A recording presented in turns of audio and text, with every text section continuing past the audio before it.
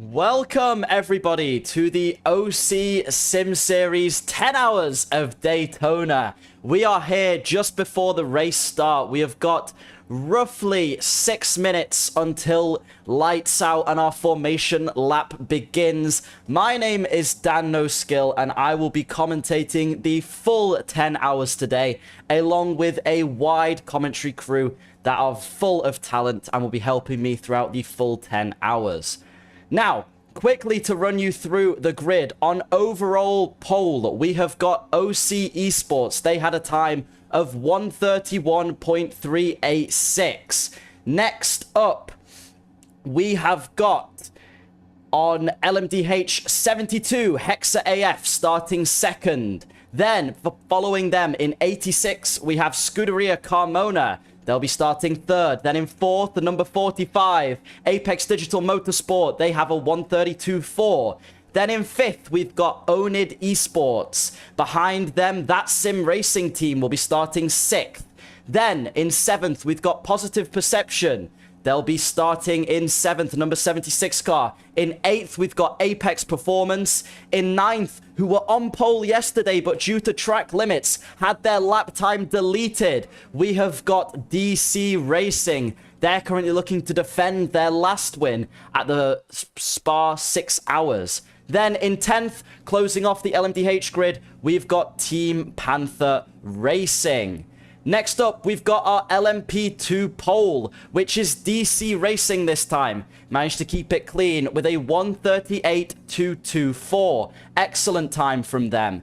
Then following them, we have Scuderia Carmona Racing, LMP2 car. Following them, we've got the second Scuderia Carmona team in third. So those guys locking out that second part of the front row. Then in fourth, we've got DSR. Following them, we've got in number 5, Lopen Esports LMP2. Following them, we've got Hexa AF Racing and their LMP2 team. Not a great start from them, considering their other team was in second. Then in 7th, we've got the Positive Perception LMP2, following a 7th in LMDH as well. Then in 8th for LMP2, we've got Sunset Racing Team. In 9th, Crash Test Dummies. In 10th, who were on pole, the Polish Iwuwu Kisha Esports team, they did not qualify. All their lap times deleted for track limits. And last in LMP2, we've got P2B. Finally, we've got our GTE grid. Taking GTE pole is Scuderia Carmona with a 146.179. A great showing from them across all 5 of their teams. Then in second, we've got RSK Motorsports for GTE. In third for GTE, ART M-Power. In fourth for GTE, we've got that Sim Racing team with their GTE team. In fifth, we've got the number 55 Scuderia Carmona Racing, their last entry in this grid. In 6th, we've got Positive Perception, their highest qualifying out of any group.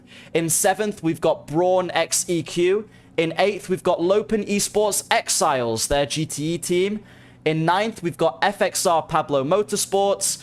And in 10th, we've got Not Too Fast Racing, followed in 11th with Hexa AF GTE, who did not set a valid time. And finally, in 12th, we've got Special Ones, who did not show up for quali. Okay, just 2 minutes until we start our formation lap here, making sure we get everybody on the grid in time. Again, we've got our pole sitters for each class just gone through the grid, and we'll be sure to have a look through some beautiful liveries as well here today. Very exciting, and 10 hours of racing, which obviously means with 10 hours, it's more of a marathon than a sprint. So although it's nice to lock out the front row and get pole position, it does not mean anything in the grand scheme of things, and it's all to play for. We'll have a look down our grid, see our couple pole sitters. We've got the DC Racing LMP2.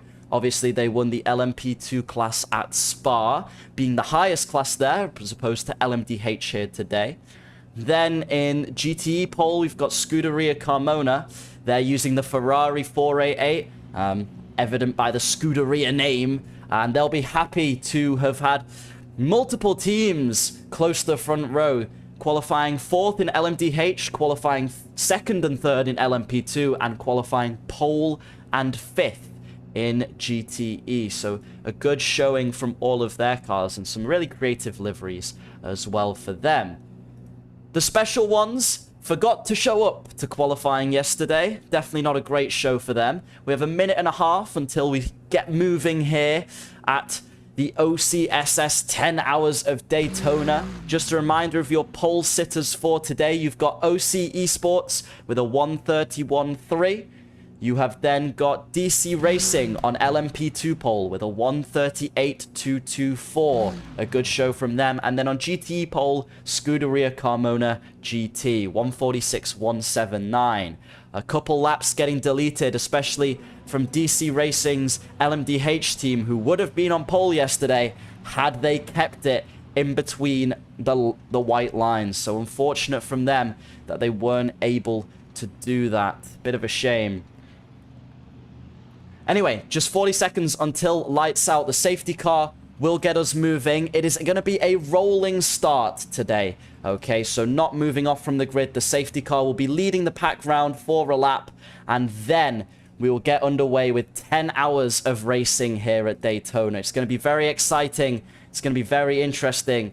And it's an honor to be able to commentate the full 10 hours today as well with the talented commentary team that we are going to have. Here we go. Just 10 seconds until the safety car is going to pull off. I wish everyone, all the drivers who may be tuned in right now, the best of luck. And we'll get underway here at Daytona.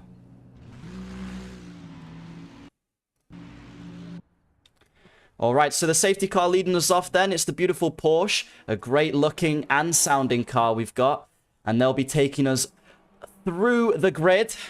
And we'll be able to see we've got OC Esports leading first. Behind them, the Hexa LMDH, then Scuderia Carmona, followed by Apex Digital Motorsport and that Sim Racing team.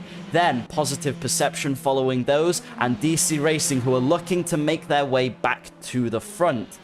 Team Panther just behind those guys, and Onid Esports in the pit lane. Must have joined a little bit late. Then you've got the DC Racing LMP2, sorry, on the LMP2 pole. A good-looking car, that blue and yellow livery we saw last time. Following them, Scuderia Carmona. Both cars, the number 33 and the number 3. Will we see racing between the two teams? Who knows? DSR following them closely behind, followed by Lopen Esports, their main LMP2 team. Then Hexa AF, Positive Perception, and Sunset Racing. Last in LMP2, Uewa Kisha Esports, the Polish team that are racing. They are looking to get back to the front, but again, track limits plagued them. They couldn't set a valid lap.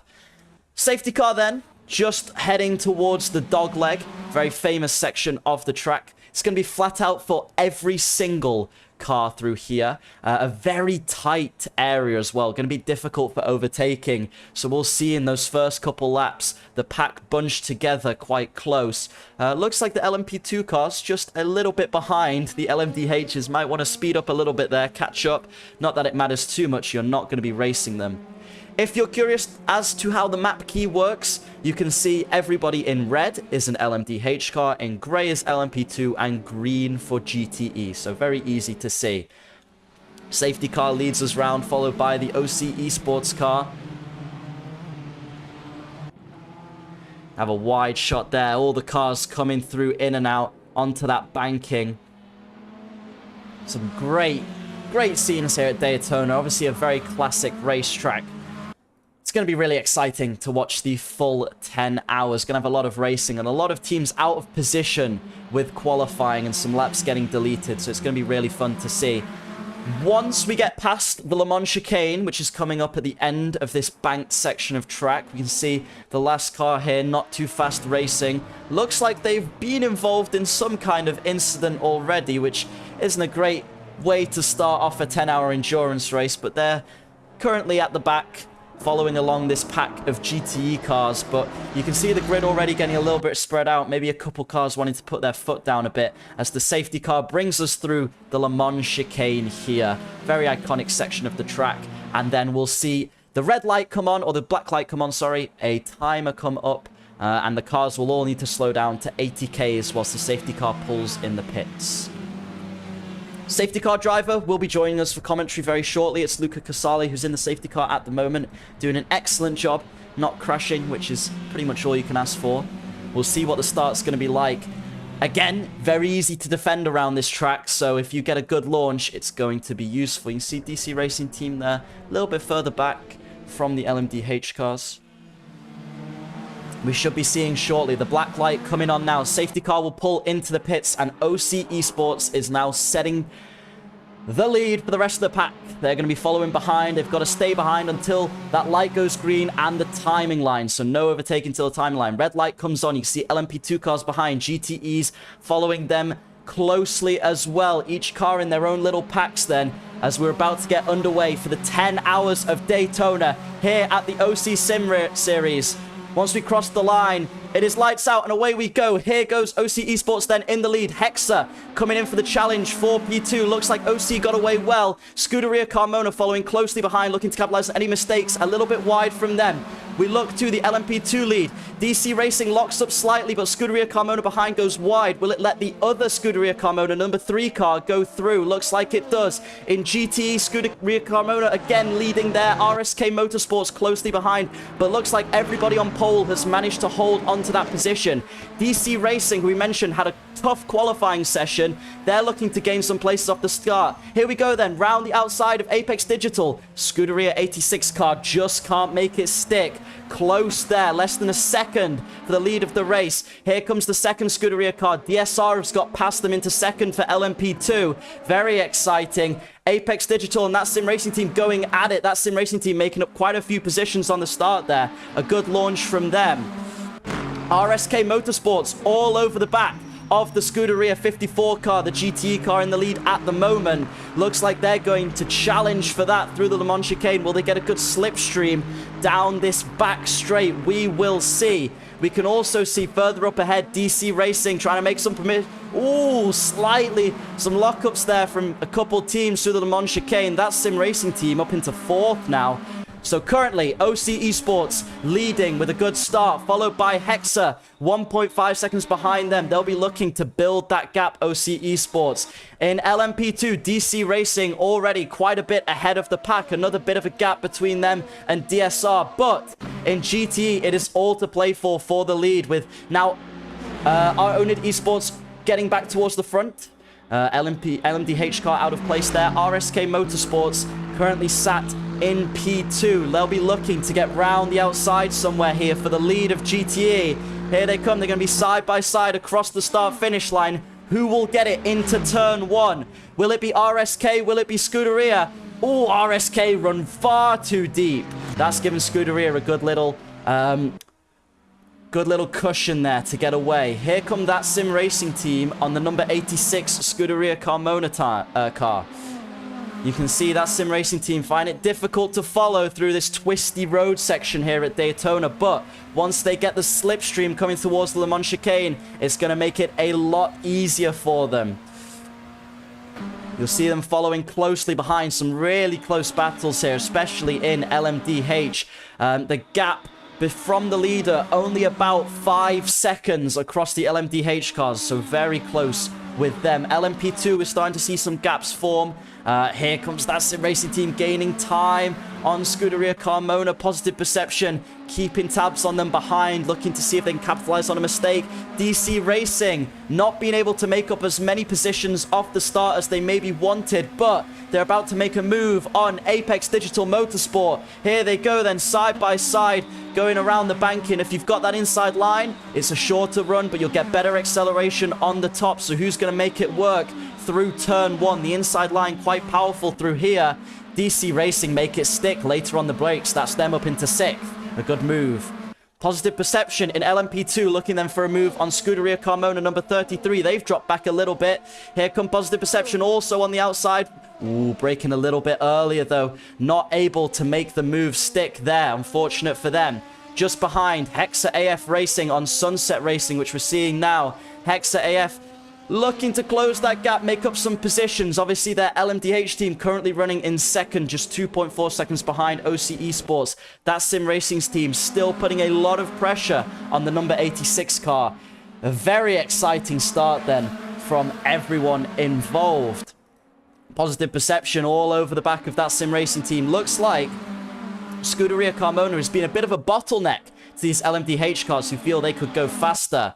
We see here in GTA a couple cars side by side, the Positive Perception and ART M-Power, as well as the special one just behind them. So a three-way battle there with some of those guys who are starting a little bit further back. Obviously, the special ones not able to qualify.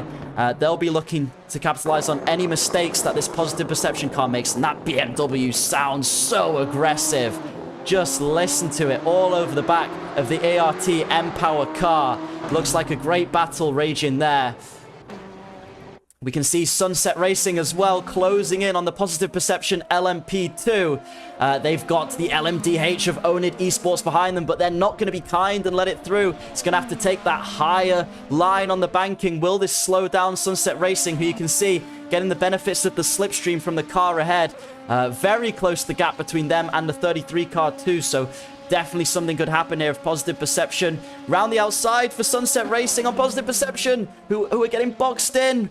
But they make it stick through turn one. Like I said, that inside line can be very powerful through there. DC Racing still making their way up in the LMDH class. They're currently running in 5th, having started in 8th. So they're looking good. Just 0.4 seconds between them and the Positive Perception car in front, who've dropped back a little bit now, actually, from the number 86 car. So not so much being held up by them. Will DC Racing be able to make any moves here? Not by the looks of it.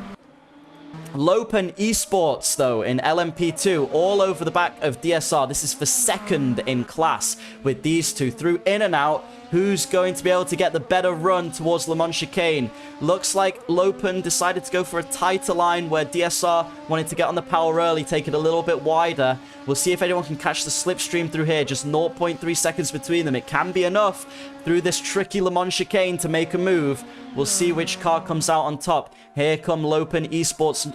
They're taking a bit of a wider line. Looks like DSR went a touch more defensive. It's very close through here, very tight. Not much chance to make a move, but once you're in this slipstream now, heading along towards the main straight, this is where the opportunity arises. You can see the LMDH car is going to be going past these of Own It Esports. Ended up starting from the pit lane. Must have been a problem on their end. But here, that's allowed Lopen to get in the slipstream a little bit of the LMDH and now make a move on DSR. For second in class in the LMP2, side by side going into turn one. They've got the inside line, which is beneficial here. They push DSR a little bit wider and they make the move stick. A great move from Lopen Esports there in LMP2. That moves them into second place. DC Racing still then stuck behind Positive Perception, who've managed to make a little bit of a gain on the number 86 car in front of them. We can see lap traffic already becoming a little bit of an issue for some of these cars with that yellow lapped car in front of the Scuderia Carmona LMDH. DC Racing getting a slipstream from Positive Perception. Who's going to make it stick? They've gone for the inside line, had a little peek, but not going to be able to make a move into Le Mans. Following closely behind, and this is where the slipstream we saw before with the LMP2s can be really, really powerful. At the moment, though, DC Racing just not able to make any inroads. They want to get back towards the front. That's their challenge. They've got 10 hours to do so. It is only 12 minutes into the race as OC Esports set the fastest lap.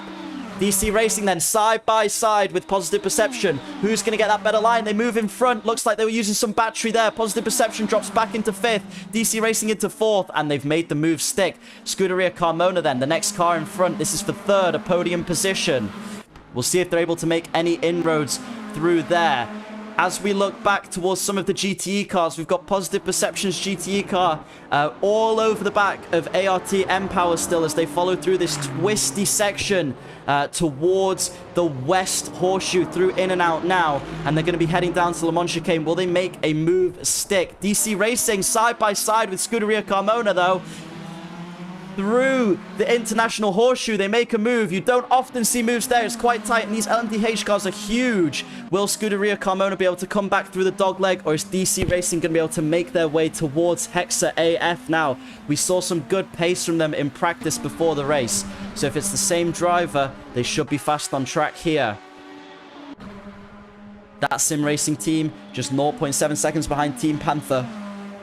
Positive Perception as well, still trying to make some inroads. The battle for 3rd is well and truly on. Scuderia Carmona following so close to the Le Mans chicane. You can see how tight as we ride on board the margins are. Lap traffic already becoming a bit of an issue as the GTE pack is coming up towards these LMDH cars already. You'll see how often they're going to be lapping. Scuderia Carmona, number 86, they've got a great slipstream here. They move out the way. It's going to box DC Racing in. DC Racing will have to lift. Just managed to squeeze past the GTE car there. They're going to be side by side across the line. Will a move be able to make the inside line to DC Racing? And they keep it through turn 1. Push the 86 car a little bit wider to gain themselves an advantage. LMP2, Scuderia, number 33, all over the back of the Polish esports team who are making their way up the field. They started last due to track limits infringements. Now they are trying to make their way forward, so doing extremely well there. And in GTE, the lead is just separated by just under a second. RSK Motorsports catching to the number 54 Scuderia. Will RSK be able to make anything stick in the BMW versus the Ferrari? It's great to see so many different cars up at the front of their class. It looks like they're a little bit far away through Le Mans to make anything work just yet, but we'll keep an eye on all of these battles. The racing so close here then in the first 15 minutes of racing here at Daytona. Crash Test Dummies must have had an incident there at the back in an LMP2, making their way past some GTE cars. A good move there through in and out. The Polish racing team already closing in towards the top 4 of this LMP2 category, having started towards the back with lap times deleted in qualifying. They're going to make their way through in and out now, just 0.3 seconds behind the Sunset Racing team in front of them. Will they be able to get a good exit out of here and get a slipstream into Le Mans? Looks like they were able to get on the power early, setting some extremely fast lap times for their class. A 39.0 last lap from the Polish esports team.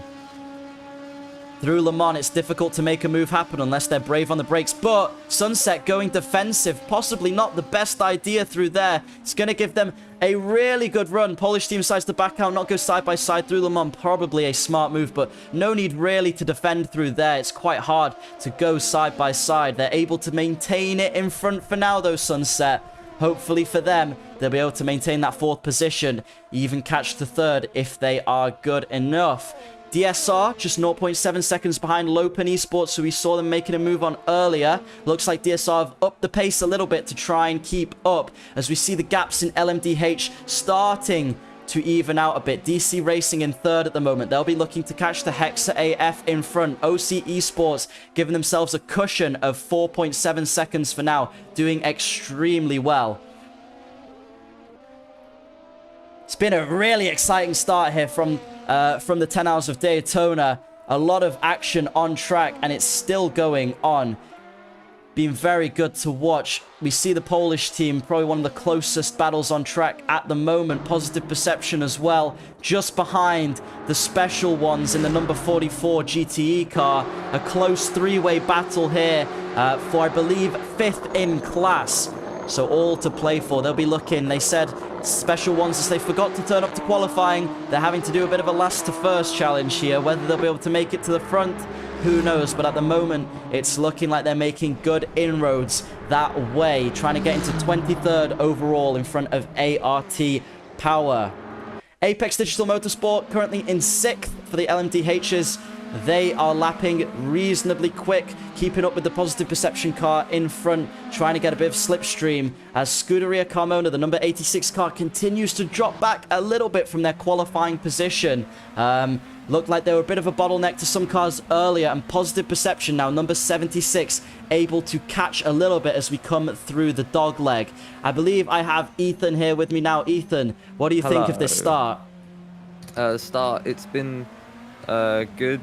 I literally just got out of bed, so I've missed most of it, but the cars are looking good. They're mostly all going, or are they all going? They're all going at the moment. This is still going. Yeah, this is 20 minutes into the race. Everyone is really close on track. We can see here some lap traffic coming up to the Positive Perception and the number 86 car. Will it help either of these teams to gain some time? Positive Perception just 0.3 seconds away from the car in front through the Le Mans chicane. Had to get on the brakes a bit heavier there as they nearly went into the back of the Scuderia Carmona car. That's the last thing you want, just 20 minutes into a 10-hour endurance race. At the moment, positions remaining the same as the Polish team all over the back of Sunset Racing, still looking to get past them. It's a tricky track to overtake on this one with that tight road section in the middle and obviously traffic becoming an issue now. What do you think the best thing these drivers can do to try and make some inroads would be, Ethan? I'd say probably just sort of, I'd say for now it's just sort of keep it on track, keep it consistent, and sort of we're only 20 minutes in, it's 10 hours long. They just keep it consistent, keep it at the top of the pace you can, but don't go too much over, else you'll risk losing the entire race. Yeah, with a 10-hour race, it's all about consistency, isn't it? A race can't be won on the first lap, but it can be lost in seconds. Wise words, wise words. Team Panther Racing at the moment stuck behind that Sim Racing team who are looking to make up some positions on the start.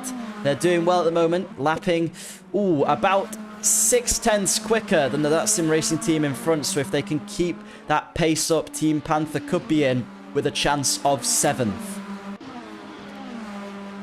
Positive Perception then, only a 10th quicker last lap behind the 86 car in front of them, the Scuderia Carmona. Looking like they're getting held up a little bit as Team Panther side by side with that Sim Racing team. That Sim Racing team drops back into 8th. Team Panther Racing stays ahead through Le Mans chicane. Looks like they've made that move stick.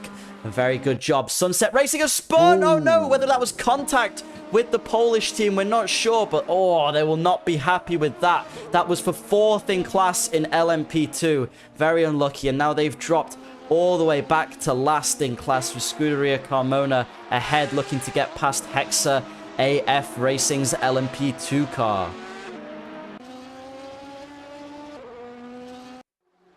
ART, Empower, and Positive Perception side by side through Le Mans in GTE. Looks like ART able to keep that position. They've had Positive Perception's GTE car all over the back of them. The 2 BMWs here. You can see lap traffic behind as well. Scuderia Carmona just behind Hexa AF, trying to get the slipstream off the Porsche into Le Mans. And then, the Porsche runs a little bit wide, I think, there onto the grass of the Not Too Fast Racing team.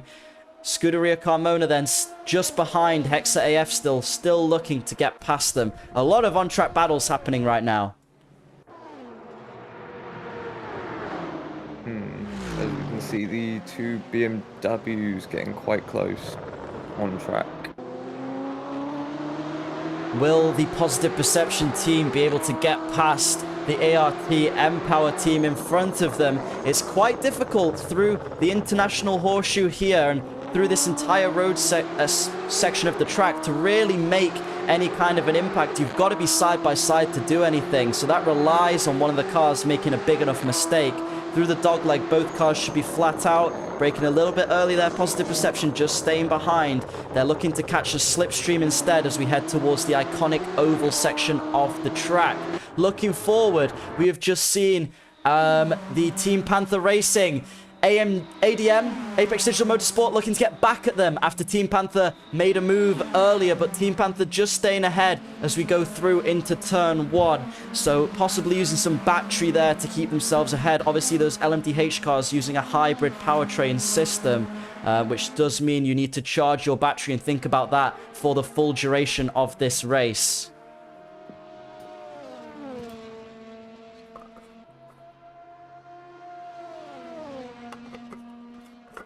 Well, that first 23 minutes has been very exciting and still a lot of battles on track. See the Apex Digital Motorsport cars here very close. And battles all through GT and LMP2. ART Empower, couple tenths behind Positive Perception. It's so difficult in these GTE cars when you've got the faster cars going around you as well. You can't impede them, but you want to fight your battles too. So sometimes those cars in front just going to have to make a little bit of time to allow you to fight for your position as well.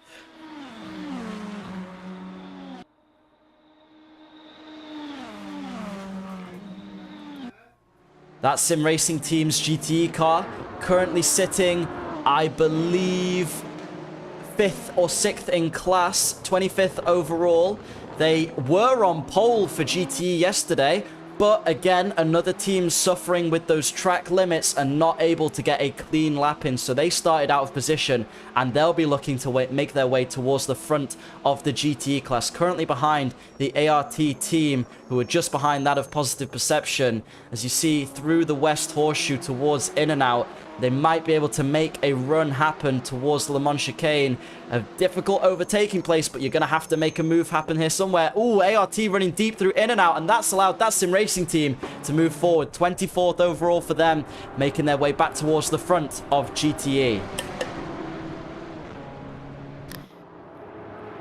Yeah, we have a couple of LMP2s lapping round the long banked corner. Or well, one of them, there's two of them here. Long banked corner, that could cause issues at some point, but as long as the GTEs are careful and don't attack the LMP2s as they're passing, then should be safe. You can see here as well where two battles are getting in the way of each other. You've got the ART team in a fight with that Sim Racing team, and the number 3 car in a fight with the Hexa AF Racing team in front in LMP2. So both cars not looking to lose any time whilst lapping. Speaking of cars in a battle, Team Panther Racing trying to make a move on Positive Perception. Just can't through Le Mans. Oh, getting all out of shape, running onto the grass there. That is not going to be useful. And they lose another position to Apex Digital Motorsport, who come through as they go off track. That was all a bit messy there from Team Panther Racing. Not a great start for them. Yeah, just got on the curb a bit too much, and the car was not too happy as the weight transferred over and just slipped out from underneath him. The last thing you want in an endurance race. Thankfully, they managed to keep the car in one piece. Scuderia Carmona all over the back now of Hexa AF. And you can see as we ride on board just how tight this section of the track is. There's just about room for 2 cars. You would not have any chance going 3 wide through any of these turns until we get to the oval section. And you can see how getting a good exit there is going to give you a great run down towards Le Mans, where you can really think about making a move happen. So it's all about carrying as much speed possible through the corners and giving yourself the best chance on the oval section of the track to overtake.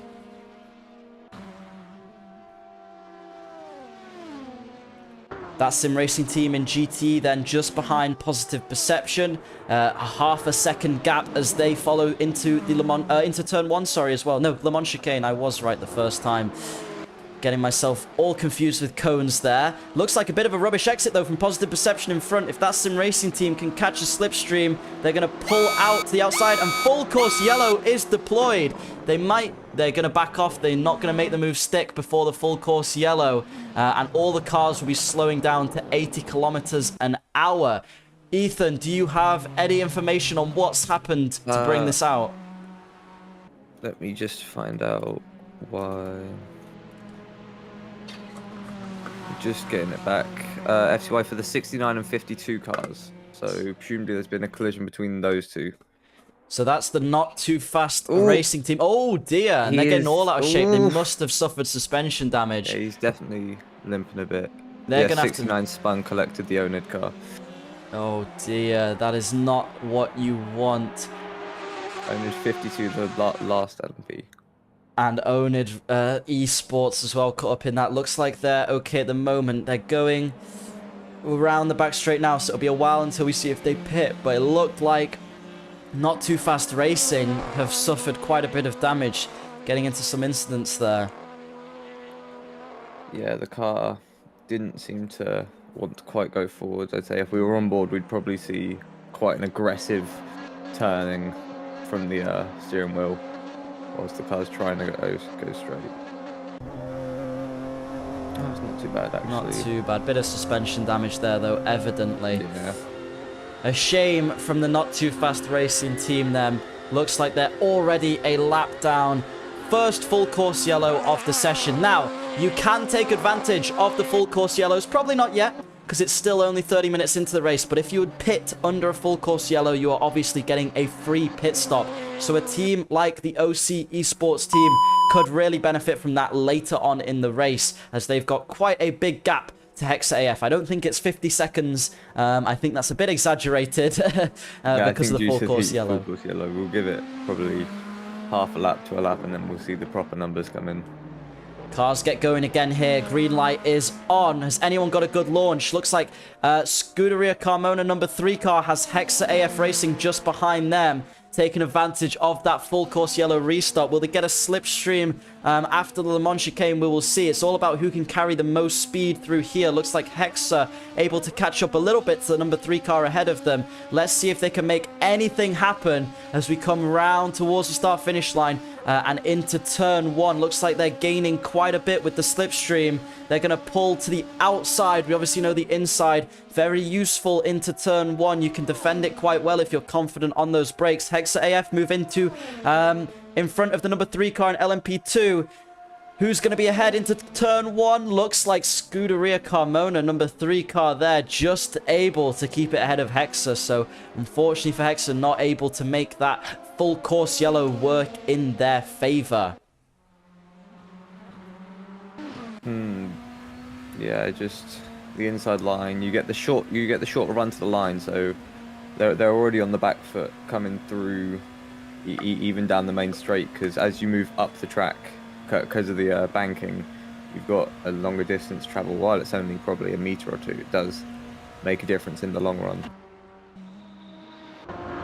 Definitely, and with that sim racing team as well, with positive perception. Now, the GTEs being a little bit smaller than our other classes, they are able to battle through these horseshoes. You see them going through international horseshoe there, now towards the dog leg. It's risky if you're going to go side by side through the dog leg, a flat out corner normally, but if you're with another car, you're oh dear, contact between the two. Looked like positive perception broke far too early there. That sim racing team not expecting that.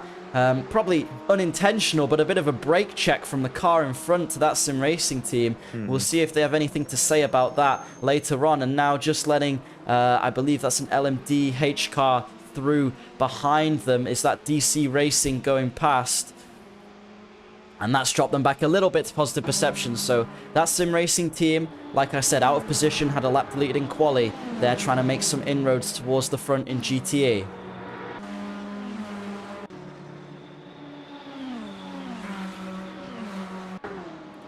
Team Panther Racing, just half a second behind positive perception in front of them as well.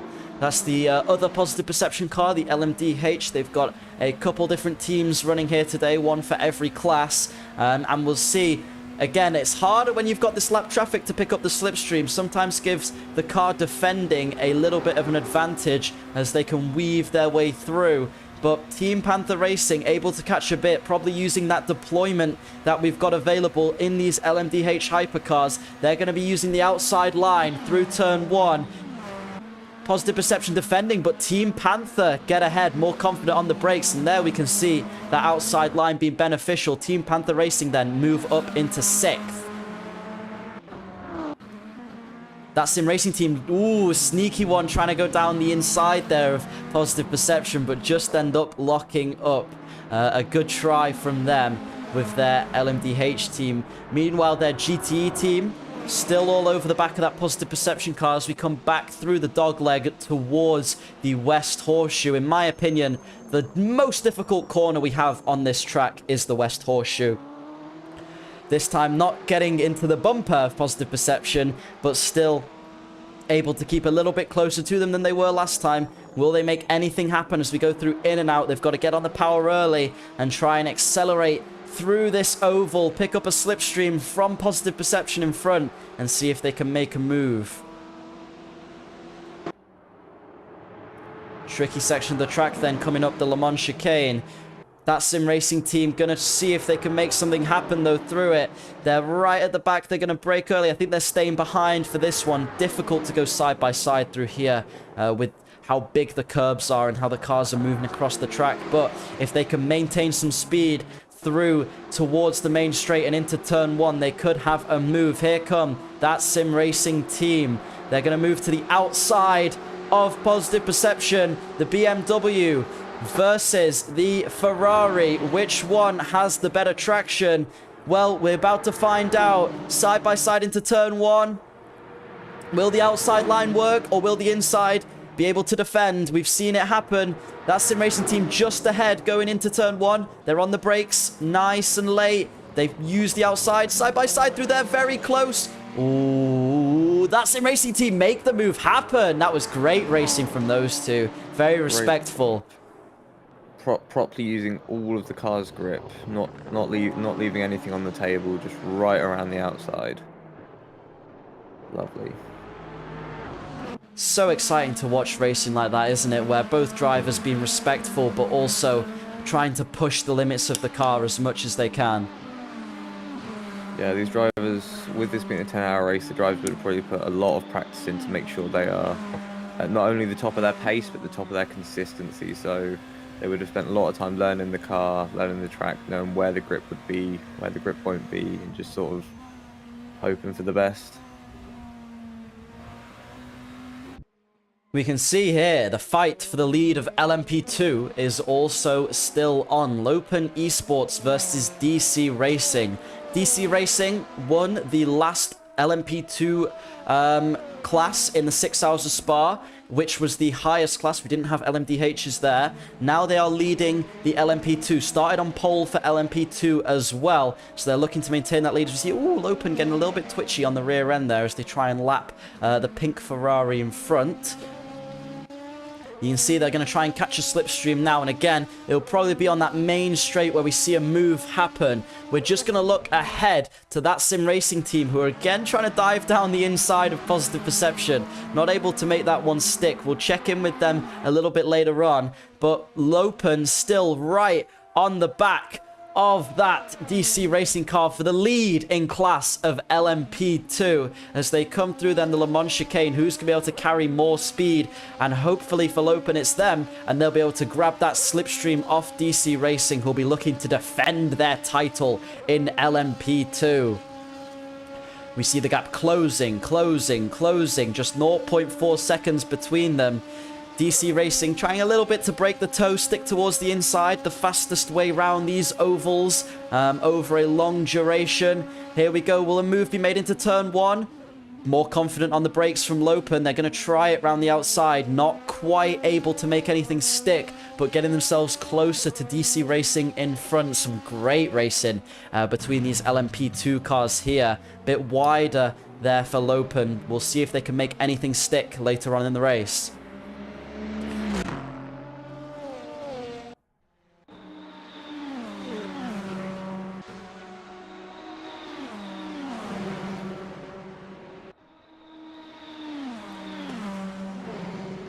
Positive Perception's GTE car, currently the closest of the GTE battles.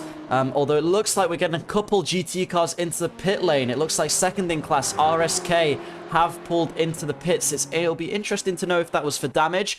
It's probably... Oh, sorry. RSK and ART. So interesting to know if that was for damage or if it's just a scheduled pit stop. Lopen... Here they come on DC Racing. The gap was a lot closer than last time into Le Mans. Are they going to make something work here? DC not choosing to go defensive as it's quite difficult to make a move happen through the Le Mans chicane. But Lopen carrying as much speed as they can, getting on the throttle early, and they're going to really see the benefit of slipstream now.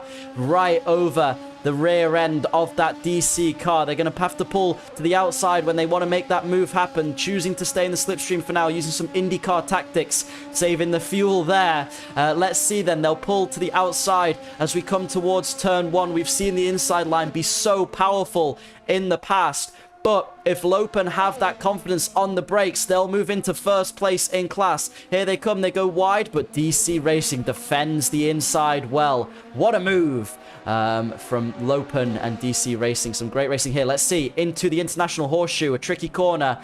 Outside line not proving beneficial there. No room for a switchback either. DC Racing's defense currently is on point.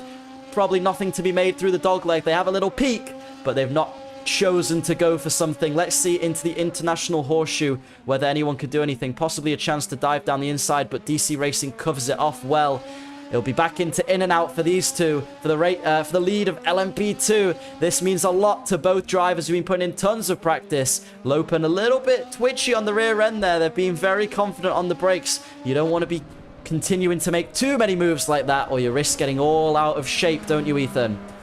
Yeah, we saw that with the LMHs earlier, LMDHs earlier.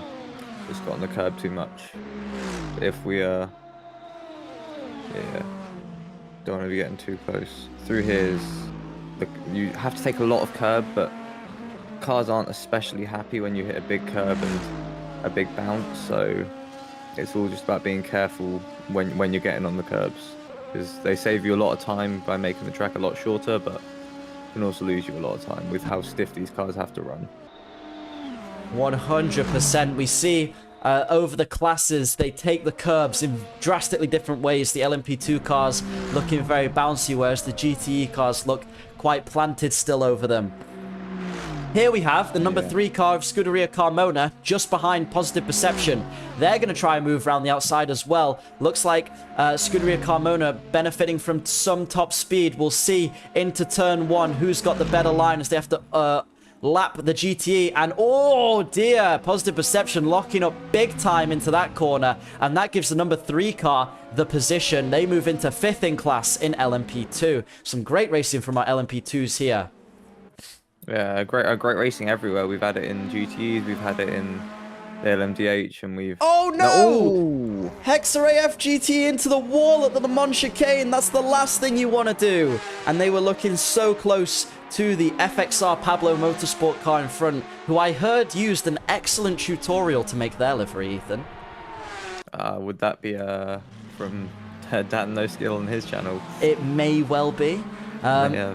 Apex Digital Motorsport behind Team Panther Racing now. They're all over the back of them. Looks like Team Panther may have had a little bit of a small wiggle or an incident, because Team Panther have caught right up. Sorry, Apex Digital caught right up to Team Panther.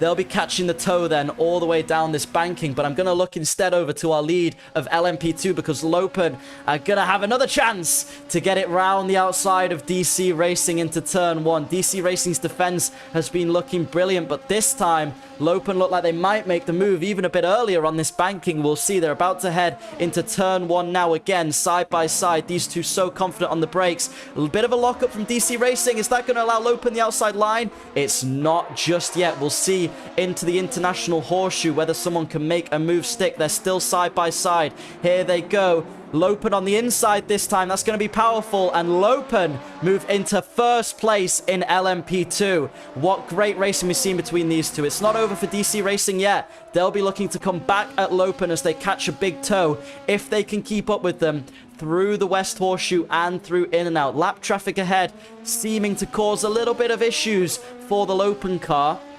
Not sure which car it is. I think it's Crash Test Dummies in front of them as they come through in and out now. DC Racing drop back half a second, but the slipstream is going to help them through this next section of the track. Lopen will be looking to maximize their exit through Le Mans, and we'll see who comes out on top at the end of this lap. This has been an intense battle for the lead of LMP2. Yeah, it's been very close. I noticed that the Lopen looks like it's set up to be pretty oversteery, because through both that first corner and the international horseshoe, the rear end was stepping out all the time. It was just having small corrections, which for these drivers doesn't make much of a difference because they're very skilled, but it's just little things that notice, a lot of corrections as they're braking or as they're turning into the corner. So that could cause issues later down the line, sort of as the tires wear in the stint, but for now, it's helping them keep a lot of high pace. Interesting that you mentioned that as well, because I noticed with a lot of these LMP2 cars, they're very understeery. So interesting that the Lopen team seem to have gone for as much as they can an oversteery setup, as it looks like Crash Test Dummies want to get back past the Lopen car. They're leading LMP2, Crash Test Dummies. You might want to unlap yourselves, but it seems like Lopen are well and truly the fastest car in LMP2 at the moment, getting past the Ferrari there, as well as that Sim Racing team. All cars at the moment, to a pretty good extent, respecting blue flags. Crash Test Dummies locking up a little bit into the West Horseshoe. In my opinion, the hardest corner on the track. Yeah, it's a very difficult one. I've only run this in IndyCar, this track, but I'd say, yeah, because you're going from a high speed left-hander having to bring it all the way to the left again to get the braking down, and then you have to slow it down while you're turning because there's so much room there, but to make sure you're using all of the track and all of the time you can gain. it's a lot of braking while turning, which you just got to be careful you don't lock one of the axles. And we've seen already how easy it is to make that mistake of locking the axles like you're talking about. Positive Perception, the closest on-track battle at the moment. They are just behind the number 3 car of Scuderia Carmona. Interesting note, the gap's starting to open up now as we head towards the 45-minute mark. I noticed in GTE already a couple cars making their first pit stops, so interesting to note whether they're for damage, for on-track incidents, but it'll be curious to see. At the moment, we've got the number 54 car leading there, followed by that Sim Racing team, followed by Positive Perception, who are in a close battle with Sunset Racing, who are an LMP2 team actually trying to get past, so not a GTE team there. But yes, very interesting to see that they're pitting so early. Possibly tire wear as well on those cars if you started on the softs beginning to wear out. Yeah, because I'm looking at the timing sheets, and what I was used to seeing soft tires from the GTEs at the front, and now they're all running mediums, and there's a couple of teams that have made their pit stop and they're on sort of the mediums or the hard tire now. Interesting. So different strategies coming into play, so you'll see later on in the race probably all these strategies start to conglomerate together and some more racing from your GTE classes. I noticed that in the LMP2s, everyone's on mediums apart from the one outlier, which is the Hexa AF Racing. They've started on the soft tire. Interesting then. So Hexa AF Racing going for more of that speed at the moment. Doesn't seem to be paying off for them as they're sitting 17th overall, and I believe off the top of my head about 9th in class. So that soft tire gamble maybe not working for them and actually causing them some issues pace-wise. Lopen starting to open the gap in LMP2 to DC Racing, who are just behind. Remember though, this race does include driver swaps with teams having up to 5 drivers per team. Looks like as well Apex Digital still on the back of Team Panther. Whether that was a bit of an issue with lap traffic, they seem to have caught up a massive amount, but they're going to get the tow into turn 1. They're going around the outside using that battery that these cars are equipped with. Team Panther more confident on the brakes. You can see how loose the cars get through turn 1 there. The LMDH car is such a tricky car to drive through these bumpy Daytona corners, but Apex Digital stay behind for now. Sunset Racing still trying to make their way through the GTE cars. We can see them trying to get past now that Sim Racing team, who are currently 2nd in class, following just behind the Scuderia Carmona GTE team. OC Esports, we've not spoke about them for a while. They started on pole today, being able to obey the track limits and follow the track limits very well. And they've opened up a 26-second gap to Hexa AF behind them. We will see Oscar in the car later today, driving for his stint. But at the moment, they're able to pull a brilliant gap, and DC Racing still lapping a little bit faster than Hexa in front, trying to make their inroads towards the top of the grid as we saw them get their laps deleted in qualifying for track limit violations. OC Sports, they're having good consistent pace, sort of 34s, 35s. Their fastest lap is significantly faster than anyone else. They've done a 33.4, while P2 of Hexa AF LMDH, they've done a 34.2, so the faster laps are quite dramatically different, but I think they probably gained at least a little bit of that. Positive Perception, better get off the apron there, that's track limits. That's an interesting way to get past the GTEs. But anyway, OC Esports, it's I've lost what I was going to say now. They probably gained a little bit of that time from that full course yellow we had earlier. Definitely, I think that helped them. Right to the edge.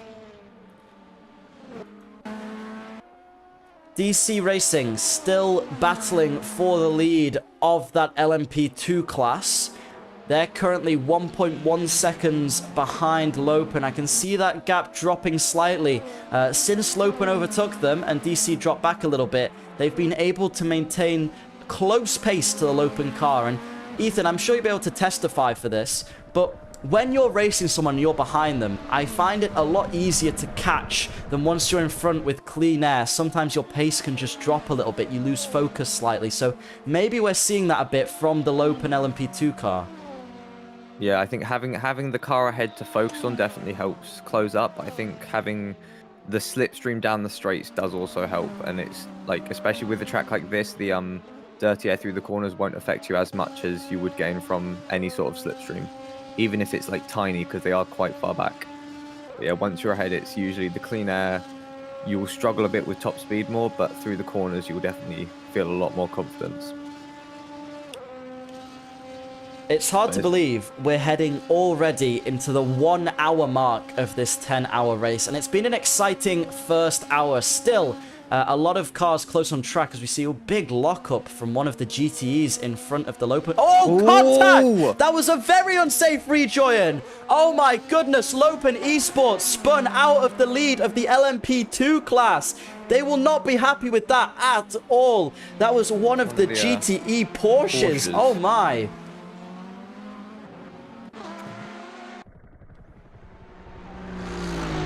That was a horrible rejoin, I'm sorry.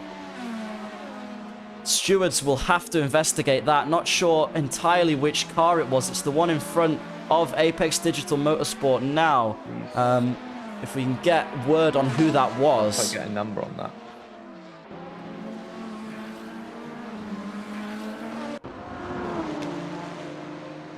Wow. Not what you want to see for Lopen. They will be thoroughly disappointed. They'll also be suffering with damage now, and they've just lost their LMP2 lead as DSR is in the pits. DSR in the pits.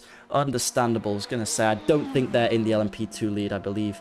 Once these cars go past them, they will no longer. So DC Racing, at the moment, taking the LMP2 lead off of Lopen because of that incident. And wow, that's the last thing you want to see.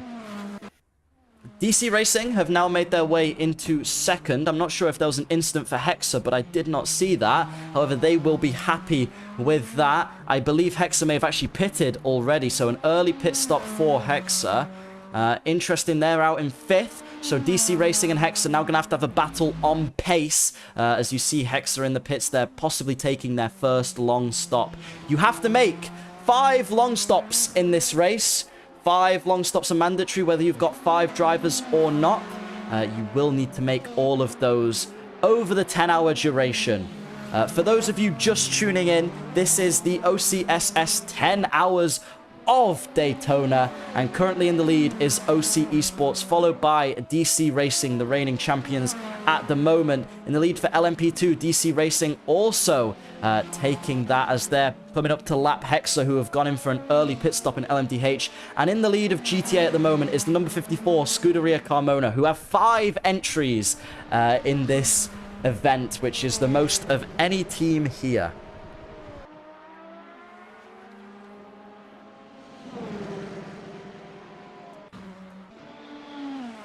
Currently, the on-track battles starting to open up a bit, so this does give us a moment to talk about some of the teams. We asked every team before the event to send us in some info and facts about them, and we've compiled them all here. So, DC Racing, a contender for pole and a contender for the win today, currently running in second. All of their drivers are kart drivers, and they're all extremely good sim racers. Lasse, who recently won the ACF2 World Championship, is racing for them. Plug Gamer, who drives rental karts and is a Dutch karting champion. Tong, who is a karting champion. And Johnny S2, who made a great livery for them. And of course, DC Racing himself, Dan, who races car. Oh, no! Apex Digital Motorsport spinning there. Ooh, that's going to be damage on the front. Yeah, that's not going to be good for their pace, is it? You don't want to be getting into spins in turn 1. And DC Racing, of course, the main sponsor of the car, main driver of the car, and runs a brilliant YouTube channel as well as karting channels as well. They're looking to beat OC Esports today. They're rivals from Spa 2. OC Esports, obviously the main team with the sponsor of the event, OC Racing, driving for them, as well as a couple other really good drivers. They've got Milan in there. They've got a Thai esports driver. They've got a bunch of different esports drivers in there as well. They got Malte in there. So some really good racers in there. So expect a good battle between those two teams.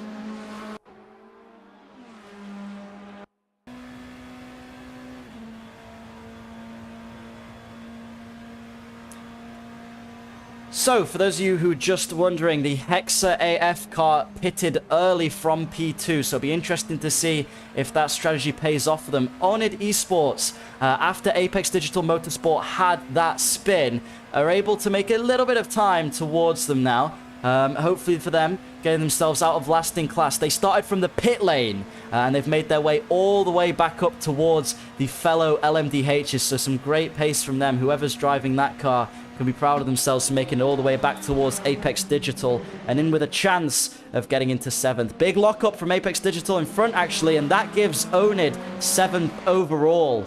Unfortunate, Apex Digital there just making a couple mistakes. That's the second one we've seen into turn 1, that big lockup, so they won't be happy with that.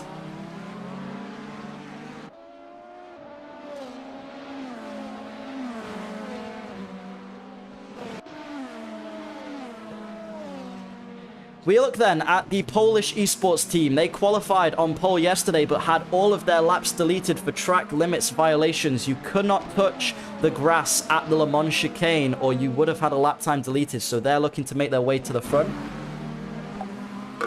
GTE cars already pitting early, some opting for the soft tires off the start, some opting for hard and mediums, as Ethan was telling us earlier. We can see Hexa AF's GTE closing in on RSK Motorsports in front of them. This is for 26th and 27th overall. Close racing between those two. A great pink livery from this Hexa AF GTE. Currently, their team's doing reasonably well in LMDH. Not so great in LMP2 towards the back there, but they had an early pit stop in LMDH, so we'll see where they come out after everything sorts itself out.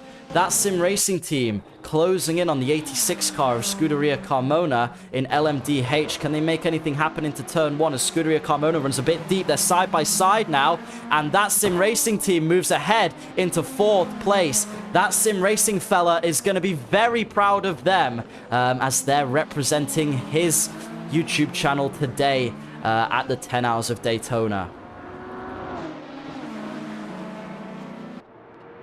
Can Scuderia... One interesting thing that I noticed is that while most teams are using the soft solid mediums, is that the 25 of the Hexa AF GTE car are running the super hard tire. So I'm assuming they're going for quite a long stint on the tires for the next couple of stops. Interesting. So the GTE car choosing super hard tire. Is that why then we're starting to see their pace pick up towards the later part of this stint then, as we head to the 1 hour mark of the race, as opposed to them lacking a little bit of pace earlier on? I mean, they are... The tyres are quite new. They pit on their 20th lap, which was only 7 laps ago, so I think we're going to have to see as those tyres heat up a bit, wear a bit, see how well they do on the tyres. But for now, it's just them getting through the tyres and getting to the part where they have the most grip. Interesting. So keep an eye on the Hexa AF GTE where they start to see the benefit of running the harder tyre compound. I wonder what's more important in all of these classes. Obviously, we've got a variety of different cars here. Would it be worth running a harder compound, or will your fuel run out before you can really see the benefit of those tires? All things these teams will have thought about during testing, and I'm sure we'll be thinking about now in the race, especially if you have to pick alternate strategies due to incidents. For example, Not Too Fast Racing, currently in 28th. What will they do, considering that incident early on that caused the full course yellow? Here we see Onid Esports catching to positive perception in front. They've only just caught up to the rest of the LMDH pack, and now they're looking to make their way back to the front. They had a pit lane start. Not sure what the exact issue was for them, but they got past positive perception, who I think ran deep into the West Horseshoe. Into the West Horseshoe. Unfortunate for them, so they've just given up. 6th place in class. Onid Esports moves up a place. Starting to see some pit stops from LMP2. Anything you can tell us about that, Ethan? What was that? Pit So I'm stops just in reading LMP2? Pit stops in LMP2. We have had everyone apart from Crash Test Dummies, it seems, have pit. But Crash Test Dummies probably will pit either this lap or next lap. But every other team has pit literally just now. Everyone's 0 on the pit stops, which means they've just come in. But I've had a word about that unsafe rejoin. 15-second penalty for the 73 car of the Brawn XEQ for an unsafe rejoin and causing a collision. So that was earlier when they crashed into the car of Lopen LMP2. So yeah, deserved 15-second penalty added to their race time. We're starting to see LMDHs come into the pits as well now as OC Esports pull in, which is going to give DC Racing the inherited lead. It'll be curious to see if Hexa end up in front or behind of OC Esports, and I believe Team Panther Racing also into the pits as well. So a couple of the LMDHs deciding it's time for their first pit stops too. About an hour into this race, which is roughly when you start to see the first endurance race pit stops. Yeah, it's usually you'll see about 1 hour stints due to either driver timing, because for a Set Cost Competizione they usually run a 1 hour and 5 minute stint maximum, but also fuel tanks, they only go about an hour before they're completely gone. DC Racing as well pulling into the pits, so we'll see if they manage to get in front of Hexa AF, who are going to be towards the front. Interesting to see if as they come round that Sim Racing team are going to pull into the pits as well, or if they choose to stay out and extend a little bit longer. Looks to me like they're staying out as they lap that. Oh no, they're pulling into the pits. There we go. So all of the LMDH is now considering a pit stop. Will Onid Esports consider a pit stop? They are as well. So Hexa is the car to watch. They pitted first. They're on an alternate strategy to everyone else. They're currently lapping their LMP2 counterpart, and they're going to hope they inherit the lead as the other teams rejoin for their driver swaps, or just simply fuel up their cars a little bit more. We know OC Esports are going to be taking a long stop here. 5 mandatory long stops you have to take during this race. Whether you've got 1, 2, 3, 4, 5 drivers, you need to do 5 long stops at least. And there go Hexa. They take the lead of the race. So after pit stops, everyone has made a stop now, so we need to wait for the drivers to come out pits, but for now it's going to be Hexa AF leading DC Racing, and I think everyone else is in pit lane at the minute, so I haven't got any timing for them just yet. Yeah, we'll wait till all the cars get back out on track and we'll see what the gaps are like. It looks like DC Racing have made about 6 seconds since Hexa pitted up on them. They're now 4.4 seconds behind Hexa, so they're starting to lap quicker, and the fresh tyres are going to help them. So DC Racing could be a contender for the lead here. At the moment, stuck sniffing. Interesting that they're stuck behind the Hexa LMP2 there, isn't it? Possibly some team tactics coming into play.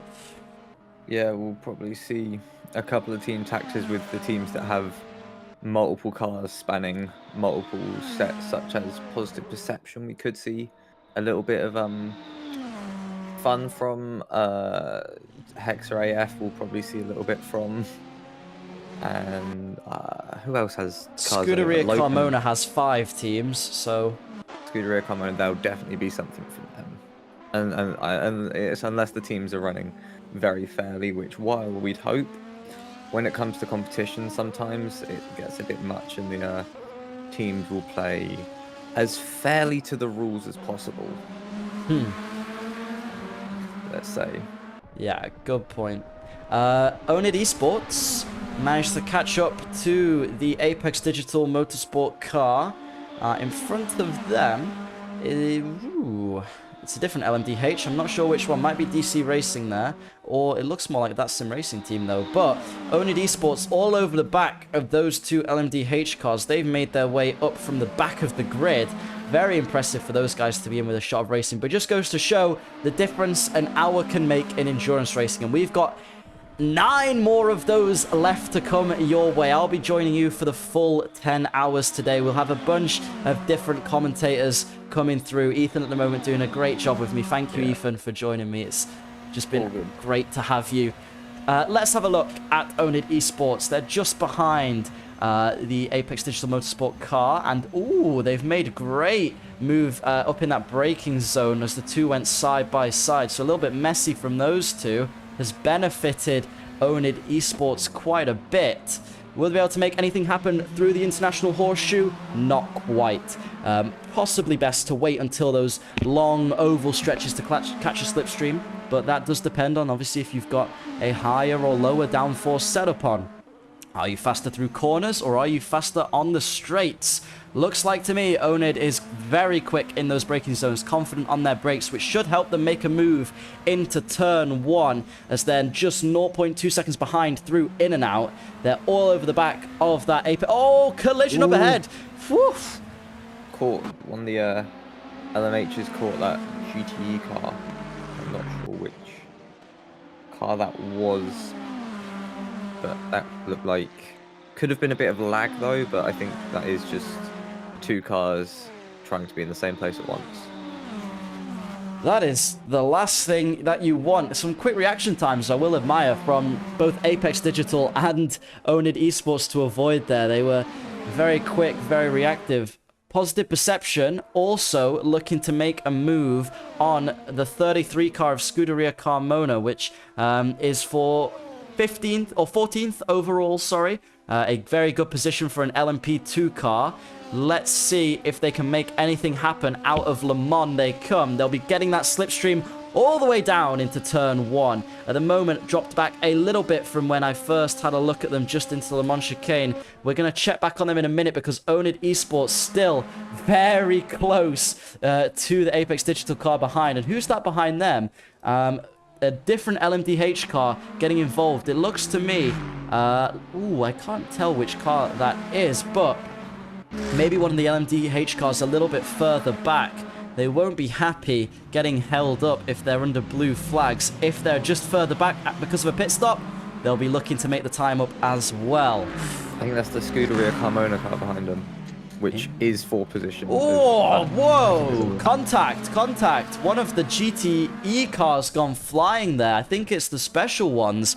Contact with the Scuderia Carmona car you were just talking about. But here comes Owned Esports round the outside of the oval on Apex Digital Motorsport. They're using the battery, evidently, to keep up with them around that slower section, and they've got in front of Apex Digital. Can they maintain that lead into Le Mans? They can. Don't often see a move on that part of the oval, but Apex Digital very bold to make it there and be able to get in front of them by Le Mans. A great move then for Owned Esports, who make their way into 5th overall. Very good move, just around the outside using the battery. One thing we might notice is that these cars, especially those front-running cars that are on their own for most of it, aren't getting a slipstream, may struggle a bit with fuel, because as you sit in the slipstream of cars, you are using, like, it is fractional, but when it comes over an entire hour, you use a good amount less fuel because you've got the car in front braking the air. So these cars that are running through all this traffic might be a bit better on fuel, but will also be struggling with lap times due to having to weave through everyone. You can see how, for example, for this team here, the Polish team that we're watching, they can become frustrated with the cars lapping them because the gap was so close to the Lopen Esports, currently running 2nd in class, and it's just opened up again as they had to let lap traffic through. Obviously, Lopen will suffer the same issue, but if they can do it at the right point, for example, on their banking, it's going to lose you a lot less time than it does through the horseshoes. So sometimes traffic playing to your advantage, sometimes working against you. Yes, very much so. Interested to know, is that the Positive Perception LMDH team back in the pits? Yeah, Positive Perception are in pit lane at the minute. So I think... wonder why that is. Their LMP2 team doing quite well to keep up with the Scuderia Carmona in front of them. Just 1.2 seconds between those two. And that is for 5th in class. So top 5 finish in the LMP2 category, which is a good position, and they'll be chasing down that. I really do like their blue and white liveries, looking really good on positive perception. Similar to that of the DC Racing LMP2 as well. So some blue liveries throughout the grid, actually. Quite a lot of blue, I've noticed, on all of the liveries here today. Yeah, it seems to be the colour of the race, light blue. We've got the light blue borders on the side of the track, lots of light blue cars. It's all just a very bright day. Crash Test Dummies here for the second time. They did their first SimSpots race in Spa in August and placed P2 in the Porsche Cup class. They also raced in the Drive for Wishes charity race, raising money for the Make-A-Wish Foundation during an 8-hour endurance race at Le Mans and finished 13th. The livery is inspired by the classic Camel team Lotus 99T, 100T, and 101T, and they're based on Crash Test Dummies, obviously. Their team colours are primarily black and yellow, so they're looking for a good finish, this time in LMP2, so they've moved up from the the Porsche Cup class, and instead they're going for an LMP2 finish. OC Esports, I believe, took one of their long stops and are now making their way through traffic to try and get back towards the front, as DC Racing currently holds the lead of the race and Hexa in second. Yeah, that that positive perception LMDH car is going to have quite a long race, because you can see they've dropped down all the way into the GTE pack on track. So lots of overtaking cars to get back onto pace with their own class. But we can also see that a few of the LMP2s have made their way past some LMDHs at the front of the track as well, though. Quite high lag from that car, it seems, though. Yeah, just had a mention from the stewards about their lag, so it seems like they're suffering with some technical difficulties. Whether they get a different driver in the car, we'll have to find out. The Polish team making their way towards Lopen. We saw them quite close before. Will this lap traffic hinder them or help them again? Ooh, looks like the FXR Pablo Motorsport just locking up a bit, but not getting their way too much. They'll be looking to catch that slipstream from Lopen and make their way into second in class with these 3 LMP2s, the DC Racing, the Lopen, and the Polish team, all in front of a couple LMDHs, which is interesting. Currently running in the top 10 in the race overall. Hexa, they're making their way back towards DC Racing. I've seen a lot of support for Hexa over in the YouTube channel chat, so people clearly looking to see if they're going to make up those places back into first or second overall, depending on long stops. But they're currently making about a 10th a lap on DC Racing, as they'll catch a little bit of a slipstream from the LMP2 car in front of them before they pull out and make their way round into the Le Mans chicane. It's always nice being the fastest car on track. I feel it's a lot easier to overtake than give way to blue flags in some of these cars. They've been very generous with one of the curbs there. But Hexa making up a lot of time then. This is a flyer of a lap in just the Le Mans chicane. They made up about a second on DC Racing. So we can expect an on-track battle between those two very soon.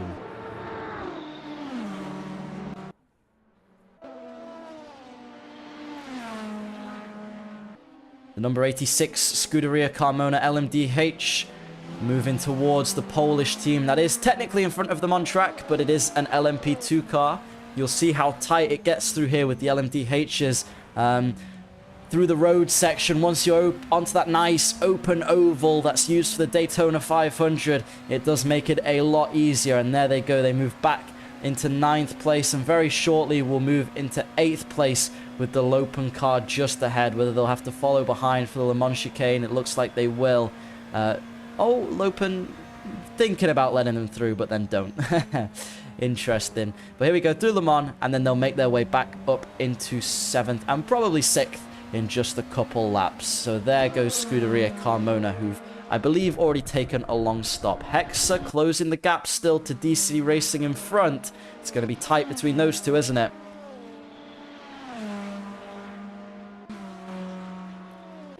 Oh, maybe not. Ah, okay. Right, so Hexa AF, 2.5 seconds behind, currently lapping 0.3 quicker than the lap before, which is very good pace from them. Getting a little bit held up there by one of the LMP2s. Got to be patient in an endurance race. There is still 8 hours and 45 minutes left of this race, so plenty of time for things to go right, plenty of time for things to go wrong, as the Polish team still looking to grab that second place. Looks like Lopen and them both lapping at similar times, trying to close that gap. This is for second place in class, and really not too far off first either, closing in on DC Racing a little bit. So all to play for the podium spots in LMP2. We see some lockups up ahead of GTE cars. Seems quite easy to lock up into the horseshoes with those GTE cars as we go onto the banked oval section of the track. Used so famously for many years in NASCAR and obviously in the IMSA 24 Hours of Daytona as well. Overtaking the lap traffic. The Polish team closing in then. This is the closest we've seen them to Lopen, and they've got a bit of clean air before anyone sort of comes up towards them or behind them. This is going to give them a great run on the Lopen Esports car. They feel they were robbed in qualifying by the track limits, although it was up to them to stick to it and avoid the grass and the apron. At the moment, they're running as close as they can to those limits without going over them in order to make back up some of that time. As you see, OC Esports just behind, making up positions in the LMDH class, and they'll be back in front shortly, back into the top 10. As we see other cars making their long stop spawn, making a pit stop to change drivers. GTE, the grid seems to have opened up a bit, with a lot of them being on some different strategies as opposed to the other classes that are on more similar strategies, I'd say. Pit stop every hour or so. GTE seems to have a lot more options to alternate, so it'll be interesting to see in an hour or so when those guys close back up what's going to be happening. OC Esports making their way past the Lopen car. And see the Polish team then using that to gain a bit of time back on the Lopen car that they lost when they were letting OC Esports through. And OC Esports then just one more LMP2 in the way before they're back into that top 7.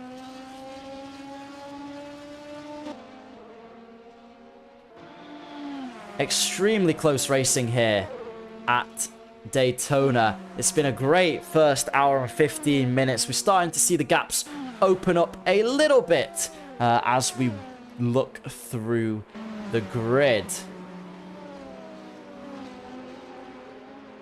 You see that sim racing team as well, trying to lap closer to Team Panther.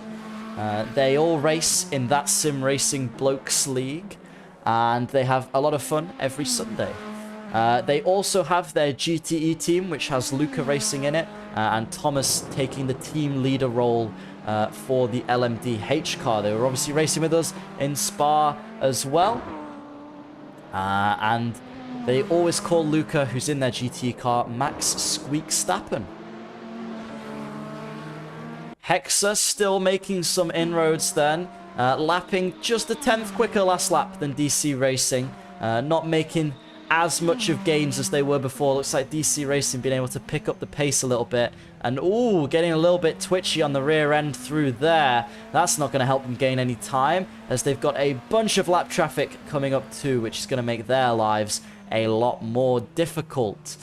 You can see their rivals DC Racing just down the road ahead of them, going into the dog leg now, that grey and blue car. So really, that 2 seconds on track is absolutely nothing. It takes one mistake and that position could be yours for first. It's great to see a battle for the lead in the LMDH class. There's been a lot of quick drivers, a lot of quick teams here, and Hexa really making their mark. They said before they were racing in Spa and they wanted to improve on that performance, and now they are challenging DC Racing for the lead.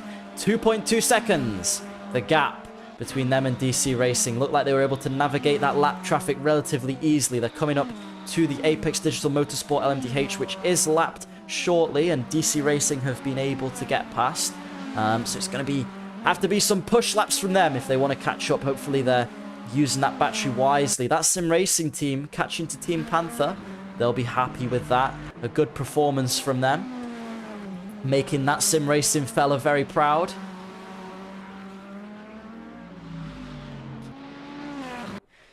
DC Racing still in the lead of the LMP2 category, doing very well to maintain that lead. And they've been lapping very consistently since they got past Lopen, who had the unfortunate incident with one of the GTE teams there. We've just been informed that FXR Pablo Motorsport have caused a collision and have been handed a 5-second penalty. Their livery may look good, but they've got to be careful when driving around the other drivers. Hexa, just 1.6 seconds now, that gap to first. They'll be looking to inherit the race lead. And you can see the DC Racing car is so close to them up ahead as we head down towards the Le Mans section of the track. They're going to have to overtake this lapped Aston Martin here. Very bright green livery. It'd be hard to miss that one. And the blue Ferrari in front of that. As here they come towards DC Racing. They've been catching and catching slowly since that last pit stop. Lapping at the moment 4/10 quicker last lap. And making their way very efficiently through lapped traffic as they get themselves into some clear air for the rest of this oval. Hopefully, they'll see the benefits of that, and we have a race on our hands. DC Racing will be telling their driver to push, because they need to find a little bit of lap time to Hexa. But of course, it's a marathon, not a sprint. Stay calm. You don't want to overdrive that car and end up making a mistake you'll regret later on. They go into the road section of the track then. Hexa running a little bit wide into turn 1. Took a bit too much speed in there. They just need to stay consistent. They know they've got the pace. Into the International Horseshoe, the easier of the two. And then they'll be heading towards the dogleg, which these cars won't even feel. It feels like a straight pretty much because it's just a little kink in the road where you keep your foot completely planted. And then into the West Horseshoe, the trickier of the two. You see cars taking very different lines through here. Some choosing to hit the apex earlier, some choosing to hit it later. It is really up to personal preference and the limited amount of setup that you can do on the car, which way you take it. So DC Racing opening a bit of a gap this lap. They'll be happy with that. Their driver clearly pushing, and Hexa looking to stay consistent after running a touch deep inside turn 1.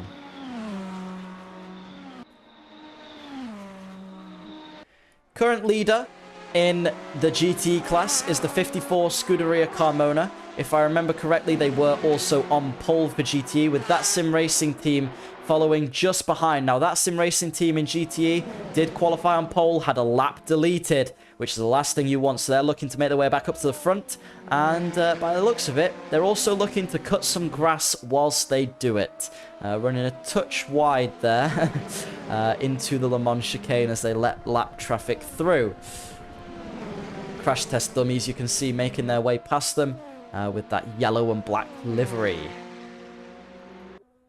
Positive perception, their LMP2 team now sitting comfortably in 13th overall, just behind Scuderia Carmona, number 33 car. They'll be looking to capitalize on any mistakes that get made and also make some time up in the pit stops.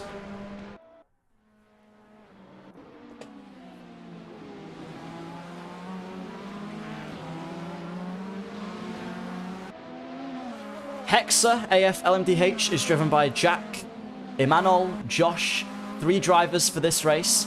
It's Josh's first race, apparently, and Emmanuel's and Jack's second race. Their team's second race, they didn't do great, but they're manifesting to be better. It was their first livery as well that they've done, so they wanted to keep it simple, and I think it looks very good. The reason they chose number 72, it's the reverse of Gilles Villeneuve, and they're looking to do better than what they scored last time at the 6 hours of Spa. So far, they're doing well to impress me, lapping very fast. So well done to the Hexa team.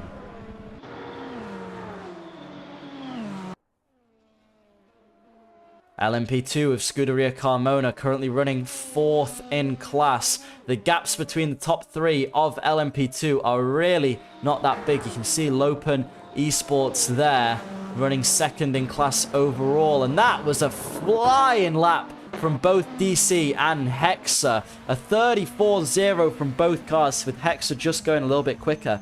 Not the fastest we've seen overall, with OCE putting in a 33, I believe, but 2 very quick laps, and they'll be catching up to a massive pack of lap traffic now, which is going to be where you can really see some differences in time. And oh dear! Contact, as that was a very unsafe raid join from the Not Too Fast Racing team, and they've got damage again. Hexa getting hindered by a GT there. They won't be happy with that. Oh dear. Not Too Fast. Be much more careful when joining the track. That looks like the stewards will hand out a 15-second penalty to them. Dear, oh dear. Not Too Fast Racing. They are number 69. They're driven by Barb, Toth, and Cars. They saw this as an IMSA livery, and they told the team they liked it. And they kind of just have... they're in here for fun, and now they're taking the apron as they pull into the pits for damage, I would hope. But yes, that was not a great move from them. Not sure where they're going, but they were here for fun, and they based livery off IMSA. But that is going to be a penalty for those guys. Onid Esports currently running in 5th place and closing the gap towards 4th. 2.3 seconds in it at the moment. And they'll be looking to get towards that sim racing team. So it's quite close. The battle for 3rd place at the moment in LMDH. The only place where the gaps seem to have opened up with the alternate strategies is all of these GTEs, which you see them running so close together. And as we ride on board here with this beautiful sounding BMW, you see the chaos that happens in the GTE class. You've got a bunch of LMP2s and LMDHs trying to get past you. And oh, just listen to that engine sound. And now they're going to be going side by side with the special ones through the dog leg. They lift off a bit through there. You could take it flat out in these cars if you didn't have one next to you, and then they'll try and make up the position through the West Horseshoe before in and out, and they do. But you can see in this middle road section, when there's a lot of traffic about, you've got to really bide your time and be patient, which some drivers have seen mistakes happening because they weren't patient enough. So lap traffic causing problems for a couple cars. Lopen Esports Exiles, the previous winners of the P-Cup class in the Spa 6 hours, they're currently running 4th in class. Obviously, everyone on different strategies for this race. So, be curious to see how GT looks by the end. But looks like they're putting in some reasonably consistent lap times. Maybe a little bit quicker, but it depends on whether they got clean air. And there it is. Hexa dropping into the 33s. A 33.8 that lap. That was an absolutely... I mean, that was just a very quick lap. They were even a second and a half quicker than DC Racing in front. OC Esports not even able to match that at the moment. So Hexa really putting in some flyers there.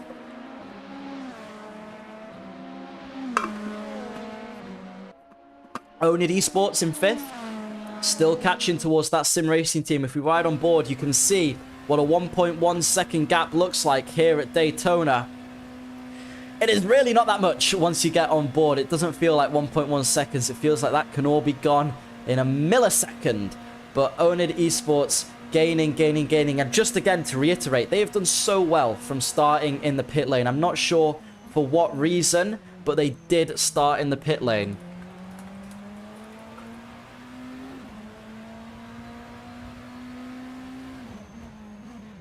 Onid Esports. Oh, big lockup from that sim racing team. That doesn't help them in their battle for 4th place. That sim racing team, they chose the number 64 because if Thomas had to choose a random number, he would pick 64. Onid are a new team. They're a wider branch of a team, and now they are looking to get past the already well-established that sim racing team through in and out, side by side. Just 0.1 seconds between them. And a switchback. Oh, nearly from Onid. Thankfully, for that sim racing team, they're able to get on the power enough. Onid again trying to go around the outside on the oval. Will that sim racing team choose to go defensive, or will they hold their line through Le Mans? I think it's more beneficial to use the outside, but it looks like they're going to hold a defensive line. No, they've let Onid back off a little bit through that section of the track. Ethan, this intense battle going on here. What are your thoughts as we see Onid going around the outside of the oval using the battery? Battery is always going to be useful, and it's always going to spice up racing a bit because it adds another level of strategy. Because you've got, okay, how do I use the fuel? But now with this, like, okay, how do I use the fuel? How do I use the battery as well? Because the battery can fluctuate a lot more. Oh dear, side by side through turn 1 didn't go well for that sim racing team, and they have well and truly lost 4th place now with damage to the front splitter. Oh no. Onid Esports though, who have been absolutely flying for this whole stint, up into 4th place overall. A great move from them, and some really tight racing through turn 1 there. Wow. Very impressive. Tight and close racing is what we love to see. Wheel to wheel. Little bit of tapping's always okay, but as long as it isn't ruining the race. That's what we're after. Close, fair racing, which is what we had there. And you can see the Polish team still making a little bit of an inroad towards P2 in LMP2. And Hexa AF able to just try and keep up that pace. They're looking for first in class. Ethan. Yeah. So Hexa AF, we've got 2 seconds to close, which could be difficult because these cars at the front have a lot of pace. They're all very fast drivers and very fast teams. We could have had driver stops already. I wouldn't have thought so. We could have teams doing 5 2-hour stints if they have 5 drivers. We could have some teams could be doing a 1 driver, which I don't know who has changed and who hasn't, because that's the one thing I can't see unless I were to look into things and message stuff. Let's see. There is not much going on at the minute. The Hexa AF car looking lovely. A little bit of gold on the black RSS. If we want, gonna look a little bit more into the cars we are running, if Dan hasn't already said, or if you're turning up to the stream not knowing what is quite going on, we're running via RSS BMW M hybrid V8. So you've got a lovely V8 engine with an electronic KERS system as well, giving us 670 horsepower. Not sure on, let me get up more information about the car. If we jump back to GTE while I get this up, we have 4 cars running in GTE. We have the BMW M8, which is raced in both WEC and IMSA. It's V8 twin turbo, lots of power, does look mean. It looks similar to these BMWs because they've decided to start going for the wide. They use the wide open split down the middle at the front to make sure you know this is what a BMW looks like. And we've also got the Porsche 911 RSR. It's a flat 6. It sounds amazing. All Porsches, all 911s, flat 6 usually. All their road cars are. It's an icon of GTE. So is the Ferrari 488 GTE, and we've got an Aston Martin, which it's not really raced too commonly. It's in WEC at the minute, is what I've seen, or it was in WEC when they had GT Am. But it's just a good-looking car, and it races pretty well. LMP2, it's just the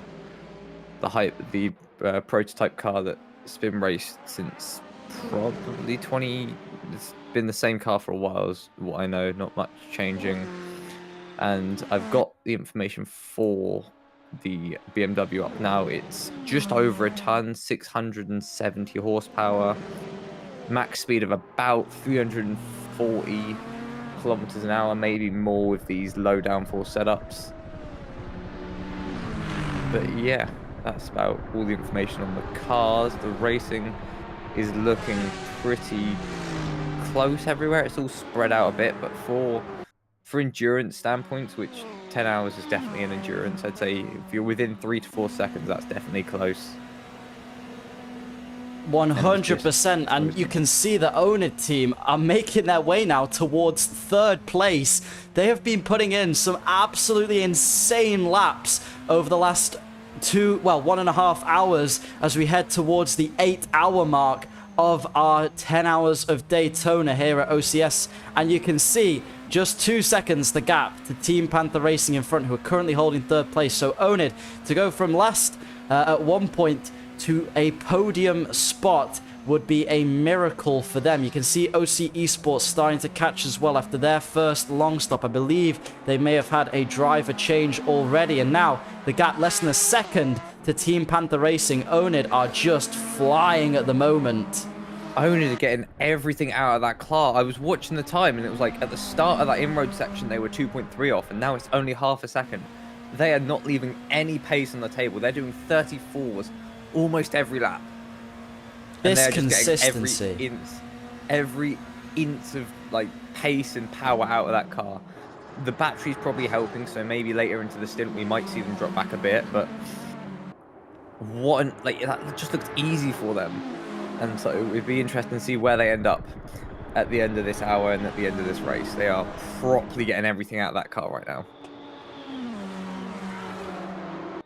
Onid is, well, they are doing extremely well. They're a new branch of the wider Onid team, bringing together the fastest from the other Onid teams to compete in more serious events. And this is their first race together as a team. And at the moment, it's paying off as they set the new fastest lap, a 33.3. And it did look, you were right, Ethan, it looked easy for them going through the Le Mans hairpin, a place that is, I've been saying the entire broadcast, is extremely difficult to pass through. But we've got another battle on here between the Polish esports team and Lopen esports as they come through the West Horseshoe. You can see just up ahead of them another LMP2 car, I believe of Positive Perception. And the Polish team have been on the back of this Lopen car for quite a while now. Looks like they've got a spot of clean air, and they're going to go for the overtake on Lopen this lap if they can. They're going to see if they can keep that speed through the Le Mans chicane. You've got to just maintain as much speed as possible through there. Get on the power early, and it's on that run down to turn 1 where the LMP2 cars are really going to be able to send a good move. I don't think any battery in these cars, just the LMDHs, so they're relying purely on their pace and their driving ability today. As we see, the Polish esports team not able to actually make any kind of move. They'll pick up a slipstream here, but I don't think it's going to be enough for them to make a move into turn 1. But an hour and 35 minutes into the race, and we still have such close gaps on track, with Onid just making that move on Team Panther, and still the Polish esports team looking to make a move on Lopen. They've been hanging on to the back of them for a while. Lopen just managing that pace, possibly giving the Polish team the ability to save a bit more fuel and maybe go a bit longer on this stint, Ethan. Yeah, it's just showing how highly skilled and how fast all of these drivers are. They're getting so close to the peak of performance of these cars that they're all setting the same lap times and they can't break away because they're all such skilled drivers. So Lopen is a Hungarian team fighting the Polish behind them. And Martin Hell, who I'm not sure if he's driving at the moment, started racing from his university dorm and probably on enough caffeine to kill a bear. So he'll be very wired at the moment. The team exists because they're both in Lopen and they race against each other in a weekly Porsche Cup. So that's how they've met each other in racing. And as well, we've got Rowan, who is also driving for the team, and he plays badminton. Oh, sorry, he plays beach volleyball, and Martin plays badminton. Well, badminton. Oh, badminton is not going to be helpful when you run that deep into the Le Mans chicane, and that has allowed the Polish esports team to get past. That was a massive mistake from Lopen, and they lose second in LMP2 after being so consistent. But that's it. You start racing these long endurance races, and towards the end of your stint, they've been racing for an hour and 40 minutes now. That's when you lose focus, and the Polish esports team move into second, and will be looking to catch to DC Racing's LMP2 team just in front. Lopen not happy with that mistake then.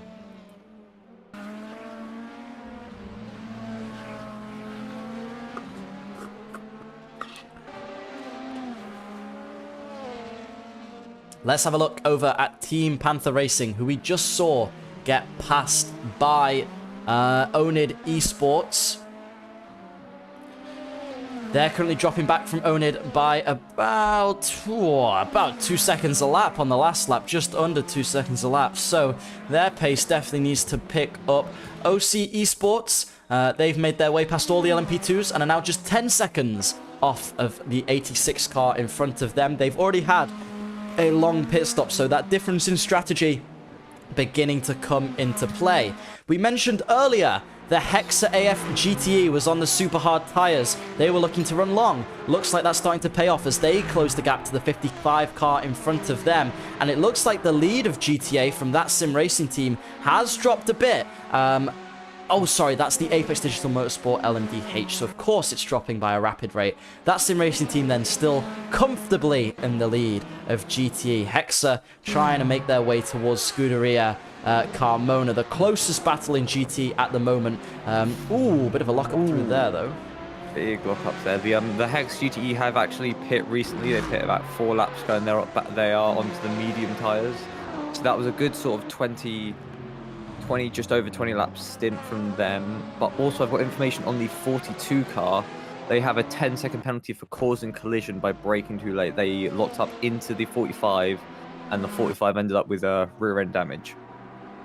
That is not what DC Racing want here. Is that 10-second stop and go, sorry? I believe that's just 10 seconds added to their race time at some point. At the moment then, that would give the lead to the Polish esports team, who are currently 7.6 seconds behind. So that 10-second penalty for DC Racing has not helped them at all. In fact, that could have just sabotaged their lead. They're going to have to really push now, but whilst remaining safe and consistent, because if you've got on the steward's bad side once, you do not want to get on the steward's bad side again.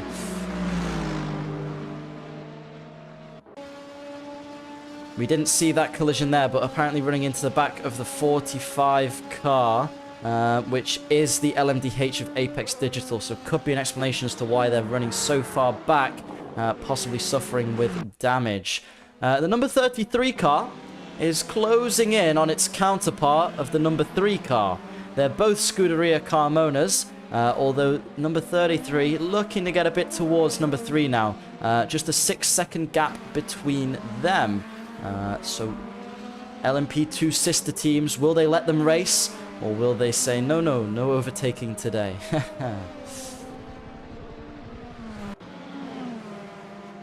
Hexa dropping back a little bit from DC Racing. They had that very unfortunate incident earlier on, so they'll be looking to get back towards P1 spot. They are only 4.5 seconds off the lead, so there's definitely plenty of time left in this 10-hour endurance race to make their way to the front. For those of you who are just tuning in, if you are only just watching the OCS 10 hours of Daytona, you are going to have to complete 5 long stops during this race, which means you need to pit and wait for the timer to run out, or swap your drivers if you want to, and then rejoin the circuit. So for those who are just tuning in, that's how this race is working out for everybody. Looks to me like Hexa have pulled into the pits for another pit stop. You can see as their timer is dropping rapidly. So that's an earlier than planned pit stop than everyone else, but obviously they pit earlier on their first stint too. So they're running slightly out of sync of everyone. It'll be interesting to note whether they bring it out in front of OC Esports, who are leading before them and have now taken a stop and are currently just making their way back towards the front of the field. Lopen Esports had that lock up earlier, so the tyres won't be feeling too great right now, but the moment hasn't seemed to harm their pace too much. Team Panther Racing will be making their way into a provisional third until they pit, as Hexa are currently in for their stop. Whether there'll be a driver swap or just a fuel stop, we'll see shortly whether they leave or keep themselves in the server. OC Esports running in 7th. They'll be looking to get past Hexa, which means it's worth it staying out a little bit longer on those tyres. But we'll see. They've been putting in consistent times, but not lighting up the timing sheets like they were earlier. There goes Hexa. They've disconnected. And that Sim Racing team... that was just them in the pits. My apologies. I thought they disconnected. But yeah, they've disconnected for their driver swaps now. Their GTE car running in 23rd as well. They didn't get a chance to put an LMP2 car in this time. They did run one last time. Yeah, with the Scuderia Carmona cards, I'd be if I was their team owner or team organizer, I'd be talking to both teams and both drivers, asking, okay, do you think you can beat the times that the driver ahead's hitting? Do you think, if you think you can beat them and beat them consistently, I'll tell the other team to let you pass. Otherwise, just sit behind and save fuel. But it seems they did swap, because I think the 3 was behind before, and now the 33 is behind. Interesting. Yeah, it looks like they have swapped those cars around then, the 3 in front. Hexa pulled out the pits now. Looked like it was a driver swap, and they're coming back towards that Sim Racing team. What's very interesting to note, as they have got out in front of OC Esports, which means OC's lead that they had at the start is no longer a net lead, and they're going to have to pick up the pace a little bit if they want a chance at being in P1 by the end of this. See GT car there trying to move out the way, getting a bit closer to the wall than I would like personally. And just behind them, you've got the Scuderia Carmona 86 car in LMDH. They are lapped, but they are in 6th, so they'll need to unlap themselves from Hexa if they want a chance to fight. 0.7 seconds, the closest gap on track, and that's Hexa versus that Sim Racing team. They'll be representing that Sim Racing bloke, and the fresh tyres here of Hexa's recent pit stop seem to be helping them out as they close the gap towards TSRT. That Sim Racing buddy is going to be really happy with these guys. They're currently running in 4th. Can they defend this position? Well, through the West Horseshoe, it looks like they will. A tricky spot to overtake, especially with lap traffic, and they're kind of squeezing that Scuderia Carmona car out the way. They're saying, come on, I'm an LMDH, you're a GTE, and I'm in a battle right now. You need to just move. That might have been one of the Scuderia Carmonas near the front, the 54 car. But here come Hexa AF. They're in the slipstream towards Le Mans Chicane, and they'll be using all of that lovely battery power these hybrid power units offer as they come towards Le Mans. Now, are they going to use the inside or the outside? Is that Sim Racing team going to defend, or will they stick to the line? Personally, I would just stick to my line, because you can block the curbs very easily through Le Mans. And whoa! Whew, Hexa, they are pushing the car a little bit too much as Onid Esports goes fastest once again, a 33.3, the fastest lap of the race, and that's lost them a bit of time, trying to get too greedy through Le Mans, and they've cut the grass instead.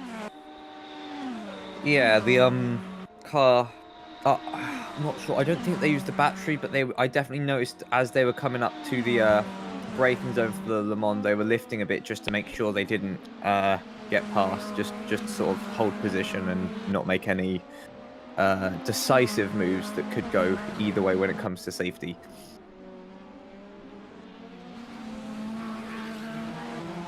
Yeah, just making sure you're not crashing. One big crash and that can be it for an endurance race, so try and keep it consistent. We saw Hexa get away with it there, but others may not be so lucky. Another interesting point to note is that look at the Polish esports team, currently running P2 and LMP2. They are closing that gap to DC Racing massively. When I looked about 10-15 minutes ago, it was roughly 7 seconds. It has now dropped to 4.8. So the battle for the lead of LMP2 as well as LMDH is well and truly on. In GTE, as we look over to there, that Sim Racing team are comfortably leading at the moment with a 54-second gap. But we do know, Ethan, they're all running alternate strategies. Can you tell us anything about the tires on the GTE cars? Of different strategies, but I think it looks like they've all sort of converged together at the minute for this point in the race. Everyone is on the medium tires. Apart from, no, actually, a few of the ART M-Power BMW is running the hard tire, and so is the Not Too Fast racing car. But everyone else on track is on their equivalent of the medium tire, it seems. No, actually, for the LMPHs or LMDHs, it's the BMW and the OC Esports are on the soft compound of their respective tire. But almost everyone, not everyone, is on the medium compound. Interesting. So similar strategies. Oh, contact between that sim racing team and I believe DSR LMP2 as that sim racing team tries to make their way past. That is where you can really see the pressure getting to a driver there of Hexa being all over the rear end of TSRT, and whoever's driving that car is probably starting to feel it a little bit. They'll have to hope that that sim racing dude isn't watching that one, because it wasn't very clean from his team. 0.5 seconds then, the gap between Hexa and that sim racing team. We saw Hexa last time make a mistake into this Le Mans chicane. You can see the huge sim spot signs on the side there. You're going to wait for those to run out and then spot your braking zone. And oh no! Hexa have messed it up even worse, and that's into the tire wall for them. That's a huge crash. Oh, Hexa twice in the same place. Talk about the commentator's curse, and that's the full course yellow out for that section. Now, DC Racing are just coming up towards the pit entry. Could they benefit massively from this full course yellow, as it's coming up to a round when they'll want to make their pit stops? This could work in their favor, Ethan. This could very much work in their favor. You can see they've waited until after the full course yellow was called to slow down, and now they've slowed down to make sure they can get their delta down, because it's an 80km/h limit, but they dropped down to they not got a pit limiter, because they seem to be jumping around the speeds a lot. Yeah, they're just keeping it below 80, aren't they? They're not putting a pit limiter on and holding the throttle. Just below, yeah. So, and they're using it to go into the pits. Oh, it just finished before, so not going to see too much of a benefit now, actually. Not too much, but they'll get a little bit. They'll get a little bit. OC Sports as well. Look like they're pulling into the pits. Nope, they're staying out. They've decided against it. Go for a bit longer. The timing tower, they were 2 minutes ahead of the next car. I'm sure the timing tower is completely wrong, because we just had a full course yellow, so we'll have to look again.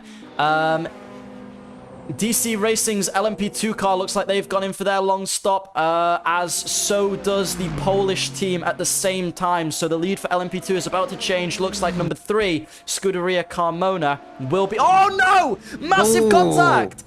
Big crash between LMP and GTE.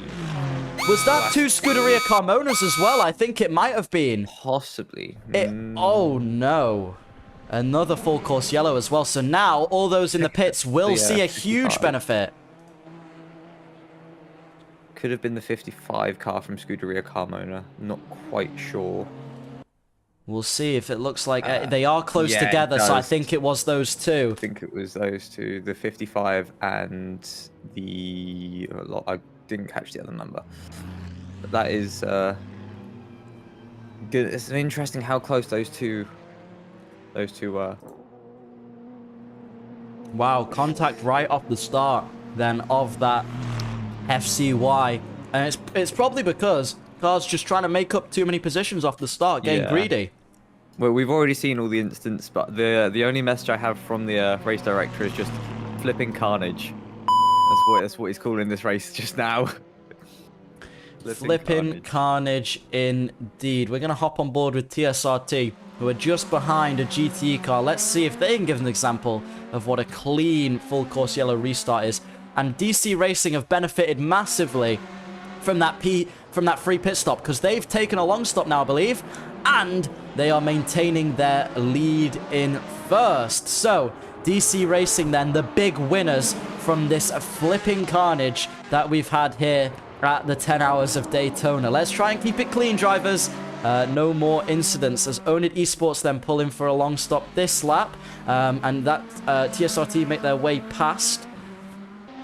So TSRT into first, Team Panther in second. We won't know till the end of the race who the big winners and the big losers are. But OC Esports currently running a little bit further behind a couple cars. I think that's them trying to lap one of the other LMDHs. Looks like Apex Digital, if I remember correctly. Seems to be a Scuderia Carmona here, there, and everywhere, because while we had their GTE and their LMP2 cause a full course yellow, I've just got something where the 86 Scuderia Carmona LMDH has gotten a 10-second penalty for speeding under the full course yellow caused by their own car. Oh dear! It's not looking good for Scuderia Carmona. If I was their team boss, I would not be happy. It looks like they're pulling a bit of a Ferrari strategy, which I guess they're living up to the name Scuderia, Ethan. Yes, very much so. Positive perception, trying to unlap themselves from some of the GTE cars. They've had an awful race in the LMDH to be running that far back.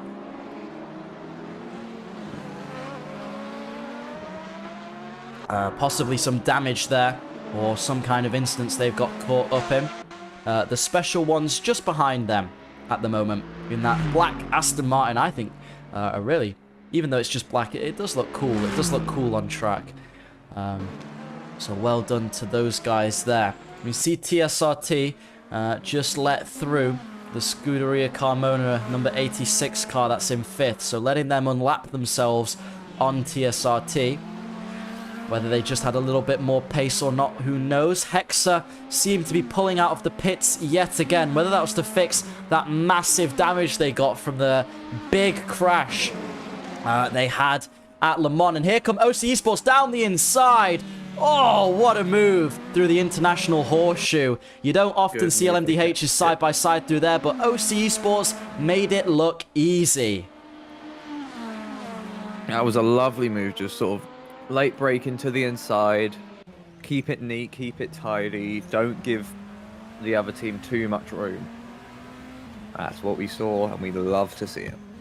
We saw earlier, Owned Esports were very fast, so I don't think they're going to let that move go without a bit of a challenge. And even as I say that, they begin to catch to OC Esports through in and out, so I don't think this battle is entirely over yet. They'll be catching the slipstream down through Le Mans, and evidently they'll be trying to use the battery when they feel is the most optimal place to overtake. And it's crazy to me, we're 2 hours into this race and we still have a battle this close in our fastest cars on track. It just goes to show that the absolute chaos this race has been, but it's provided us with some great racing, as I think Team Panther are in the pits for their next stop. Owned dropping back a little bit now from OC Esports, who look to make their way back towards the front. Could that full course yellow have helped them win, Ethan?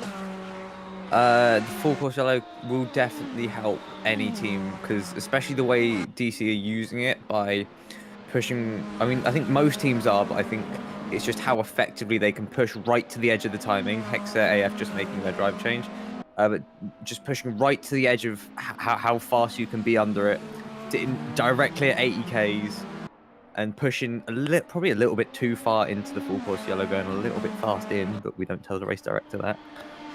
And then just holding 80 Ks, making sure the timing is sitting at 0 on the delta, no higher, no lower, trying to keep 0 on the delta, and just absolutely flooring it. And I think also where they've been on track when they've hit a full course yellow has probably helped as well, or either being near the near the pit lane or just going into the road course where you don't lose as much time under full course yellow. Yeah, some very good points there. So basically there can be massive winners and massive losers from those full course yellows, and depending on where you are on track, it can help with your strategy, or it can just help you gain time if you have to go through that road section of the course, obviously a bit slower than the oval section. If you are just tuning in to the OCSS 10 Hours of Daytona, DC Racing currently hold the lead, followed by, it was TSRT, but they've just left for their long stop, so we're about to have a massive shift in LMDH cars, and see who is out on top post pit stops. Onid Esports look like they might have had a big win, and it seems like OC have pulled into the pits now for their next stop, so their next long stop there, whether they'll have a driver change or not. They were making their way up, and it's curious to see now, how are these alternate strategies going to work out? You can see the Polish team have actually made their way into first of LMP2 after DC Racing's last pit stop. So they made up time during that full course yellow period and just after it. So it's been really interesting to see this race unfold, and we still have another 8 hours left here at Daytona, so a lot of excitement still to come your way. I'm currently Dan No Skill, and I'm joined with Ethan as well. I'll be here for the full 10 hours. Hello. Ethan joining me until he wants to go. Yeah. Well, we do have a good lineup of. I think is there another couple of drivers that might join us at some point today? We will be hosting interviews. Very nice. So we'll be able to talk and find out as much as the drivers want us to know about what the teams are doing, strategy-wise. But I think they'd be pretty quiet about to us. But I think talking about previous parts of the race, maybe incidents or overtakes, they might be a bit more open to talk about. There's certainly a few incidents and moments I would like to talk to teams about. For example, Hexa with that big moment in the Le Mans chicane. And a couple of teams about their strategy as well. DC Racing are the team you would like to be at the moment, aren't they? They're currently leading, having started from the back of their class because of, you know, qualifying penalties being added and not being able to make a clean lap in qualifying. And they are now running in first. We knew they had the pace to do it, and they've been extremely consistent. They're currently holding a 1.7 lap lead over Onid behind them. Now, Onid, we've seen, have got some pace, setting the fastest lap of the race, I believe, a 1:33.3. So whether DC Racing have some pressure later on, there's still 8 hours to go. But at the moment, that's the position you'd want to be in.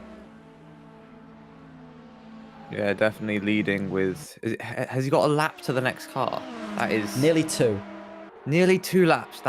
What a drive! Though is that at least a bit to do with pit stops. They got a free pit stop on the full course yellow. Oh my god, that's going to be a strong thing just to hold for the rest of this race. The almost 2 lap advantage on the rest of the field. What a drive from them! What a drive!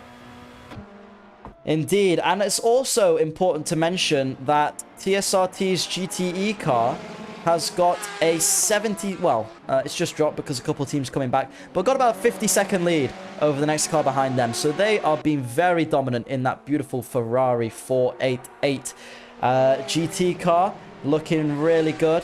And if we ride on board, we can just see what it's like to be in one of those GTs. It feels a lot slower than the onboards of the other two classes, but they are putting in a mega drive, and we don't want to be overshadowed by the other classes because these guys as well putting in some absolutely fantastic racing for us over the course of this event. Just had the race director bringing up the DCR car. They haven't actually done their long stop yet, one of their long stops, so that's why they've gained such an advantage on the field. So they got the free pit stop, but they haven't done a long stop yet.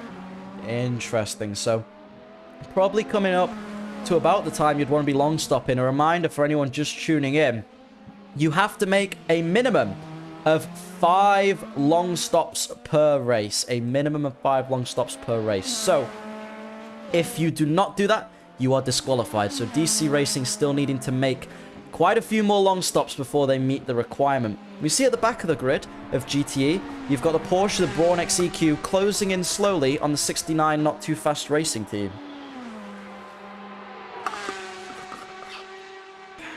Both these teams been plagued a little bit with incidents, so it'll be good to see them get some on-track battling.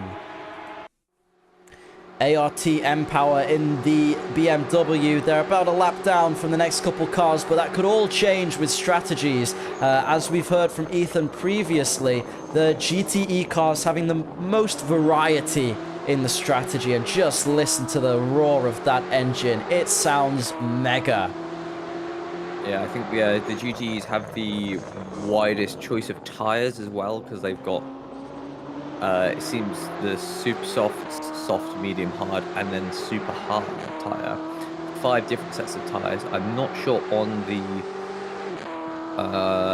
LMP2s. I've only seen them run soft to medium, and then the LMDH. I think they've the only useful tires would be the medium and the soft hot temperature tire. So the LMP cars not choosing to run the hards all that often, whereas the GTEs finding out they can a little bit. The special ones making their way towards RSK Motorsports, only 2.6 seconds between them and the GTE car in front. They're running that black Aston Martin livery that does look very unique on track, and they had to start last at the moment, so they've made up quite a few places to go from 31st to 25th, so props to them for the drive that they've been able to put in this GTE class, keeping it relatively consistent. Saw a couple mistakes here and there, but nothing too major.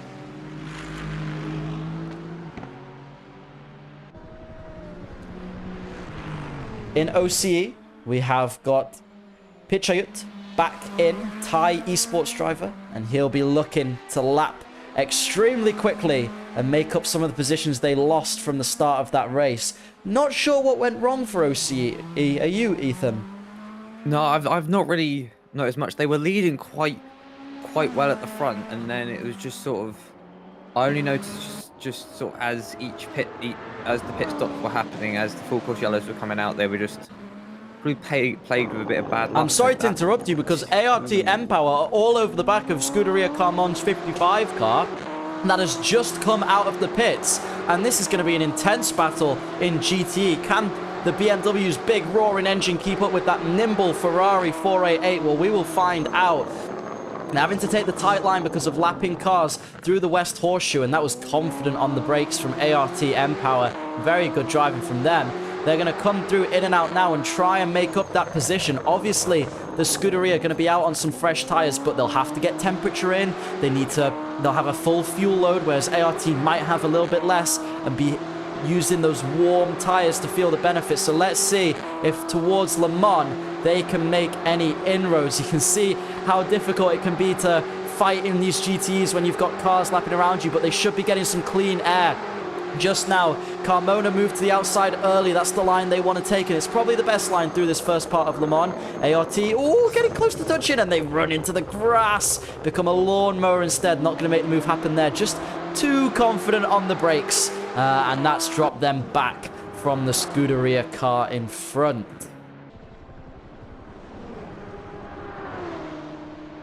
That was a dicey bit. Just probably it's just getting with this racing, it's getting used to being in the dirty air, because the entire car runs not quite as well as it wants to when it's in the dirty air of a car in front, so that you'll have to brake a bit earlier, you'll have to turn in a bit earlier, because the tires won't quite be pushing into the ground as you'd want, and it's just sort of getting used to the car in the dirty air so that you can use the most of it behind a car as well as when you're on your own. Is that the DC racing car overtaking? I believe it is, and I believe Hexa are once again back in the pits. Oh, they've made a lot of pit stops. Interesting strategy choice from them. Not sure what's going on with that team. A bit about the ART M-Power car. They've got Cristiano Marquez driving, Christopher Suzuki, Orimas Dilinskas, and they're all a bunch of nerds, according to themselves. This is their second endurance race as a team, and Dilinskas' first endurance race ever. One of their drivers. Fun facts, they knew each other through watching Twitch, and that's how they got connected. We just want to send the BMW GTE and GTE class and just make it their own. and he personally promised to race this car if an opportunity came up. They love ART cars, and so they tried to make it in tradition with that, and they asked their neighborhood livery maker Nacho to make us this gorgeous car we're seeing on our screens right now. Lovely. And they're hoping everyone can be safe on track and have a great race. So a positive message from the ART BMW team. I'm just noticing a steward decision against the 25 Hexa AF car for causing a collision with the 71 FXR Pablo Motorsport.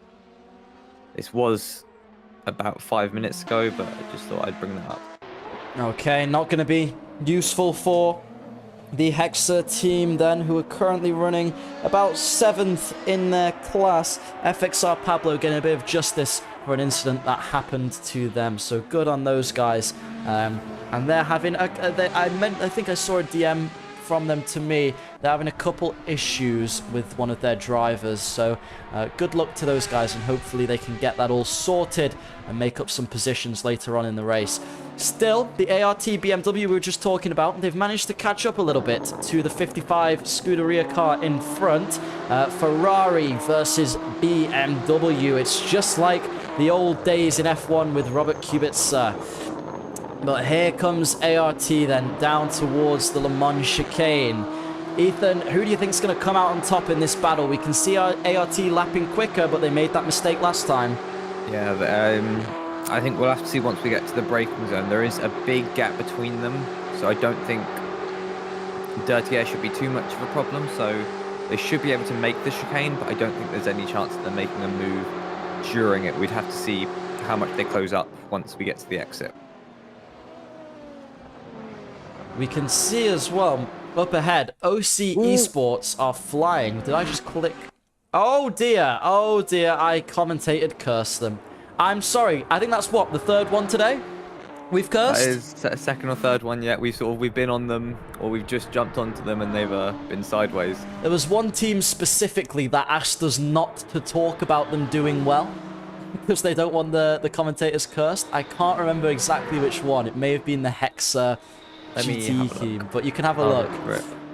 Is it in the...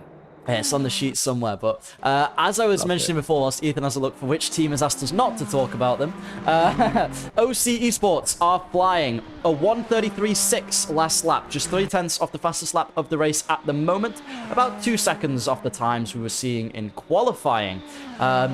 They are making some inroads with a new driver in the car, so they're looking to get back up towards the front of the field as we still wait for DC Racing to make one of their long stops. They don't want to leave it too late, or you're going to have to do a lot at the very end of the race, which maybe isn't the best strategy.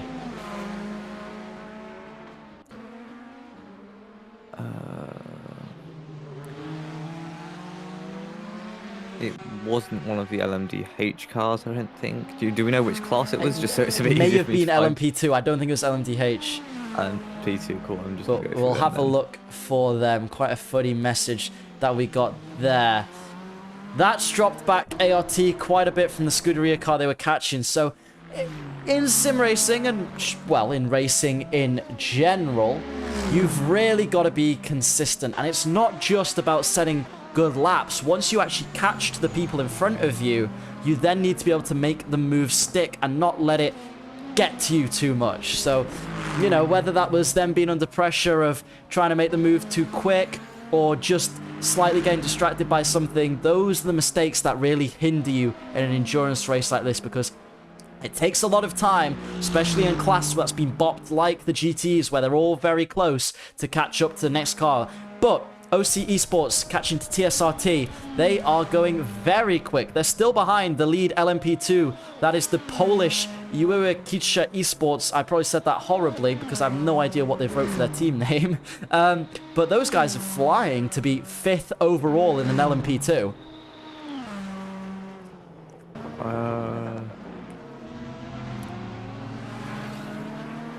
I have a message. The message from the number 8 car that we have here. Oh yeah.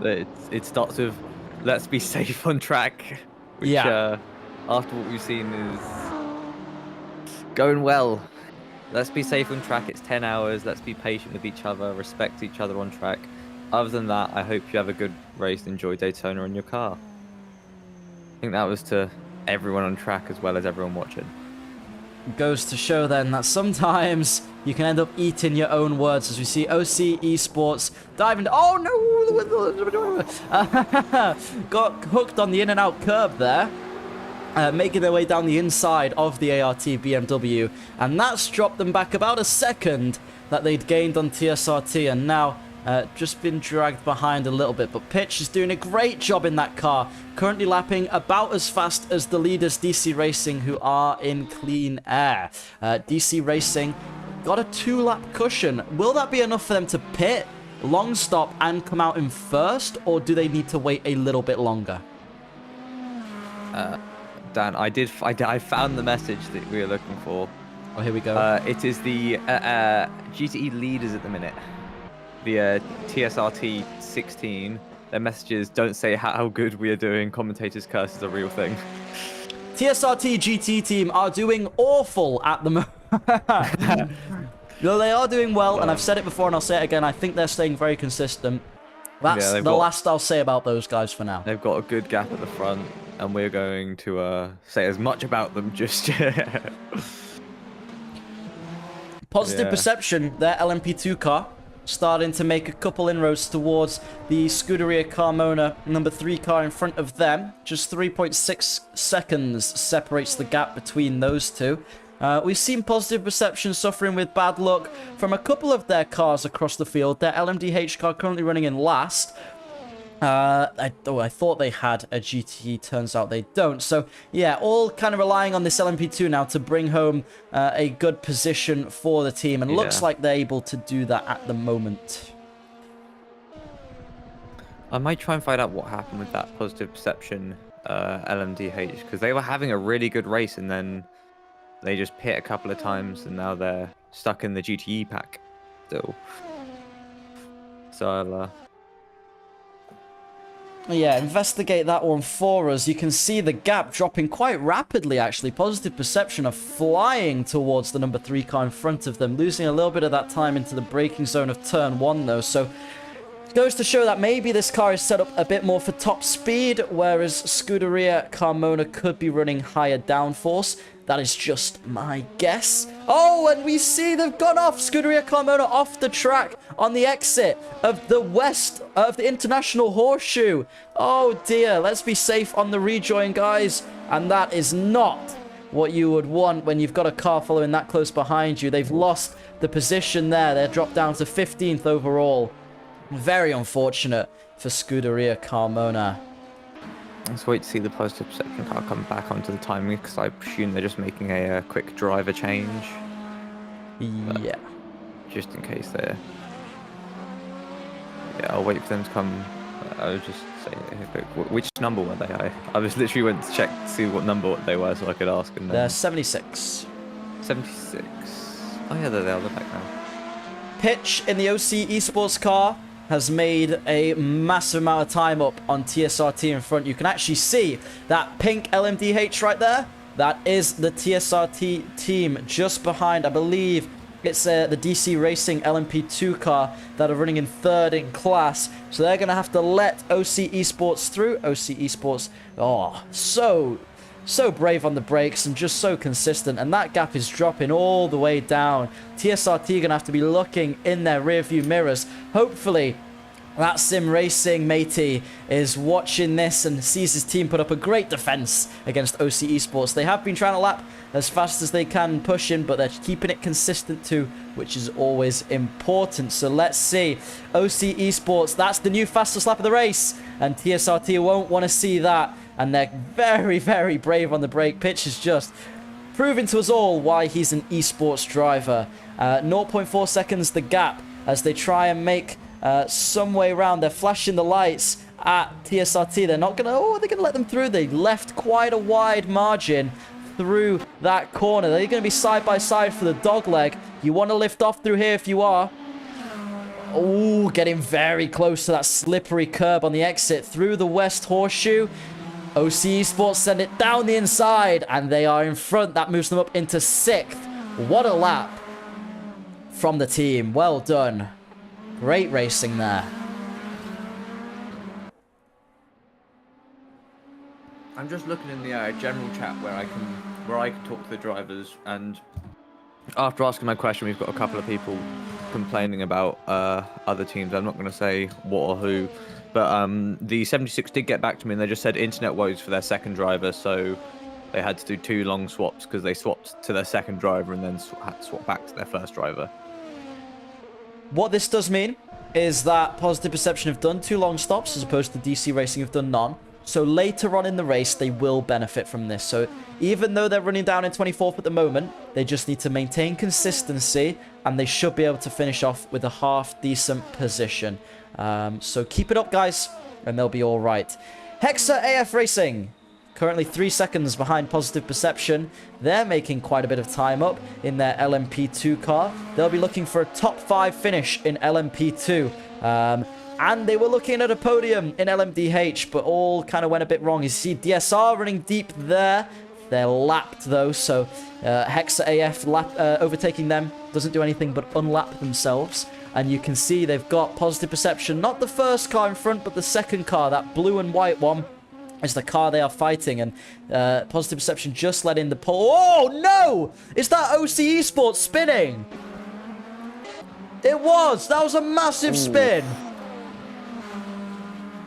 TSRT have got the position back. Oh, you would not want to be OC Esports there. Oh, dear. Just pushed it too hard into, in my opinion, the trickiest corner, the West Horseshoe, and lost the car.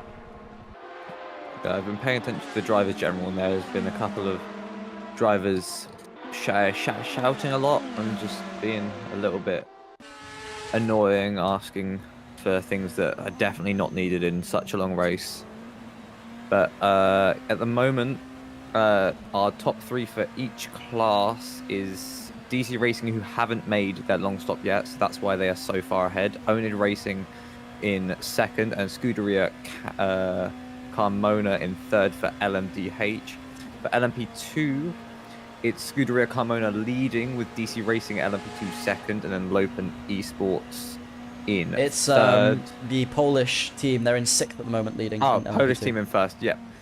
Polish team in first. Then it's Scuderia Carmona in second. Then DC Racing in third. Sorry, my mistake. And then we have for GTE, it's TSRT leading with a great race so far, but they don't want us saying anything like that, so we will stay quiet.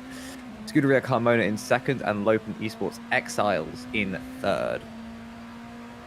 Lopen having a bit of a comeback race in the GTE category. They were the winners in the last Porsche Cup category for Spa, so looking to get another strong podium finish. OC Esports, after that incident, dropped back behind TSRT, but they've made up that time in as quick as they lost it. So they're just 0.5 seconds behind TSRT. Are we going to see a cheeky flash of the headlights again from Pitch? We'll find out soon as he closes in to that Sim Racing team as they head towards Le Mans. It would be bold to make a move through here, and we've seen it go wrong for so many teams. You can see the lift and coast there before the corner. That's the way to safely follow someone through this tricky section of the track, because now you've got a huge run to even the start finish straight, so you're going to be able to catch up absolute tons if you've timed your battery right and get that slipstream effect. And here they go then, round the outside of TSRT into turn 1. They're probably going to be more confident than that. They've already made the move stick. They're in front by a mile before turn 1 even happens, and that was TSRT's fastest lap, and it still wasn't good enough to get a defense against OC Esports. So they move back into 5th. They've got to keep it clean now. They don't want another mistake like the one they had if they want to make up any more positions.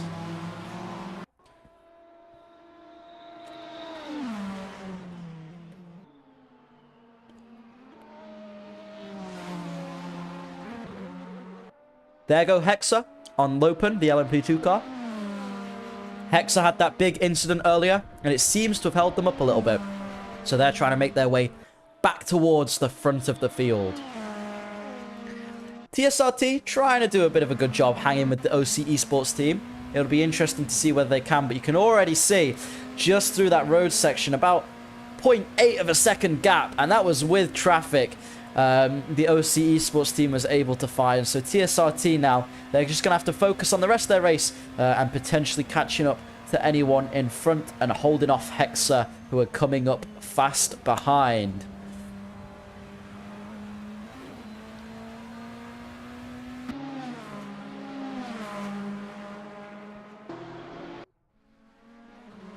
Apex Digital Motorsport not having the greatest race. They're currently in 15th, but we're not sure how many long stops they've done. They may be going for that early pit strategy, and we'll see them climb their way back up at the end. Positive perceptions. GTE car is just 7 seconds behind their LMDH car, which is not something I would normally be used to saying, but the LMDH car is making its way back through the field, up into 22nd overall at the moment, and gaining on that GTE top 3, which we see Lopen Esports Exiles at the back of. A lap between them and second, but that can all be changed with pit stops, can't it, Ethan? Everything can change with pit stops. We've seen, I mean, at the minute, DC Racing are leading, but that is due to them not having made their long stop yet, having made all of their pit stops as short pit stops, so they've got a lot of catching up to do when it comes to pit stops and making sure they make all the long pit stops. I personally have a couple of stories from pit stops where it was ACF2 Britain. I was qualified well, I was driving well, but when I got to the end of the race, I was like, I haven't been overtaken, I haven't overtaken anyone, yet I've lost 3 positions. I'll go back and look at it. Because of how many full course yellows we'd had, the 3 drivers that were behind me ended up 3 seconds ahead of me. And good racing stuff. Speaking of ACF2, something me and you both compete in, Lasse is driving for the DC Racing team. Not necessarily right now, but they are on that sheet. And they're the current ACF2 champion. So a big congratulations to Lasse. Lasse, yeah, strong. Good driver. He won the final race of the season. He's podiumed in most races. I think almost every race he's competed in, he's podiumed. Almost every. Yeah, he's a good driver. He's got a lot of pace in him. He's fast. He's difficult to beat. See a bit of racing between these 2 Porsches as well, as FXR Pablo Motorsport laps the not too fast racing team's 69 car. They are, at the moment, living up to their name, sitting comfortably in last place 2 laps down. But that's not to say they're not having a good time out there. And it's all great practice for future events, isn't it? So if you're just starting out sim racing and you're taking part in these events, don't be disheartened by being a little bit slower than some of the other guys out here. Some of these guys have upwards of 3,000 hours on Assetto Corsa. So I guess we could call them nerds. We could. I got to do a lot of work to get to that level. God. I'm only at 1. But yeah, it's all about practice racing. It's like no matter how good you think you are, you can always get better. So it's just making sure you are getting them. It's just practice about learning how to feel the most out of the car as well as get the most out of it. And like feel where the edge of grip is and go just over it or right on it. So it's all about practice and that 3,000 hours of driving cars, especially if they drive in either a lot of the same car or lots of different cars, it'll always help them. We look here at the DSR LMP2 car and some fun facts about them. They've got 3 drivers, sorry, today. Nick Olsen is a real-life racing driver with a few trophies, a 3rd place in a round of Danish Championship. He's blind in his right eye, but has always been into cars, and he dreams of driving in the 24 Hours Nürburgring in real life. They all met through a Danish F1 league, which is based in a Danish sim racing group, and the 78, which they're racing with today, is Nick Olsen's real number. Davidson won his first ever sim racing league he participated in, and is a multiple champion across a couple different sim racing leagues that he seems to have been racing since 2020. And Hansen got into F1 sims and has been learning with GT and LMP2 cars, which they're driving today. He also go-karts in real life. Good got a good driver there. If he does get picked up in real life, I definitely think we'd hear of his name at some point. Sounds good. If he won his first online championship, he said he did. You said, and then he does real life racing, and he's doing pretty well here today. Yeah, currently running at the back of that LMP2 grid, but that's, I believe, after a long pit stop lap. It says 4 minutes and 47 seconds last lap, so I assume that's a long stop. And catching now to the lead of GTE, which is that sim racing team, who are definitely not doing well. They've asked us specifically not to say they're doing well, or will commentators curse them, apparently. Well, there's always time for us to do that. We've got 7.5 hours. Surely we'll slip off and say it once. Yes, 7.5 hours here left of racing at the OCSS 10 hours of Daytona. So far, it's been interesting, and still across the field, we have some very close gaps, both in class and out of class, as people fight on track for position. You can see there the DSR car with Danish racing drivers going past TSRT, the lead of GTE. So it's been exciting racing for the first 2.5 hours here, and it looks like it's going to continue along that path as we see more and more pit stops happening across the field now in this endurance race. I'm your commentator, Dan No Skill. I'm joined with Ethan, who's been with me for the last 2.5 hours, and it's been really exciting, hasn't it, Ethan? What's your highlights been so far? Been some great racing. I think a funny point for me is when the three of the Scuderia Carmona cars all caused themselves a bit of hassle when you had the full course yellow caused by 2 of them, and then they got speeding, and then I think for me it's funny bits such as the one of the LMDHs spinning across the front of the LMP2 whilst we were on board. I think actual on-track stuff, it's been that OC esports overtake that just like you said that the Le Mans chicane would be a difficult part to overtake at, but they just made it look so easy. It shows the pedigree at which these drivers are driving at.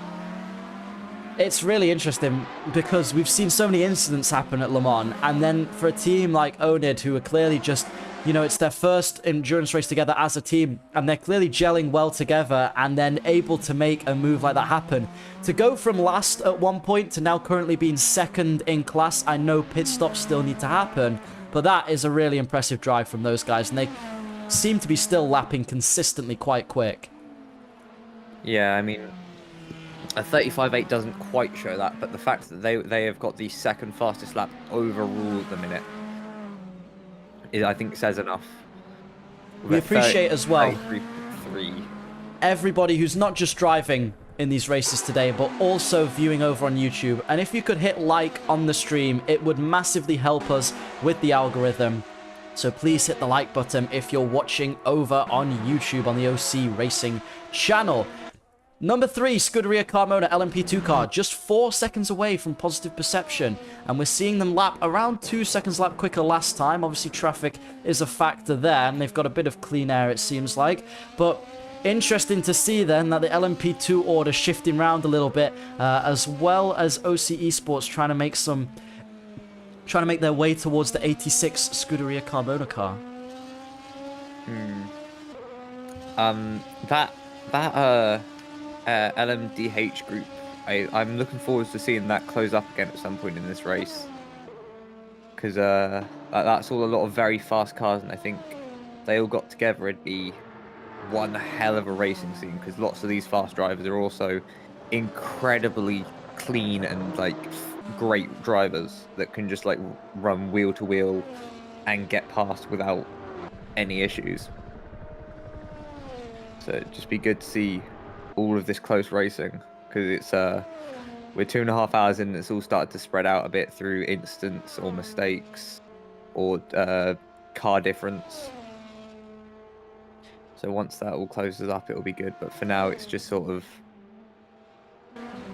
all opened up, and not boring, but It's a battle on not. pace now for most drivers, as they've got a sort of battle Yeah. between pit stops. So setting in those fast laps and being consistent is key to the middle part of an endurance race. And then any traffic you do encounter, it's navigating that efficiently. We're looking at the moment at the LMP2 of Positive Perception, driven by Mark Newtlings, Colin Dunn. So 2 people manning over 10 hours. So it's going to be a 5 hours of stints each if they separate it evenly. Colin is a real-life racing driver and multiple-time Welsh Saloon class winner. Mark is a fantastic Dutch sim racer and a real-life good guy who looks after a massive amount of dogs and animal shelter in his spare time. The team itself is to show off the Positive Perception brand, and this is the final event where the current colours will be used together, and it is a very striking livery, and they have a new one for 2024 coming in. So real-life racing experience for Positive Perception as well in their LMP2 team, and a dog sanctuary, which is very nice. Lovely. Always showing that no matter what you're doing, where you're doing, you can always help. Even racing well, you'd think, oh, that's just using a lot of fuel and a lot of electricity and not really helping the world much. But I think WEC have gone fully or almost fully carbon neutral with ethanol-based fuel, and then we've got drivers and people involved all helping animal shelters and helping probably with a lot of other things to help people and animals as well. So no matter who you are, where you are, you can always help someone or something. And what's helping Hexa at the moment is the lap times they're putting in compared to Team Panther, who seem to have just come out of the pits and have a bit of a lockup into the West Horseshoe. Hexa now just 2.3 seconds behind P9 overall. They'll be looking to close up the gap towards Team Panther, who seem to be suffering with locking a lot of those axles through these corners. We go through in and out, they run deep as well. So Hexa getting a good run here on Team Panther, and I think that towards the closing stages of this lap, maybe into the start of the next lap, they're going to really close up and be back in to that fight. I got a DM from them. I didn't mention. I had a look. I got a DM from Hexa, and they are manifesting a podium still. So they still believe that a podium is on for them, and if they keep putting in some good pace, that'll be the case. Now, just 0.5 seconds through that Le Mans chicane. They've gained a huge amount to Team Panther Racing. We have got a race on our hands again in LMDH. These cars so close together. Let's see if Hexa can make use of the toe then towards turn 1. They're just 0.3 seconds behind at the moment. They're going to want to get side by side for turn 1. Be careful if you're behind. Looks like Team Panther not defending it too much. And oh dear! Contact between the two! And Hexa goes into the rear of Team Panther as Team Panther locks up yet again into that corner. Team Hexa Racing not expecting them to break that early, I assume. More confident on the brakes from the Hexa team. And it looks like, yeah, Team Panther really suffering with lockups, whether there's some flat spotting on the tires. And that's what's happening there. Let's see, through the dog leg. Nearly risked it side by side. Looked like Hexa backed off just a touch. They're going to try and get it done through the West chicane as Team Panther runs a little deep again. Still locking up, and they've spun. Too late on the brakes, and that gives Hexa P9 overall on track. An intense little battle between those two. Team Panther clearly suffering with some tire issues there. You can see the smoke coming off the tires. Lots of locking up, because once you get one lock up, there's a flat spot there, and the tire just wants to catch there every single time it gets there. So I think that's their issue. They probably got a couple of vibrations from those big flat spots and all these lockups, but I think they might be also suffering from a little bit of damage from that tap with Hexa AF, so we'll have to see what comes out of that collision. But I presume, oh yeah, that's another bit of proof. Their rear end just stepping out as they come through the Le Mans chicane. But yeah, I think it's probably just going to be a 5 second, because it didn't seem too aggressive or bad. It was just a mistake in braking. Let's hop on board the ART M-Power BMW, who are right behind the Hexa AF GTE. You mentioned before the Hexa AF GTE getting a 5-second penalty. Whether they've served that or whether that's still to be served, we don't know. But the ART BMW are closing in on them rapidly. We saw before into this chicane them have an issue with overtaking. Let's hope for their sake it's not the same again. They need to lift and coast into the corner and be safe on the brakes. And, ooh, they're very brave on the brakes there still. You see the massive lockup from the Hexa car in front, which isn't going to help their pace at all. BMW had to let one of the LMDHs through, and that's going to give them, hopefully, a good run on the Hexa car in front of them. A battle in GTE, but I'm going to ignore that battle in GTE because up in LMP2, we have got 3 cars fighting it out for 12th and 13th. One of them, the LMDH car of Apex Digital, but Positive Perception and Scuderia Carmona are really close together, and Scuderia Carmona being very opportunistic, trying to get around the outside there. That was a great little... Trying to get the switchback. Corner is just a bit too long to get a switchback into. Let's see if down here we see the same thing. Nope, not quite as late. Now it's down to the Le Mans chicane. Try and pick up the slipstream. Try and get side by side and force the other driver to back out into the corner, but they're not quite close enough. They're not going to get side by side in time, and it's just trying to use the extra. There's not much extra difference because these cars are stock. They're the same. Oh, a little bit wide into that first part there. Positive Perception. Oh dear. They're not getting the best run. Positive Perception through Le Mans, and you want that strong run through Le Mans because that is really where once you can get the power down on this back straight, it is going to give you a good slipstream all the way into turn 1. So now, the number 3, Scuderia Carmona, once they get a bit closer, they're going to pull out of that slipstream and try and go side by side through turn 1. They're taking the wide line into turn 1. Positive Perception brakes way too early. Carmona goes late on the brakes, and they've made the move stick into turn 1. No, they've run deep, though. Oh, thankfully, the move still sticks for their case. Just about. That's P13 for Scuderia Carmona's number 3 car. Perception LMDH is unlapping itself. Just coming through there. So their LMDH trying to get past as well, which hasn't helped their LMP2 team, which is running higher up than the LMPH team. So maybe the LMP2 team have a little bit of choice words to say about their LMP2 counterparts. Possibly. We just have to see how this team comes along. They've had a couple of issues, but they're still running and they're still going to push for the entire 10 hours.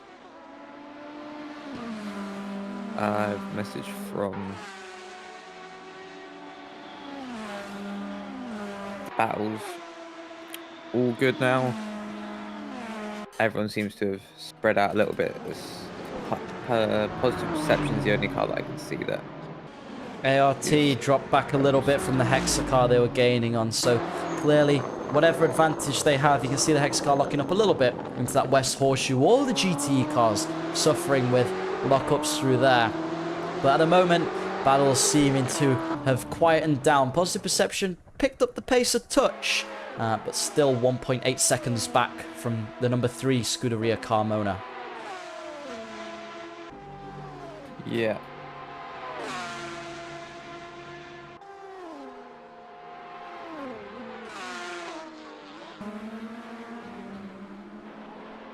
Okay, interesting to look that it seems like the special ones pulling into the pit lane in GTE, so whether they're going for that alternate GTE strategy or not, we don't know.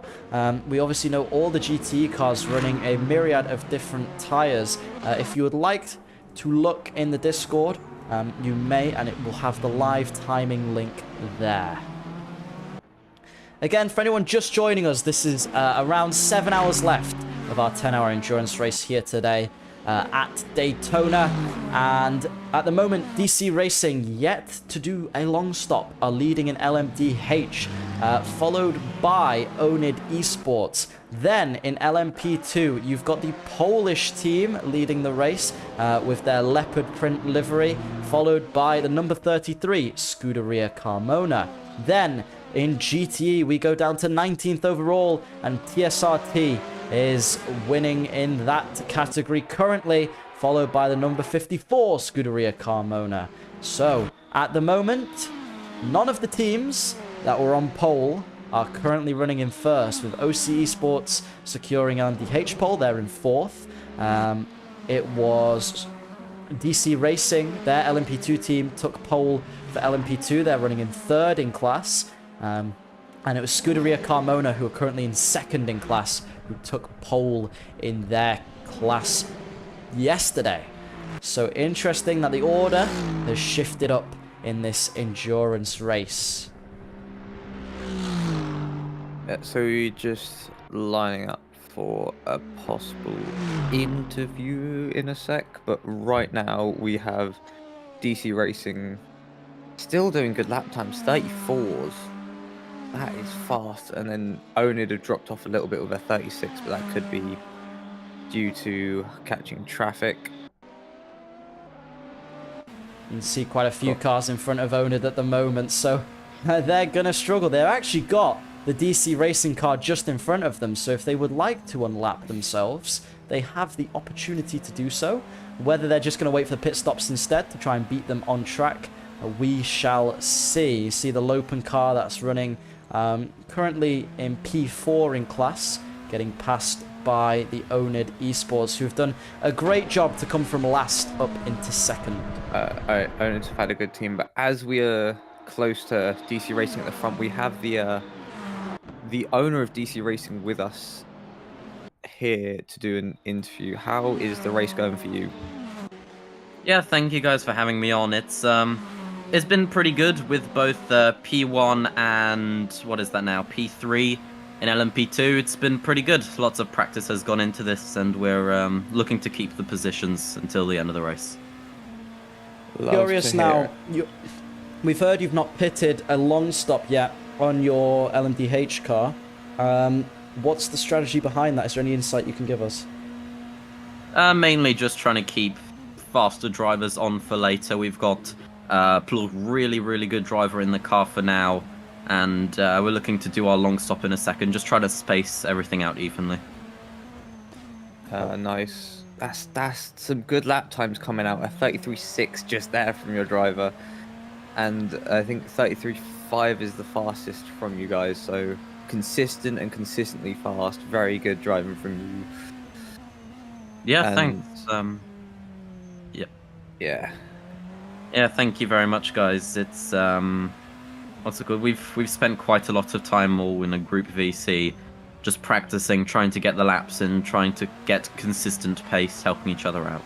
It's been a really fun experience, and even if we don't win, you know, just the experience within itself, practicing, enjoying the time together was really good.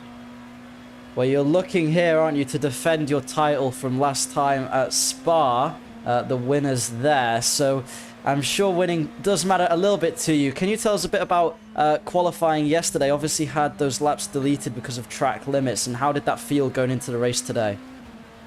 It was a little bit gutting, I have to admit, especially since, you know, we worked really hard, and on the final lap, I think we all went a little bit crazy. Last second P1 over OC Sports. Great guys. It's been really fun. It was a little bit gutting with qualifying. Just barely nipping it out, but you know, we had an idea going into this, and a little inside joke that we'd be doing a last to first challenge. And unfortunately, we have found ourselves in the circumstances to be doing that, not on our own terms. But now we're in P1, we're looking to hold it. In contrast, your LMP2 team benefited from those track limits, being able to secure pole for their class today. So that must have felt pretty good, seeing your other drivers exceeding. Yeah. It was... Jacob did a really good job yesterday. And even today, he's been able to pull out into P1 just before the driver swap happened. Really good job. It's a little bit of a shame that Wewe Kachia wasn't able to keep within track limits, but it looks like they're doing well now. And it's a very long race anyways. Qualifying doesn't matter all too much, as you've seen. And as we see Hex's car just go past there, the Team Panther Racing with a great move on the oval. Team Panther still suffering with those lockup issues. Interesting. We've seen some teams have bad luck with lap traffic. How has it been for you guys? It's been pretty tame. We've had a couple of very scary incidents, notably with the GTEs. Since they're a much slower class overall, it's very difficult to judge where they're going to be going, since, you know, they also have their own battles. It's very difficult to judge how they'll rejoin the track, and especially with LMP2s also in the same row, or the same bit of track. So yeah, it's quite difficult to manage, but once you've gotten past 1 or 2, then the rest flows quite nicely. Brilliant. Well, both your cars are in the pit at the moment, so Ethan, is there anything else you would like to ask Dan? Not really. Just you covered everything. Just hope you have a good race and hope you can keep that that first place. Good luck. Yeah, thank you. Have a great day, guys. Bye-bye. Thanks, mate. Have a good race. Good luck to DC. We see them. They're in for their first long stop now in the pits. So Onid are the next car behind that'll be looking to capitalize on that. And they've unlapped themselves very quickly. So DC will be wanting to get out of the pit shortly as Onid come along the back stretch. And now, will DC have maintained that lead? Well, we'll find out shortly. Still in the pits for DC Racing, that gap dropping down to just under a minute shortly as Onid make their way through the Le Mans chicane. Let's ride on board. This is an intense moment for any team when you see that timer ticking down and you want to get past. It's such a long run to the pit lane, even though you've made it through the final corner, and that's DC Racing back out on the track. So yeah, they've DC managed to maintain a great lead over second place. Yeah, that is a good lead. What, 20? Let's find out once they get onto track. About 20 seconds, which is amazing. But I mean, yeah, it's about a 3-minute. They had about a 3-minute lead because they were two laps ahead, and now they are just under 30 seconds. Which, what a lead it is. Onid, to note, have just pulled into the pit stops though for their next stop. So it was about 20 seconds before they did. We won't know for certain what that time was, but a good lead DC Racing maintained, and they're looking to keep control of this race. And being at the front does allow you to control the race. You can sort of decide the pace and what's happening in the pit stops, so it does give them that advantage there. Yeah, we had I got a message from the race director saying that the 23 of the Hexa LMP2 car cut pit lane, so they have a 5-second penalty. Oh dear, Hexa LMP2, 5-second penalty. And that's not great when they're kind of closing in on that Scuderia car in front. Just 10 seconds there, so they'll need to find 5 extra seconds if they are to pass them. Yeah. So, Scuderia Carmona in P2 at the minute, doing pretty well, holding very consistent at the 68-second mark to DC Racing. Yeah, Scuderia Carmona dropped back a bit at the start with possibly early pit stops, but they seem to have found that pace again now, and they were quick in qualifying yesterday, so definitely not ones to write off early. You can see there, Team Panther still suffering with those lockups. When's it going to be time to come in and get rid of those flat-spotted tyres? Yeah, Team Panther. They're only 10 laps into their stint, so they've probably still got quite a while to go. And I think that's just a brake balance issue, because they were having that a lot longer than 10 laps ago as well, that issue. So I don't think they want to change too much of the car. But it does seem like they're having a lot of lock-up issues. That could just be client side, that they aren't actually locking up, but if they are getting lock-ups each time they're hitting those brakes, then they're going to have to look into that. But Scuderia Carmona are on the 31st lap of their stint, so they probably haven't got too much longer to go. And we have crossed the 100 lap mark for our leader as they came into pit lane. For the Onid and the DC Racing, both teams crossed 100 laps. We can see now after Onid's last pit stop, about 80 seconds the gap to leader. So, especially considering they came from the back, Onid Esports by no means out of this. Post pit stops, DC Racing are now leading in the LMP2 class, with the Polish team just 5.5 seconds behind them. So, clearly some time made up / lost during LMP2 pit strategies there. And we might have to see A bit of on-track action between a couple of these teams post-pit stops as you see some smaller gaps across the field. Sunset Racing closing in on Positive Perception too.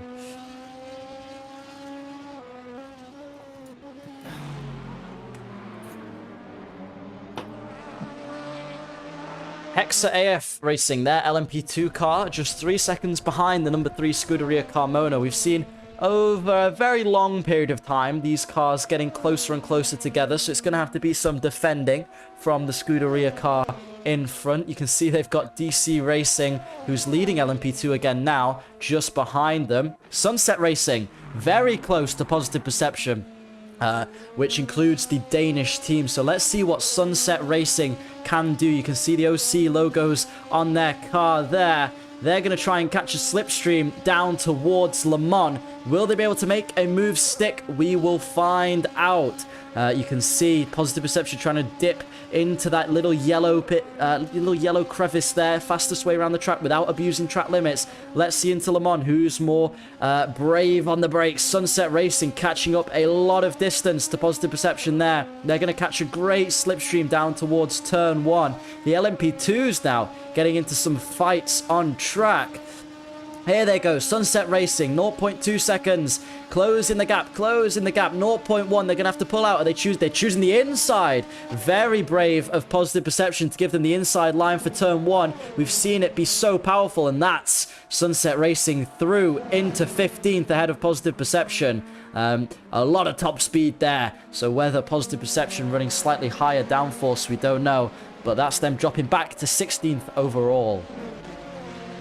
I'm keeping an eye on the chats between the admins and the drivers, and it seems there could be a lot of decisions because that on stream where we caught the two cars hitting each other at turn 1, the two LMDHs that were racing. I can't quite see the names on the clip. I think that's the Hexa AF car that we caught a good couple of laps ago now.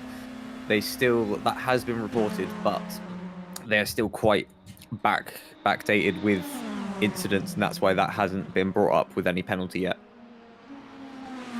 Interesting. So stewards looking at penalties for a variety of teams then across the grid. Obviously, stewarding team isn't as massive as you might get in some organized events, so a couple people doing it on their own, but at the moment things are running relatively smoothly on our end. We haven't seen anything other than a couple incidents that always happen in racing.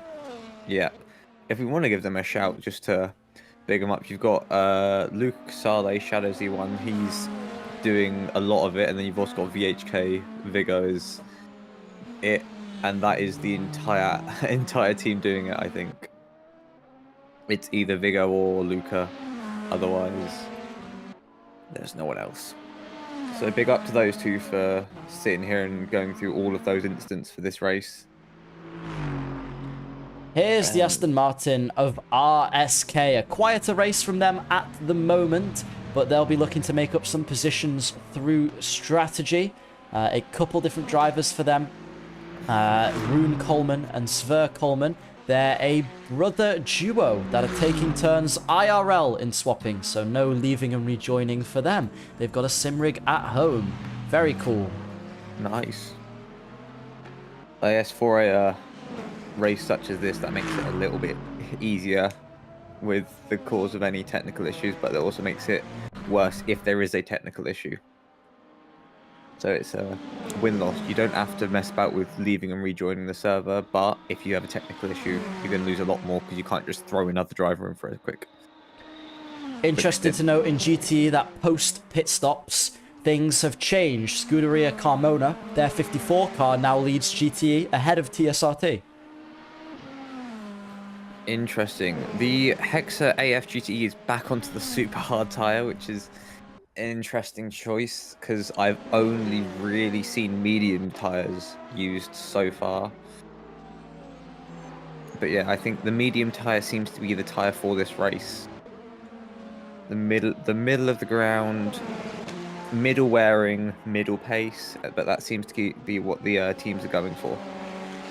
The Polish esports team are catching to DC Racing's LMP2. That's for the lead of LMP2. So that battle will be coming to us in, I would guess, around 10-15 minutes.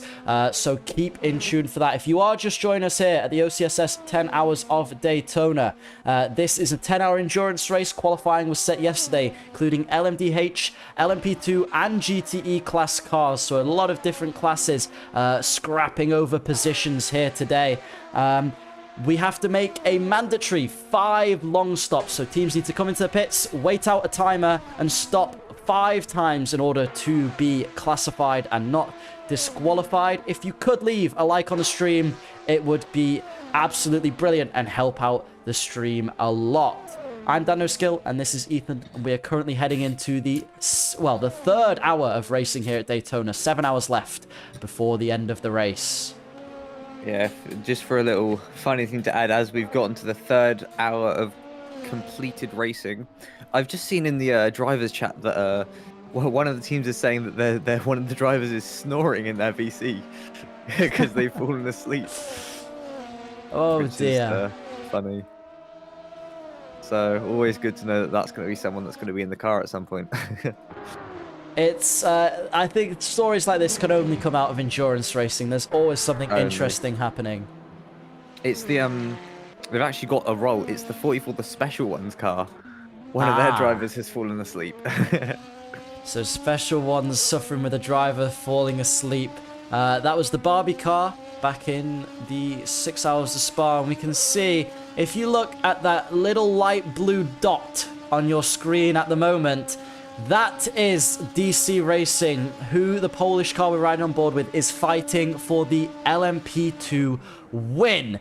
Who's going to be better through Le Mans Chicane? You can see the massive amounts of lift and coast being used by this team as well to save fuel. So clearly them trying to extend their stint and find pace later on. You see it drop back a little bit by doing so, but their pace is still strong, setting a lap 2/10 quicker than DC Racing last time. So if they can maintain that with the lift and coast method, they're in for a strong finishing position, aren't they, Ethan?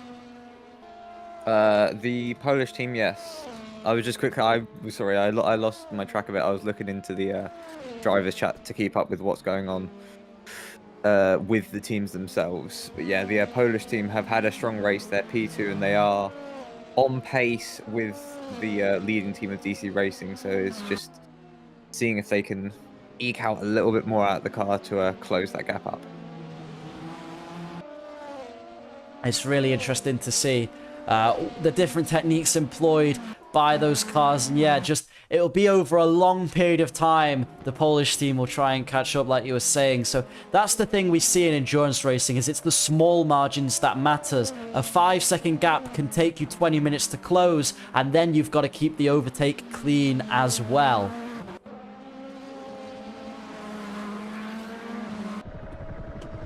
The Scuderia Carmona LMDH car is having a couple of issues with rejoining the server after a driver change, it seems.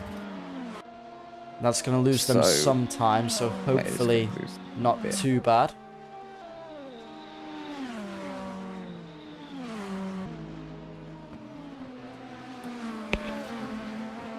So we are watching this Polish team as we are trying to catch. They have closed this lap, so they start this lap on about, they've closed about half a second to just over half a second on this lap, which in endurance racing, being able to close that kind of gap is a lot per lap, because if you're doing that every lap, then you close in about only 3 or 4 laps, which is a lot compared to the fact this race has already been over 100 laps for everyone par the GTEs, which some of them are already getting close. 96 laps for the leading, is it the leading? Yeah, the Scuderia Carmona GTE of the Ferrari 448. They're on the 96th lap, which they've already done half their stint because they're on a 45 lap stint right now, which is quite crazy when you think sort of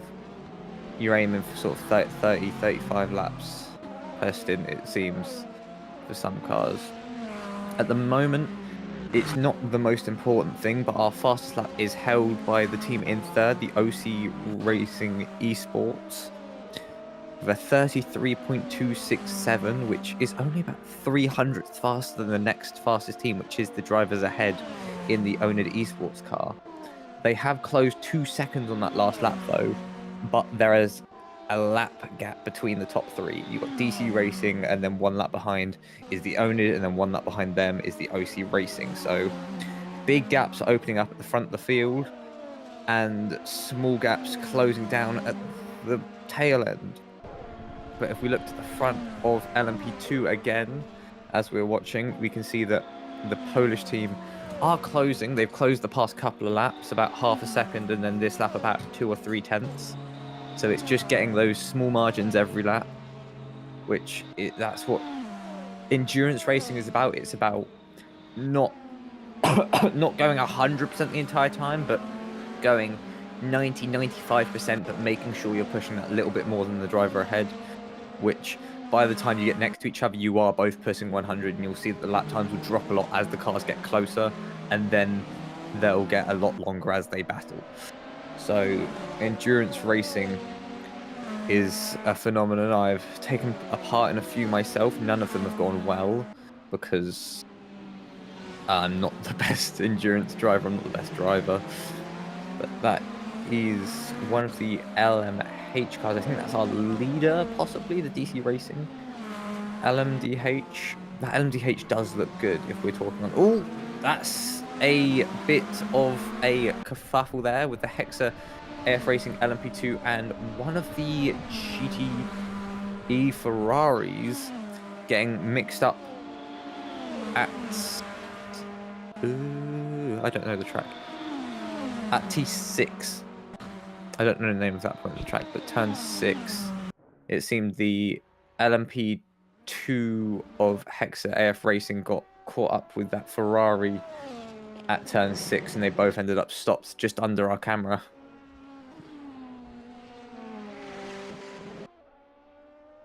But everything seems fine now. The gap, we'll see if the lap time is excessive from one of the Ferraris to see which car it was. Positive Perception doing good. That was a 1:45 there, but Crash Test Dummies is in pit lane, so that's why they're able to pull the gap so quickly, because they're probably stopped or only rolling slowly. Positive Perception looking to regain some of the places we see them lose on track. Need a good stint here and some good pace to try and unlap themselves. DC Racing have had 1 long stop now, benefited from the FCY and had built up a massive lead, but I still believe they're a couple long stops behind some of the other teams, so don't count them out yet. On track in LMDH, and the last in the LMDH, you have got Apex Digital Motorsport and Positive Perception next to each other, although Positive Perception is 1.5 laps down, so they'll be looking to improve upon that and try and beat the other LMDH close to them at the moment. The Scuderia Carmona car seems to still be having issues. That is at least 5 minutes they have lost since they started their pit stop, so they're going to have dropped quite far back. Probably at the minute they've dropped probably into the LMP2 field, but they're still having issues, and this could be the end of their race. I'll keep an eye on that while the race is going on. Crash Test Dummies just 8 seconds behind Positive Perception after their pit stop. They've made up quite a lot of time on this stint, considering they were struggling before. Obviously, we heard a little bit about them before, running those colours similar to the Lotus car. In the same vein, DC Racing's LMP2 car has been able to extend their lead, which is really impressive. DC was already talking to us before, happy that his team was in second, sorry. Now they're up to first, so they've made up quite a lot of time over that stint, and they're trying to maintain the gap to the Polish esports team that's following them.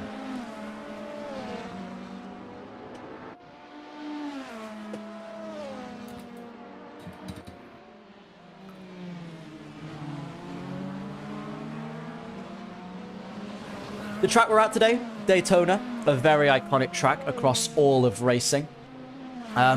We've customized it to be our own for today with the SimSpots and OC Racing logos you'll see all over the circuit if you've got a keen eye, especially as we ride on board with some of our drivers. It's used for numerous real-life events. There's a big pond in the middle. The IMSA 24-hour endurance event. Of course, the Daytona 500 as well. The extremely famous NASCAR event that's well known globally. And a fun fact, Daytona's actual endurance race is held in winter, meaning most of the racing is at night. And the track's lighting system, when ran at that night race, is 20% of its actual maximum output, so the cars depend more on their headlights. So that's used for endurance racing. Very interesting. Interesting. Some of the conversations going on between the drivers are interesting to say the least, but I can see... are the Scuderia team back now? Yeah, Scuderia are back out the pits. They've just pulled out. Yeah, that's a lot of time lost because they started saying about them having the issue at about 2:58 and it's now 3:07 my time. But yeah, that's the gap between when they started their issue and when they've just gone out of the pit lane. The good thing for them is we've still got around 7 hours left of racing, and there'll be plenty of time for the people ahead to suffer similar issues. So if I was that team, I know it seems like all is lost already, but just keep driving at the pace you're at, and I'm sure they'll be able to find themselves in a reasonably good position. Scuderia Carmona, who are quite far back in their class, but they've had a couple of issues themselves, and it's just about keeping it consistent and keeping it clean, not getting involved in any more issues and just enjoying the car and enjoying the racing. Currently, the best LMP2 time is a 38.6 by the Polish team.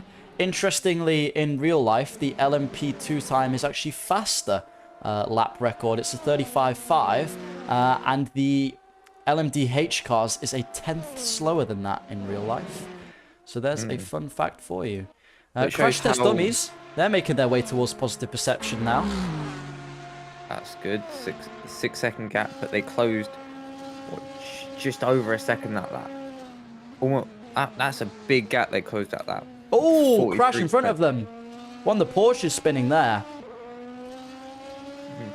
On the Porsche spinning, as OC Esports sets the new fastest lap of the race, beating the last one by, I think it's about 0.2 there, to a 33.119.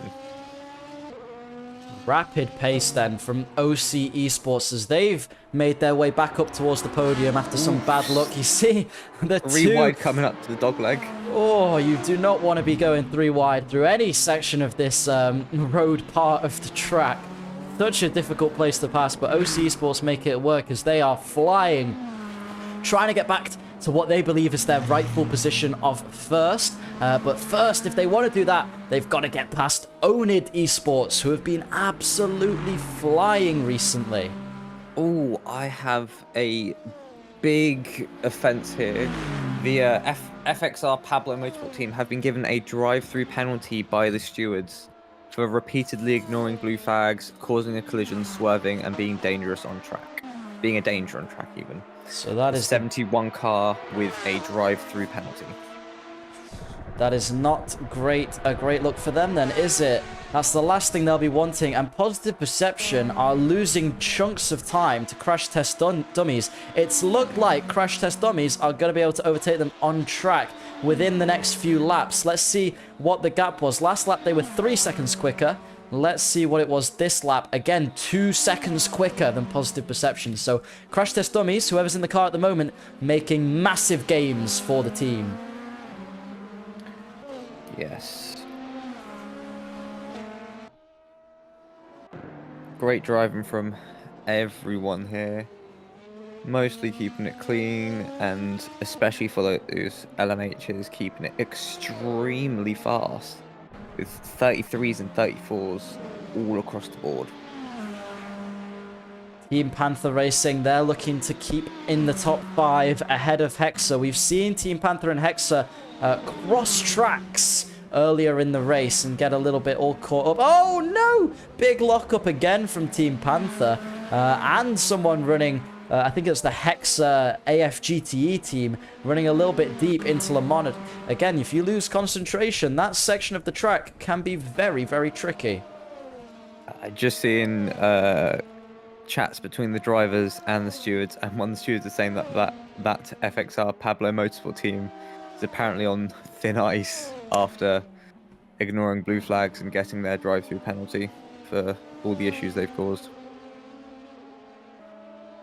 Here come then crash test dummies. The car directly in front of them is the car they've been catching over the past 3 laps, and they are desperate to get past positive perception. So just 0.5 seconds the gap. We've seen that crash test dummies are very brave on the brakes, and it looks like they're getting that top speed advantage as well on positive perception. So into turn 1, ooh, they thought about a move down the inside but couldn't quite make one stick.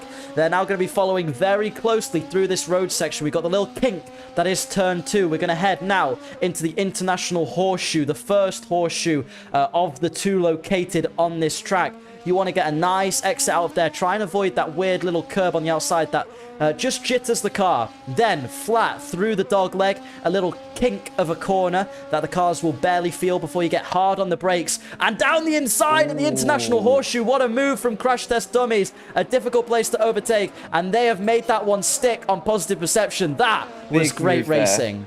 Or is that P6 or P7 in class? One of those 2, P14 overall at least. That's what we do know. And positive perception then dropping back now as we head onto the back stretch of the oval. P7 in class, but that gives Crash Test Dummy some open space to close up to Sunset Racing now, who I believe have just come out of pit lane because their lap time does not seem like one that would be set in open racing.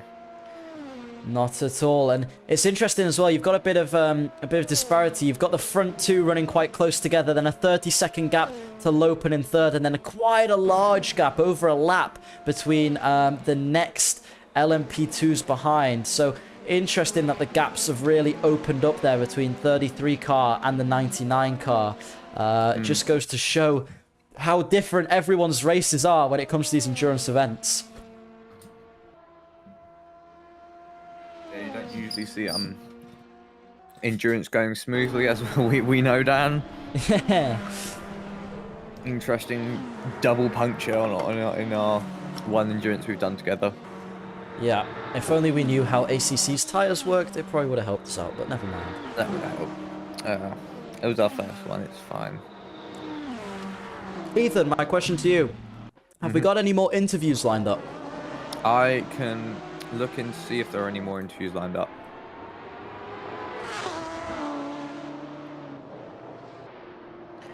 We've got a little bit of time. Just copy that. There we go, that's the right person. Positive perception, trying to hang with crash test dummies if they can. 1.2 seconds the gap's dropped to now, so it seems to me they're lacking a little bit on the top speed side of things. You can see there, even though they're in a touch of slipstream on the oval, they're still not able to catch much to crash test dummies. In this braking zone, we can see is where they really start to lose a little bit of time, about 2/10 through the Le Mans chicane. So if positive perception be a little bit more braver through those corners, they might find themselves gaining lap time, but it's up to them whether they want to risk it for the biscuit and potentially cause a crash if they're not too confident. I've just spoken to the organizer, and we could have an interview coming up in a minute. I'll keep you updated with that, but for now, we are keeping an eye on the racing, which, ooh, as passive perception look to lap the BMW, but can't quite get past. That's the ART BMW we were talking about earlier. Some real-life drivers in there. Positive Perception can get through on the inside now to lap them. As we see, oh, is that the Porsche of Not Too Fast going a little bit deep into the international horseshoe there? That's the last thing they'll want. Already having a bit of a tough race, but they're ahead of 3 cars, the Brawn and the FXR Pablo Motorsport, running at the back at the moment. The Brawn getting caught up in quite a few different incidents, but hopefully for them, learning a few things while they're at it.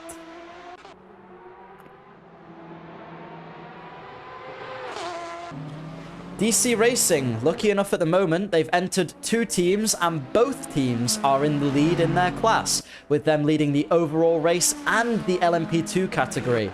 If this were to come to the very end of the race in 6 hours and 43 minutes, that would be an astonishing result, with them having won the previous LMP2 category in our 6 Hours of Spa event. So DC Racing, once again, putting in some remarkable stints.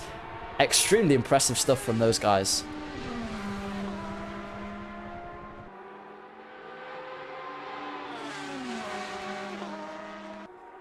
Interesting to note that as well, their LMP2 team have been able to open up the gap to the Polish drivers that are behind them, trying to put some pressure on them earlier. We saw those Polish drivers be quick in qualifying, but not able to keep it in the track limits. So DC Racing taking advantage of that. They qualified on pole for LMP2, and now they're using that to maintain a strong lead.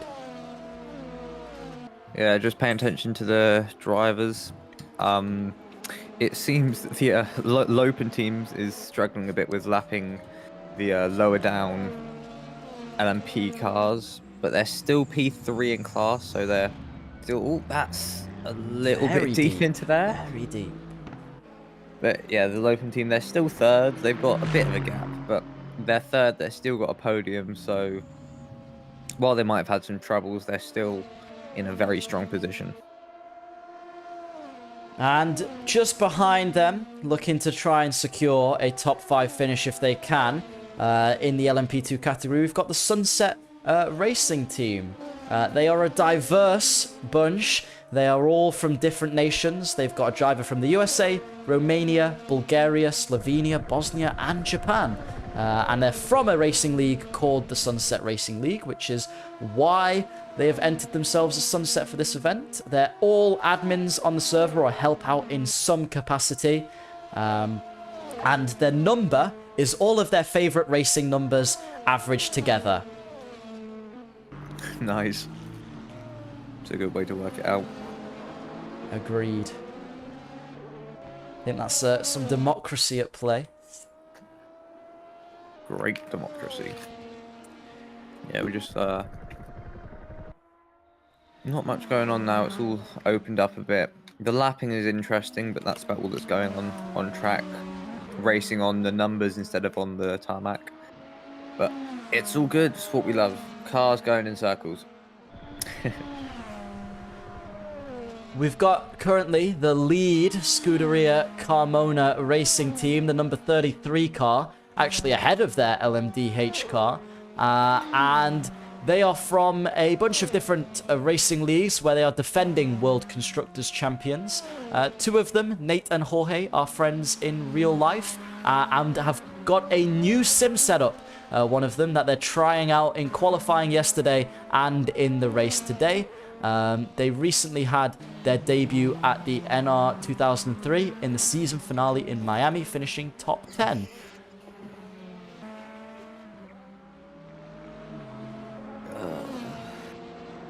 I'm finding out something interesting by looking at the drivers. Apparently one of the 71 FXR Pablo drivers aren't used to driving with a wheel, and they got a wheel. That may have been somewhat evident.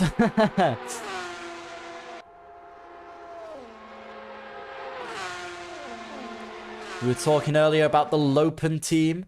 They're in third. Obviously the Hungarian drivers. And they have a message for us, Ethan. Would you like me to read this message out?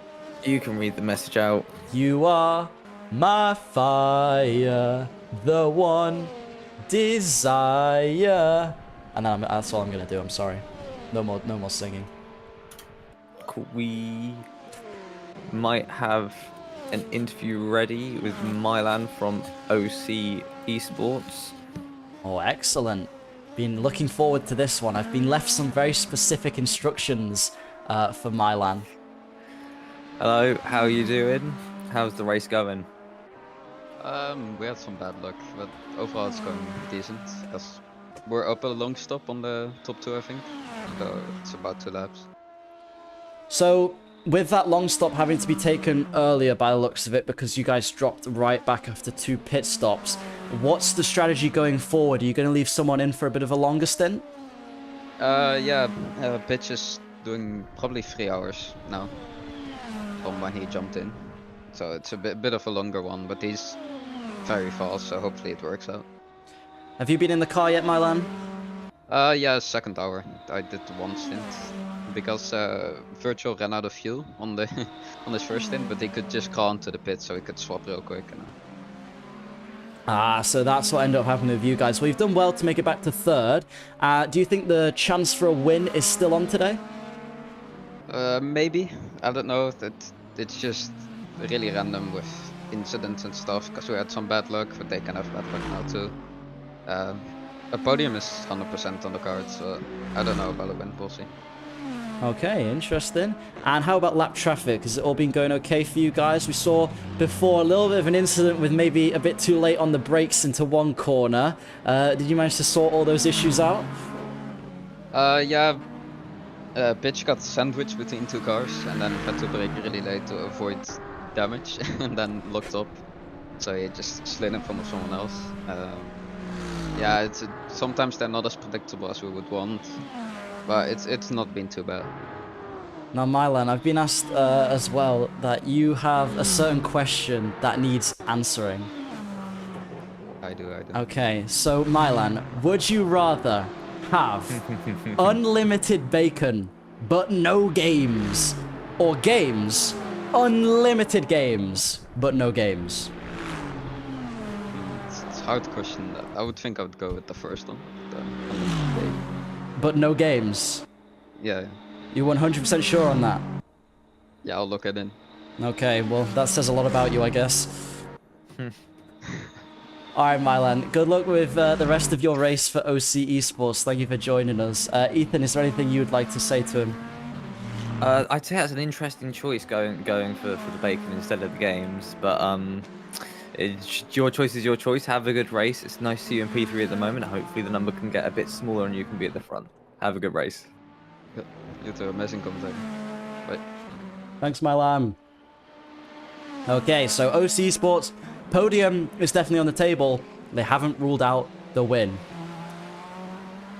Yeah, as the Scuderia Carmona car is getting close to that Hexa AF Racing for the lap.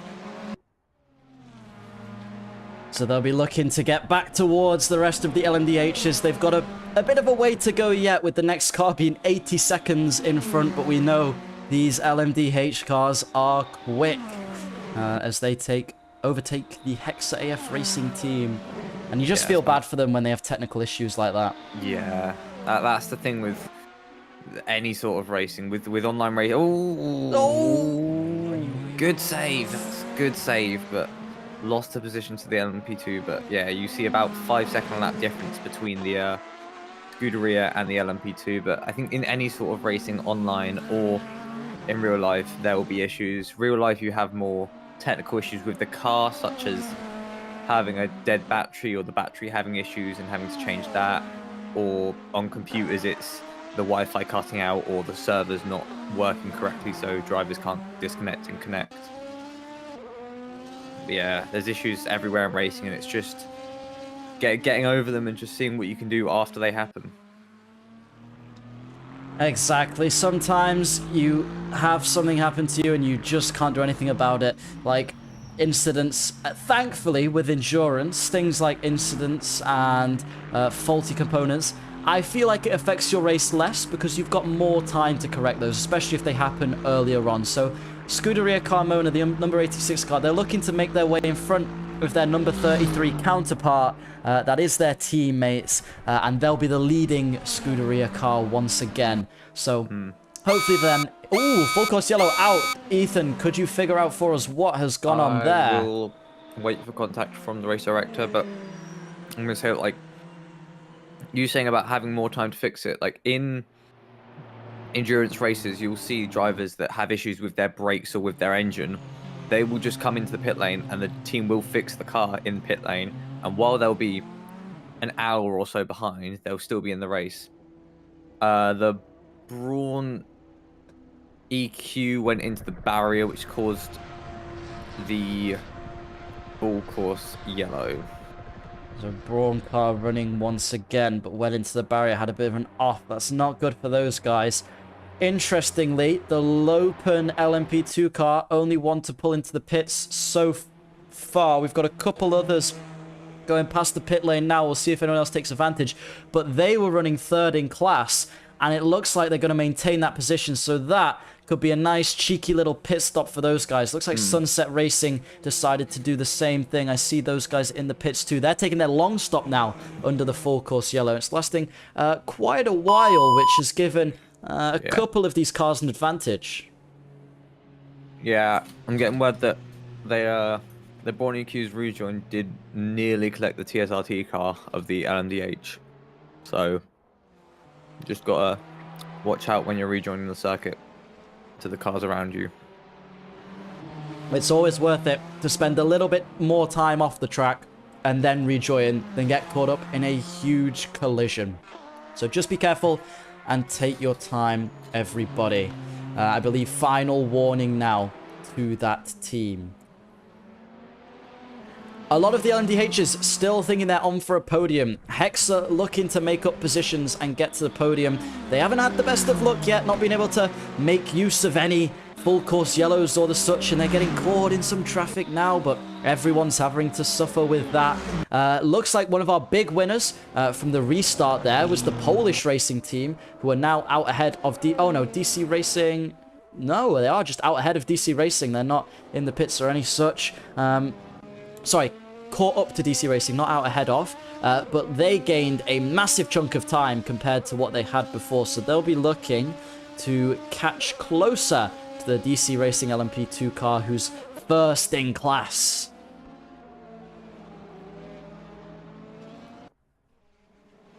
Crash Test Dummies have closed the gap up to Sunset Racing as well, which could mean the battle for 5th in class is on. And Crash Test Dummies, we saw them before a little bit further behind, but they've made up quite a lot of pace recently, so that's good on them. Very impressive stint from those guys there. We've not had a look in for a while, but TSRT, their GTE team, still in first. No commentator's curse from us, as Lopen's GTE team looks to close the gap to 3rd in class to RSK Motorsports. Just 7 seconds, the gap between those two. Saw Lopen Exiles having a couple instants here and there, and they were running in 3rd earlier. So they'll be looking to catch up to that position once again and maintain that place as the special ones overtake ART, who seem to have pulled into the pits. So a lot of action going on in our GTE pit lane. A little bit wide from the special ones through turn 1 there. But if that's their racing line, then they're definitely living up to the name. We got Team Panther Racing in pit lane right now. They've been passed by 2 of the LMP2 cars right now, but they are probably still yet to pit. The Brawn EQ are making their driver swap, it seems, because they are disconnected from the server. Interesting to note, Onid Esports, we've not talked about them for a while. They're sitting comfortably in 2nd at the moment. They've been making some big moves towards DC Racing, just slowly gaining time over a couple laps. We see here, still in the GT pack, the Not Too Fast Racing team, a couple laps down, but they've managed to come out in front of a few cars, which they're going to be happy about, because it's all about having fun and trying to maximize what you can get out of your car. 100%.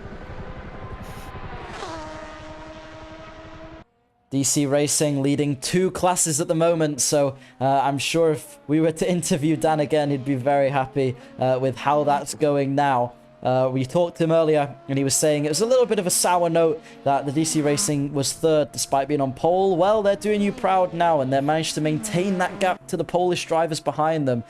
Difficult to gain too much time when there's so much lap traffic, and you'll see the big DC car in the LMDH category. It makes the LMP2 look like a toy as it's about to fly past its LMP2 counterpart.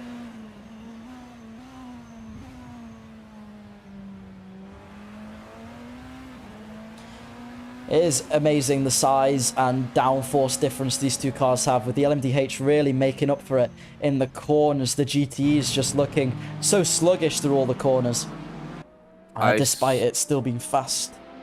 Seen another decision from the stewards. The 73-born XEQ car got a 10-second penalty for causing a collision into the 99 Lopen Esports team.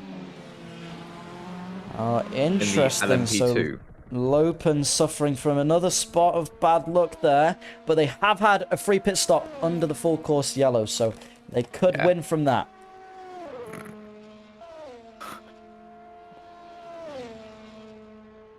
Seen the clip of the incident. It's just interesting to see, let's say. Both Lopen teams at the moment running reasonably well. The Exiles looking to continue what they were able to do in Spa, which was to finish in first. Whether they'll be able to do that again today, looking more likely that it might be a podium if they can catch up to RSK ahead. TSRT and Scuderia Carmona have been dominating the race at the moment, running 1-2, just 50 seconds apart, so still all to play for over the next 6.5 hours between those two. All 30 drivers that started this race, or all 30 teams that started this race, are still going. That is impressive. 30 teams still running in this race, no retirements as of yet. Let's have a talk about Onid Esports. They are all new together in the team, but the Gap team was Aidan Carter, one of the team members' old team, and he was the owner of a well-known ACC esports team, Pulse Simsport, and they recently closed down to start Onid. Very nice. So many world championships over on ACC for them. Further down the pack, we see overtaking one of the Scuderia Carmona cars in LMP2. We've got Apex Digital Motorsport Helios Eclipse is the full name. They only have one driver carrying over from their last outing in the 6 hours of Spa. And on her own merit, with Milia pit engineer in the headset the whole time, Mika managed to race over there. Tom is a fan of ASMR and is well trained in dodging missiles with a Schumacher-like driving style. They have a horse expert, Ziu, who is the livery designer and a driver. And they have Johnson Bourne, who is from Sweden. Linus Johnson is also one of their drivers, so they have quite a big team here today. So they'll be hoping to make up some positions. I'm just looking at the I've got some different data up on my screen, looking at the top speeds of some of the cars, and I'd say that the Team Panther Racing are running quite a low downforce, as they're about 5 to 10 kilometers faster than any other LMDH team when it comes to their final top speed. That's probably with using the battery as well, but going from our leaders having 314 kilometer top speed on their fastest lap, and the Team Panther Racing having a 323 on their fastest lap. So very low downforce from this team. Yeah, will that pay off for them? We talked earlier about Lopen's LMP2 team. We had a little chat with them. We can have a look at their Exiles team as well. They are number 14. They have Life Delicious and Lord Jesus, so another two-man team. So it's going to be 5 hours of racing if they split it evenly between them. It's going to be a tough one for both of the drivers there. They did a 12 hours, though, of Mugello together, and they recently upgraded Life to a CSL DD. And won the previous, obviously won the previous OC race with P-Cup, so Lopen looking to continue that glory with new equipment and a good team that have worked together well before. Lopen is obviously a novice league that they partake in, and it's an Evangelion skin. That's what it's based off. A message for the stream is that they enjoy these races a lot. It's a great organization, and they hope to have a chat with us on an interview soon. So that would be very fun. I've just noticed I'm actually in the Lopen Discord, and I can see all 5 of them sat in the voice chat right now. That is quite funny. All talking to each other. We see the LMDH caps now all around a lap to each car, which probably means they're running some alternate strategies. If you are just tuning in, we have 6 hours and 23 minutes left of racing here at Daytona. If you are enjoying the stream and you would like to hit the like button, it helps us out massively. I am Dan No Skill, your commentator, and I'm joined by Ethan Mills, or Portal Fawn, over on YouTube. Hello. The co-commentator here, who's been doing an awesome job over the past 3 and a bit hours. Positive Perception making their way towards Lopen Esports LMP2 team. Just 5 seconds in it. Whether they'll be able to make a move happen there, we'll see. Looks like Lopen LMP2 team dropping back a little bit. They were in 3rd before. That now goes over to the Scuderia Carmona number 33 car, who are running 3rd in class for LMP2. So Positive Perception may have the chance to make up some positions if they can keep that pace up.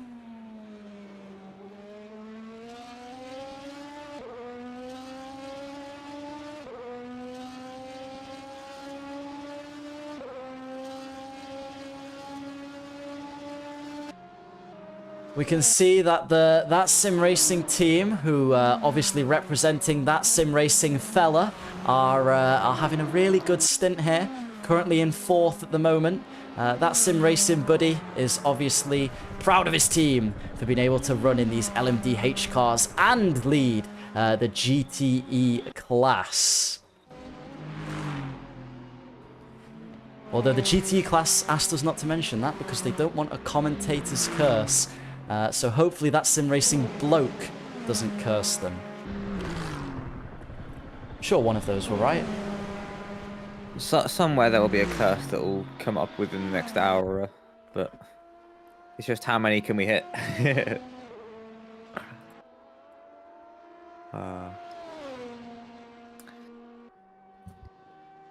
Yeah, how many commentators' curses can we hit? I think we've cursed the Polish team, because every time I mention that they're gaining to DC Racing, they drop back. Although last lap, around a 10th, they were faster than DC Racing's LMP2 team. So, DC Racing need to keep that consistency, because just 5 seconds in it. Out of curiosity, do you remember if DC Racing had some kind of penalty? The DC Racing LMP2 team, I don't believe so, but I can go and look through quick to double check it. I couldn't. Oh, bit of a lockup into turn 1 there as well, getting all out of shape. DC Racing, thankfully, not going to hinder them too much. They've got a bit of a cushion for the car behind.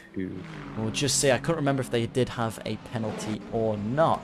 There's a 10-second penalty here, but that was at 25 minutes to 2, so about 2 hours ago. So, if they have served that penalty already, they will be fine. If not, the Polish team will be inheriting the lead. As we see as that, Apex Digital Motorsport now lapping the Lopen Esports Exiles, who are looking to close in on RSK Motorsports, who've been putting in a very consistent stint. I always feel bad. I feel like I've overlooked RSK a little bit. They're running 3rd in class at the moment. and they've been very quiet, which isn't necessarily a bad thing. It means they're just being consistent, and it's a great looking livery from RSK there. So we'll show a little bit of love to those guys over at RSK. Have we got any information on them? I'll have a look now. No information on them. We just know it's Rune Coleman and Sver Coleman, so they're the two brothers racing together. So great to see. Car does look very good. I got to learn off of these people how to make liveries, because my cars all look very basic and boring, so I need to learn a bit. Heard of a great tutorial. Yes. It's more just color combination I need to work on, because green and yellow, it's a bit boring at the minute. In come DC Racing and the Polish team to the pits. It'll be interesting to know if the 33 Scuderia Carmona car follows suit. We are heading towards the end of people's stints here as we head towards the 6-hour mark, so it'll be interesting to see what strategy choices each team makes.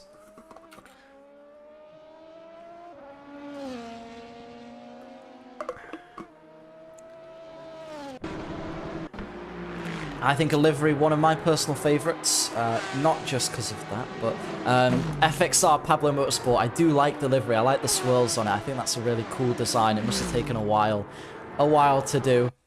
Not Too Fast Racing as well. They have a cool design on their Porsche car. The little tartan pattern, it's looking really good. And other than that, I think all of the liveries are looking clean. DC Racing's is clean. OC Esports managed to pack theirs full of colour, which looks great, and a couple carbon fibre things here and there over it, which is looking very good. As the 86 Scuderia Carmona car is about to overtake their 33 counterpart to become the lead Scuderia. Yes, very good. So these two teams, they aren't going to make it too difficult for each other, mostly because they're in different classes, but they're also run by the same person, so that shouldn't be too difficult. Nice. We should be getting Luca Casale in at some point to help with the commentary, as I'm going to dip off for a bit once he gets here. Hello, Luca. Good evening. I'll hand off the second commentator role to you, and I'll let you two have a good couple of hours. I'll jump in later at some point. So Luca here joining me now. You've just been doing some stewarding. How's it been going? It looks pretty hectic on your end. Well, there's been a lot of reports, but so far there's not been many issues. There's been a few teams that have been a little bit sketchy, but so far everything's going quite well. There's not been many major crashes, so far so good. That is excellent to hear. Not many major crashes, and so far so good. So all the penalties coming out, just your standard sim racing stuff. Most people respecting each other quite well. We've got the 55 Scuderia Carmona car running at the back of the grid there. I like that they've done something different with all the liveries. It looks really good. Very clean. Yeah, definitely. I know their sister team in one of the top classes had a few issues, I'm pretty sure, with joining. I think that was them. Yeah, the 86 car did have a couple issues, and it looks like as the Polish LMP2 team and DC Racing LMP2 team pull out the pits together, they are going to be close on track with each other. You would not like to be either of those at the moment. It's going to be a lot of pressure to whichever drivers have jumped in the reins there, and not far off behind now is the number 33 Scuderia Carmona, the LMP2 that is leading the bunch of Scuderias apart from their LMDH car. But they're going to be looking to gain some time and try and go for second place. They're running comfortably in third at the moment, although they are in the pits now, so that gap is going to open up again. DC Racing goes into the West Horseshoe as the Polish team are coming through it as well. Sorry, to in and out. So DC Racing not that much further ahead, really. When you look at the onboard, you can just about spot them as the dot at the top of your screen now, the top left of that oval. And that's 5-second gap in racing, so really nothing much at all. I'm sure with times the Polish team are doing, they might just be able to catch up quite quickly as they have been closing that gap for. Or were they in front? I'm not too entirely sure. So yeah, they've been But- trying to catch for the past few laps. They were in front at one point, but DC Racing at the moment holding both leads. Onid is pulling out of the pits. OC Esports has moved into second because of that. So Onid just coming out now. They're in the West Horseshoe, whereas OC Esports all the way already on the oval going around there. So it's going to be interesting to see if Onid's pit strategy works, or if they're going to have to catch back up to OC. It's only a 44-second gap. So P2, the fight for P2, is on between these two. It might be a battle of pace. It might be a battle on track. We will see. Yeah, a good point is that there's a lot of strategy in these endurance races. You wouldn't really think so, but with the 5 required driver swaps, it means different teams will be trying different strategies. We know OC Esports did, I believe, 3 or 4 long stops already. Well, might make them a little bit slower in the far end, with people might having to do longer stints, and that might just affect the overall lap times. So Pitch has been in the car now. He's going for a 3-hour stint this time, so he's getting left in for a while. But they have changed up their stint timings, hoping to make up some positions by avoiding too many long stops early on. Similar to DC Racing, who are leading at the moment. They've not taken many of their long stops yet, so they've been having some longer stints there. Lopen Esports LMP2 team is catching to DSR. DSR obviously containing some real life racing drivers, and they're gonna have to put those skills to use as Lopen tries to make up a position. Just 1.5 seconds the gap between those two. Yeah, Lopen seems to have a lot of bad luck so far. Hopefully that can all turn around and they can get going again, get near that top where they once were. Yeah, we saw them running P3 in class at one point, now all the way down to bottom in class for LMP2. So their next job is to get past DSR after some very unlucky things happening to them. But whether they'll be able to get back towards the top 3, we're not sure. Speaking of the top 3, Crash Test Dummies in the pits. So Scuderia Carvona, the number 33 LMP2, still comfortably third in that position. But Crash Test Dummies had a great stint. We saw them overtaking on track a couple cars, which was very impressive. And they've made up quite a few positions.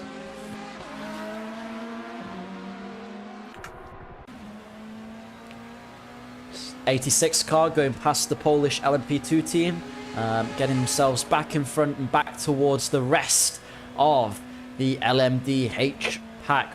Only 5 seconds as well to the DC Racing car in front, so should be relatively easy for those guys to catch up to. Yeah, now in the YouTube chat, apparently OC Racing, while his team has been racing, he's been making a new video and finishing off the thumbnail. So maybe that will be released mid-race? That'd be quite interesting. Mid-race video could well be. Remember, if you are watching over on YouTube and you haven't already, like the stream. It massively helps with the algorithm and we'll get it out to a lot more people. And we'll see just as many drivers in the next OCSS event. Yeah, there's nothing confirmed yet, but hopefully, with how successful this has been so far, there's going to be a lot more big, longer, or same time events. Or might just be very intense, just like this one. Onid Esports then, after OCE have pitted, are now back out in front in second, but the gap is just 26 seconds between the two, which for the next 6 hours and 10 minutes is going to be the job of whoever's in the cockpit of that OCE car to try and bring it down.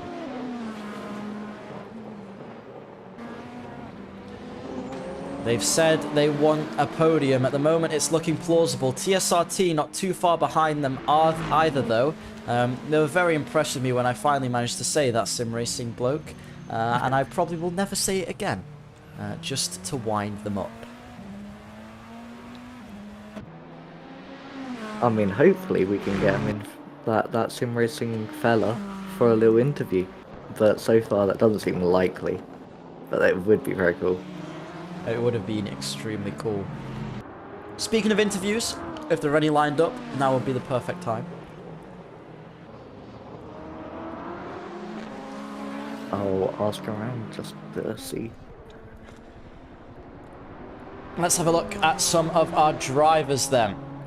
We haven't talked about the special ones. They've been having a bit of a quieter race. We've seen them involved in a few overtakes, a few incidents here and there. They've got, I'm going to butcher all of these, Sver Bjer behind the lead driver, Marco, and Felix as well. So Sver did the first stint and is from Denmark. Then me, Felix, I assume, is doing the second stint. Oh no, sorry, and then Marco. And then Marco doing the third stint. So yeah, Felix doing the second stint. He's doing Serbia. He's from Serbia or Australia or whatever he likes more. That's Marco. So Serbia, Australia, or whichever one he decides to be. Their livery, unfortunately, it's not on here at the moment, but their message is we better get some screen time. Well, here's your screen time now. Enjoy it whilst you can. Yeah, special note for that team. Earlier, in their voice channel, one of their drivers fell asleep. So hopefully he'll be awake for his stint. I believe that was Marco. But luckily, it's not. He wasn't driving. So Was that DC Racing getting back past the Scuderia Carmona LMDH? That was a brave move. Down the inside in Le Mans chicane, as Scuderia Carmona had a bit of a moment there. Keep it consistent. Sorry to interrupt you, but we've got an interview. We got Ice Tiger from the DC Racing LMP2 joining us here now.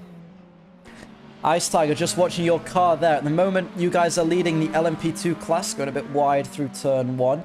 You've been holding off the Polish esports team behind you. We know those guys are quick. What's it been like?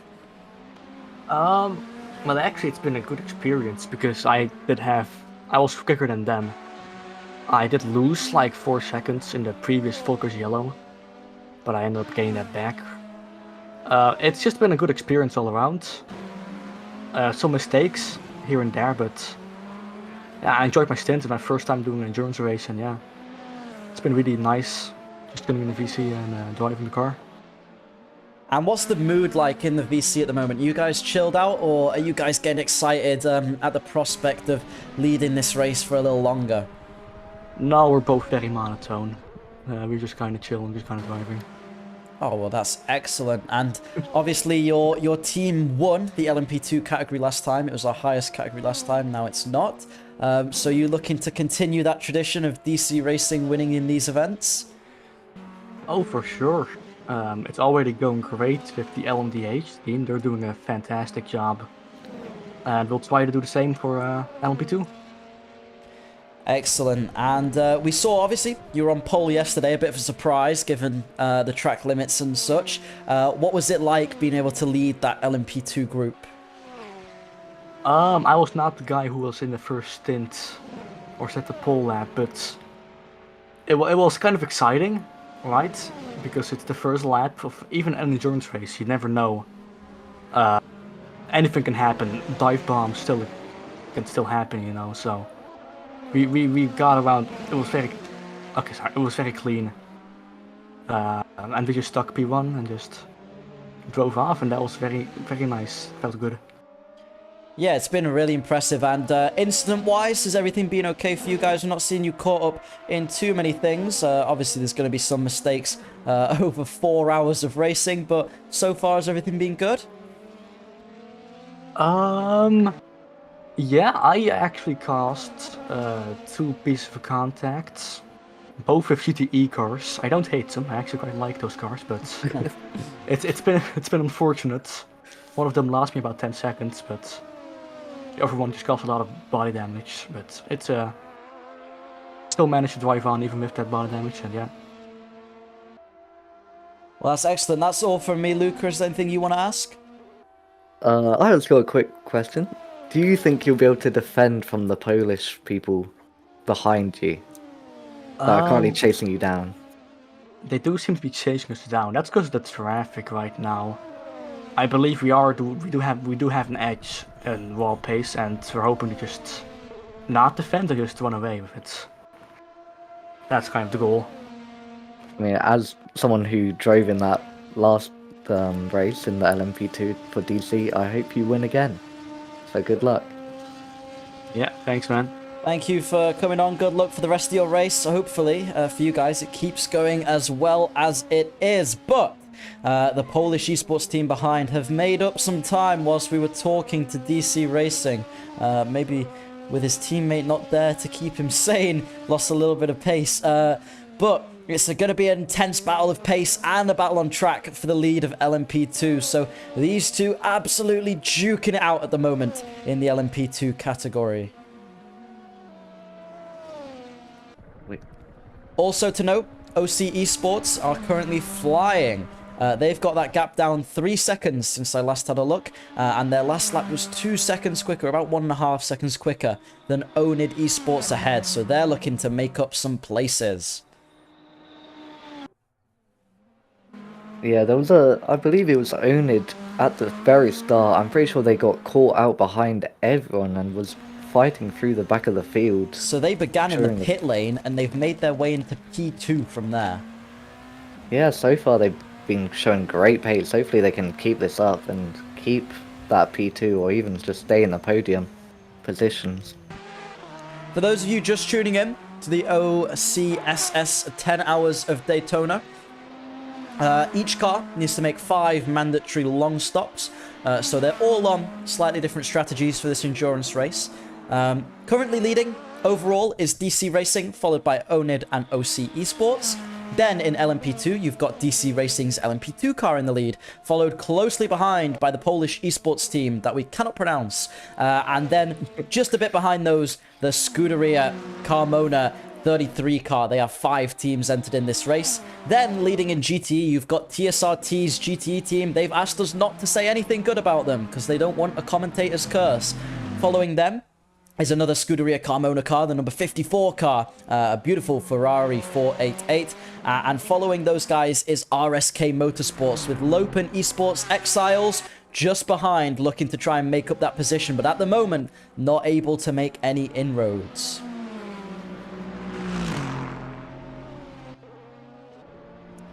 Lopen LMP2 team catching back up to DSR LMP2 then. Just 2 seconds in that race there.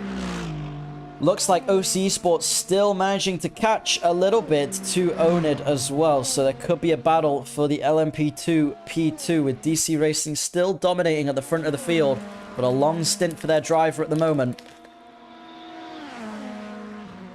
Yeah, so far the grid, even though it's been 4 hours already, there is still battles on. Sorry to interrupt, but Sunset Racing are closing in on the Scuderia Carmona 33 car, which is the LMP2 currently in 3rd place in class. So Sunset Racing now have a great opportunity to get through this LMP2 and make up some positions, just 0.6 seconds the gap.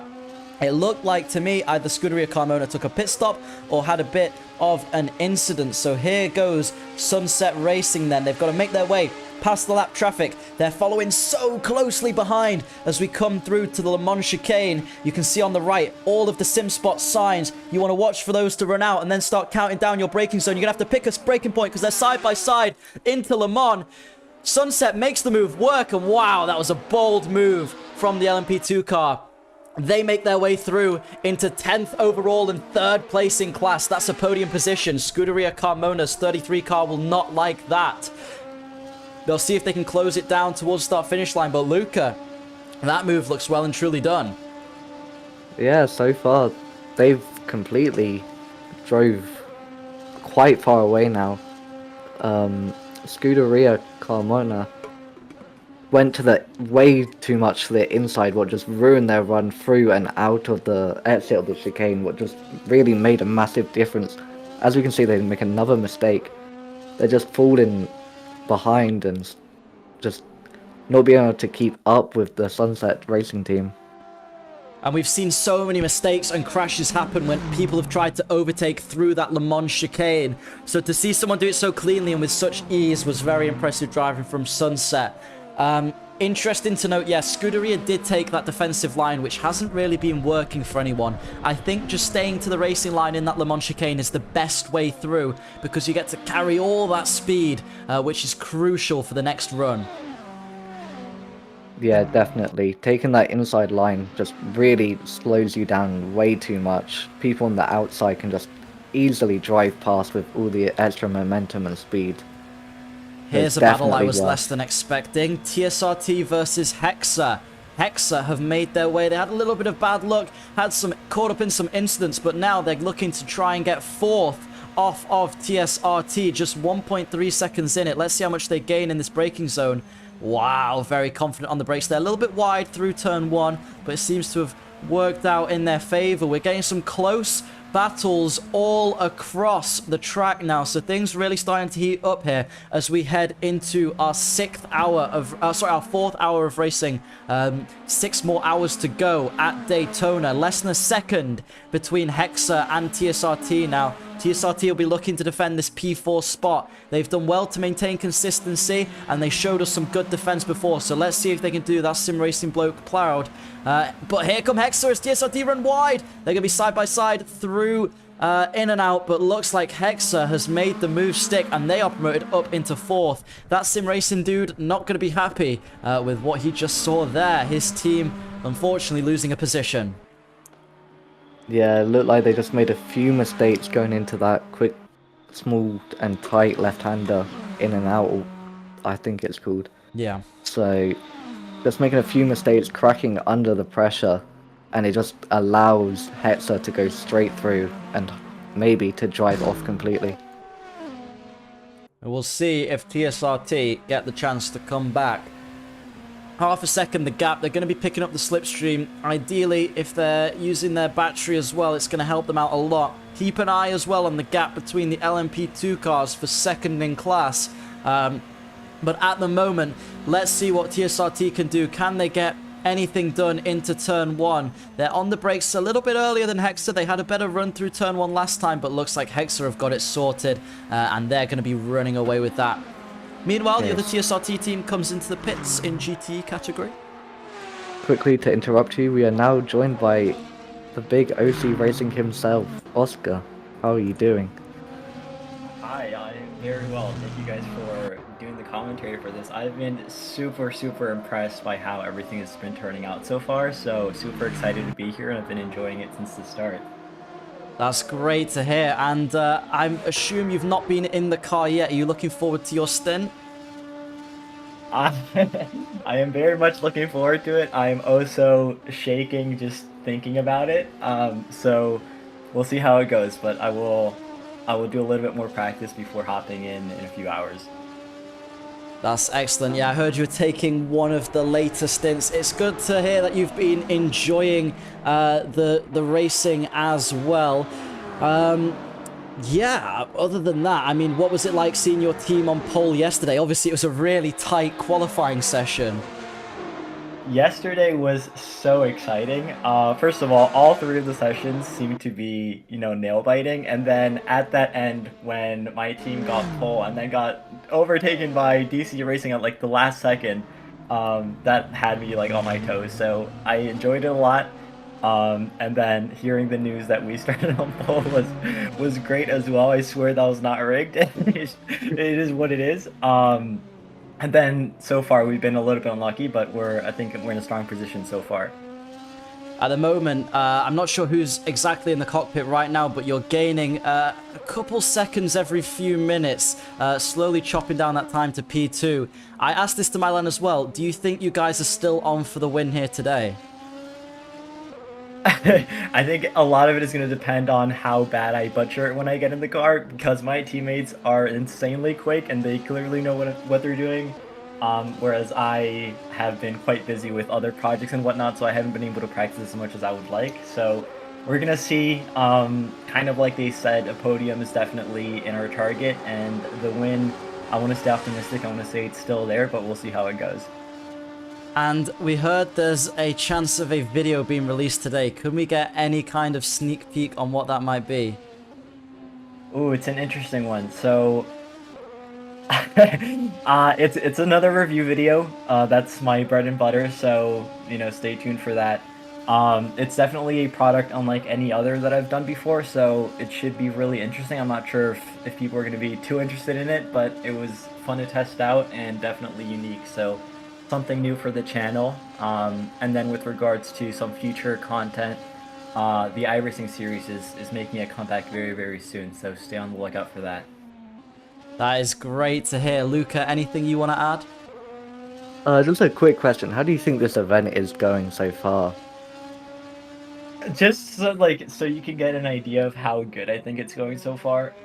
I was talking to the organizers last night because this event started at 7 in the morning for me, and I usually go to sleep at like 2 in the morning. So I was like, yeah, I'm probably not gonna wake up for the start of it just because I need my sleep.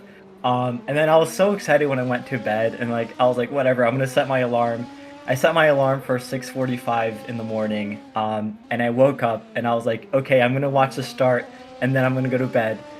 And then I just have not been able to go back to sleep because I've just been nonstop watching the stream so far. So the racing has been so good, the commentary has been amazing, interacting with the chat has been fun. So needless to say, it's been so good that I am not sleeping because of it. Oh, that's great to hear. Do you think there'll be more events, or are you hoping there's more that you'll take part in? Oh, 100%. This is the second of our longer endurance series. We've had a few fairly shorter, kind of just funny events that we've also done. So hopefully we can start doing a lot more of both going into the new year. Yeah, of course, of course. That is great to hear. And as we hear about more events coming through, we've just seen the LMP2 lead be changed with the Polish esports team side by side now with DC Racing into turn 1.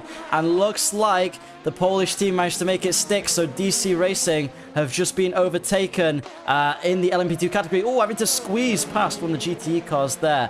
Oscar, thank you so much for joining us. There's nothing else I can add other than just thank you for letting us organize this event and use some of the drivers in your community. It's been great fun. Luca, anything else? That's it from me. No, just thank you for making this whole thing a thing, I guess. Thank you for supplying. Thank you all. You all have been doing such an amazing job. Everybody from the organizers to the commentary to the drivers to the people watching, it's all been going so well. So I'm beyond impressed, and hopefully we can have a lot more of these going into the future. That's great to hear. I hope so. All right, thank you so All much, right, well, Oscar. I'm gonna head out. All right, we'll see you later. Time Good luck for your take a stint quick later power on. nap. Yep, quick power nap, and then let's see how Great much to practice goes. it. I'm super nervous about that. Yeah, you'll be fine. Alright, good luck. Have fun. All right, appreciate you guys. See you later. Bye-bye. That was absolutely amazing, and we see now DC Racing's LMP2 car trying to come back at the Polish racing team. That battle was happening whilst we had that interview. Just goes to show the levels of excitement that we have had whilst this race has been going on. I have been thoroughly enjoying it, Luca. I don't know about you, but DC Racing looking to come back at the Polish team through turn 1. They're gaining massive amounts in the slipstream, and the Polish team, had to think about giving them the inside line there. DC Racing having to opt for the outside, side by side through turn 1. What's the lap traffic going to do? Well, they're letting past the Polish team at the moment. DC Racing going to have to follow as they head into the International Horseshoe. Here come DC Racing around that horseshoe. Get a little bit of a worse exit, it seems like, than the Poles. We're starting to pull away as we head down towards the dogleg. No overtaking through here. Far too tight in a fast corner. But the International Horseshoe, the trickiest corner on the track, it can make or break your lap. DC Racing having to let through one of the LMP cars there. And that's dropped them back a little bit and given the Polish team a chance to extend their lead. What a move and what a battle between those two. Yeah, it just shows how much lapped traffic can actually affect your racing.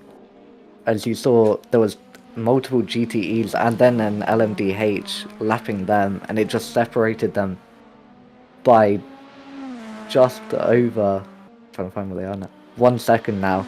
So just a small amount of cars can make such a massive difference to your race. And now they've lost the lead, so hopefully they can try and get that back. Yeah, you'll be hoping for DC Racing to get that lead back, your former LMP2 team. Another team looking to get a position back is OC Esports. They are currently 18.8 seconds behind Onid, so that gap still closing slowly but surely. Lopen and DSR have been having a little bit of a battle over in LMP2 as well. With the Lopen team managing to get past and now trying to hold off the DSR car as they get all out of shape through turn 1. That's going to drop them back. Scuderia Carmona's 54 car is currently leading the pack in GTE, followed by TSRT. But TSRT have been looking consistent, so whether that's a pit strategy thing or whether that's an actual on-track, on-pace overtake, we'll have to find out later on in this endurance event.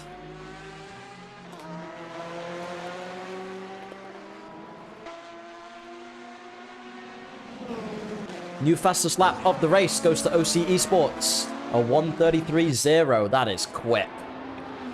Yeah, I believe it is the Thai esports driver that's in the car, and he is definitely showing why he is an esports driver. He is insanely quick. No one can get near his lap times, and he's just flying at this moment. He's catching Onid like there's no tomorrow. He's going to be there very quickly, I'm sure of it.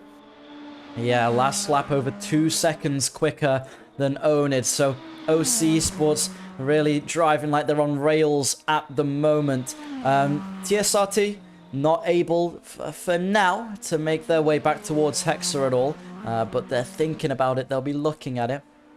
As we see positive perception there, LMDH car making a driver change. The LMP2 of Scuderia Carmona is back in third. Which is good for them, so must have been helping out. Good pit strategy for those guys. And DC Racing still not quite, although they lapped a bit faster last lap than the Polish racing team, still not quite able to get as close to them as they would like to be. But it's definitely a fight between these two. I don't think we've seen the last of it on track, do you, Luca? No, definitely not. There's so many factors that can interfere with this. Lapped cars, just pace really doesn't matter at the moment. It's all about how efficiently you can lap these cars and get lapped by the faster class. And so far, the Polish team might just be doing it that little bit better. Yeah, all the pace helps. It's all about, it's all about tenths and hundredths of a second in racing. So being able to navigate that traffic well will give you a big advantage. You see DC Racing, I think, getting a bit held up behind one of the positive perception cars there too. Oh, they will get a massive bit of slipstream down these two long straights. Hopefully they'll give it up going into before turn 1 and let DC someone running through. deep into Le Mans there. It might have been the special ones. It was. Big lockup from their Aston Martin. Not what they want to happen. And that's going to sabotage their next lap as well. So a couple slow times there. ART M-Power car currently relaxing in 25th. They'll be looking to capitalize on any mistakes of people in front or behind. Yeah, they've been very unlucky this race. They've had a few disconnects. Their first driver, I believe their VR crashed, so they had to join back on a monitor, and their second driver, their force feedback didn't work, so they had to rejoin again. So far they've not had the best of races, but they aren't doing too shabby. They could always come back in this. Still got a long time to go. I think the LMP2 grid as well is really close at the moment. You've even got DSR and Lopen, even though they're towards the back of the LMP2 field, they're still within 3 seconds of each other, which is just great to see.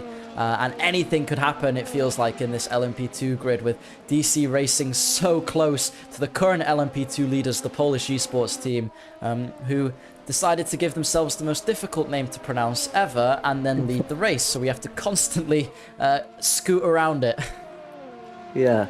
Okay, so now from ART M-Power, the number 8 car, we got Cristiano here joining us for an interview. Good afternoon, Dan, Luca. It's a pleasure to be here. Hope everything has been good with y'all. Thank you very much. It's been fun to see your car, first of all. I like to say the livery's just looking really good. I like the colours on it. I think you're in for a pit stop at the moment. Is that a driver swap, or is it just a fuel and tyres? Fuel and tires.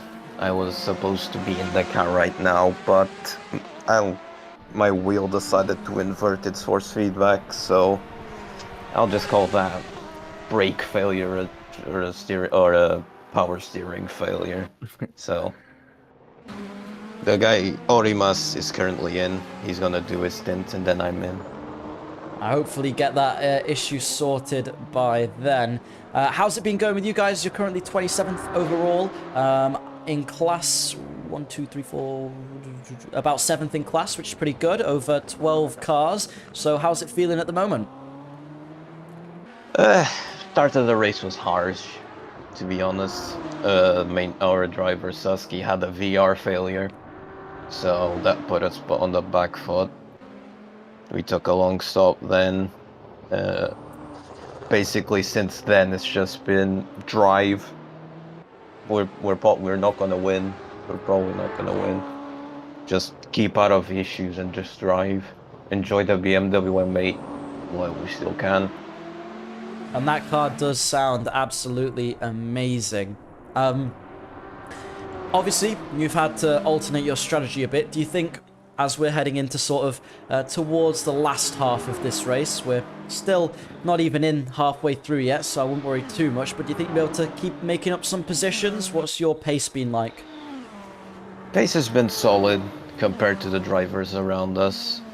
We possibly could make some positions if the drivers ahead, for example, have some issues with lapping, damage, or get some penalties. But we've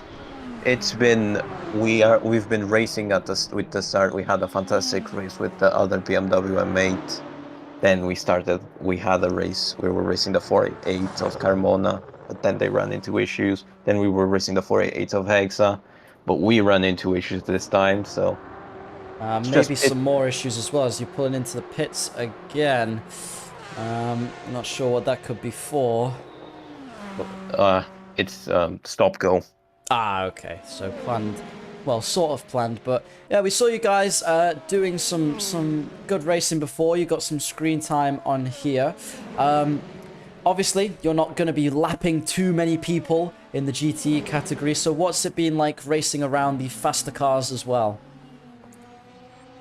Well, most of the times it's been good. Everybody's been respectful. Some drivers have done some worrying moves for us. Sometimes we were getting a bit scared, but some drivers, for example, I have to give it to the crash test dummies team LMP2 early on. They were lapping us at the bus stop, and they just decided to wait a bit to let us do the bus stop safely. Then we went and he overtook us, so I commend them for that. Thank you for your patience, but not many issues so far. Well, that's good then, as long as everyone's being reasonably respectful. One last thing that I want to ask. We've seen a lot of these GT cars locking up into quite a few corners. Just saw one there on the Hexa car. Has that been an issue for you guys, or have you been okay with the brakes? It's been a bit of an issue. These cars are extremely easy to lock up because the way the brake power and the tires themselves are, you can lock up very easily, even if you move brake bias and move the brake power. But it's something you can very much deal with. So, management. Running a bit deep there through Le Mans, but managed to make it work. Luca, have you got anything you would like to add? I've just got a quick question about your livery. What was the inspiration? Because it looks really good. First of all, thank you.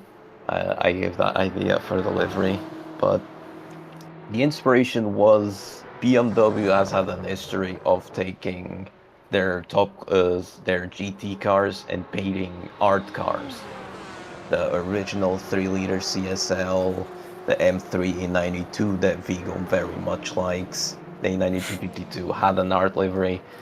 So since we were driving an M8, it's probably the last time we'll see an M8. Let's send it off while having fun. Let's make it look good. Let's keep that BMW tradition of making an art car and racing it. So that's our livery. I've done a great job with it. It looks really, really good. Thank Barbarian Pirate or Nacho Soria from the Not So Fast racing team. He also made that Porsche, the 69. Oh, so yeah. that man, he knows. Yeah, he's an absolute wizard of making liveries. All right, well, thank you very much for joining us. I've not got anything else left to say, Luca, do you? No, I don't either. Thank you for joining us. Oh, Was that... Oh, that was the Polish team getting all out of shape, and that's given DC Racing the lead in LMP2. Just a little incident like that, and you've lost all of the lead you've built up. Cristiano, thank you so much for joining us. We wish you well with the rest of your race in GTE. You've got 11 seconds to Hexa after your stop and go, so hopefully you can make that up. Thank you, and best of commentating to you too. Thank you very much.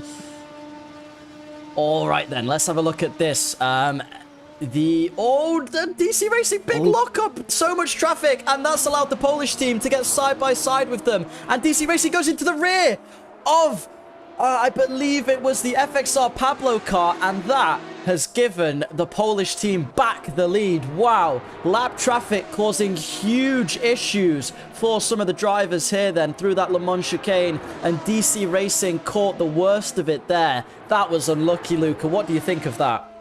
that was a crazy half lap itself from the Polish team going into the number 8 car and then spinning them and DC going through. But now the opposite has just happened. DC got trapped in with a bunch of traffic and has now lost the place back to the Polish. So it just shows how crazy endurance racing is, with just a small amount of traffic and totally changed everything.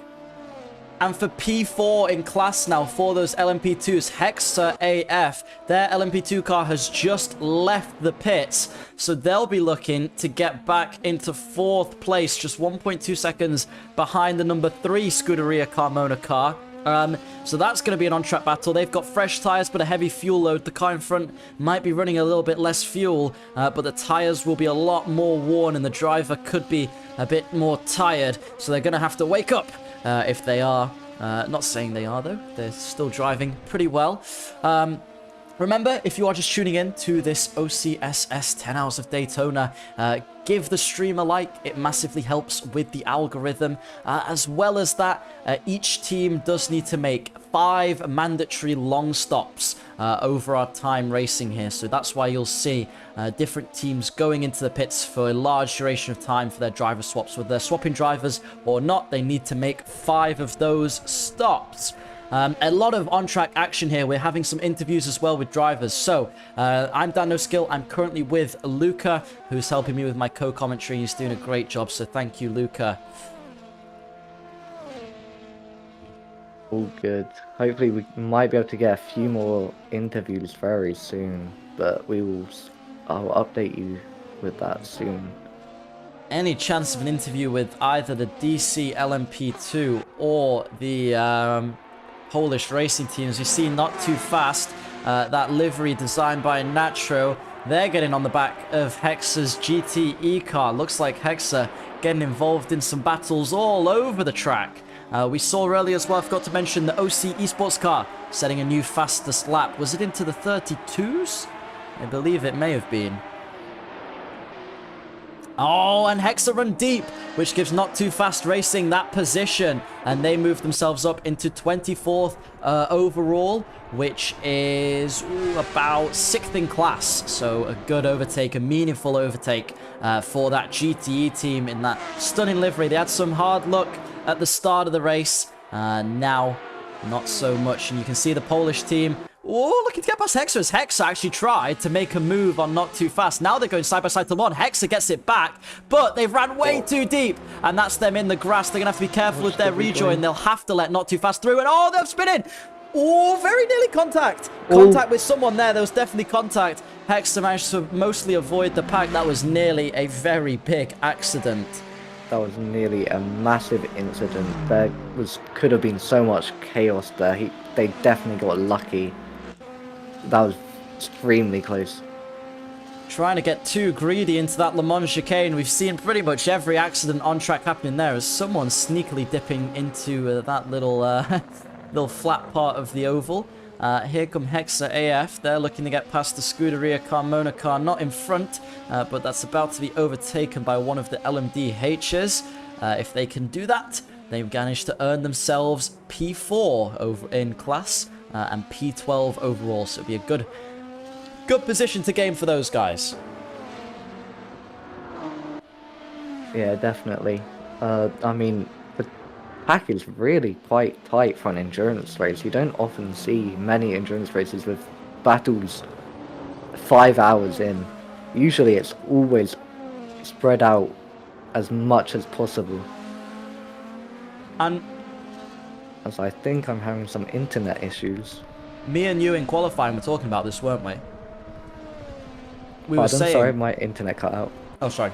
In qualifying, we were saying that actually the grid were surprisingly close for a qualifying session. So it's actually been really exciting to see that pay off in the race. And in fact, all throughout the field, people are closing up. At the moment, your GT leaders is the 54 Scuderia Carmona car, followed behind by that sim racing team. And then the Lopen Exiles have managed to make their way through pit stops at the moment, past RSK. We saw them close on track earlier. Whether that battle will open back up, we will have to find out. But yeah, unusual to see so many battles around the 10-second and even below the 5-second mark. So exciting racing here at Daytona. You don't want to miss it. Yeah, I mean, it definitely helps with all the fixed setups and, well, extremely close balance of performance that was done to the GTEs. It just shows that although people might not like to drive it, it gives amazing racing and really makes the pack really close together. Just based on pure skill rather than setups. And I mean, so far there's been plenty of battles, so it's working very well. I think the only place you can really commend someone for driving dominantly at the moment is the DC Racing LMDH car in first.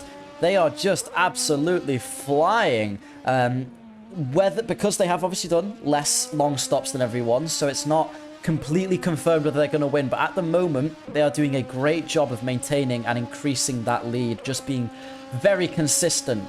So props to them in what is a very tightly packed grid, with OC Esports still gaining on P2. Yeah, 100%.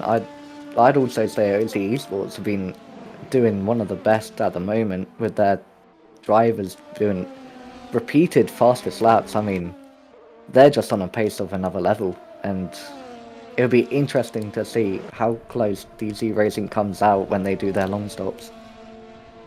Yeah, DC Racing, I think, still needing to do extra long stops. Remember, you've got to do 5 over this race, so normally around the last hour and a half mark, everyone ends up having done their final long stops, and we get a race that is purely pace-based. But it is definitely surprising in endurance to see nearly halfway through this 10-hour long race, so many battles so close on the track.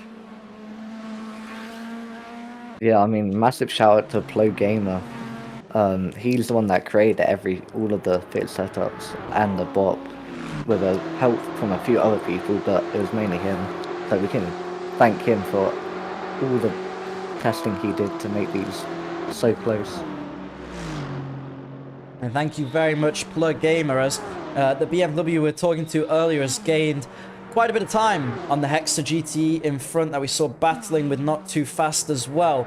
So this battle towards the midfield of the GTE pack is really heating up. And in saying that as well, some of the, the battle for the lead of LMP2 well and truly underway too. And Hexa AF battling for 4th in LMP2 as well as the battle for 2nd in LMDH. So it's all to play for still as we head into the 4.5 hour mark here at Daytona.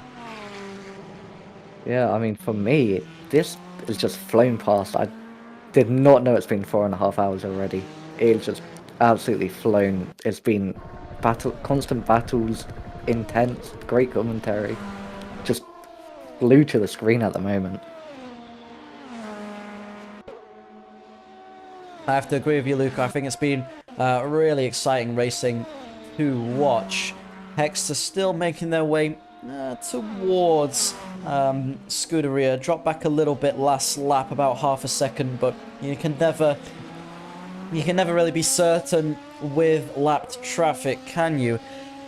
Is that DC Racing? I think it is, looking to lap the Scuderia car in front of Hexa, yeah. Yeah, it is. I mean, they are both LMDH, aren't they? It might be a bit more difficult for DC Racing to lap them unless they completely give it up. Which is actually costing DC Racing a lot of time to the Polish team in front of them.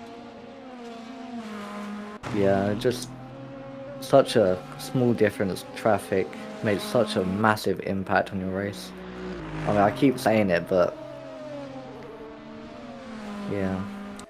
If you're wondering just how the map key works, your red cars are your LMDH cars, the fastest cars we have here on track. Your green cars are your GTE cars, your slowest cars here on track. And your grey cars, as we see, a couple cars going off the track there. Your grey cars are your LMP2s, which are the middle of the road pack. And here goes DC Racing, eventually getting round that Scuderia car with... is that the... it wasn't the other DC Racing, that was the Positive Perception LMDH going around the outside of him too. You can see the pace difference is insane. Hexa hanging on to the back of this battle. We say battle, but they're getting lapped. Just hoping to make a little bit of time up. And now they've made a lot of time up into turn 1.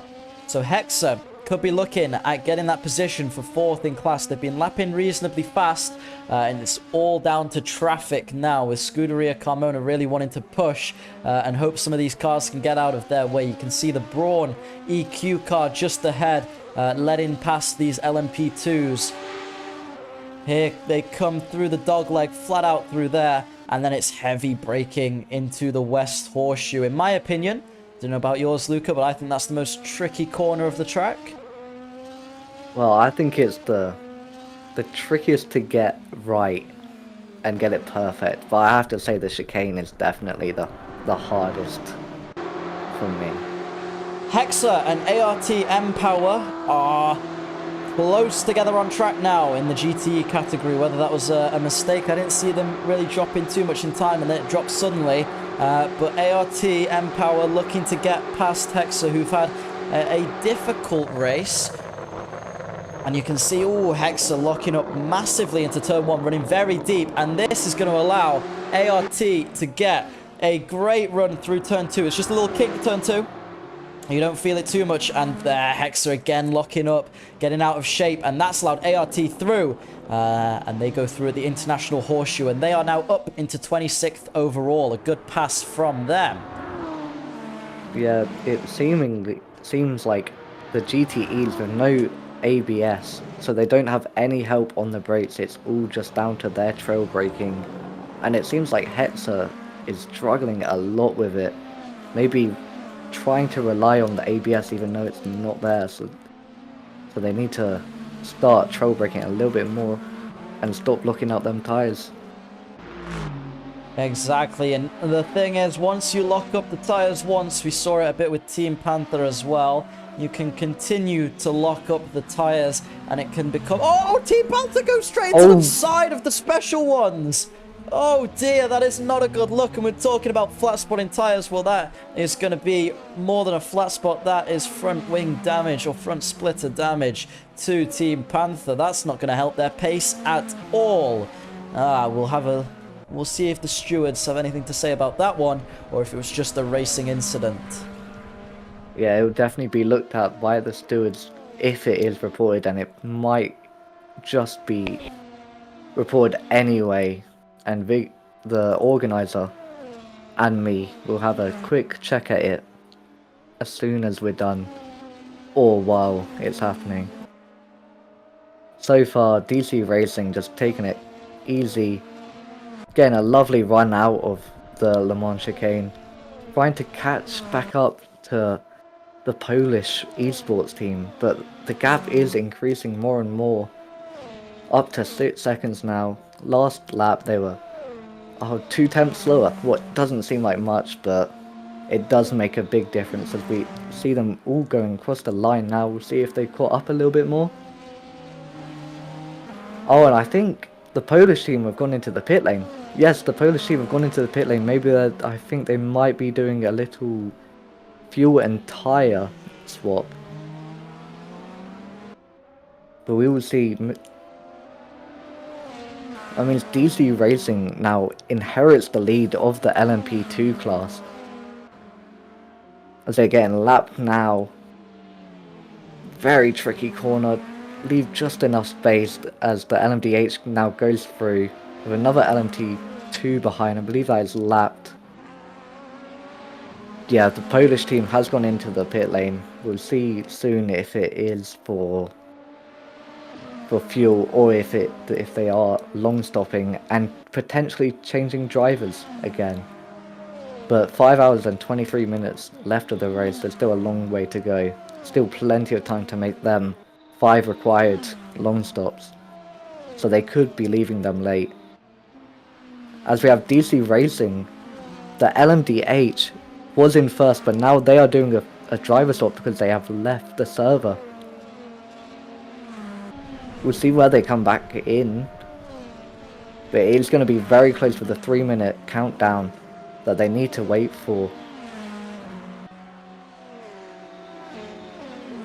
As DC Racing, the LMP2 also goes into the pit lane now. Maybe they pitted 1 lap later last time round as well, being able to just overcut the Polish team. Hopefully getting a lot better of a in-lap than them. And we'll definitely see soon with where the Polish team come out of and see if they overtake DC Racing again. So have they both gone into the pits at the same time now as well? We've seen main DC Racing team have pitted for one of their long stops. So it'll be interesting to see where both DC Racings come out.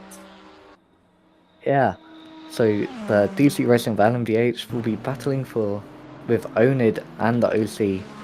While the DC Racing only doing a short stop.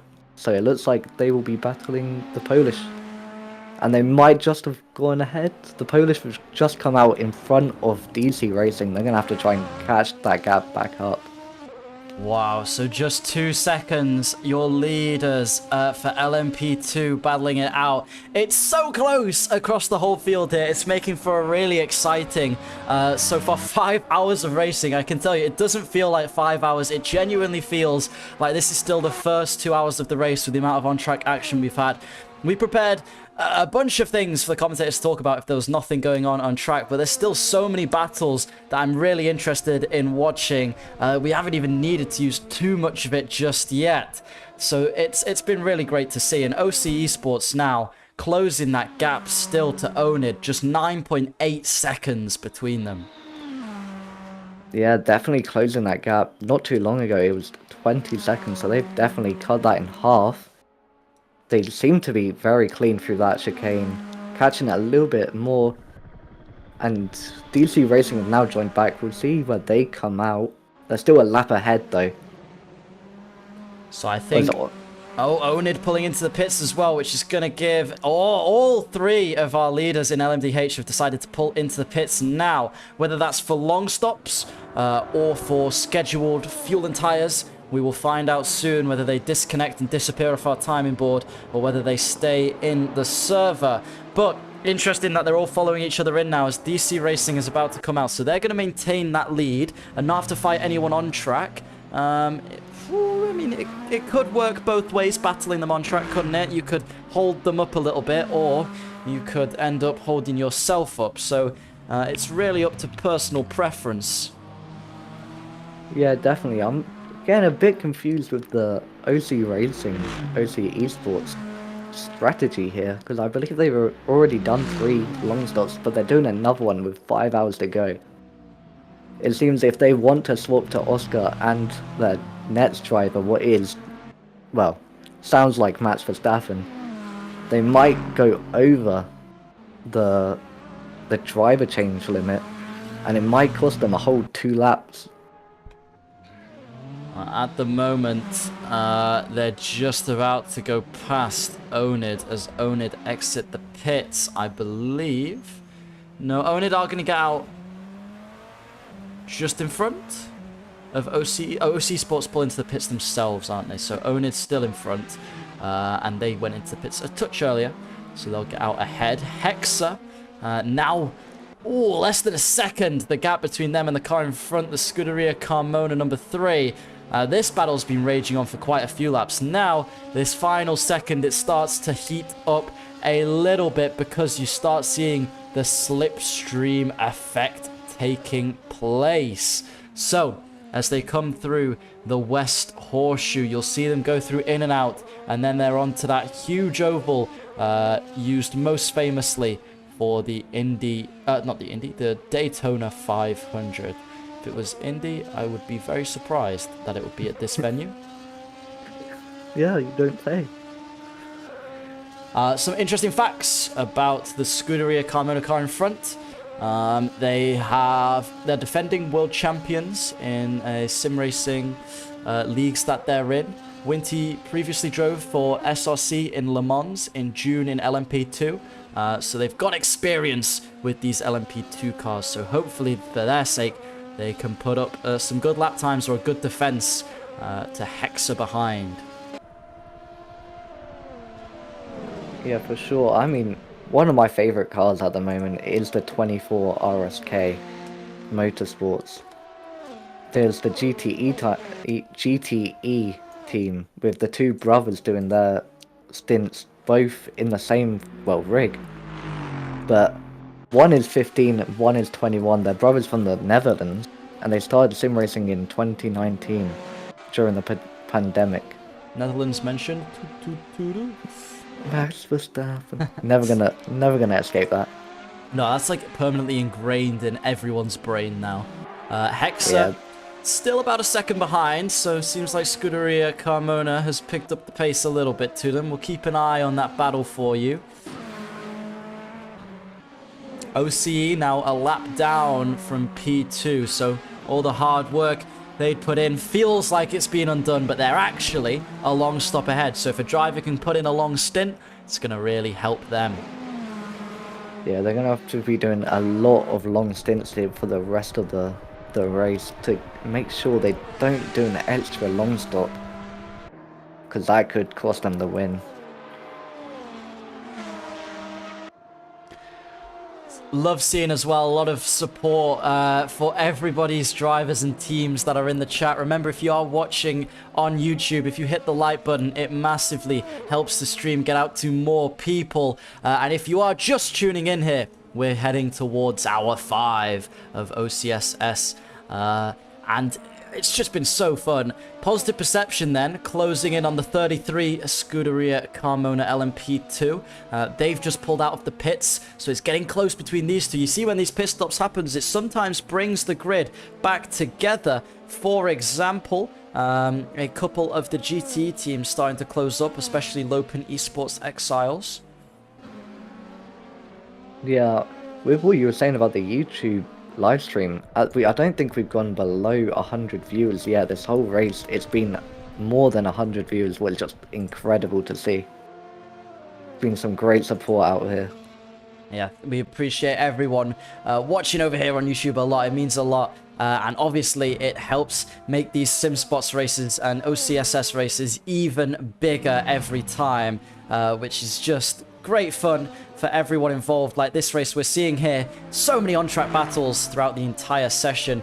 Positive Perception continuing then to gain on Scuderia Carmona. Positive Perception obviously having a real-life racing driver and someone who owns a dog shelter as well and helps, I guess, rescue dogs and things like that, which is really nice. And at the moment, what would be really nice for them is to get P15 overall, which could happen if they're able to overtake this Positive Perception car. It's funny, the Positive Perception LMP2 is actually the leading Positive Perception car out of the two, with the LMDH 4 laps behind at the moment. Yeah, I wonder how they did that. It's just very Technical curious about that. issues. Maybe, yeah, I was going to say, probably a few technical issues going on, just ruining their race, but hopefully they can get back into the LMDH grid. That would be very cool to see that come back. We've Still got seen the half the race to 86 go. car, which had similar issues. They were out for 5 minutes. They've got back towards the rest of the LMDH grid. And Apex Digital are close towards doing the same. So I think you're not out of it yet if you're far behind in the LMDH class. You've got fast cars, and if you can get some good luck too, you'll be all right.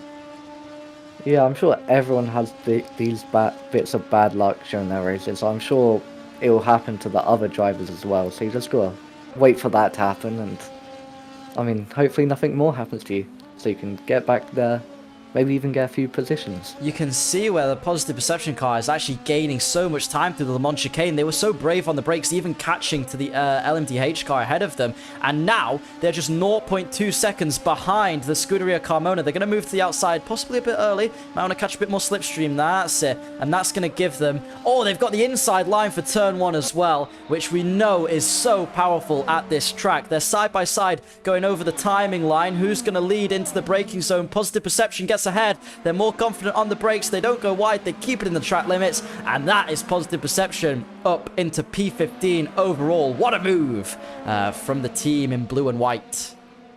That was lovely. Faking it to the outside and going to the inside.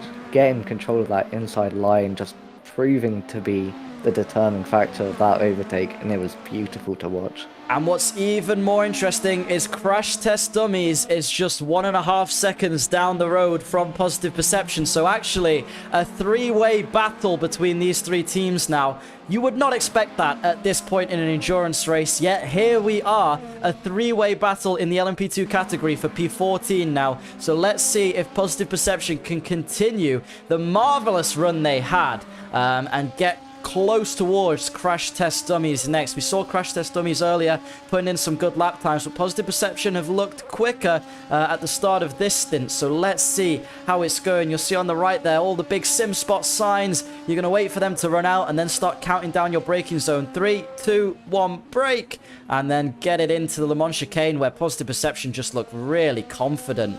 And look at that, bringing a lot of speed through there. And now catching the slipstream of Crash Test behind. It's going to be a battle of endurance, hence the name.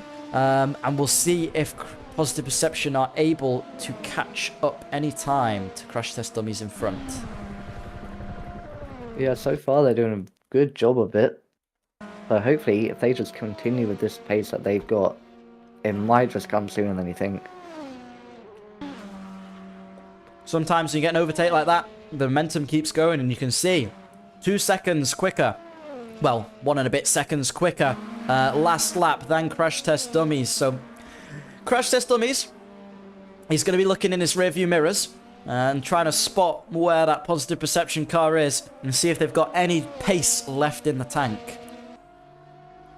Yeah, with Positive Perception, they might just get a little boost of speed, because especially for me, when I see a car up ahead, in my view, I get a little bit more speed trying to catch that car up. While Crash Test Dummies, now they're looking in their rear mirror, they might be getting pressured a little bit. They might start making a few mistakes or could just go into Positive Perception's hand and they can take that very easily. We're going to see again the importance of nailing that Le Mans chicane where, like you say, Luca, you've got to keep your cool as you go through it, because we've seen plenty of drivers making mistakes here over the last 10 hours, bringing out the full course yellow. And there, oh, I'm sorry, I commentators cursed them. And that is Positive Perception. 3 seconds away now from Crash Test Dummies. That is literally the commentator's curse. I'm so sorry. Oh, not again. Scuderia Carmona going to try and capitalize on this behind them now too in the slipstream, and they are going to undo with that small mistake all the hard work that was put in. Please don't send them the clip of me saying that. It wasn't my fault. But here goes Scuderia Carmona then round the outside of Positive Perception. Will they make the move stick? We'll find out they do. Confident on the brakes on the outside line, and that's Scuderia Carmona back into 15th position. What a battle between these 3 cars then. Positive Perception providing some great racing for our entertainment. And they're going to be trying to rectify the mistake that just happened. Like you said, their focus will have switched now. They'll have forgotten that mistake. And they'll just be concentrating on trying to catch up to the car ahead, won't they? Yeah, for sure. I mean, I'm sure you'll be getting a lot of angry messages soon. But, I mean, it's providing us with a great little battle. So, it's not all too bad after all. Yeah, my apologies. But here come Positive Perception then on the inside of In and Out. Not normally a place we see an overtake, but they're going to be side by side heading towards Le Mans. Positive Perception have got that faster section of the oval, so they should be able to get just ahead. Now, are they going to go defensive or are they going to move to the outside? Well, they can't go defensive because they still have Positive Scuderia Carmona on their rear axle. So it's side by side into Le Mans. Who's going to be last on the brakes? It's Positive Perception ahead through Le Mans, and they managed to make the move stick, so they are back into 15th place. Great racing between these two, providing us some great entertainment. Yeah, now we'll see Scuderia in the slipstream again. I think they're just a bit too far away for anything to come out of it, though. I think Positive Perception are clear for this time in turn 1. So hopefully they could just look ahead, go for Crash Test Dummies again, and just focus on that and not make any more mistakes.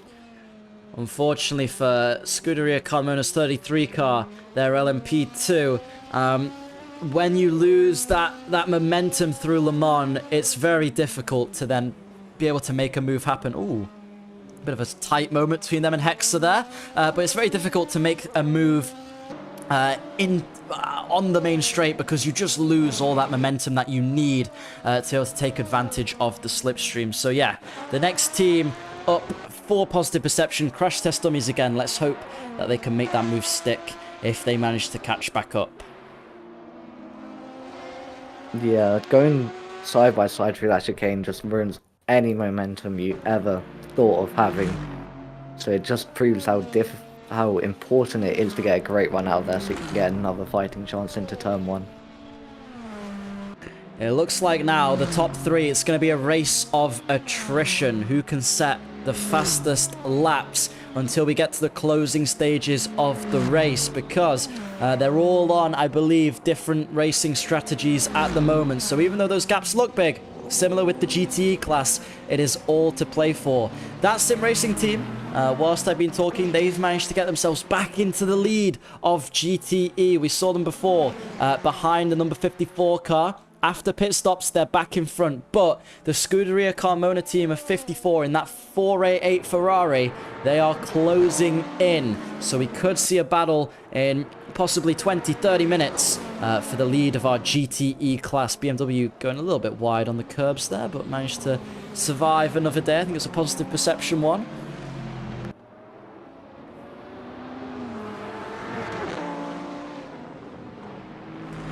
What are the curbs like at this track, Luca? Are they deadly or are they A-okay? For the most part, they are perfectly fine to take, but there are a few that can catch you out if you are not careful. But you should be okay for most of the curbs around here.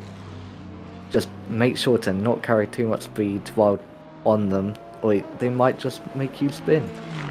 Was always an issue. Yeah, you never want to be spinning on those curbs. It's not a nice feeling. So be careful with those. You can see Positive Perception managing to make a little bit more time up on Crash Test Dummies. So they'll be hoping to get back ahead. Whether they can clean up that chicane, they'll be hoping so. Don't want to make another mistake like that through there. just a little bit late on the brakes that time and caught too much curb, like you said, and spun. Yeah, that's just the issue with these curbs in this game in like total, to be honest. If you just take that extra little bit of speed, it will ruin your whole corner and you'll end up sideways. As Hexa AF's LMDH team takes a driver swap, their LMP2 team is currently running in 3rd in class. They'll be very happy with that to get a team on the podium if they can maintain this race pace. Try not to cut too much grass though. Yeah, they recovered that very well, slowing down that extra bit just to make sure they could get slowed down and not go wide. Team Panther in the pits too, so a couple MDHs now pitting for new drivers, taking those long stops and changing round. You see that sim racing team about to overtake Hexa on the main straight, so TSRT move themselves back into 4th for now. Whether that's overall, we will have to find out, as we get a little bit wobbly into turn 1. I wonder if that sim racing bloke will have anything to say about that. Yeah, I'm sure that sim racing fella might just be a bit unimpressed with how shaky they are. Just need to make sure they keep their cool and keep it all tidy, just to get the most out of the car. What I've noticed is the 33 LMP2 car has been hanging with the positive perception ever since they got overtaken. That gap hasn't been opening up too much. In fact, they're starting to make their way a little bit more towards it. Maybe like you said, with that lack of a car in front to really push yourself towards, could their pace have dropped slightly? Yeah, I'm sure it has. I mean, that's a very common thing. But maybe they'll all close up all together and we might just get a nice little 3-way battle. It would be very cool to watch. Indeed. So a lot of close racing still all across the board here. It's been very exciting to watch. Yeah, just some great racing overall.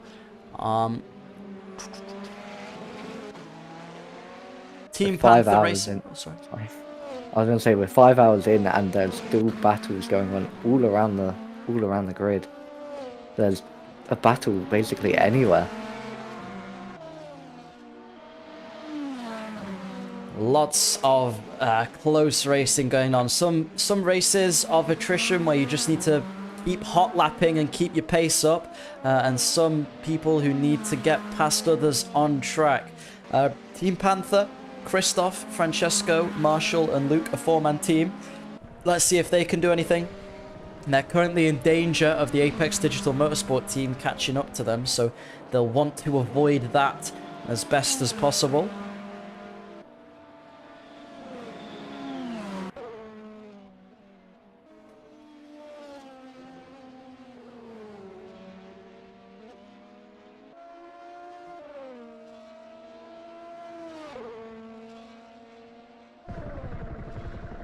Got a variety of teams all over the grid here. I think we may have gone through quite a lot of them. If we have a look into the TSRT team, currently leading in GTE category.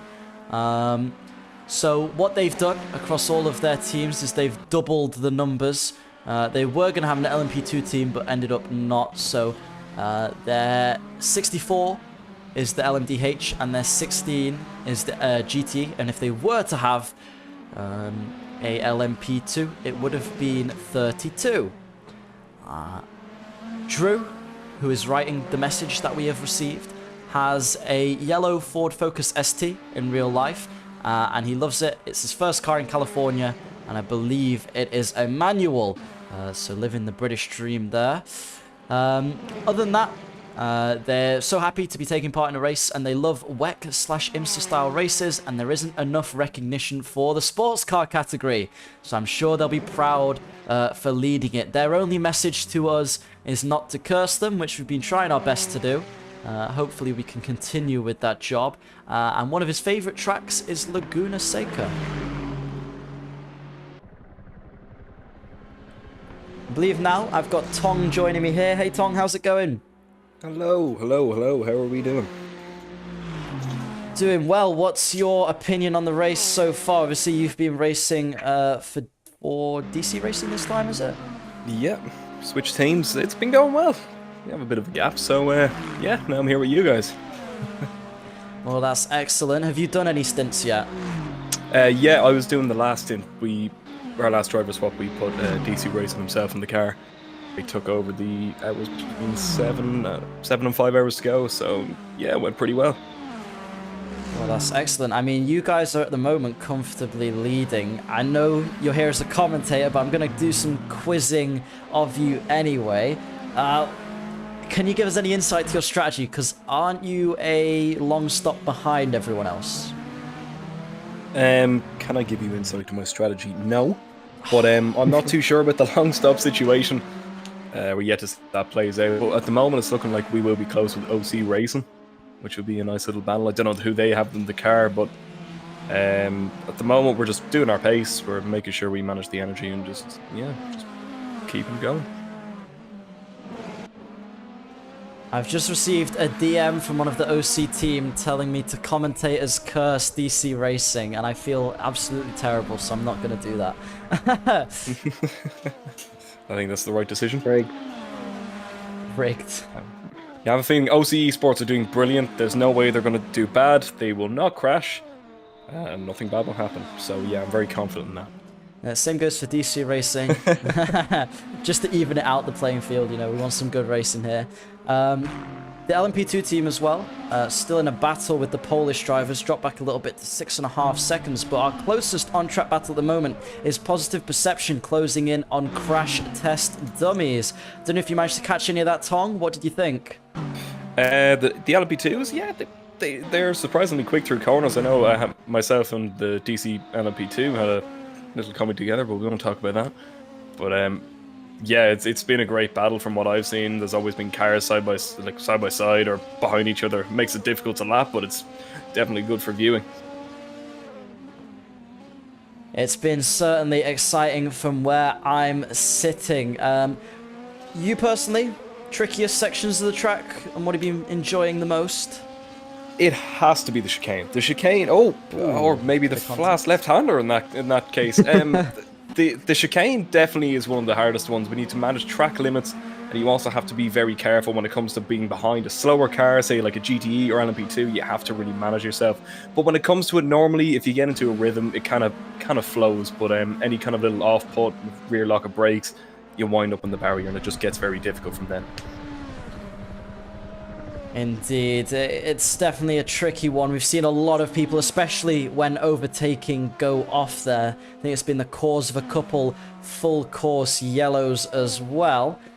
Were you in the car for any full course yellows? What did you think? Was it kind of a last minute call on strategy when those happened, or did you just stick to what you knew? I was in the car for the last full course yellow. Oh, very wide. We had one of the guys, we had Plug in for the first stint, and we had a full course yellow come out. He pit, and halfway through the pits, and then another one came out, so it definitely helped us with strategy there. But if you have a full course yellow at the right time, at the end of your pit stint, or going for a driver swap, you can gain so much time. It's honestly incredible. Yeah, the full course yellows then, a bit like a safety car, I suppose, in real racing, make or break some people's races and can really help give you a bit of an advantage. We see the number 54, Scuderia Carmona. It's been gaining on TSRT's GTE team over the past couple laps. Not by a huge margin, although last lap there was a 10-second difference, whether that was a pit stop or something along those lines, or an incident. We don't know, but they're now within 4 seconds of the leading class for GTE. It's crazy to see, actually, all of the leads, apart from the LMDH for now because of alternate strategies, are really close at the moment. Exactly, yeah, and you have a look at the, say, Scuderia Carmona, it's really make or break. If you make those mistakes, it can really go wrong. Say the other Scuderia Carmona car, which has had a tumultuous time, to say the least, but once you keep it on the track, keep consistent pace, get the right strategy. Strategy isn't really the biggest factor. Everybody's kind of following the same-ish thing, apart from driver swaps, but when it comes to making mistakes on the track, you really need to keep it consistent for this.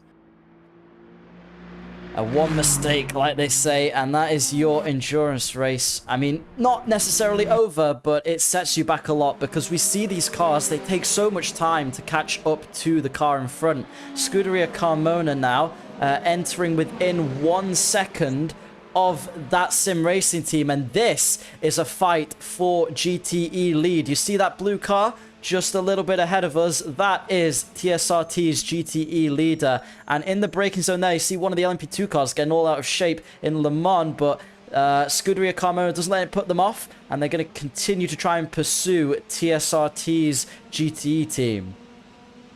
You can see there that the Scuderia Carmona definitely thought that the LMP2 was going to wipe them out, making sure don't take any risks, just don't let anything catch you. You're so close to the lead, just go get it and just don't let anything hit you. Oh, into the pits goes TSRT, so they're deciding on either a driver swap or new fuel, new tires, one of those two, but Carmona inherits the lead. They are now in first in GTE. Yeah, wow. Could be a driver swap from that sim racing team. That might drop them down around just ahead of RSK Motorsports, but yet to see. It'll be an interesting place to see where they come out, especially Carmona. When are they going to make their pit stop? I assume they're similar with strategy, given the same car, but we'll have to see. Yeah, interesting to see them with the GTE cars, because they're all different cars. They actually end up having quite a few different strategies. We saw early on, me and Ethan were talking about how many different tires they were using compared to the rest of the field. Also curious to see how cars like Lopen Esports Exiles, they were so close to RSK at one point, now they've dropped back a little bit. So the GTE field seems to be the most confusing one at the moment, just waiting to see what strategies will play out there. Especially with the tyre compounds, you never know, maybe the Aston could do well in mediums, but the Ferrari would have to go for hards. You never know, it's more compounds than we have in the LMDH, and also the LMP2 seems pretty fixed with the tyres they use. So the GT is definitely a real mix-up when it comes to the tyre strategy. GT being one of the only ones who've actually seen like the super hard tyre compound being used on their Hexa AF GT. Speaking of Hexa, they're trying to close up on TSRT. We saw them close before the pit stop. Scap seems to have opened again after it, but if they can make up some time, at the moment they're lapping around 1.5 seconds quicker than TSRT's LMDH team. Oh, and we have a car backwards. Oh dear, which car is that? The GTE car, Aston Martin backwards. Could be the special ones there. Had a couple moments in that chicane before. But yes, that's the last thing you want through the Mont chicane. But you were telling us earlier, that's probably one of the trickiest corners on the track. Easy to get a little bit out of shape in there. Exactly, yeah. And you saw just before that happened, you saw the LMDH right behind the GTE. That cost you so much time. And it's rather painful. It's like having a knife inserted into you, because you just see the delta going down and down and down and down. It's just... And it's not just in the actual corner itself, it's also the exit, because you want to carry so much speed back onto that oval to be able to get a good run down to turn 1.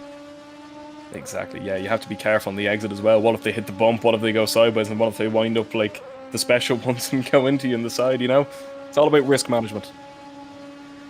And Positive Perception seem to be taking a couple less risks. We saw them charging towards crash test dummies earlier, and that cost them the ability to fight for that position. But now they seem to be taking things a little bit easier, maybe a touch of lift and coast in there as well. But they're still gaining some time towards crash test dummies, about 0.2 last lap. So LMP2, some battles happening midfield there, and the lead only separated by 10 seconds between the Polish team and DC Racing.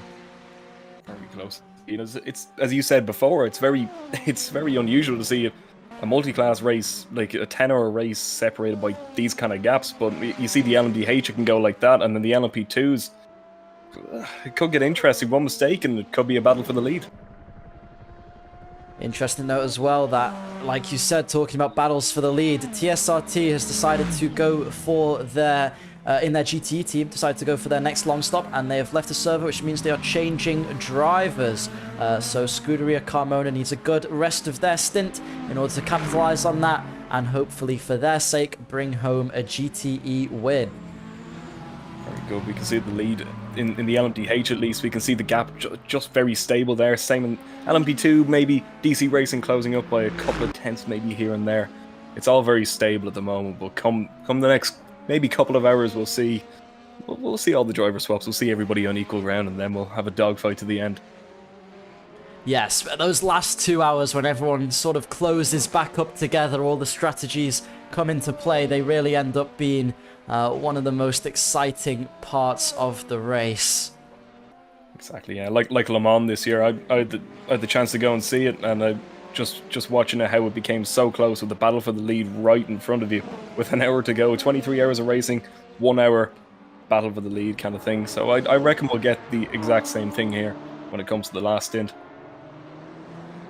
I would have to agree. I think it's going to be really exciting.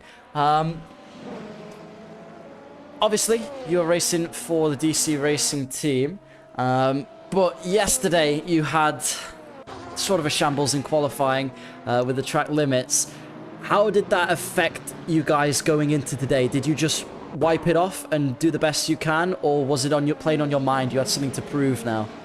It was playing on our mind a bit. I know we had all the laps deleted. It kind of came as a shock to me when I woke up in the morning and just went, oh my god. But it kind of, we started today just like, look, we're starting 9th. We have an easy chance. We're not going to get wiped out from an LMDH behind, which is a bonus. But someone could spin in front of us, so it's more like balancing. Good thing we had Plug. He made his way through just carefully, slowly, just getting through.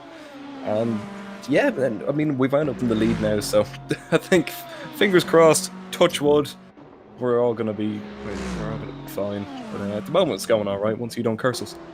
Yeah, I'll try my best not to curse anyone. I've already done it to a couple people today, so my apologies for that. We look over at this livery here on the 86 Scuderia Carmona car. Sorry, that's the wrong one. I didn't want to look. I wanted to look at this one, the number 3 car. Now, this livery is a tribute to Dale Earnhardt, who obviously passed away in 2001 at this circuit during a Daytona 500 race. So just thought it was quite a cool one to have a look at, basing it off his racing career.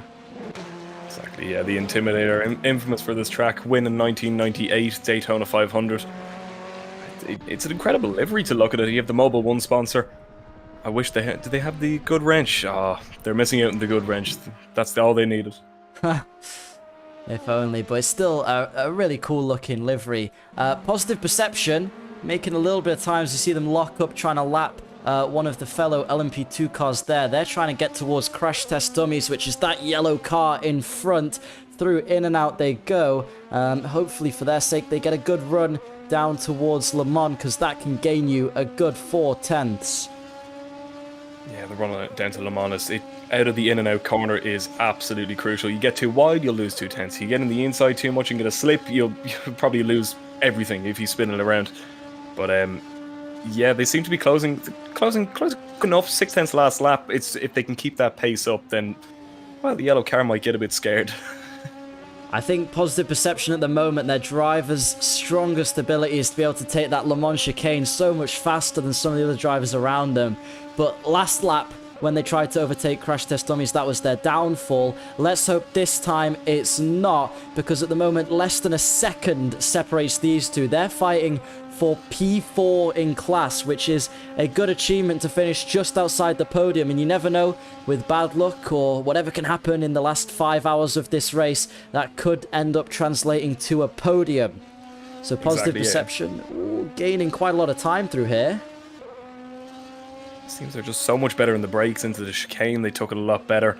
I think Crash Test Dummies just don't have the confidence in the brakes in the same car, but we'll have to see what happens when they go side by side.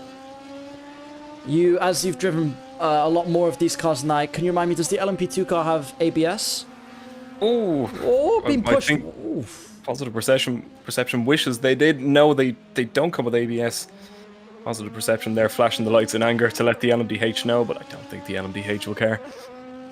Yeah, that was a bit of a risky move from, I believe, the number 86 car there, pushing them wide through the dogleg. It's tricky to go through the dogleg side by side, so always making sure to leave enough room to your fellow drivers through there is important. Seems a bit of a lapse in judgment from Scuderia Carmona in the 86 there. They pushed them up into the wall on the banking. As Hex are in the pits. Crash test dummies then. They've been, I suppose, helped a bit by that LMDH car. Maybe they were trying to push crash test dummies towards the top to apologize for the time they lost positive perception, or maybe it was just a bit of a messy moment. But still, the battle rages on between these two, mostly on pace for now, but this is where you can really crack under the pressure in endurance racing. Exactly. Pressure is always, well, as I say, pressure is made for tires, but it absolutely weighs down you, especially when you're fighting for a decent position just outside the podium, as you say. But it's going to be I think you can see positive perception through the chicane mainly. Can gain upwards of 2 or 3 tenths through the chicane, so that's definitely their point. They can get through that once they're close to crash test dummies ahead, get through the chicane well, get the slipstream and get them at turn 1. I 100% agree. Being confident on the brakes at Daytona is important, because it is. I mean, if we ride on board here, it's so tight, the track, and you'll be able to say this is driving the LMDH, a very wide car. It's very difficult to go side by side through, especially this road section, the oval being nice and wide and a bit easier, but still, it's a difficult track to overtake on, so being confident on the brakes is going to help you. Exactly. One of the things we did, we had a warm-up session before the race started. Myself and Milan, one of the drivers for OC Esports, I was catching up to him, say about half a second a lap, and as soon as you catch him, you cannot overtake. It is so tight, twisty, dirty air. But somehow you managed to make it work with around the banking with the slipstream. I think that may be what the DC racing car is doing by trying to control the lead, is if anyone does end up catching up to them in the end, they'll be able to defend that using the nature of this track. Those cars do, however, the battery, which is going to assist with overtaking, so got to make sure you're on top of that, whoever's racing the DC racing car in the final stint. Is it you, or is it someone else? It is me, yeah. At the moment, fingers crossed. We'll just cross our fingers to the entirety of it. Actually, I think I should be keeping a tally for the amount of people you have cursed. I think we're at 6? 6 already? I don't even remember cursing 6 people. It happens. Well, I mean, I don't remember waking up every morning. It happened. I'm very sorry. Man. I'll have to be more careful with my words and try not to cause anyone too much harm in one of these races. Hopefully so. Hex A have just out of the pits then. They emerge 3.4 behind Scuderia Carmona in the LMP2. Not bad at all. They have good pace. They've had good pace the entire time. Sorry, I'm tripping over my words. But I reckon they'll close that gap no problem. They're already down to 2.7 as well. And the car up the road is the battle for 4th place. We saw Hexa AF LMP2 in 3rd place before the pit stop, so I assume they think a podium is not off the table yet. I believe Positive Perception and Crash Test Dummies yet to pit and fall behind Hexa again. Crash Test Dummies then, they are still about a second ahead of Positive Perception, just able to manage that gap using the traffic, as we see one of the GTE cars going straight on at Le Mans and having to take the runoff there. Have you had to do that yet, Tong? Taking the runoff? Thankfully not. I had a couple of scary moments, but we're just we'll keep it as scary. We don't want to go the whole way in. Oh, that's a nice cut. Oh, another nice cut. Ooh. The stewards are watching that. I'll say nothing. I think, thankfully for the race, given a little bit more leniency, Hexa, like you said, closing at a rate of knots to the 33 car in front, one of the many Scuderia Carmonas we've got on track today. Once they get the benefit of that slipstream, they'll have a bit from the LMDH car lapping too. They're going to really start to catch rapidly. They might even, if they're brave enough, make a move happen during the road section of the track. You see the little kink for turn 2 as they come around there. Doesn't feel like much, but then you get into this international horseshoe and you can really gain or lose a lot of time through these tricky corners. Hexa using all of the track to try and put some pressure on the car in front. They're going to come through the dogleg, take that little kiss on the curb, and then be confident on the brakes into the International Horseshoe. If you're brave enough, you can send a dive bomb there. We've seen it a couple times today, but most people opting to wait behind and possibly after... Oh, we looked at it through in and out, but thought no, this time from Hexa. Now they're going to try and get a good run into Le Mans. Normally, it's after Le Mans we see the moves happen into turn 1, but we see what happens here with the slipstream effect. Got to be careful on the brakes here. This may be a curse, but we've seen a lot of accidents happen into Le Mans, especially while overtaking. So Hexa, take your time, be careful.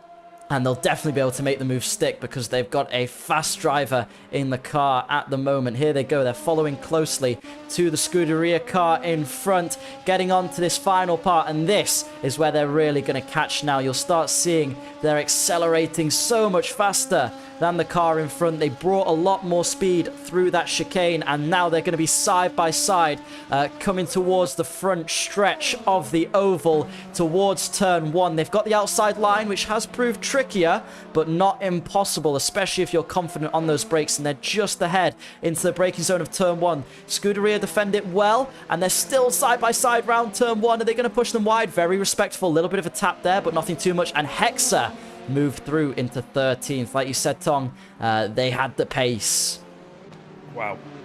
Around the outside, it got a bit argy-bargy, and I thought they were going to catch the GTE in the middle of their battle, but what a move. Now the next car for Hexa up the road is Positive Perception in the battle for 4th place, and having seen Hexa's times, they could be closing in on that very, very soon.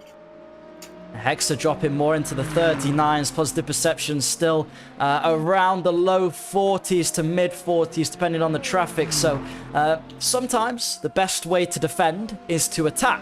So if Positive Perception can get in front of Crash Test Dummies, that is really going to help them. Still around a second that gap. So Crash Test Dummies doing a good job at managing it here. The best thing about this is we have our virtual mirror always forced on, which means that no matter what happens, you're going to see a blue car approaching you fast, and that is going to scare you, and you've no choice but to just stare at it. Even if you're looking at the track, the peripheral vision will just make you stare at it. So it's going to be interesting what these two do when Hexa inevitably catch up. And it's commendable the job Crash Test Dummies have been doing at the moment. I imagine it must feel so daunting with a car that close to you for so long, but they've done a great job at being able to just keep it on the track and stay consistent for now. Hopefully, for their sake, they can keep doing that. Exactly, yeah. I think Positive Perception, they're kind of matching the pace. Maybe they're distracted by the beautiful camel base livery on, as you said, the 90s livery for Lotus. Or late 80s? I think it was late 80s. On Crash Test Dummies there, so maybe they're just admiring the livery before they go past it. I mean, it would be one of the better liveries to sit behind, wouldn't it? And you can have a nice little look at that and appreciate it, but you wouldn't want to sit behind them too long with Hexa closing in on you. Once they get past some of the traffic they're hindered by at the moment, they are going to be a very quick competitor. I think when it comes to the LMDH, if we can see there might be a battle for 6th. No, that'll be Team Panther Racing coming out of the pits, and now the UA. No, it's just the Polish team. Are we calling it the Polish team? Or we're just calling it the Polish esports team. We'll call it Keisha. Keisha's the second name. So Keisha still keeping the gap to DC Racing. DC Racing LP2 kind of settling in there. So definitely a good gap between them and 3rd and 4th place. But you never know. As you said, bad luck, crash, bad strategy. It could all be game on for the lead. Yeah, it's been... This LMP2 lead has been under 10 seconds for pretty much the last 3 hours, I would say, or maybe 2 hours. The two DC Racing and Keisha Racing team, they have just been going at it. And once we get some different drivers in the car and such, you start to see the gaps changing every single time. It's impressive as well that these two LMP2 cars are actually ahead by a reasonable margin of a couple of the LMDHs and have been for some of the race. So a top 10 finish for those guys definitely on the cards. Definitely so. I've just received news that our poor friends in Hexa AF GTE, number 25, have received a penalty. 15 seconds stop and go for the number 25 Hexa for impeding and causing a collision. We saw a couple incidents earlier on involving them as well. They've not had the best of luck, a couple lockups here and there, but thankfully a few of their other Hexa counterparts running well, the LMP2 car in particular and the LMDH in the top 5 at the moment. Hexa LMDH definitely have potential. They have some good pace, but it was just unfortunate the accident they had earlier at the chicane, showing that the chicane can bite, as we've mentioned before. But they have some good pace. Maybe they can make something work. I don't know, their driver swap situation, but it's yeah, it was very unfortunate getting the damage and all the rest. I did get a DM quite a bit earlier on. I've not opened it yet, but it said Hexa will get a podium. Trust me. So I'm expecting big things from them. That was, I believe, for their LMDH team. So they want a podium. They believe they can get a podium. I don't know if the rest of the grid believe they can get a podium, but we shall see. If you don't have belief, you don't have anything. I know a lot of people in the chat have been very, very supportive of Hexa, such as my favorite one. I'll scroll up to it here, Hexa My Pookie. So everybody definitely a big fan of Hexa, and let's hope. I wouldn't rule them out of a podium. It seems a bit grim now, but again, driver swaps. We don't know. Well, we have just crossed over the halfway mark in this race, and it's safe to say there is still no clear winners or losers at the moment. Everything is to play for, with the gaps all across the grid being really, really close, in my opinion, especially for an endurance race. You see Crash Test Dummies taking the wider line there into the West Horseshoe, a tricky corner. Still, they're managing that pace to positive perception. Hexa AF closing in, like you said they would, at about 0.3 a lap. They've got that gap down about 2 seconds since I last had a look. Just about. You're saying there's no clear winner? Everybody's a winner. Isn't that right, Dan? Well, if you want to look at it that way, you can. The real winners are the friend made along the way. Or the person who finished first, but you know. Yeah, who wants to finish first apart from everybody? I just want to make friends. Oh! Team Panther spun out there. That's an incident, and that's actually allowed an LMP2 car to get past them, not just on track, but for position. God, it's been a miserable race for Panther, it seems. They started alright, and the pace has been here and there, but it's just the little incidents here and the little mistake there have just really cost them. And you can see the LMP2's got past them for position. It's just unfortunate. Yeah, they've been involved in quite a few little incidents, a couple lockups as well.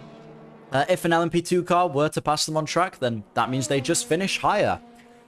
So, yeah, I'm sure the Polish esports drivers, they'll be looking forward to the potential of a top 10 finish ahead of a couple LMDHs. And Panther spun out again at the Le Mans chicane. Oh dear, and that's allowed DC Racing to get past two.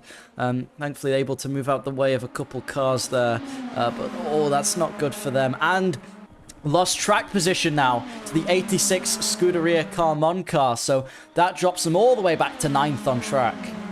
Another problem for them, if they want to try and get past Carmona, now they have a lap car in the way. So it's just going from bad to worse for them, isn't it?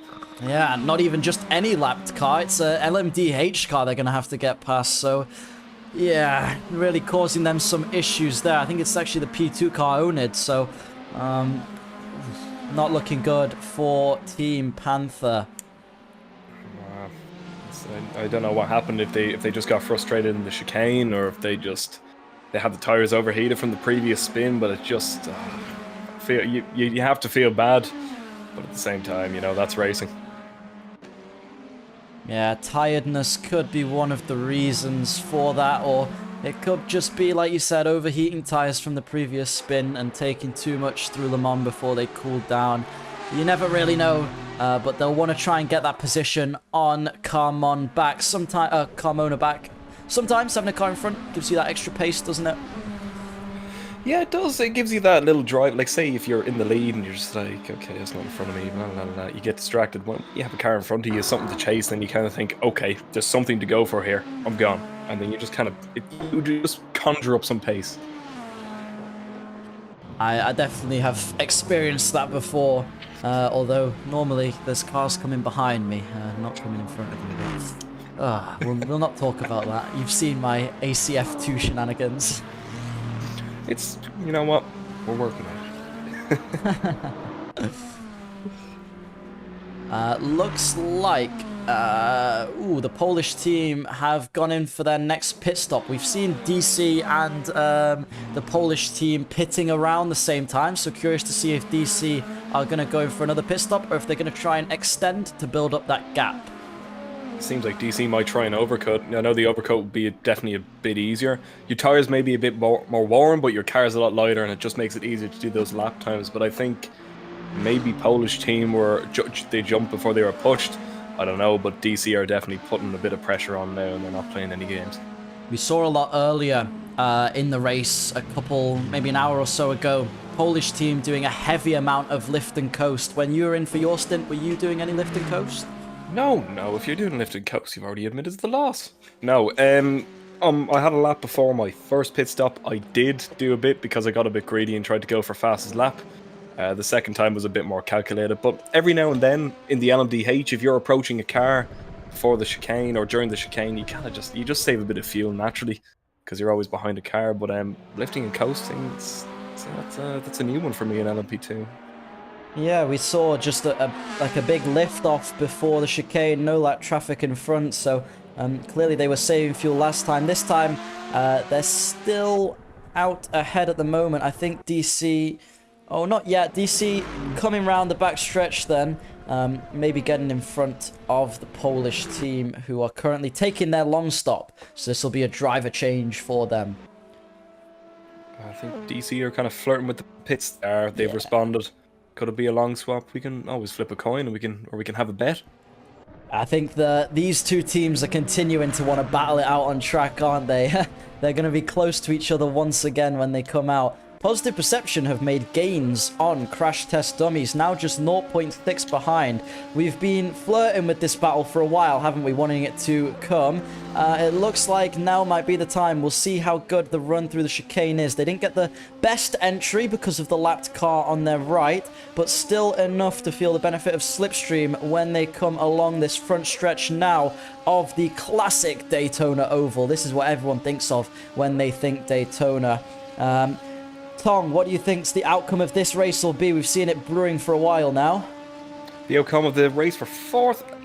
I don't know. As you say, we've been flirting with it for a while. Positive Perception would gain, and then maybe lose a bit to crash. It's just been ebbing and flowing. I think could have maybe had a chance if they had the entry to the chicane, but woulda, coulda, shoulda. They're still as close as they were the last lap, it seems. Just not able to make that gain through turn one. Felt like they had quite a bit of understeer there, actually, struggling to get the car rotated, which was something I only did a couple laps in each car, but something I felt in the LMP2 was it was quite understeery. I don't know about yourself if you got a chance to drive it. The LMP2, yeah, and the understeer is definitely high in it, but it makes it a bit safer and easier to take the chicane and all the likes of that when it comes to keeping the rear on the ground, which is always what you want. Safety is number one. DC Racing in for their next pit stop as well, which means Onid Esports is making gains. Obviously, you're rooting for DC Racing, being a part of their team, and one of the stints already being yours. Do you think this pit stop will affect them? How'd you know I'm a fan? I think the stint, it'll be planned. Looking, if we go to the live timing and see how many people or how many laps people have done since their pit, so I'd say the LMDHs are reaching their pit window at the moment. Whether they'll do long stops or whether they're just doing a normal pit, we'll have to see. So interesting, could be a long stop, could be a normal. Looks like a normal one for now because no one's left just yet. Positive Perception even closer this time going into turn one to Crash Test Dummies. As you get into that slipstream, you start to see the gains being made on the Delta are a lot larger than when you were further back, so they may be looking for a move into turn one. Though they lift off earlier, they're going to stay behind this time, possibly through the road section of the track. They're going to get a move done. Looked like they were able to get the car thrown into the corner a bit easier this time, hit that apex, and now take the kink that is turn two. as they come into the International Horseshoe. They're riding the curb there. Not always the fastest way around the track. We found out yesterday in qualifying, sometimes hitting that curb can take a bit of speed off you. Especially in these LMP cars that are very sensitive to bumps.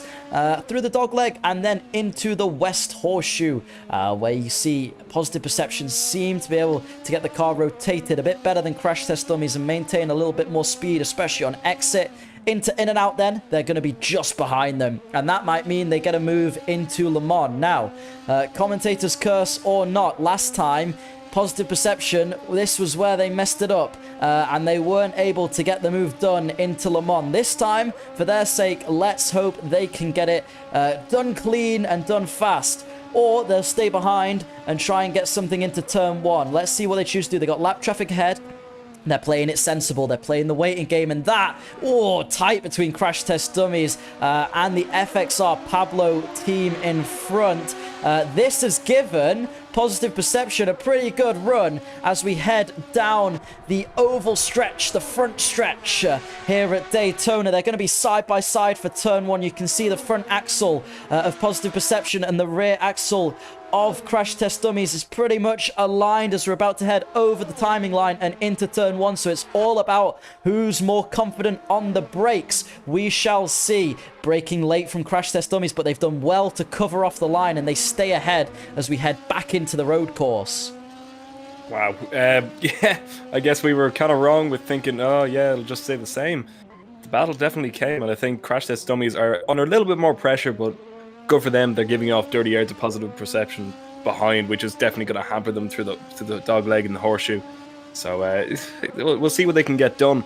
Even if they do get the move done into the chicane, what happens? Will they get the slipstream back? Like, you really have to think way far ahead before the move is even done. Yeah, getting it done through the chicane is risky because if you don't get the best exit, you are, like you said, at risk of the other person then getting the slipstream and coming back at you. I've just had information from Panther Racing. They have completed already all 5 of their long stops, and one driver, which is Zelensky, is going to be doing a 4.5-hour stint. Wow. That's a bold strategy.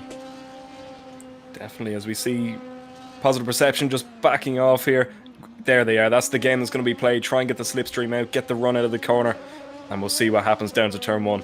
Half a second they dropped back, though. I don't know if that was a bit too much. If they could have stayed a little bit closer to Crash Test Dummies, it would have helped them. But we shall see, because now Crash Test Dummies seem to be able to pull away a little bit, and they're flirting with the pit lane, and they go in. So that gives Positive Perception the position on track for now. Whether they'll have a little bit more fuel as they had to lift through that Le Mans chicane, they can probably now push and put in some qualifying laps to go for that overcut. And who gained the most out of that? Hexa AF Racing have gained a good chunk of that because they haven't been battling. Yeah, they've closed that gap by about 5 seconds now. It's just been the combination of the pace and the combination of the games between Positive Perception and Crash Test Dummies. So, yeah, it got interesting there for a second, but we were denied the battle we were looking for the last about 20 minutes. Just on that Team Panther that we heard, they're going to be going now for a 4.5-hour stint with one driver. You know Pitch, who was in the OC car? I do. I've been speaking with him, and he did a 3-hour stint, and he is absolutely exhausted, saying he's feeling lightheaded and didn't realizing how demanding it was going to be. So Panther going for this one. Zelensky, you're very brave, and hopefully you can make it work. But if you do feel tired, don't be scared to get out the car. I don't think you can exactly do the road safety authority kind of thing. Stop, have a coffee, wait 15 minutes. But yeah, you have to go long. I know Pitch. I know if I had to do a 5-hour stint in Daytona, 24 hours at the beginning of this year in a GTE or GT3, sorry, and it kind of takes the life out of you. Here at Keisha Esports, then, they've dropped back since the pit stops from DC Racing's LMP2, which means DC Racing's overcut did end up working for them. It did indeed, yeah. It seems they played the right strategy, and I believe if we move to GTE, we have a GTE driver ready for interview. Oh, brilliant. Get some insight into what the GTEs are feeling like. Believe is it Barb from the special ones? Would you believe it? It is indeed. Wow, what a guess. I wish I had the permissions to drag him, but I'm afraid I'll get drag those him in. permissions. Here we go. Thank you so much, Dan. There we go. Hello, Bob, from the Special Ones GTE team. You're currently running, I believe, 6th in class. How's it going for you? Yeah, sorry to correct you, but it's not too fast racing, the special ones. Oh, not too fast racing, not the special. Whoops, my fault. You're running 8th in class. How's it going? It's actually being great because I had an absolutely horrendous first stint with technical issues and everything, and our second driver Chris is just doing a fantastic job in the car, and took us from basically last to being in the midfield, which is amazing. That's a very good job. Yeah, we saw your team getting involved in a couple instances, but actually then making some overtakes, like you were saying. It's always satisfying, isn't it, to make those overtakes. The livery, we've heard, there's been some sort of Buffalo Plaid pattern inspiration to it. It was an IMSA livery. Can you tell us a bit more about that? Yes, I saw a couple of weeks ago the PFA livery from IMSA, that it's red Buffalo Plaid, and I really liked it, and I thought I would do an adaptation to myself for the livery and made it blue. I discussed it with the team, and we ended up with the joke that it's Canada camo. So we sticker bomb it with Canadian sponsors, and that's basically it. It looks really good.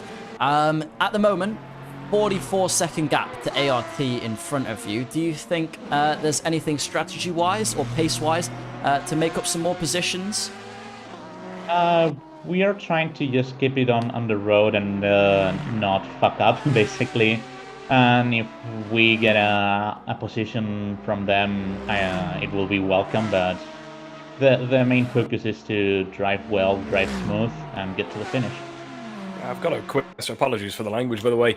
But do you find, like, with cars lapping you, is it all like saying to the chicane? Do you find it stressful, or is it more like just let them do what they're doing, or how are you finding the whole faster cars lapping you? It's a little bit stressful on the chicane, as you said, and also in the little kink in the infield.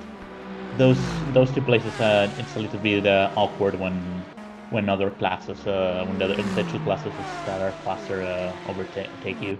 Otherwise, it has been manageable. It's not my first time in multi-class racing, so you always have to keep the line, be predictable, and if you do that, it's honestly not as bad.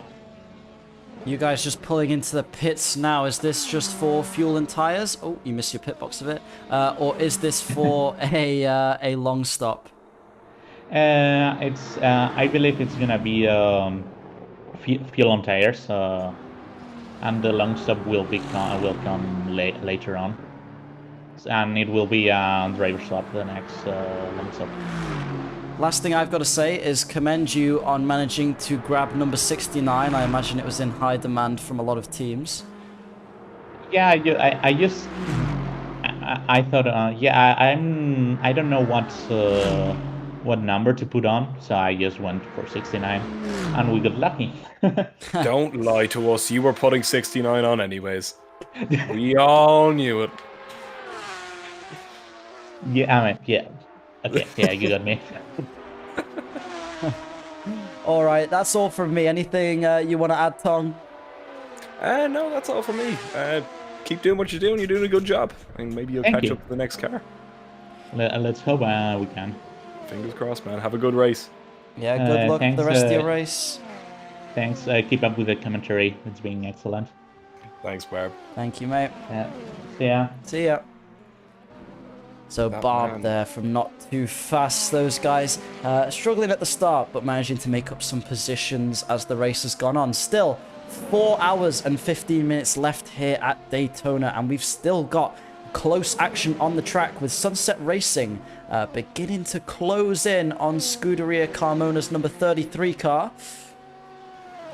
See also OC Esports starting to close in and own it esports, which had a great recovery from starting at the back of the field at the start of the race.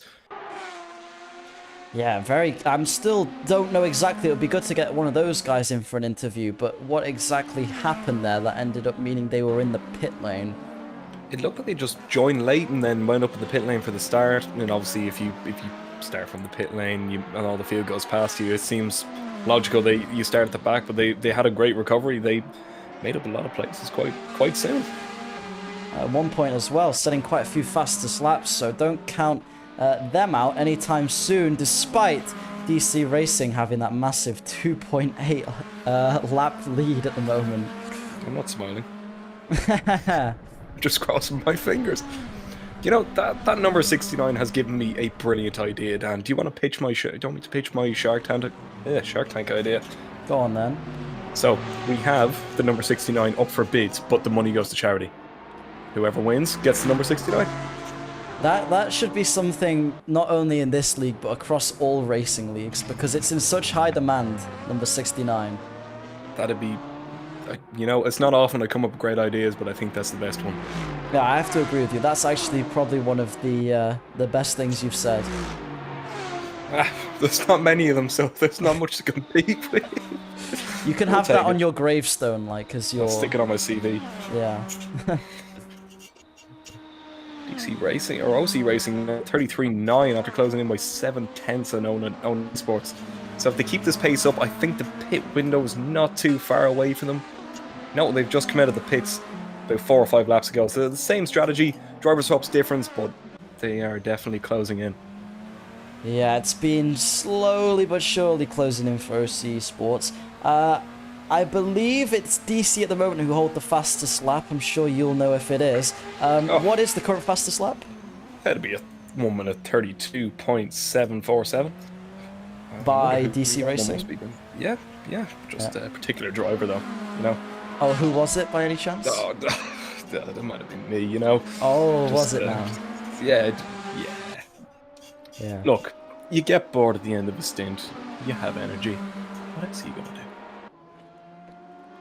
Well, okay, I can't blame you for that. I mean, personally, I would never set the fastest lap because I'm not quick enough, but what else are you going to do?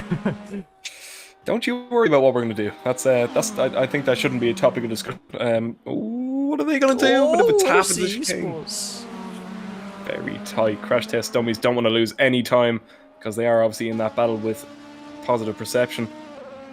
But, yeah, the strategy is the strategy. We'll leave it at that for the moment. I've lost track of it.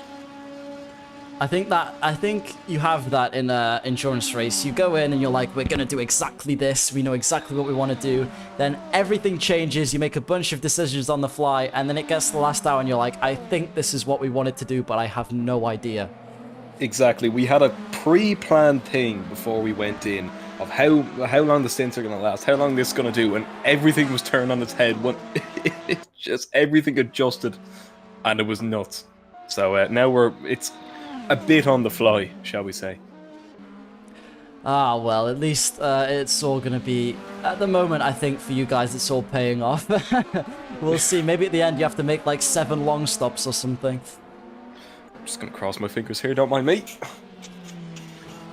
In the meantime, Sunset Racing dropping back a little bit from number 33 car, so they're upping their pace, lapping similar at the moment, with obviously traffic not helping there. Hexa, their LMP2 team, have made their way back to the podium after pit stops from Crash Test Dummies and Positive Perception, who have opened up nearly a 10-second gap on the Crash Test Dummies car that they overtook all those laps ago. If you're just tuning in, make sure you hit a like on the stream. It massively helps us out and helps us get around in the algorithm. We appreciate everyone who's here at the moment, and we are heading into hour 6 of our 10-hour endurance race. Quite a lot has happened, actually. Kind of looking at it, you kind of take it step by step, but a lot has actually happened, and we still have close battles, as we've mentioned numerous times. But yeah, again, 6 hours in seems like a lot. We would have been nearly done our previous race at this rate, but now we have another 4 hours to go, and plenty of shenanigans that can happen. Certainly. I mean, all it takes for some of these battles that are a bit closer, gaps starting to open up a little bit more now, as we'd expect at this point in a sim race, in an endurance race, but there's still so many close battles that if you made one mistake, that's it. Your race is, well, it's not going great. You're going to be overtaken by somebody. Yeah, as we've just seen with Team Panther. Panther have had a couple of mistakes and it's dropped them positions, like numerous positions. So we're not really too sure about that. Having looked then, we still have DC Racing LMP2 in 6th place, which is pretty good going. When it comes to the Polish team, I've seen Polish team have done an extra long stop, as we saw before. So DC Racing LMP2 are still a long stop behind, which means that they're going to have a lot of ground to gain when they do make that stop. 4 hours and 10 minutes to go, and we still have a lot of racing to do. 2.7 laps to lead out in front. We can see OC Esports here closing bit by bit into Onid Esports ahead, as well as very, very rickety through that chicane, but they are definitely pushing as hard as they can. Moving then to LMP2, we can see we have Sunset Racing kind of putting up a battle with Scuderia Carmona, and then Hexa AF Racing quite a long bit ahead with that extra long stop done as well. The speed that the LMDHs carry, we'll see if they can get the braking right. Oh, and they can! They've locked up, gone wide, and that is easily 4 or 5 tenths gone. And now they've traffic to contend with as well. Very unfortunate, but that's the trickiness of turn 1. First gear for exit, second gear short shifting, making sure they get the traction on the way out onto the grass. Very sketchy lap for OC Esports. We can see leaderboard down by the GTE category. RSK Motorsports closing in on that sim racing team by about another 2 seconds, bit by bit. But as Dan said, any mistake and you can lose all that time gain, whether it be damage, whether it be a car hitting you, whether it be lag or a game crash. You could always wind up in a funny place called knackered.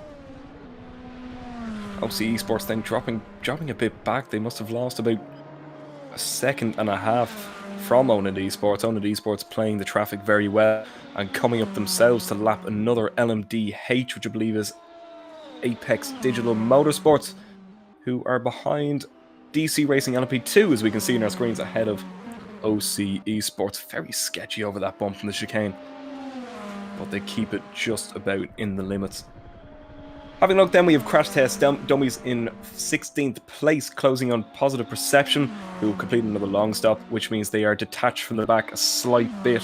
Crash Test Dummies then kind of cruising up to the back of Positive Perception, who had a bad lap, lost 2.2 seconds to the Crash Test Dummies, so it'll definitely be a battle to watch if they keep losing that amount of time.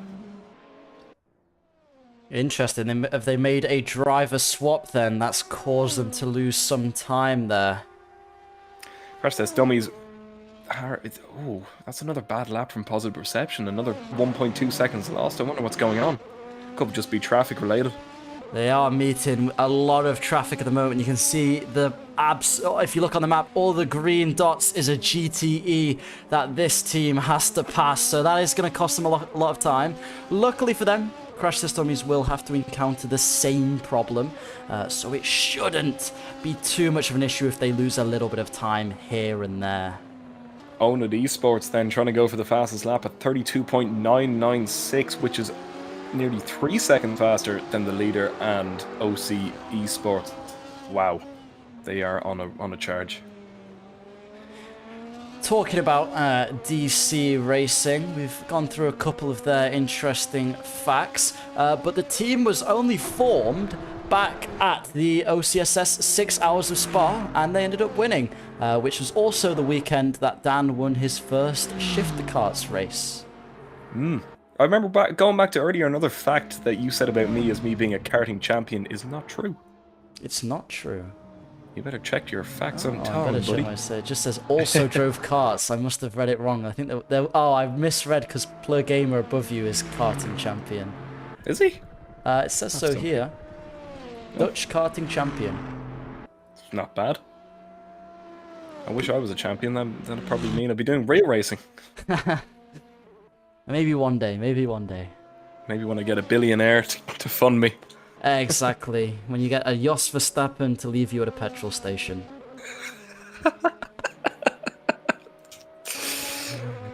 We'll move on from that. Yeah, Sunset Racing continuing their charge up the field towards the 33 car of Scuderia Carmona. They're currently in front of their other LMP2, the number 3 car, who are just 6 seconds behind. So a bit of a battle on for 12th overall, and I believe 4th still in class. So that battle has been raging on for a while. We saw it before between Positive Perception and Crash Test Dummies, now between 33, 31, and 3. So a lot of cars fighting in the middle of the pack there. A lot of 3s as well. I wonder how DC Racing LMP2 and Polish team have gained such an advantage. I don't know if it's relating to driver swaps over the rest of the pack, or if they really do have that much pace. Oh, bit of a lag spike. Yeah, we saw these two over the duration of qualifying battling it out for that pole position with the Polish team Kisha Esports just taking it before their lap was invalidated. But yeah, interesting now that actually the gap between them is huge at the moment, with 1.3 laps between those two guys. I assume that's down to driver swaps somewhat. I don't know, it's just incredible how the gap they have, and especially a gap over Apex Digital Motorsports. I'm not really too sure what happened to them, because I was in the car, but any idea what happened to them?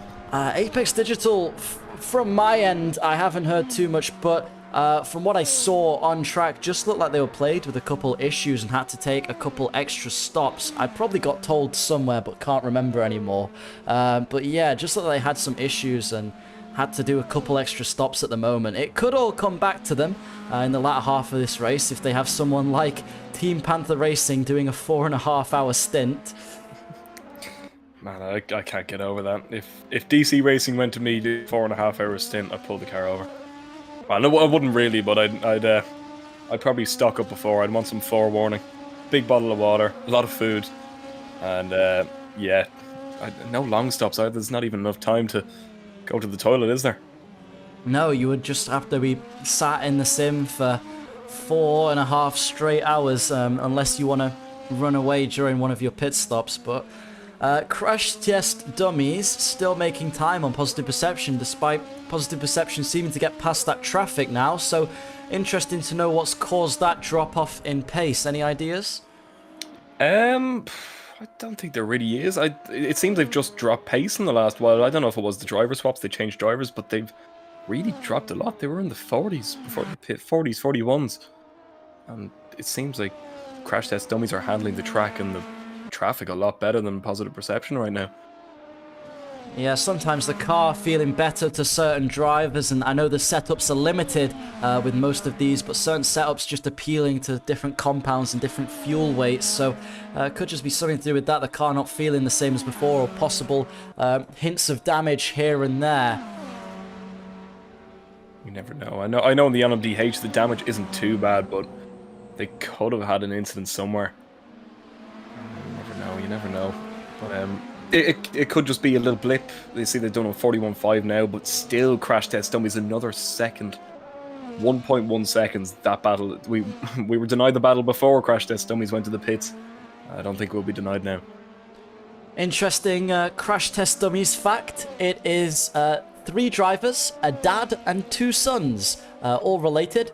And they share a great passion for sim racing, and they've used it as a way of bonding. So any overtakes for them is going to be great. They raced their first SimSpots race in Spa, and they placed P2. So they're looking for another good finish here today if they can get past Positive Perception.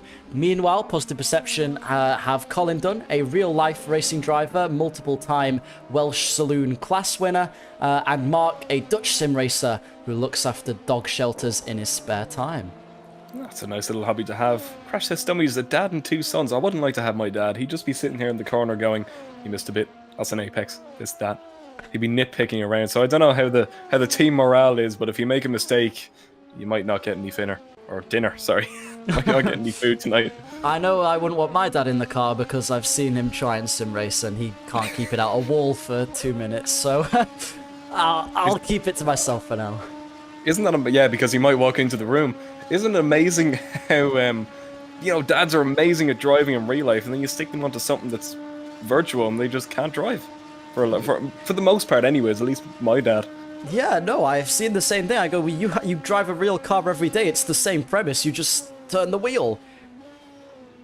Oh, it's not as simple, apparently. See, we have something over our dads at least. Yeah, we're better at playing online racing games, I suppose. Crash Test Dummies now getting within the 1 second mark of this Positive Perception team. Looks like they're making great moves. If it's one of the sons, the dad will be very proud of his driving at the moment. Well, you never know. We could have missed an apex 2 corners ago, and he probably hasn't heard the end of it.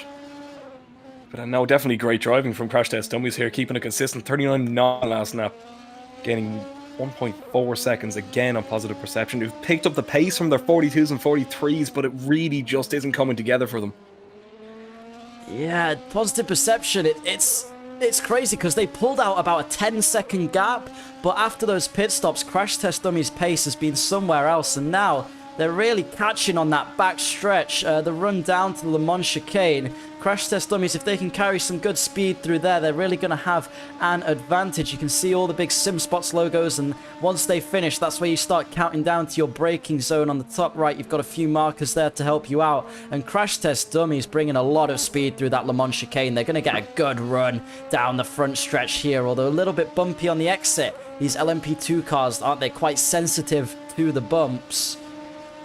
They're very sensitive. We can see behind the Positive Perception LMDH making its way back through the field, coming right up behind the Crash Test Dummy. So I wonder if that'll play an influence, as well as the...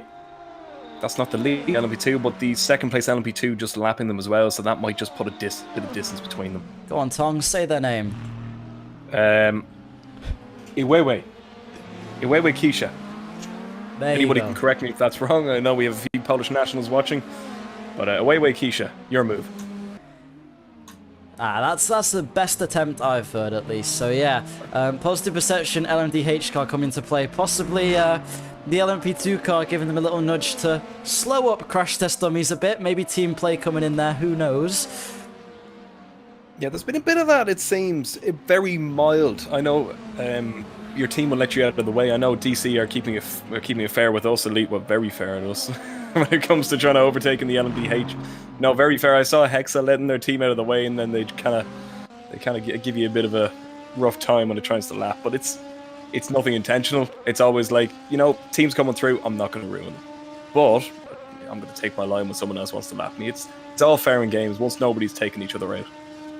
Yeah, blue flags rules obviously applying, but not to the Formula 1 extent, but also not to the IndyCar extent of they don't exist and you can just fight someone if you feel like it. Oh god, we've seen a few races in IndyCar this year with that. You just kind of think, why won't you go through? And then you realise you're not watching Formula 1.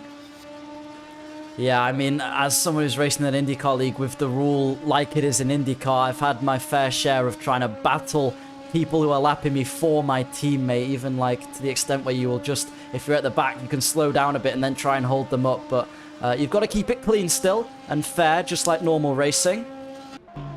Exactly, otherwise you could find yourself up in the wall. Which I'm sure I've done plenty of times.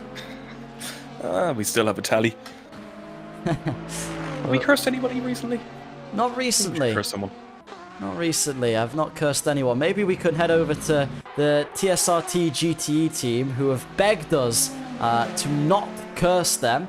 But we'll have a look at them later, because Crash Test Dummies now gaining with the lap traffic holding up Positive Perception quite a bit of time. And oh, they had a look around the outside of the West Horseshoe, but didn't quite make anything work. Using a bit of curb there to rotate the car. Now through in and out, they're going to have to try and get past the brother duo team that is racing in front of them. So father and son team passing the brother duo team.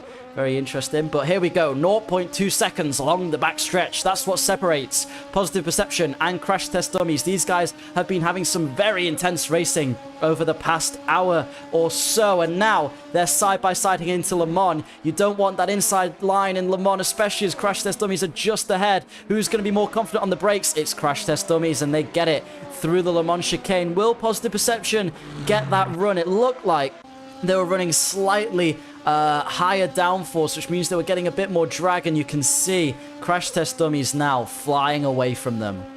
There's now good night, God bless, from crash test dummies. They gapped them out of the chicane. They have the slipstream. I was going to say DRS for a second. Not in these cars. Slipstream from the GTE ahead, and it is game over for the moment for Positive Perception, unless they can conjure up some pace. But it's just looking a bit grim at the moment. I'm sure some of these drivers would very much appreciate a DRS button right now. Especially when you're lapping traffic. Oh yeah, for sure. But no, none of these cars have one of those today. Another close battle on track. The number 3 Scuderia Carmona car, just 4 seconds from their counterparts ahead, the number 33. So whether there'll be some team orders employed there or whether they're just going to go, nope, there'll be Ferrari at Monza, you can battle it out on track and nearly get into a massive accident. What do you think, Tong? I think there should be a high-stakes game. Whoever finishes ahead of the other LMP2 should get sacked. But or maybe the one behind gets sacked. No, that'd be a bit mean, but it's interesting to see how they will play it. Is there going to be team orders? Is there going to be anything? But I don't know. What do you think, Dan? Felt like earlier, I believe it was the number 3 car again catching to number 33. I think the number 33 did end up letting them through, or at least it felt like it, whether there was a pit stop involved and we didn't see. So could possibly employ team orders, but then again, there's 5 teams for Scuderia Carmona here today. Whether they end up just saying, no, you can go for it. We've got some other cars in good positions. For example, they're leading the GTE pack at the moment. We'll just have to find out. Yeah, it's kind of like what we went back to. Everybody's a winner. Well, if Scuderia Carmona come to the next event with 30 teams, then they certainly are all winners. I think having a look, we can see Carmona 2.4 laps ahead of that sim racing team in the lead. Wow. There might be some driver swaps, but I think that's a safe gap for the moment, and I'll touch wood for them, so I'm not cursing them. Yeah, GT, we've seen the leads swap quite a lot as Hexa AF Racing's LMP2 car seems to go into the pits. But there, the GTE lead has been changing quite a bit between TSRT and Scuderia Carmona. But Scuderia Carmona seem to be pulling away a bit of a gap now, whereas before TSRT looked like they had that pace under control. So interesting what might have been going on behind the scenes there. Behind the scenes, I'm not too sure. You never really know what's going behind the scenes. You always think that someone's professional. They could not be. You think someone's only having a laugh. Maybe they are taking it professional, and you just never know what's going behind the scenes unless you are behind those scenes as well. But have a look at the LMDH even here. We can see Apex Digital Motorsports trying to get back up the grid. I think they've done another long stop. They've lost a few laps. But moving up the LMDH, we can see OC Esports haven't really made any inroads to Onid Esports. And if anything, Onid Esports has gained a bit on DC Racing. Yeah, it's interesting because I don't think they've had a driver swap since they were gaining to Onid. Correct me if I'm wrong, but it's just curious that pace seems to have really dropped from OC. Yeah, I think you're correct. They haven't had a driver swap since, because the other two teams, they've kept the same gap pretty much. It's a bit odd. Maybe just playing the safe game. They already have a few long stops done. But yeah, if anything, they've lost time to Onid Esports, which is a bit unfortunate for our viewing. But at least we have 2 other classes to watch, which we have Scuderia Carmona closing up in the other Scuderia Carmona. Yeah, this is going to be a really interesting battle to commentate. They're both in the same car. They both have a lot of 3s in their names, so I don't know what I'm going to go off. I'm probably going to go off number 3 and number 33. But here comes Scuderia Carmona very deep into turn 1, may I add. Wow, bit of a lock-up there. Took in a lot of speed, and that's dropped them back, missing the apex. Is it easy to do that? Yes, very easy. If you get the wrong line or you're distracted for even a tenth of a second, you can possibly go wide. It's a difficult corner. It's a constant turn into the braking zone, basically. So what you have to do is your best attempt at straight lining it. Otherwise, you can probably lock up and go wide. It's okay if you lock the fronts, but if you lock the rears, it's kind of game over. Locking the rears is the last thing you want to do in any car because it makes it so unstable going through those corners. But the number 3 car doing a good job to navigate round lap traffic and still make some gains on their teammates. I'm curious to see as they get in towards this 1 second time window, 0.8 seconds the gap as they head down the back stretch. Are team orders going to be employed, or are they just going to let them fight it out on track for position? Obviously, fighting here for P4 in class, so both teams going to want to finish ahead of the other, but at the moment the number 3 car looking a lot more confident through the corners and on the brakes, able to trail brake into some of those more tricky corners as well. Yeah, we'll have to see. Sorry, my voice just disappeared. Have to see what happens up here. It seems like the number 3 is definitely a bit faster. So I don't know if they, you said you thought they did do team orders earlier, but you know, it's for a high fighting position. It could be the battle for the win if anything else happens ahead. They really need to play this one smart and not take each other out. Otherwise, it'll be a very, very grim Scuderia to Carmona Discord server when they go back to it. The last thing you want now is getting tunnel vision on your teammate. If you overthink trying not to hit them, that tends to be when you end up making contact. At the moment, 2 keeping it clean. It looks like there, the number 33 car getting out the way, and there has been some team orders employed by the looks of it, flashing the lights to let their counterparts past. And that is the number 3 car through into 4th in class. I would say that's team orders, would you? I'd say it's a very smart team orders. Didn't lose much time. They're still close to each other. Well, yeah, smart move from Carmona because the number 3 was definitely a bit quicker in this stage of the race. Agreed. So playing the strategic game, those two, and they can use the car behind. If, for example, Sunset were to catch up, they can use the number 33 car to put up a good defense and give the number 3 car a little bit of leeway. So that's the benefit to having so many teams on the grid. There's so many positive perceptions as well. How many teams? It's because I look down where the LMP2 and the LMDH are, and I'm thinking, which positive perception, or how would they lost so much time? Very confusing indeed for us at least, but always a good thing to have multiple teams. You have multiple options. Yeah, the positive perception car, it's quite funny. The LMP2 is ahead of the LMDH at the moment. Obviously, bad luck it coming into play there. But the LMDH, that was 5 laps down on its LMP2 counterpart, is finally on the same lap and will be soon overtaking them and moving their way into 16th on track. Hooray! Yippee! Now all they need to do is try and get... They could probably get them... Yeah, again, it's 3 hours and 48 minutes left. They can easily weasel... Or, I say weasel, that's a bad term. They can easily sneak their way into the top 10 ahead of the other LMP2. So 5 laps down, they've definitely gained a bit. But, yeah, unfortunate issues plaguing them, but they'll definitely find their way somewhere near the top 10.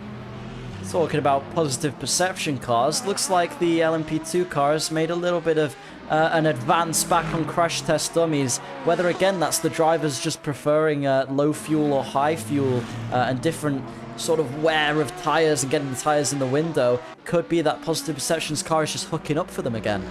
Seems a positive perception to finally found their rhythm. 40.8. We were in the 42s the last time we checked in them. Maybe they put on the harder tires and maybe they're just working for them now. We don't know, but it's definitely interesting. Yeah, I don't know how they lost all the pace in the first point. Really interesting that they did lose so much pace. If we go and have a look, we can see that positive perception currently running the mediums, same as crash test dummies.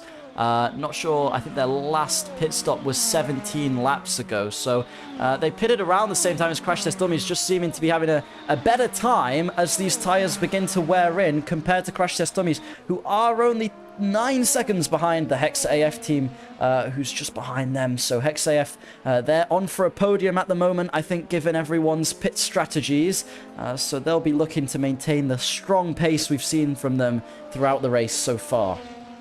Hexa could be a really sneaky one here. You know, they have some great pace. They're just kind of plugging away at laps.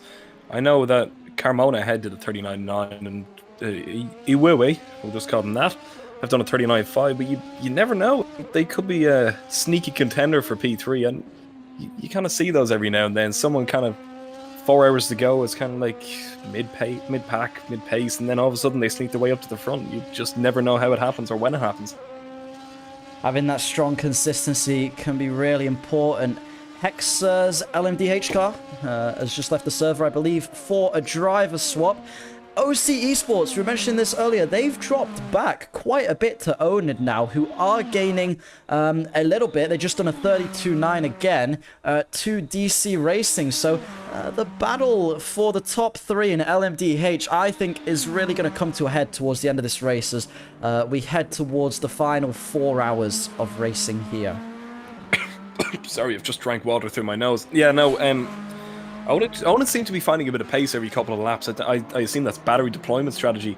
But OC Esports still kind of nowhere at the moment. It's odd to see that. They had great pace at the start and through the midway, but it seems they've just kind of dropped a bit. 35.9 to Owen's 34.9. They're just kind of dropping that bit of time every single lap. But I'm sure everything will kind of come together once all the driver swaps are sorted. It obviously doesn't really matter being so many laps ahead, but dropping a bit of time to even TSRT, who are comfortably sitting in 4th at the moment. All of that could obviously change in the blink of an eye. The number 86 car, who had a 5-minute technical problem, have made their way back up to 5th. So like we said, that was in one of the first hours of the race. Given another few hours, they've managed to make up a lot of time. So TSRT better just watch behind them for now and keep up the pace that they've got. Obviously, they don't want to upset that sim racing dude. Are you just trying to annoy them at this point? Maybe. Yeah, it seems Carmona have definitely made a great advance in LMDH. They had that setback. They've come all the way through to the top 5. So, yeah, if only... Oh, that's the Hexa GTE.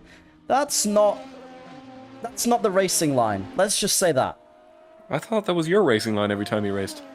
No, I would just... we don't talk about my racing line. But, no, Hexa AFGT team have been struggling with that chicane a couple times. That's another mistake we see there. They put the brake pedal on, so I assume they won't get anything for cutting because they slowed right down. The Hexa LMP2 and the OC Esports seem to have coming together at the banking just behind all this. Seems like, yeah, the OC Esports, sorry, the Hexa LMP2 that is, up into the barrier a bit. So I don't know what happened there, but yeah, a bit of action, to say the least. Action from the Hexa LMP2, yeah, very interesting. That's the last thing you kind of want, but looks like they're still continuing on their way. Dropped a little bit the gap to the car they had in front, but yeah, they're still continuing that 39.7 pace there, so good pace, strong pace from them. Actually lapping one of the fastest of all of the LMP2s apart from the Keisha Esports team. Another LMDH going past. It's the 86 Scuderia Carmona, I believe, is it? You would be correct. No, first time I should be in Who Wants to Be a Millionaire. Hexa just doing their pace, kind of catching up here and there. OC Esports having a bit of an issue in that banking, but Hexa AFGTE definitely showing us how not to take the racing line. But you know, those mistakes happen just a bit too deep. Maybe a late reaction to the brake marker boards can easily send you through the grass. We have the Brawn XEQ car here as well. Give them a little bit of screen time. They're currently running towards the back of the grid and have been for a while, but looks like they've made a little bit of time up. Their car has 5 drivers, so they're all going to be doing, I assume, a 2-hour stint each. So their main driver, Aria, or Deadpool, is one of the co-owners and has done sim racing in the past, but this will be his first major event that he's participated in. You've got Jack Conrad, 16-year-old sim racer for just over a year, and he's made his way to the top 5% in the world of F1 23. Lucas P is 19 years old and a word I can't say. And Ryan Pagey is 16 years old and single. Not sure why he chose to put that in, as if there'd ever be a woman watching a sim racing stream. But hey, he does it for fun. Hey ladies, if you're looking for your man, 16 years old, he's looking for a good time. And he's going to bring home the W for you. Is that a good kind of hype up for him? Yeah, I'm sure someone can message Ryan, who's in the Brawn car, and yeah, hopefully he'll find the love of his life through the OCSS event. We're only playing Assetto Corsa when you come over. No movies, no hugs, no loving each other. It's only Assetto Corsa in the Porsche RSR for him. Exactly, only Assetto Corsa.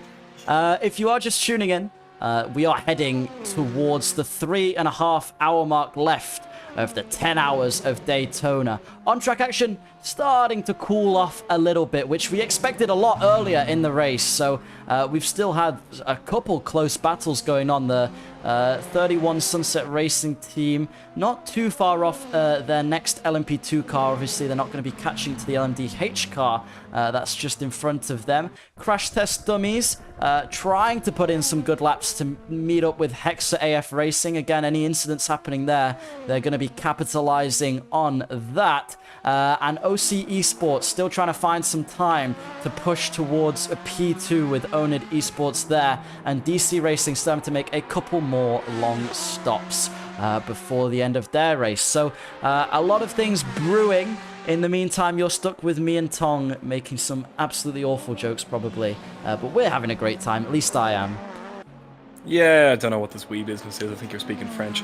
I think it's interesting to see Positive Perception dropping the pace again. What's happening?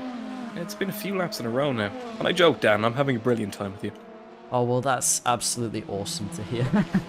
As we watch, yeah, Positive Perception, not sure, nothing looking too bad, just seeming like they're getting caught up in a bit of traffic. You see there one of the LMP2 cars getting past them, not for any position on track, but just for either unlapping or lapping the team.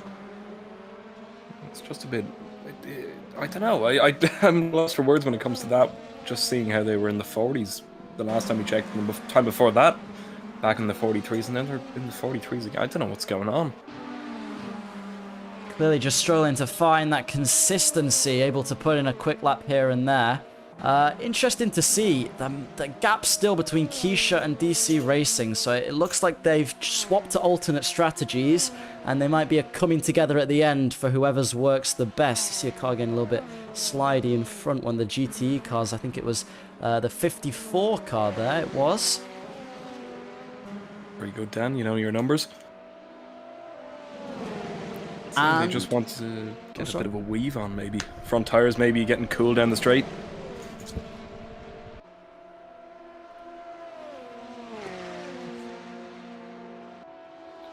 Medium tires. Oh, they're coming in for a pit stop. I've had some news through an external source that the Scuderia Carmona racing teams are free to race each other, the LMP2 teams. So that 3.4 seconds gap, the 33 car will be looking to close, and there is no team orders being put in place between those two. So they are free to race each other for position. At least the 33 Scuderia Carmona team has an ally on the front bonnet, that is. Oh, we have some fun. I promise. I'm gonna stop. I apologize. I wonder if that sim racing mate will appreciate that joke or not. Oh, it's getting worse. It really is. You can tell it's getting to the 3.5 hour mark. Oh god, how many have you gone through at this stage? There's mate, dude, lad, fella. Fella. We're going through the alphabet. We are. We're making our way through the alphabet with these ones. Gaps on track opening up a little bit then, looking like everyone's settling into position. TSRT now take the GTE lead after Scuderia Carmona's GTE car goes into the pits. It'll be interesting to see what strategies worked for them. Do you think they'll come out close together? They might do. They still have a brilliant lead in front anyways. 2 laps. I think it's come down by 0.4 laps though, the last time we've checked in them. Lopen Esports then behind. It's you see Lopen, RSK, that sim racing team, all separated by 2 laps pretty much. Lopen behind, opening the gap to the other Positive Perception. Jeez, there's so many. It's always good. It's always good to have a good field of cars, and especially have some good teammates in multiple classes. Oh, for definite. And I was convinced before that Lopen were going to make some gains towards RSK. They've not as of yet, but I still think if they've got driver swaps and pit stops to go, 1.8 laps is probably more of a strategy difference than the actual difference in time. So I wouldn't rule Lopen out of a podium spot just yet. I think they're biding their time on an alternate strategy to RSK at the moment. Exactly, yeah. They had an LMP2 team, the Lopen Esports guys. Sadly had a disconnect. They were doing brilliant. They were fighting for the lead at the start. But unfortunately they had the disconnect for that, so we're down 1 LMP2. So that was our first DNF of the race then. So went from 31 cars to 32. So a shame. This is now the only Lopen car running at the moment. The Exiles. Well, looks like they've been included now. Very good indeed. Scuderia Carmona in the lead. It's that sim racing team. I believe one of them might have done a driver swap. Yeah, so Scuderia Carmona, we saw them coming in earlier and they've done their swap now. So it's up to TSRT. They've got a 2-lap difference. Hopefully for their sake, that means that they've already had their swap earlier and they're a bit ahead pit stop wise. But they're going to need to push on this lap before the 54 car gets out, which I believe it already has. It's coming out onto track now. So comfortably in the lead then of the GTE race despite a pit stop there. Yeah, now you can see, I think that sim racing cheerleader was definitely hoping they could gain the pace and get ahead of them, but Scuderia Carmona have that covered off very easily. Cheerleader is a... Sorry, I just couldn't ignore that. That was so good. We're avoiding every single letter apart. Sorry, we're going for every single letter apart from B. So that sim racing... no, I've run out of them. Come back to me. That sim racing zoologist will be looking on at his teams and wondering how it's going. I'll start making a list. Come back to me in 2 minutes. All right, we will do. We'll get back to you with some new acronyms for TSRT's owner. Hexa AF Racing, they've cut down that time. They just set a blistering lap for an LMP2 of a 1:39.5 as we see DC Racing's LMP2 pit from the lead. So this could give Keisha Racing, who are also pitting actually, which is very interesting. So looks like that benefit might have been on track. Maybe Keisha Racing got caught up in some kind of incident. Scuderia Carmon's 33 car still 5.3 seconds behind their partners, just lapping ever so slightly slower, but we have had confirmation they're free to fight if they can catch up. So it's all about being fast on track. Apex Digital Motorsport back into the top 10 now, which Tom predicted earlier. So they're doing well at the moment. Yeah, they're back up in the top 10 at least. I know they dropped into 14th at one stage, I think, for a long stop. So the LMP2's ahead. The LMDHs are at least 6, maybe 7 seconds a lap faster on average than the LMP2s. So we should see Apex Digital Motorsports come into their own now. It'll be interesting as well, riding on board at the moment with Team Panther Racing. They are going with one of their drivers for a 4.5-hour stint. They've completed all of their long stops. Now, as we look, he's about to navigate through a little bit of traffic here, and it's going to require so much concentration because you need to be making a lot of decisions. You can see up ahead quite a few LMP2 and GTE cars, so we'll just have a watch of the actual concentration he needs to maintain over such a long period of time. And Tong, you've already been in the car for a while. Can you tell me how it drains you mentally just being in there for such a long period of time? I think the main thing would be when you're coming across like just lapping cars, and you're always on it keeps you on your toes as Team Panther comes into the pits now. Maybe he'll get a bit of reprieve now, but it takes a bit out of you. 2 hours, it's kind of 2 or 3 hours kind of average stint, but 4.5 extra hour and a half. Imagine a day's at work, like a day of work is like 8 hours, 9 hours. Imagine you have to do that extra hour. It just kills you. It really does, and especially if you have a high force feedback setup. Where we just caught a mistake. Esports going, and that is why that gap's increased to now 40 seconds to Onid, who, like you said, coming from the pack to now being second, 40 seconds ahead of OC Esports, who we thought were going to be one of the contenders for the win here. That is quite impressive. Not brilliant for OC Esports as DC Racing made their driver swap. Lassie now driving. Not a great time to be doing that. Maybe they just got distracted. And I have to mention about Lassie, the current ACF2 world champion. Yeah, he's alright. I have a few more names for our friend TSRT, or TSRB. Yeah. That's Sim Racing Scallywag.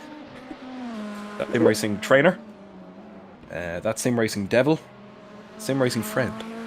Sim Racing Entertainer. the greeter, the instigator, and the joker. And now we will drop it entirely. Yeah, we won't be making any more funny names for the fruit guy. So, the gap to DC Racing has dropped to under a lap for Onid Esports, so they'll be looking to try and push. If you look on the track map, you can see that DC Racing are just coming out of in and out as Onid go through the Le Mans chicane. So they're going to have to gain about 3/4 of the track if they want to be in a chance for the lead, and they probably haven't done all their pit stops yet. Wow, they got very sketchy ahead of the chicane there. That could have easily been game over. But yeah, they're also coming to the pits now. It's about the pit window. No, sorry, I thought that was OC Esports for a second.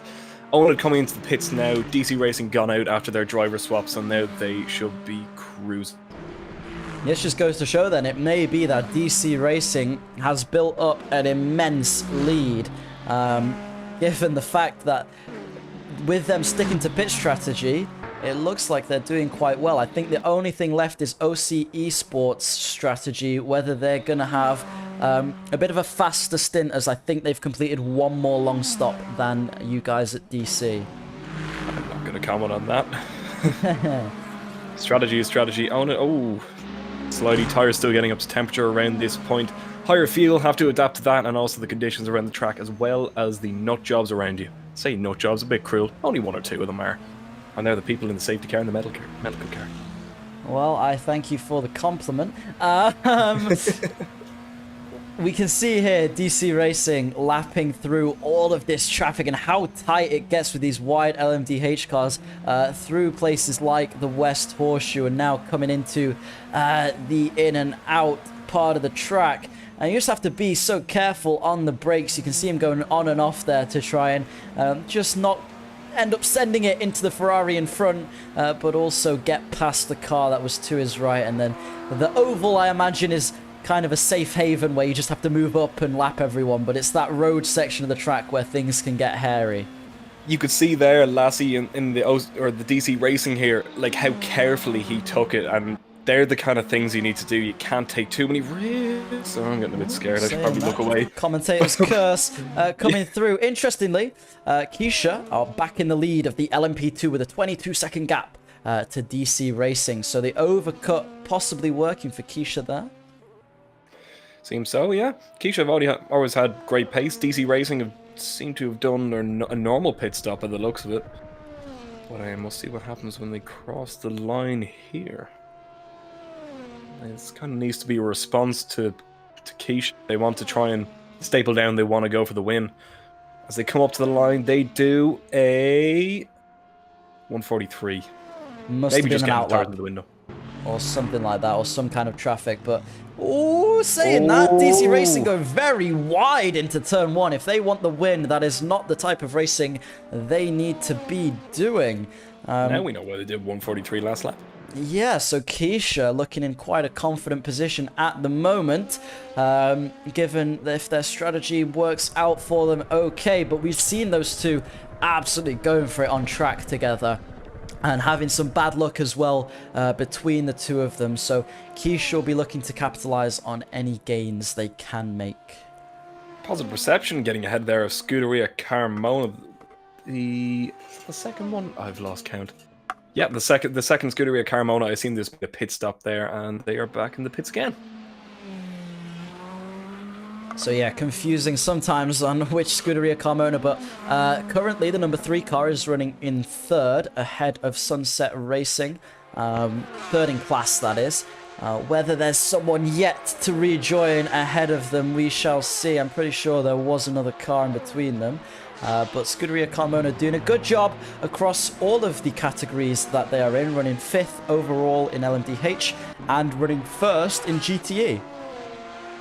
The main thing to point out if you're looking for driver swaps, if we go back to that, usually you need a 2-lap advantage there or thereabouts in order to get a driver swap done and come out in the same position.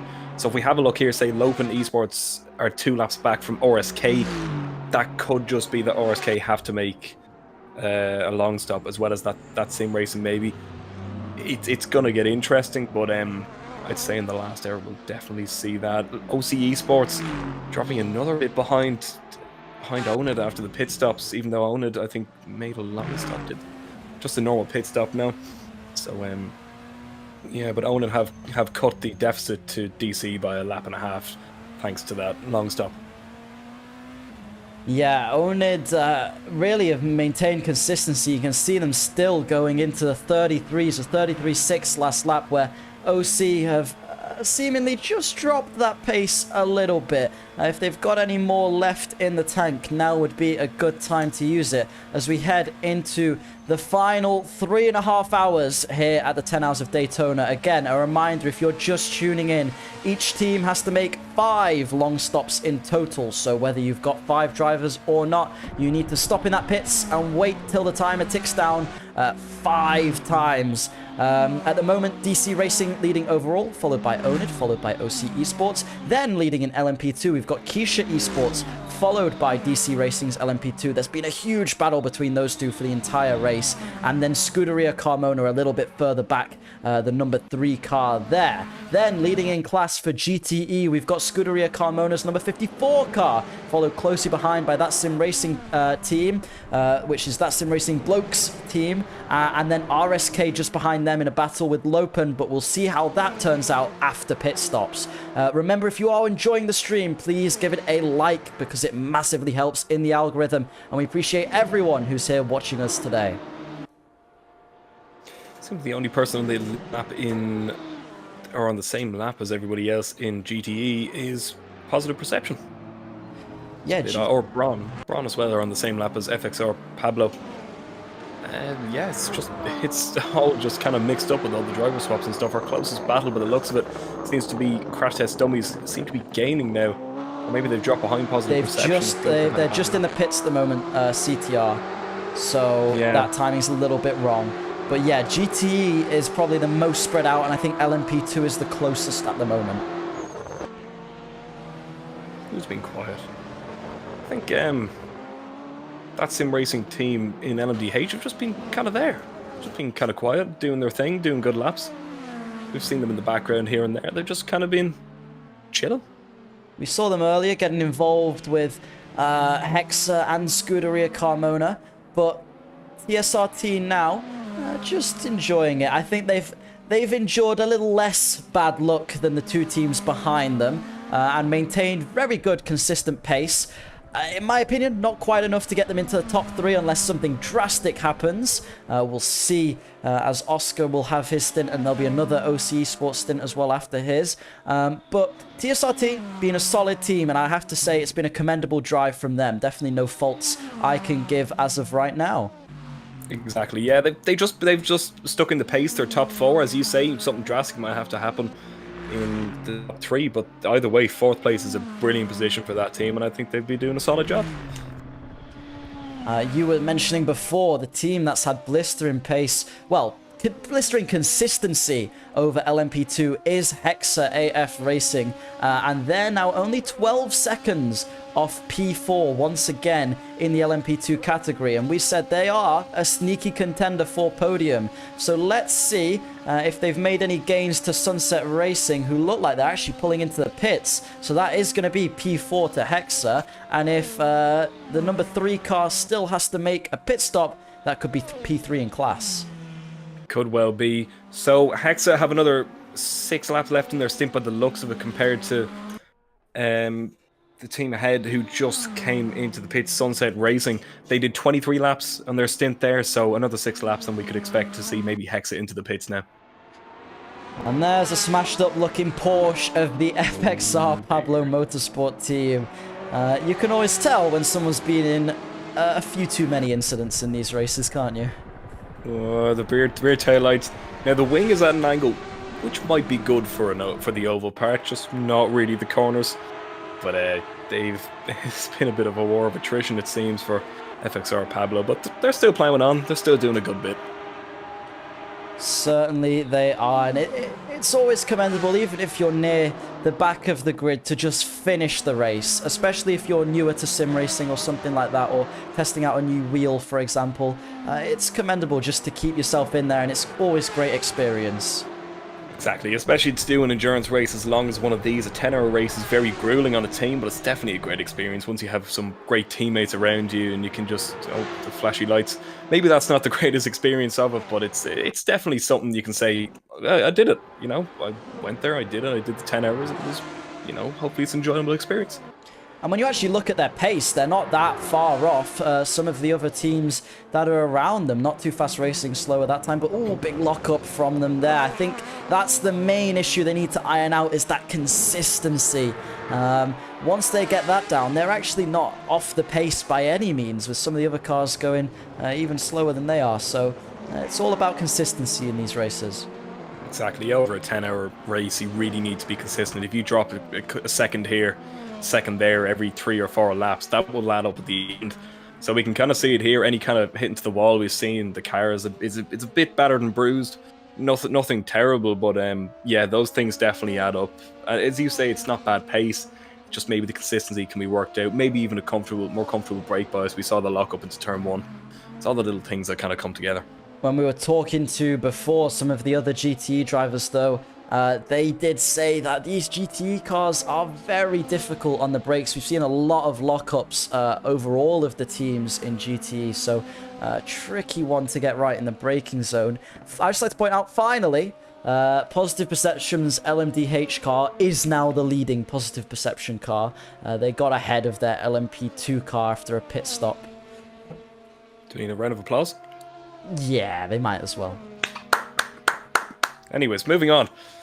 Yeah, Positive Perception in the LMDH. I would have expected that to happen a bit quicker, but it's done anyways. The next car ahead then is the Hexa AF Race LMP2, which is slowly closing in the sunset, but, it's slowly but surely. And again, sneaky contender for the podium. Yeah, Sunset and Hexa both being consistent, which is the key to a sneaky podium. And I think between them, Scuderia Carmona and Hexa, it's going to be a close battle, isn't it, for that P3 in LMP2? And I think all the drivers would appreciate getting that. Definitely. 1.6 seconds to gain last lap. Traffic seems to be influencing the lap times a small bit here, but Hexa seem to have a bit more pace at this moment in time. Down to 10 seconds the gap. Last time we saw it, it was 16. So it's definitely going to be a battle unless there is another pit stop to come. Sunset Racing team then, they are a diverse group of people. Drivers from USA, Romania, Bulgaria, Slovenia, Bosnia and Japan. And the name came from the fact they all race in a league called the Sunset Racing League together. Well, very diverse indeed. Yeah, not often you see teams with so many different countries. Obviously, we're used to seeing drivers of 1 or 2 nationalities, but 5 different nationalities. I guess it does help with these endurance races where people have different time zones. I think DC Racing need another member. We only have 4 different nationalities. Oh. I mean, don't tell that to Ethan, who runs British motor racing, but somehow has a lot of Germans in there. I wonder how many different nationalities he has. 2? I think 3. I think 3, because Vigo's in the server, so we'll count him. I'll make it 4. Are you sure you'd want to be associated with a British motorsport team? We'll come back to that. Yeah. That was the answer I expected. 9/10 last lap. Hexa and a 10th last lap, so slowly but surely. But obviously the GTE traffic isn't making it difficult for any other class apart from the GTEs. Yeah, I think the hardest class to race in traffic-wise now would be those GTE cars, because you're looking in your rearview mirror all the time and also trying to lap your counterparts in cars that obviously are not much faster than. So LMP2 and LMDH, especially LMDH, having a bit of an easier time getting past those lapped cars. I would argue that LMP2 would have a hard time as well. You have to lap a car while being lapped. Like, it's quite bit sketchy. It's kind of like Hakkinen, Schumacher and Zonta kind of thing. You have to just sit. The GT will just sit there and take it. Just have to stay in my line. Then you have Schumacher kind of like, oh, he's going past, and I'm also trying to overtake this guy. And then you have your Hakkinen and the LMDH just going straight through. Yeah, that's the last thing you want is someone... And we've seen it, haven't we? We saw it in the Le Mans chicane with DC Racing. They got caught up with traffic, and the Keisha Esports team used that to their advantage and managed to take the lead off them from there. So getting through that traffic clean is important to all of these teams. Definitely, as you can see now, a bit of traffic going to go ahead of DC Racing. Crash Test Dummies unlapping themselves. Seem they've just come out of the pits and now they're having some sort of rejuvenation in form. So we'll have to see what they do. We saw earlier Crash Test Dummies seeming to gel with the car the best when it was on those fresh tires and a new load of fuel. So clearly those guys... Oh, as I say that! Oh dear, they saved that just about, but catching the curb all wrong there and having their tire sort of go down into it a little bit. Hold on, I'm just writing in the curse book. Don't worry. Yeah, another one. We're not allowed to say any curse words, although I think, last time in Spa, one slipped through. Have we had any today? Oh, I wasn't talking about those curses. I was talking about you talking about someone doing well and then them binning it. Oh dear, I have cursed someone again. I've run out of paper. To be fair, Crash Test Dummies and Positive Perception were racing, and I cursed both of them, so that can kind of cancel out. I don't think so. Crash Test Dummies, though, maybe it's the dad hopping in going, watch and learn, because they seem to have found a bit of pace and they just overtook Positive Perception without really much challenge. Or DC LP2, sorry. Oh, well, there we go then. So Crash Test Dummies finding pace. Someone who could do with finding a bit of pace right now is Sunset Racing. They have got Hexa just 9 seconds behind them and closing in by half a second last lap. We'll see what it is this lap, but if they've got any juice left in the tank, now would be the time to use it. Another team we haven't talked about, DSR, just kind of chilled. Maybe they've done all the long stops and they're just tactically planning. Tactically planning in the pit lane? But you never know, you need some time to bring it to whiteboard and do some diagrams, but you never know. They could be laughing at the end. Yeah, it'd be interesting to see maybe DSR gonna be first with a really extremely good strategy. They were racing before they ended up having technical issues, the Lopen team at one point. Now dropped back a little bit behind Crash Test Dummies, but DSR obviously consisting of a couple different drivers from different backgrounds, so an interesting team there. Very interesting indeed. Hexa AF doing one of their driver swaps. I think they might just hold on to 6th position, but I think Team Panther Racing definitely have the advantage when it comes to all the driver swaps. So we'll see where they come out. Just looking inside of this OC Esports car, they have a really nice little display there of what they're currently doing. Oh, they're currently sim racing. Yeah, something else as well, apparently. But they're currently not sim racing good enough to catch up to Onid yet. They're still dropping back a couple seconds over a few minutes. They've dropped back 56 seconds, whereas that gap was about 18 when we last had a look. So if they can find some pace, that's going to be important. It's very stalemate up the top 3. Onid Esports are kind of hovering around still the 1.4, 1.5 lap range over DC. OC Esports kind of, as you say, dropping back a couple of seconds every few laps, but it's very stalemate in the LMDH at the moment. Meanwhile, Team Panther are starting to close in on Hexa AF, who are still in the pit lane, I believe. So Team Panther make up that position now with no long stops left. They move into 6th in class. The main problem they're going to encounter is, can Zelensky keep his concentration up for another 3 hours and 12 minutes. Lordy have been in the car about an hour and a half now, and he's got another 3 hours to go. It's going to be difficult. Oh, it's going to be challenging. Wow, that's going to be commitment. Someone better be in that voice chat playing them some nice music, have a nice podcast, or making them laugh, because it's going to take a lot to keep the mind occupied. Interesting to see as we look to where there's a whole lot of traffic. You can see as these drivers are getting lapped what it's like on board with them, and see the rate of knots that the LMP2s and LMDHs catch up to the GT E cars. It's amazing when you're in the faster class, lapping the slower class, you're thinking, why don't you just brake later? Why don't you do this? Why don't you do that? And then you drive the slower class and you're kind of thinking, I can't do anymore. And you all of a sudden you're behind the people who you were knocking. Like, everybody's driving at their best, and I think it's good to respect that as well. Of course, and with a race like this, you can take your time a bit more. Not every position needs to be made instantly. Sometimes you are going to have to wait up just a little bit and bide your time and be patient. As you watch the Scuderia Carmona car in the lead in GTE, just going through there, having a great race. Those guys, they've been doing really well. Ooh, lock up now. You can add another one to the list, Tom. I made a paper, man. That is... Dan. Enough talking from you. Yeah, I'm just going to be quiet now. Diabolical. But they still have a 1.3 lap advantage, okay? We're not going to panic. Yeah, we're terrible. Yeah, with that TSRT GTE team, this is why they didn't want me commentating them, and Carmona won't want me doing it next time. I really am the king of the commentator's curse today. Positive perception in the GTE have closed a good bit on Blow Sports. We were talking about them before, 42 seconds back, I believe it was. And now they're catching up quite a bit.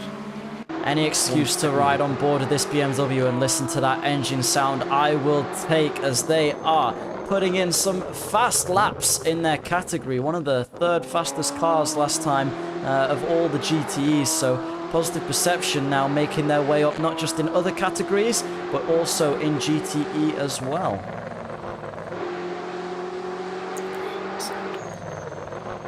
It's just a growly V8, isn't it? That's why I'm excited for the Mustang GTE. It just sounds... Oh, any V8 sounds amazing. The Porsche as well, if we can find one of those, that flat 6 sounding just a bit high-pitched, but really good through the acceleration zones. If there's one thing that will keep you awake for Le Mans, and I'm sad the RSR is gone, but the two things that kept me awake, one, the NASCAR, number two, the scream from the Porsches. It rivals the NASCAR Garage 56. It's an underrated sound hero. Oh my god, can we go back on board with it? My favourite sound of the Le Mans cars has got to be the Camaro starting up, where it goes from the electric engine and fires up the combustion engine. It just sounds amazing. You mean the Cadillac? Yeah, the Cadillac, sorry. It just sounds so good. It does, and it's amazing to see it move so fast. You hear all the LMDH cars going by, and it's just like, and then you hear the Cadillac roar past you. It is incredible, but it's always good that we have these GTE cars. Not everything has gone down to hybrid and diesel and all the rest. At least we have some nice sounding cars, such as the Lamborghini, or as we have here, the BMW and the Porsche.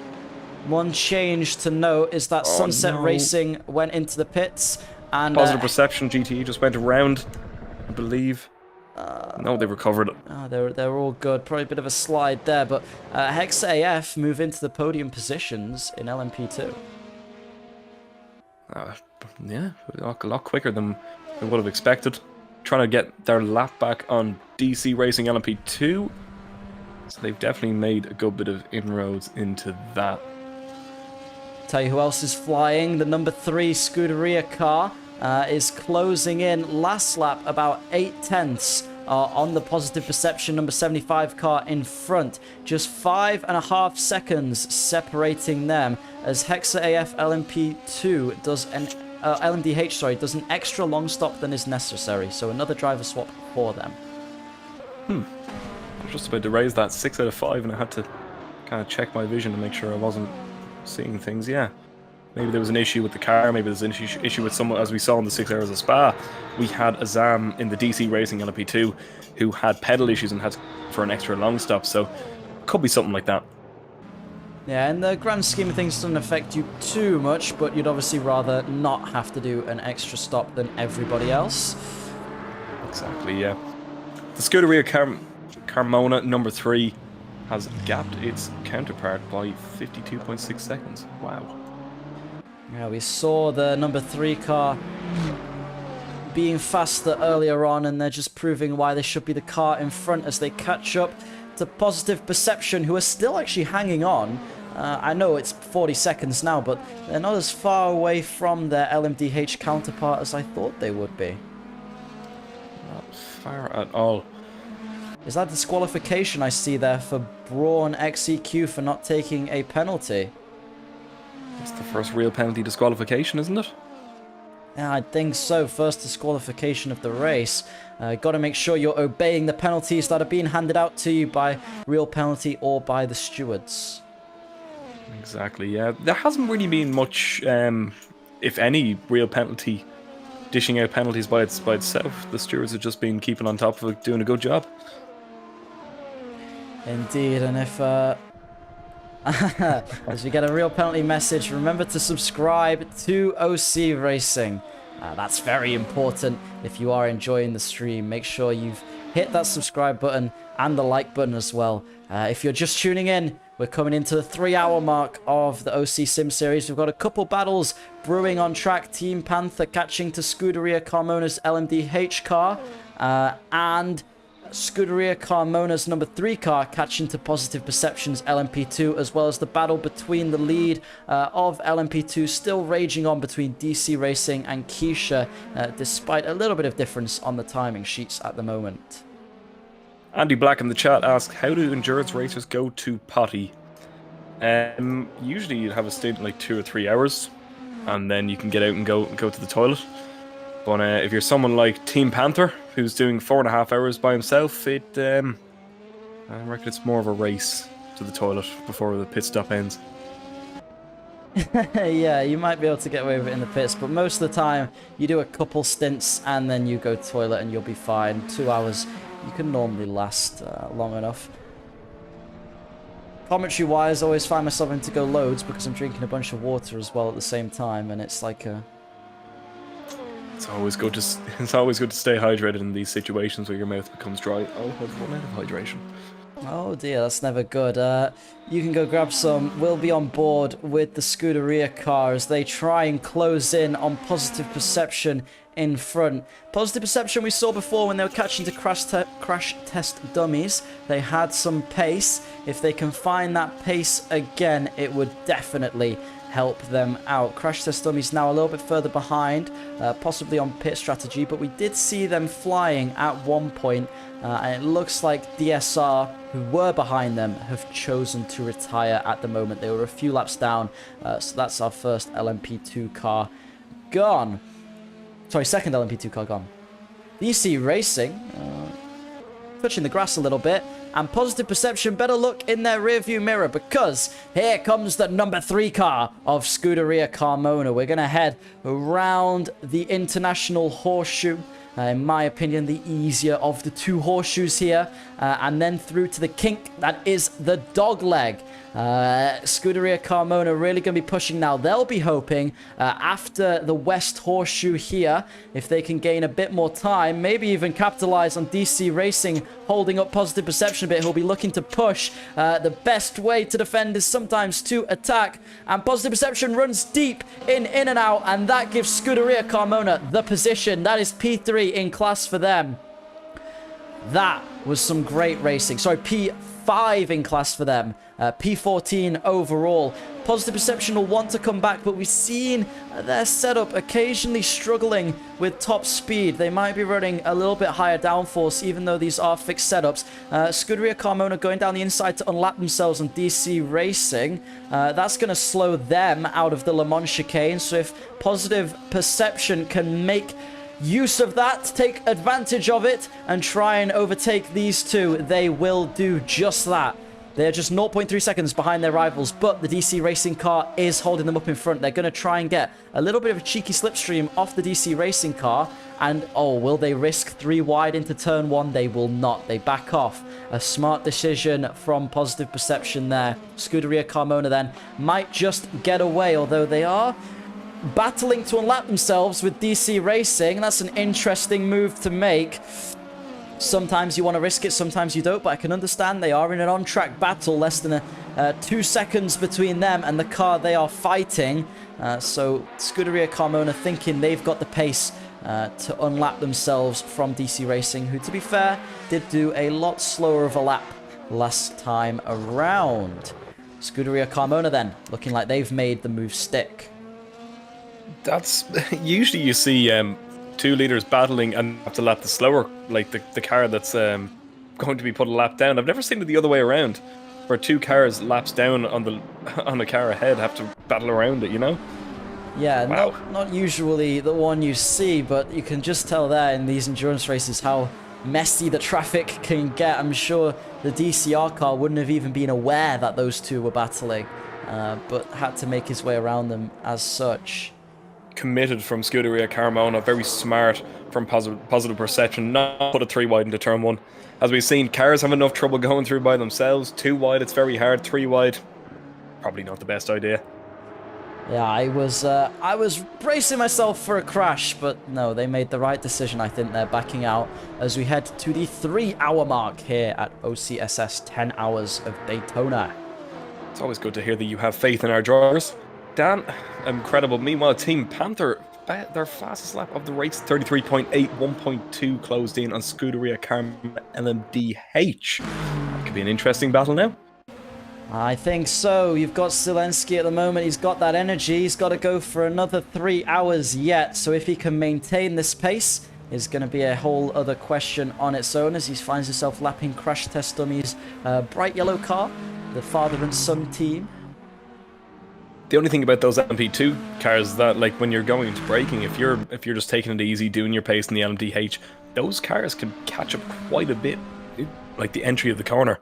So you always have to be careful with lapping them. When are you going to cut them off in front? Are you going to cut them off in front? It's always wise to be a bit safer with that. DC Racing behind Keisha Esports now as they had to take their drive-through. Don't know what happened to my microphone there.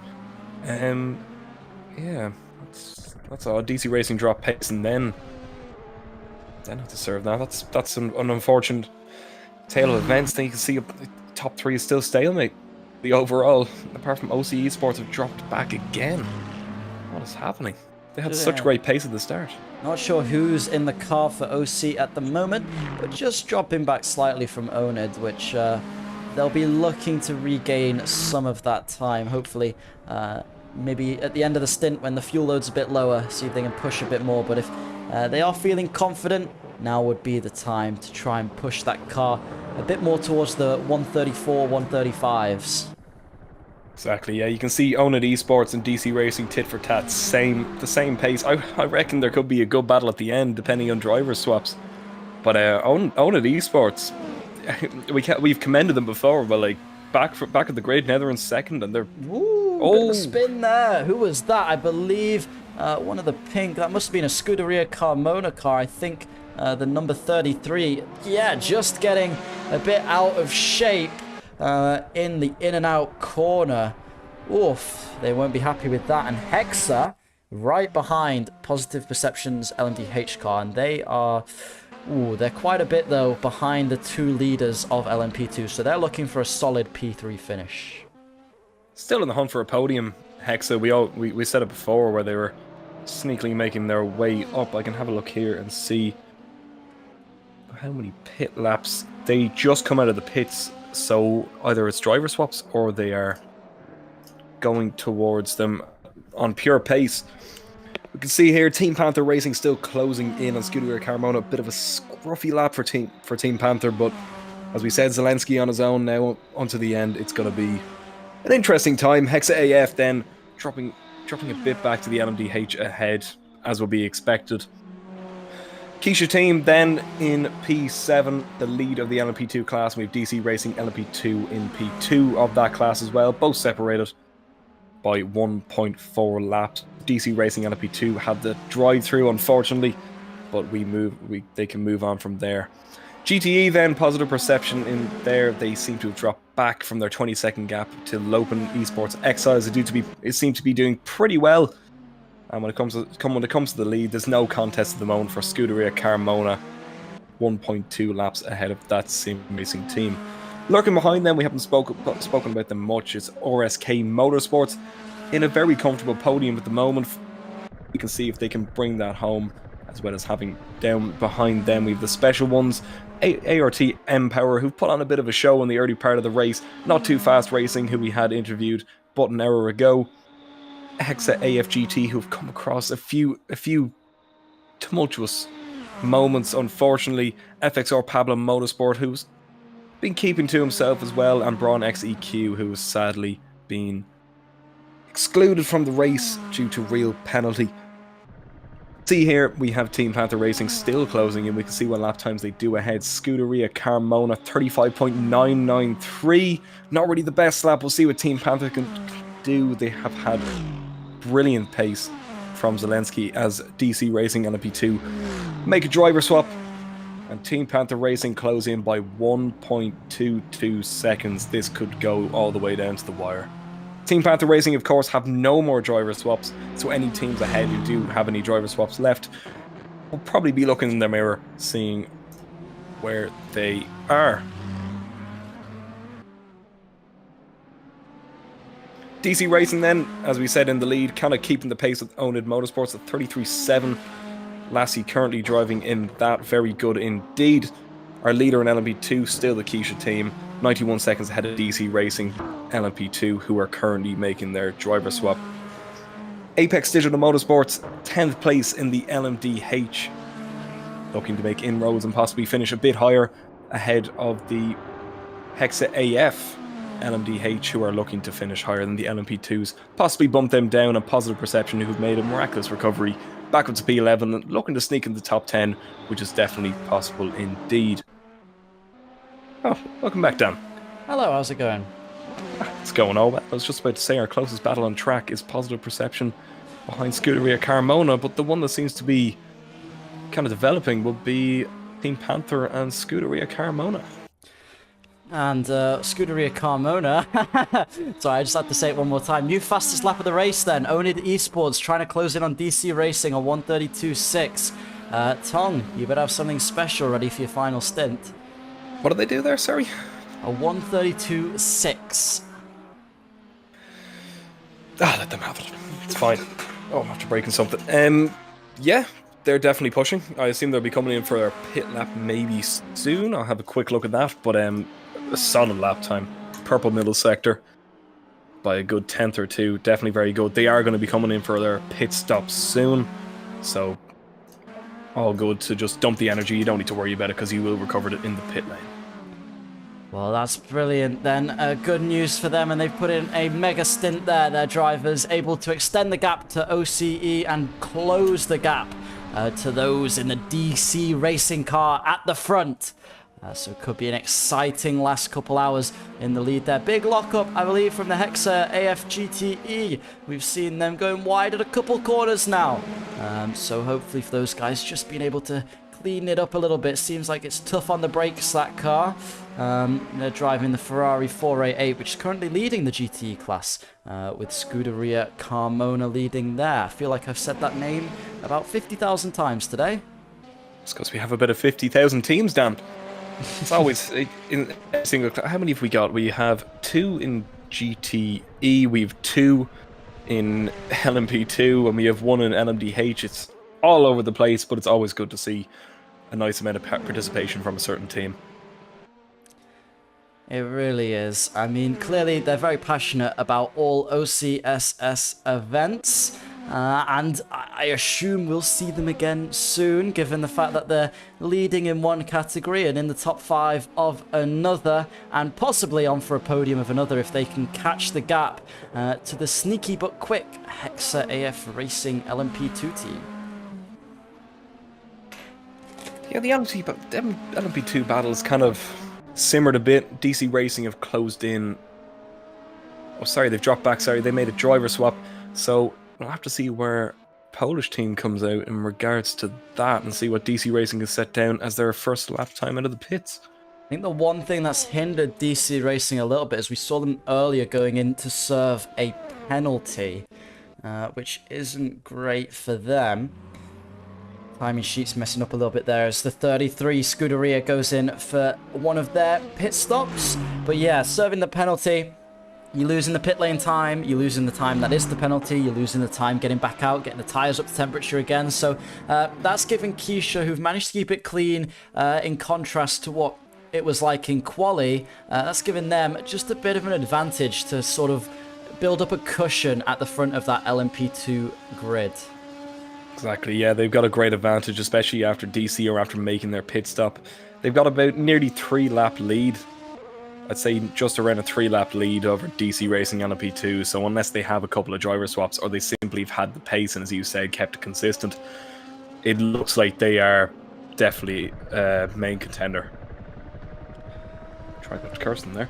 Yeah, maybe there is no Tong curse. We were talking earlier as well about Team Panther. Looks like they've dropped back a touch from the 86 car, whether the 86 car's upped its pace a bit, seeing the incoming threat that is the Team Panther car.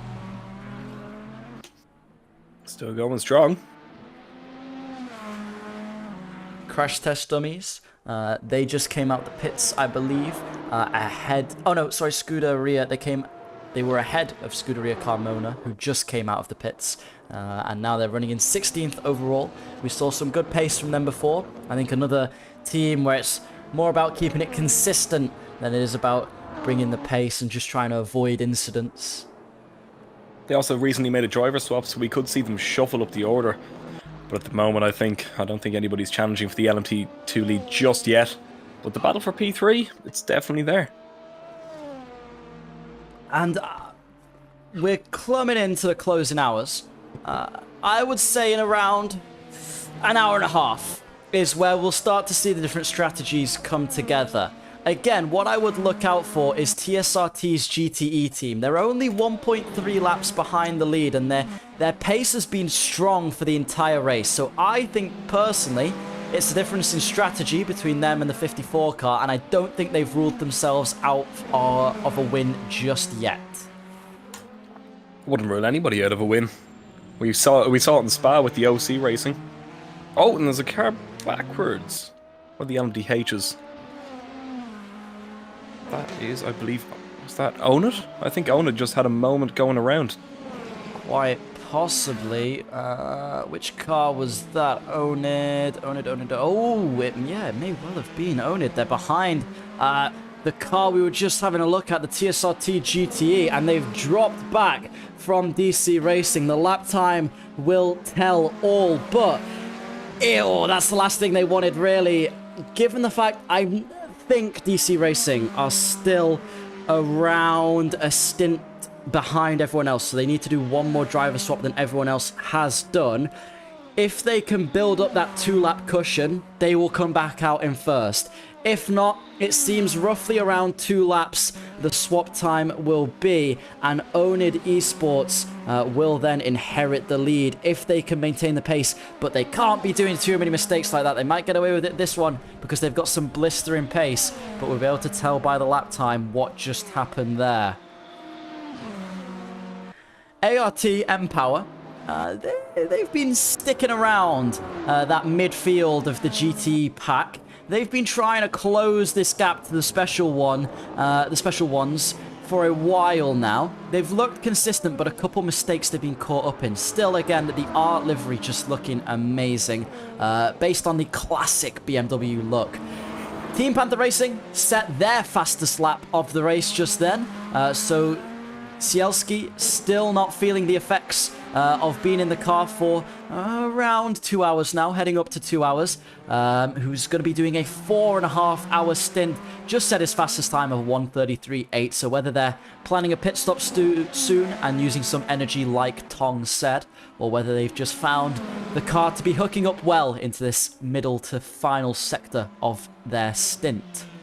Seems they are getting ready to come in for a pit stop. 27 laps. That's kind of the range that you'd want when it comes to the pits. Maybe a few laps after, but nonetheless, 33.8 after being in the car for already 2 hours and still another 2 hours 47 to go. It's still a still a great effort. It really is impressive stuff from the Team Panther Racing squad. OC Esports currently lapping a touch slower than those in front of them, but nothing too major. If Onid have any kind of incident, they'll be looking to capitalize on that, and they've remained consistent, not getting into crashes or anything as to such. As of yet, touch wood, please don't curse them, Dan, or I'll probably be fired from my job. It's your job. Well, no, it's not my job, but it's my job for today. Full-time YouTuber. Dan I No Skill wish. on YouTube. I very much wish. Maybe one Seems day. that maybe someday. Own It and OC, the laps before, they had a couple of off laps. I don't know, both of them maybe shared psychosis kind of thing, but OC also another bit of a scruffy lap. I assume traffic's just starting to weigh on them.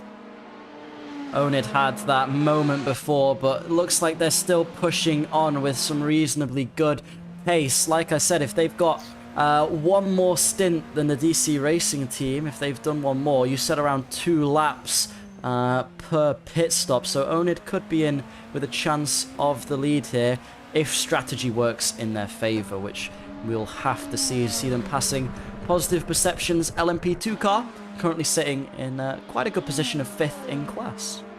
Solid position, mid of the pack. You can't ask for anything more. Solid job. I've received news. Dan, would you like to hear the good news? I would. The man, the myth, the legend, Oscar OC Racing will be driving soon. Currently, Milan's in the car for OC Esports, doing a great job, and Oscar will join in soon enough. That is some good news. Let's see if Oscar can find some of the pace the team needs to catch up towards Onid. Milan putting in some very solid laps, keeping it clean and consistent, but dropping back a touch from the car in P2, so it'll be up to Oscar to try and find some of that. Oh no! Big contact, looked like a bit of a lag spike there, but Milan unfortunately making contact with one of the LMP2 cars. I believe that may have been a Positive Perception car, and that was not good for OC Esports. That drops them a lap behind Onid now, as Onid made their way through that carnage in turn 1. So unfortunate. You can see this is the thing we're talking about. Anything can happen, and oh man, what a recovery from Milan, but it's just so unfortunate, the incidents you can find. Tong. As we said, lap in traffic, lag spikes, anything can happen, and that's just one of the examples. Thankfully, it wasn't a race-ending collision or a disconnect. Another example of the commentator's curse that's been plaguing us today. Right as I say he's doing a good job. You need to stop this. Oscar also says Dan No Skill is an absolute weapon. Oh, well, thank you very much. A weapon against drivers with his commentator curses, but a weapon nonetheless. It does seem like that today. I've been an extremely unlucky curse to a lot of these drivers. I do apologise. It's not my intention over the 10 hours to cause as many of you to crash as possible, but it seems I'm doing a good job at that nonetheless. Yeah, it's always good to have an extra skill, isn't it? I mean, you could probably watch Formula 1. I could place bets, and then you could say, oh yeah, he's doing a good job, and then crash us out. Let's do it to Lance Stroll that time, yeah? It would be useful to have a skill for me, wouldn't it? Unfortunately, your name is Dan No Skill, so we need to change that. Oh dear. Apex Digital making their way back towards the top 10. We've just seen Positive Perceptions LMDH car leaving to do a driver swap. I assume maybe their last or second to last driver swap, depending on how many people there are in the team and how long you're willing to go on your stint. And ooh, a bit of a lockup there from Apex Digital, but they managed to keep it through turn 1. That could have got hairy. Very, very difficult corner. As we said before, it's a constant left-hander. Pretty much straight in the braking, you can lock either the front or the back axle. As we saw there, Apex Digital doing just enough to keep the car in a straight line, so definitely well recovered, but it shows the perils of turn 1. And the last thing you want to do there is lock up the rears and not those fronts. You can get away with it on the front, but the rear, that's when you're going to send it into a spin. So everyone probably going with a slightly more forward brake bias when they do, as we see Apex Digital coming to lap the lead GTE car, which is the Scuderia Carmona. They drop another lap behind the LMDHs. Not that they will care too much, because they are leading in their group with TSRT trying to make up some time behind. Made 4/10 that lap, and given pit stops, that could be enough. Ooh, but a bit of a drift through there. It's all about style points, Dan. Yeah, get that rear end out there. We'll give you an extra position. That sounds bad. That does sound bad in hindsight. Racing team keeping the pace. They show they have leading pace as Scuderia Carmona. It all depends on what kind of pit stops they have. That Sim Racing team doing a brilliant job, though, keeping the pace of the leaders, it has to be said. Indeed, TSRT and Carmona have both looked consistent and fast, so I think it's really a race of attrition between those two, not getting involved in too many incidents. Touch wood either. I'm going to quickly go away from them before something happens, because I want to talk about Keisha Esports. They are currently ahead of 4 LMDH cars in an LMP2 and running in the top 6. That's not something I would expect nearly 7 hours into an endurance race, but here we are. Yeah, I mean, I have nothing else to add. Just such a solid performance. They started at the back of the field, I believe, for LMP2. Yeah, no valid laps in qualifying, the same as DC Racing, but have come through to dominate. Wow, 1.1 laps ahead of the next LMDH. They're about maybe 3.5, nearly 4 laps ahead of the DC Racing LMP2. Great battle from both teams, but Keisha really has had that consistency. It just goes to show how important not just being fast in these events is, but being consistent when obviously they've had no laps quicker really than, for example, the Scuderia Carmona car behind, but they've been a lot more consistent, avoided incidents, and that's what's led to them being in 6th currently. I'm sure that will change as they go for a driver swap. So it's up to DC Racing to try and push themselves towards the Keisha Esports team. I don't think they're going to be able to overtake in this driver swap period, but they might be able to close that gap a little bit. The number 86 Scuderia Carmona LMDH we just saw there, trying to close up that lap. It's going to gain it now on the LMP2 team. Keisha that just pit, but yeah, definitely jumping around a bit. Maybe the wipe is taking a toll after nearly 8 hours of racing rather than the drivers. Yeah, connection always the hardest thing to manage during these events. Especially if you've not got a wired connection and a solid internet provider, sometimes it can make or break your race, as you know very well. I don't want to talk about it. I used to have terrible Wi-Fi. My download speed used to be 500 kilobits per second. Ooh, Not that's even painful. a megabyte inside. I think the worst thing is, the best thing you can have is a solid internet connection and no family. Well, it sounds a bit dark when I say that, but like have your own place with your own internet connection, not that you've just lost your family or something. Yeah, when other people start to use it, it can really slow things down, can't it? And then you're kind of just getting frustrated. Especially for my race, I had to go down and plead with my sister to get off Netflix for the love of the Lord. Please. I don't want to lag into someone, because you just feel bad, don't you? Yeah, you do. But yeah, hopefully you gave us some compensation or a Netflix binge watch after you did that. Looks like Hexa making a little bit of time on the Scuderia car in the pits at the moment. They are swapping drivers, I believe, right now, if they've just disappeared off the timing sheet. So Hexa moving up a position if they don't have to pit again. Number 5 in the pits, Panther in for a normal pit stop. Obviously no driver swaps, they have all them done. So we'll see where they emerge. Keisha are about to leave the pit lane. Currently, 1 lap. Well, 2 laps, really. Or maybe even 3. DC Racing's gap to them. So, looks like DC Racing aren't going to be anywhere near by the time Keisha leave the pit lane. We'll see. They're running in 6th at the moment. You can see that grayed out number 6 on the track map. That's them. Once they start leaving the pit lane, they'll change to grey. And that means they're active and driving. So you'll see it now. They're leaving as DC Racing come through this part of the track, the in and out corner.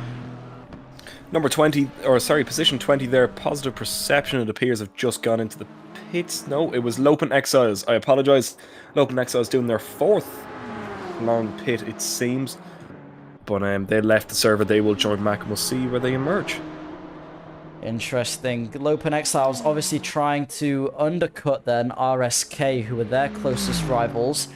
We said it's going to be a fight for P3 and GTA between RSK and Lopen Exiles. Let's see which strategy pays off, as everyone's starting to come towards the end of their stints. And I believe we see Hex now closing up on Keisha, who are just ahead of them. And we'll see what the gap's like after Keisha's pit stop. And then Onit Esports as well have just left the server, meaning they're doing a driver swap. They're back in now, so we'll see what OC Esports can do before their driver swap. Interesting that we're getting driver swaps similar times now. Everyone's strategies kind of conglomerating together. And this is where we'll see any on-track battles, if there are some, and see what the real gaps are like into the final 2.5 hours here at Daytona. Conglomerating.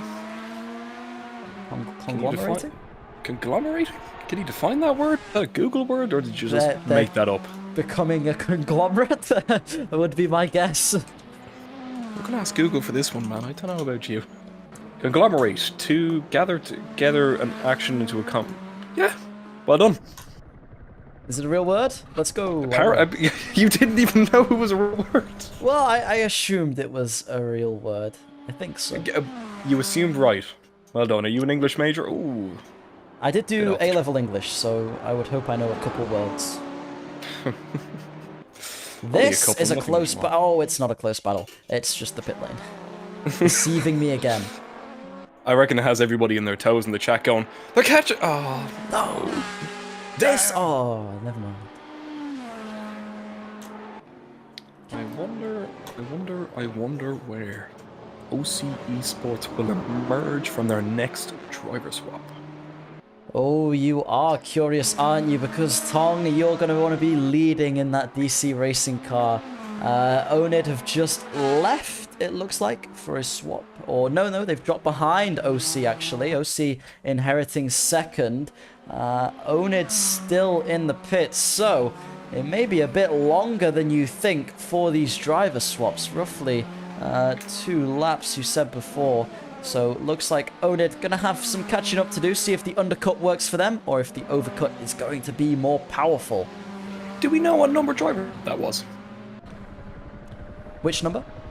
Do we know what number driver swaps that Onid are on? Did we see that? I didn't catch it, unfortunately. I think it'll, maybe at the end of the timer it will say.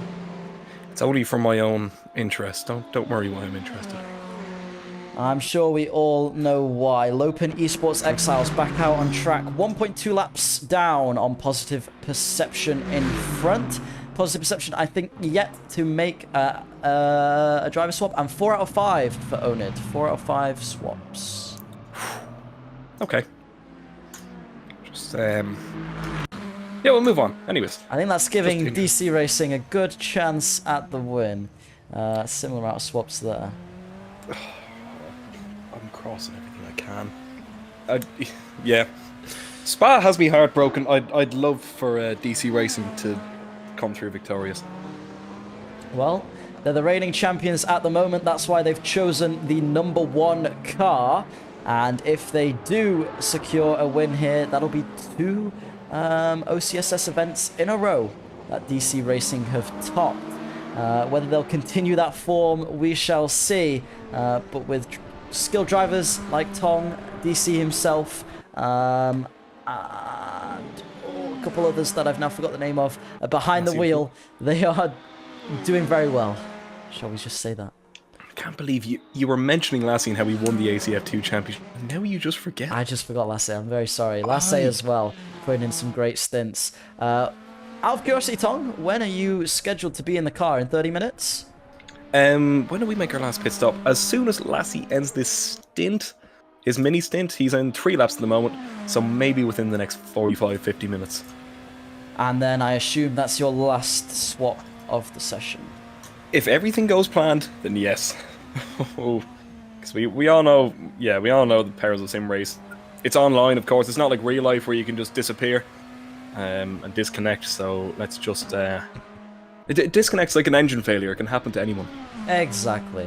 So hopefully this time you had your fair share of bad luck in Spa. It doesn't happen to you again. What is absolutely hilarious is, once again, Positive Perception's LMP2 car is the leading Positive Perception car, and the LMDH just 10 seconds behind at the moment. Oh my. Yeah. Positive Perception and LMDH haven't had terrible pace. They've, like, see, you can do 35.3 and they're up there with what they're doing in the top 5. It's just, as we said before, consistency. It could have been disconnect issues, it could have been driver swap issues, it could have been this, that, whoever. or whatever rather. But it's just unfortunate those things happen. You can see they've got good pace, so I've no doubt they'll close back up. I assume they made a driver swap or something because they've dropped back down from about 10th to 14th.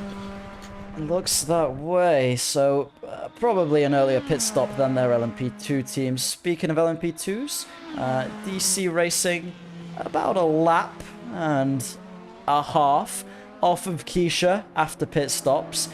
Whether DC do have to go in again for their swap is yet to be known, but at the moment Keisha still controlling the lead there, and OC Esports are now back in and waiting at the end of the pit lane alongside Onid, I believe.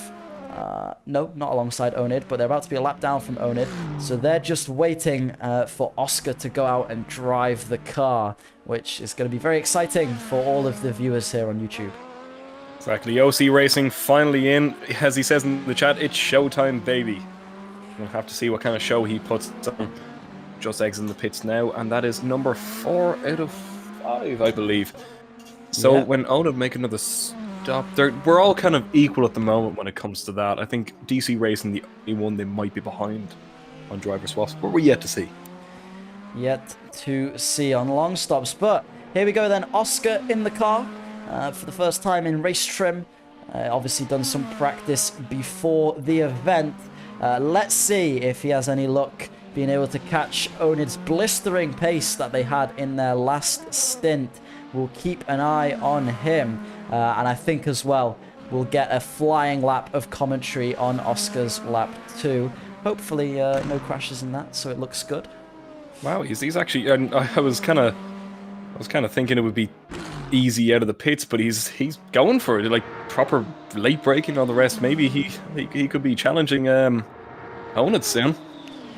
I always say, if you give a racing driver something to drive for, no matter how much they may protest, they will go as fast as they can. Positive Perception need their LMP2 car to get out of the way of their LMDH car because they're trying to get past them for P14. Whether the drivers are racing, it would be tricky to defend against an LMDH car, but at the moment, getting held up, all 3 of their cars together on track now, holding each other up, which is quite funny. The team play working against them. Let's go on board with Oscar for a full lap as he comes into turn 1. Heavy on the brakes. Manages to get that LMDH, the very big car, rotated into turn 1. Kisses the kink. That is turn 2. And then he's going to be braking for the first international horseshoe we have here. A little bit wider through there, not wanting to touch the curbs, which does make sense. You don't want to unsettle these very sensitive cars. Then it'll be flat through the dog leg, a very iconic corner here, into the west horseshoe. A tricky braking zone. You want to go wide and then get the car rotated towards the middle of that corner. You can see the understeer coming into play there. Then into in and out, which will take you onto the iconic oval section of the track. You see using as much of the track as you can there to try and get the power down and get the acceleration on for this run down to the Le Mans chicane. Oscar himself passing some lap traffic as he blisters down this back stretch past all of the big sim spot signs where he's gonna watch for it to run out and start counting down to his braking zone, and he goes brave on the brakes around the 2 marker. Not as brave as we saw in quali, but through the Le Mans chicane, carrying a lot of speed to try and get as fast a lap as possible, and it gives a good representation of how he's doing out there. Round the outside again of another GTE that just needed to be lapped. I believe the brother team that he was lapping there, and it's a long run down this front stretch of the oval used for the Daytona 500, and across the start-finish line, it's a 1:34.9, so good pace from Oscar. Commitment. You can see he's going so late into the braking zone. He's getting on the throttle so early. I was surprised how early he got on it out of in and out. It was about 80% throttle through there, and usually the back end will complain, but no, he was very committed. Wow, that's a solid first lap for him. If he can maintain that pace, he'll find himself catching to Onid Esports in front. So Oscar putting in a commendable lap there. Probably using his OC Racing gloves, which you can buy in the OC Racing shop. And if you are winning this race, you will also be given as a prize. Is it winning for LMDH or is it podium? I can't remember if it's a I think it's a podium in LMDH and a win in any other category. All to play for. Keisha already have a few pairs ready to go by the looks of it. Touch wood, no curse. I'm not like that. Yeah, Dan here is. yeah, I'm the cursing one, but hopefully I don't curse Art Empower because they have made gains on the special ones in front of them. That's the closest on-track battle in GTE as TSRT just took a pit stop and are out behind RSK Motorsports, who now inherit second in GTE, which is a very good show from them, the brother team that are swapping in real life rather than over the internet. I guess it makes it more realistic for them. Let's go to Carmona then in the 33, doing their best lap of the race, 39.3. Wow. Where did that pace come from? They were having a bit of a torrid time the last stint they had, but now the pace starting to come to them. It depends on who has their long stops ahead, the likes of Sunset, oh no, sorry, that's an LMDH. The other Scuderia Carmona and Hexa. Scuderia Carmona and the 33 car that is could definitely make an impact. Plenty of cars here still in it to win it. Hexa gaining, not as much as I would have thought, but gaining on the Keisha Esports team ahead of them. They'll be looking to get in front and catch up with the rest of that LMDH pack. I've been told by Positive Perception to Gush, we've had a bleak ton of bad luck. Don't worry, Positive Perception. We only wanted the screen grab for you. 3 cars in the one. It looked brilliant, and you're doing a great job. And touch wood. We'll just touch some wood, and we'll hope for you.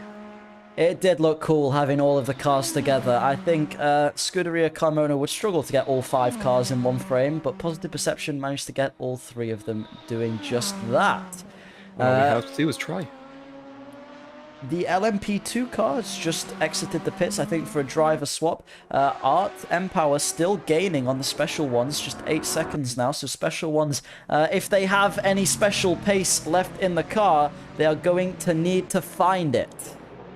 Seems a bit of a bad lap, maybe a mistake on that one. Art Empower seem to have come alive now in this stint of the race. Maybe they're thinking, go for broke. All the risk management has gone out the window. It's time to go and get a position. And that position, I believe, is for P number 6, which is a good position to finish after a long 10 hours.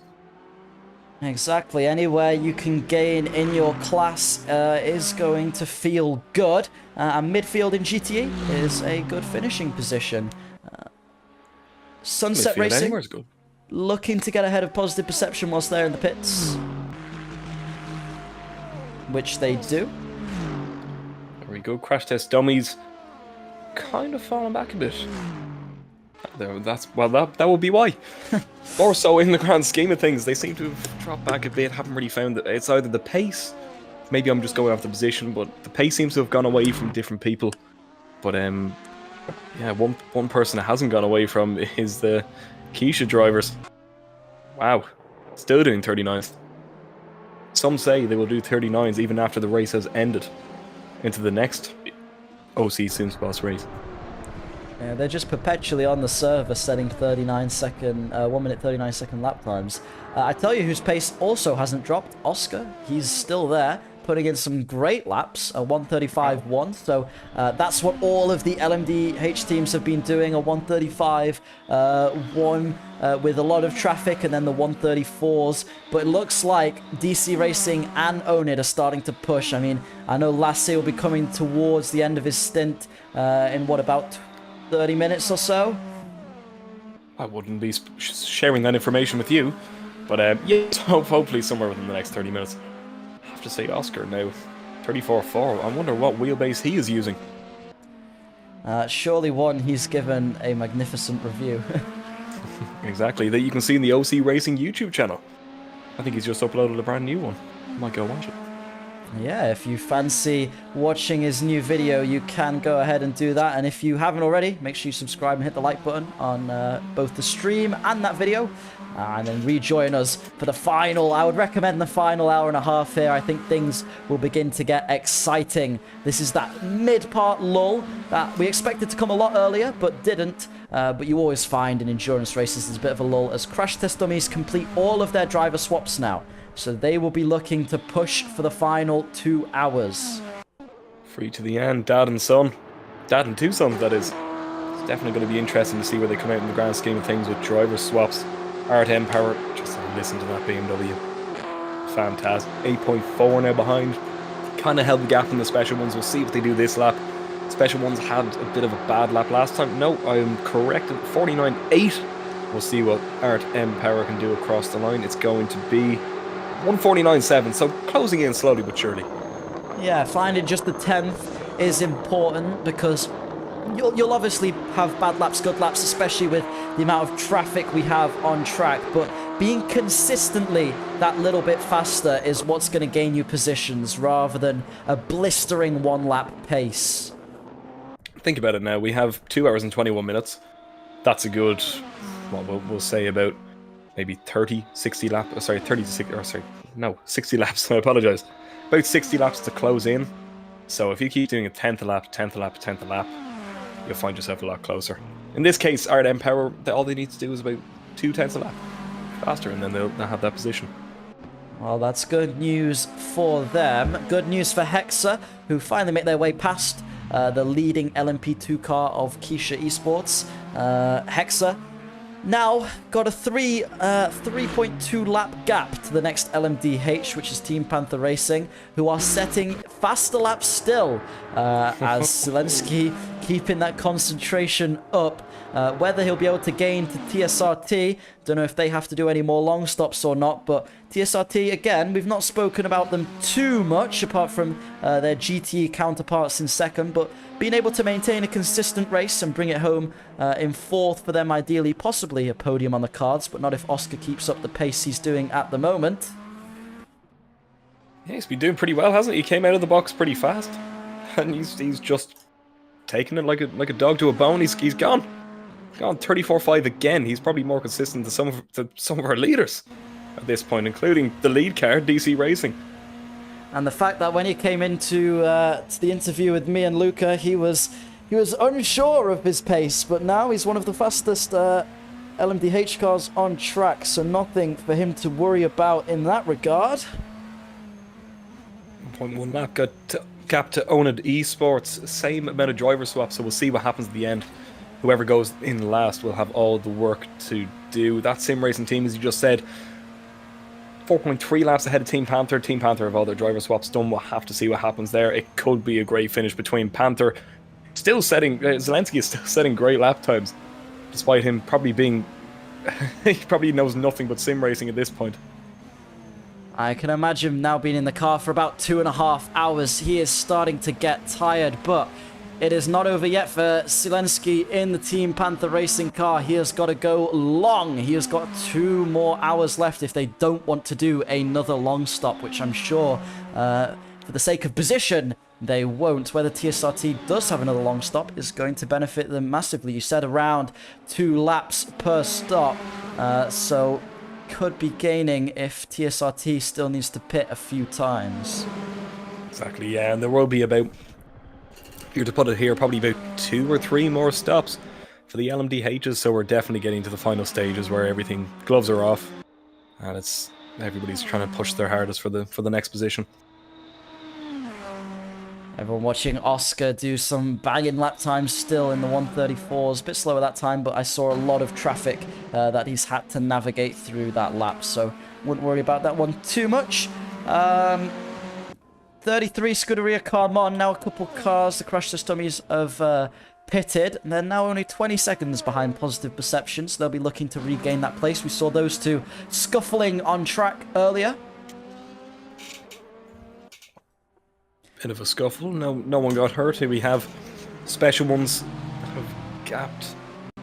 It's not really too much of a battle going on, but they'll open Esports Exiles in the pits as well, so see where they come out in relative to the car ahead, but I don't think they're going to gain a position through this time. Maybe next time.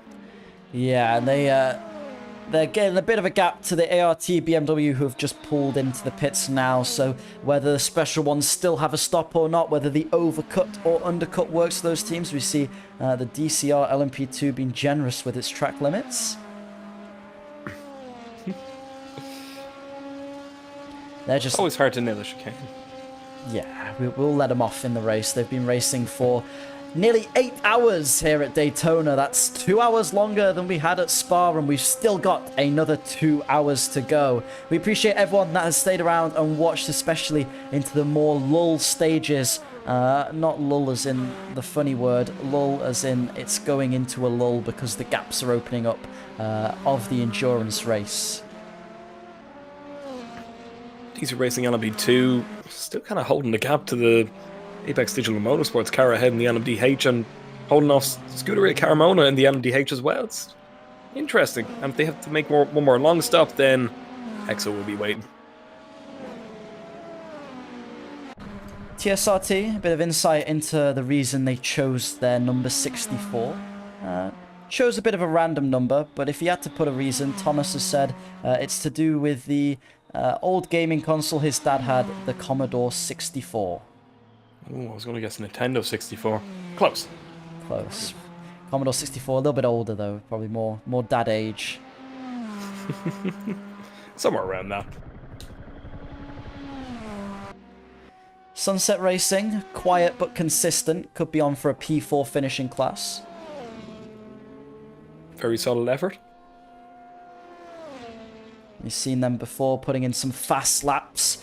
So whether they can continue this 139. I think it's been really interesting to see actually just how close as DC Racing dips into the 133s once again. Just how close a lot of the LMP2 cars have actually been lapping. 139s, 140s from pretty much the entire field. And TSRT have just left to complete a long stop. I believe someone else just completed a long stop as well, one of their final ones. So we'll see where TSRT comes out. This will be where Zelensky wants to make up some time. So we'll see if it's possible for him to do that. As we were saying, the LMP2 has been so close. We were saying it earlier that it's relatively the same strategy, same tires, same fuel. And the driving has been pretty close, so yeah, the lap times have always been pretty close, as Logan Esports Exo sets their best lap of the race, 147.7. RSK actually closing in on the TSRT GTE team, so they're potentially on for a second place, provided they've not got any stops left, in which case they'll have to look behind them, as you said, Lopen behind, putting in that fast lap. And I believe we're joined with Ethan as well. Hello. Welcome back, sir.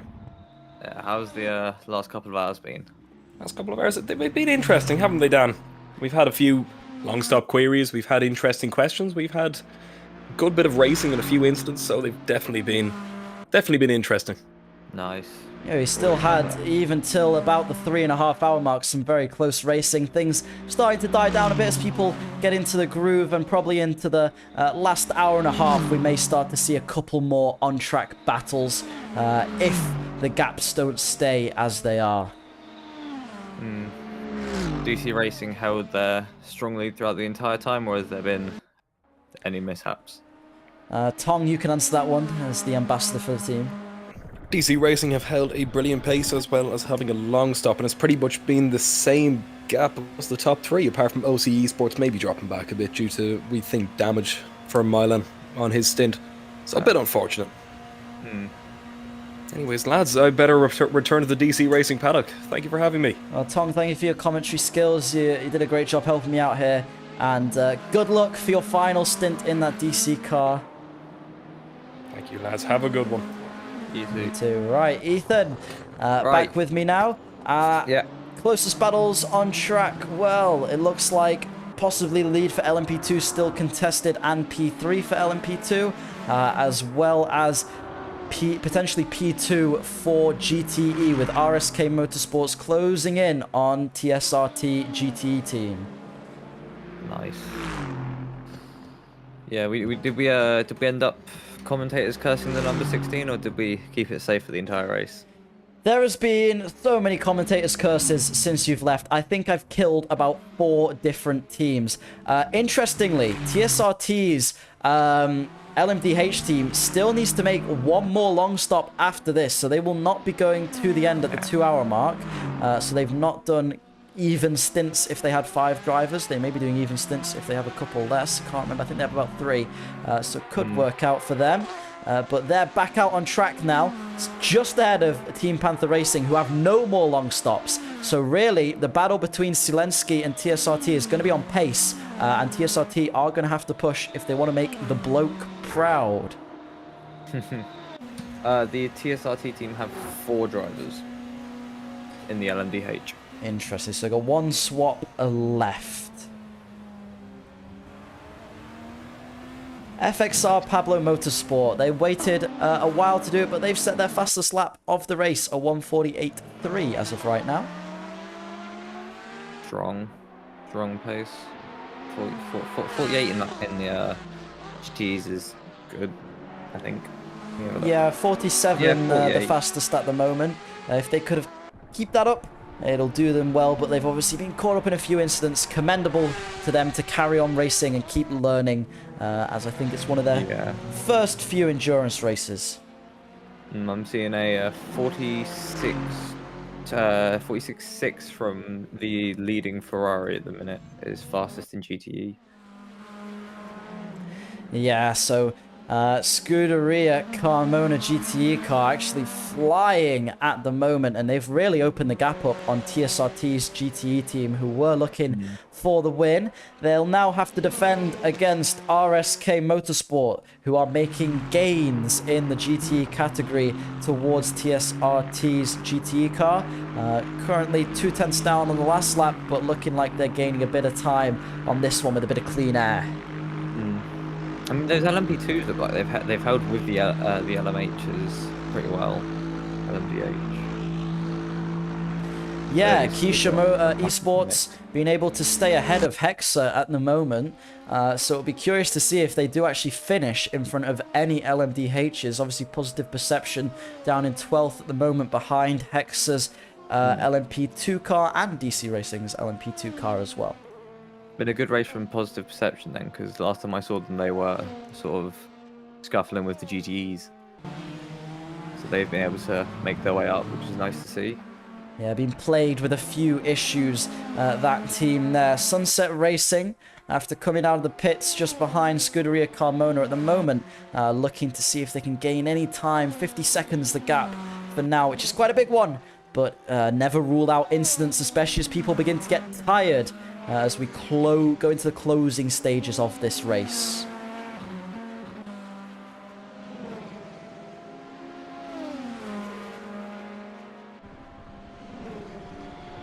The DC Racing car lapping Sunset Racing. Who's that? On board with DC, this is Lasse in the car at the moment, the man who set the impressive qualifying lap that unfortunately was just out of track limits, and the current ACF2 champion, Lasse, managing to maintain quite a big lead over Onid. They've got a couple long stops left. We'll see how many when Tong gets in the car. I believe a lot of the LMDH is still having 1 stop to do before the end. Oscar still putting in some great times in the low 135s, hoping to hang on to that P3 position.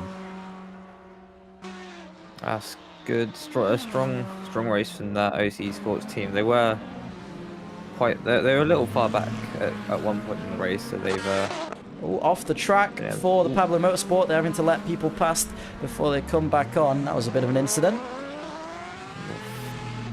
Yeah, we still got most cars, which is nice to see. They haven't dropped too many off. Yeah, Lopen's LMP2 unfortunately out of the race, and a couple of the GTs, the Braun GT off the top of my head. I can't remember the other few, but there was a few more there. So we haven't lost any LMHs, but I'm seeing 2 GTEs of Scuderia Carmona and Braun XEQ, and then 2 LMP2s of the Lopen and the DSR. All the Scuderias still in, I believe. Ones. Oh no, one of their ones look like GTs. they've had a big crash. Just come up on my timing. Interesting. So possible collisions into the latter half of this race, and that's the thing. These drivers can very easily lose concentration quite quickly, so it's very important to try and maintain it. As you see, the 33 car setting its fastest lap of the race. Some drivers get into their groove, especially depending on time zones. Some drivers struggling with the earlier stints, some struggling towards the end. just 20 seconds between Positive Perception and the last LMP2 car, Scuderia Carmona. A bit of a quieter race for the number 3 car. We saw some on-track battling between them and Positive Perception, but they're able to hang on to 3rd at the moment in class.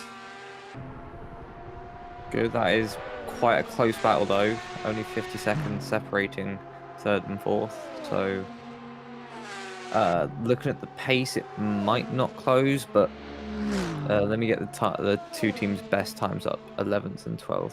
So Hexa Racing and Scuderia Carmona. Carmona do have a slightly faster best time, but we'll have to see by the end. Oh no, it's Scuderia and thingy. Yeah, they still, Scuderia Carmona have a better time, but Sunset Racing are keeping the times good. We see the DC Racing LMP2 still in front of a couple LMDH cars. 90 seconds the gap between the 86 Scuderia Carmona, which obviously had some bad luck earlier on. OC Esports continuing to close over a few laps. That gap to Onid in front. Going to be interesting to see whether Oscar can make a big impact here and potentially challenge for 2nd. They have 1 driver swap left, I believe, OC Esports. The same as Onid as well. That's nice.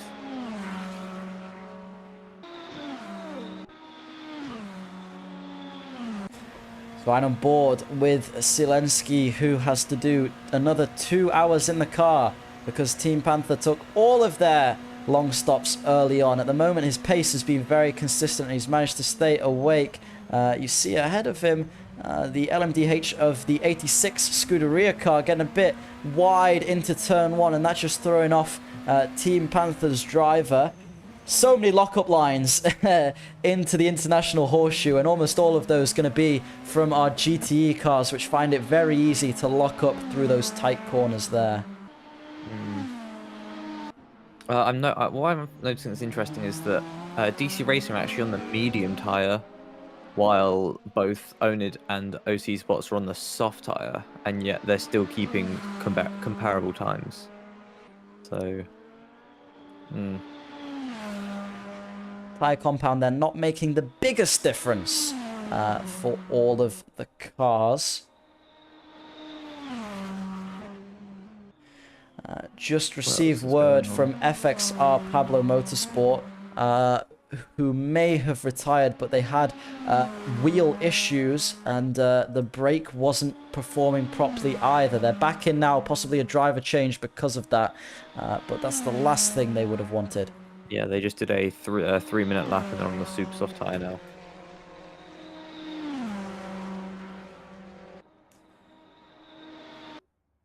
Hexa still not able to catch Takesha just yet.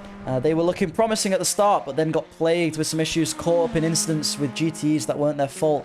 And we see long pit stops for the other Hexa team, the LMP2 team, finishing off there as they come back out onto the track. They are on for the podium in that LMP2 class. They've been very consistent. They've got a catch, though, to Sunset Racing and Scuderia Carmona, so it's going to be a race of attrition to get ahead of those cars, but that, I assume, is them now going to the end. Closest battle on track, the special ones, towards the Art Empower team.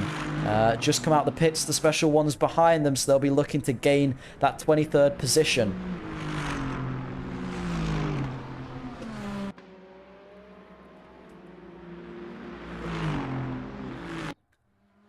Apex Digital Motorsport, 10 seconds off the LMP2 second in class, DC Racing, who took pole here today. Haven't been able to quite keep up with Keyshaw, though did provide us with a close battle early on.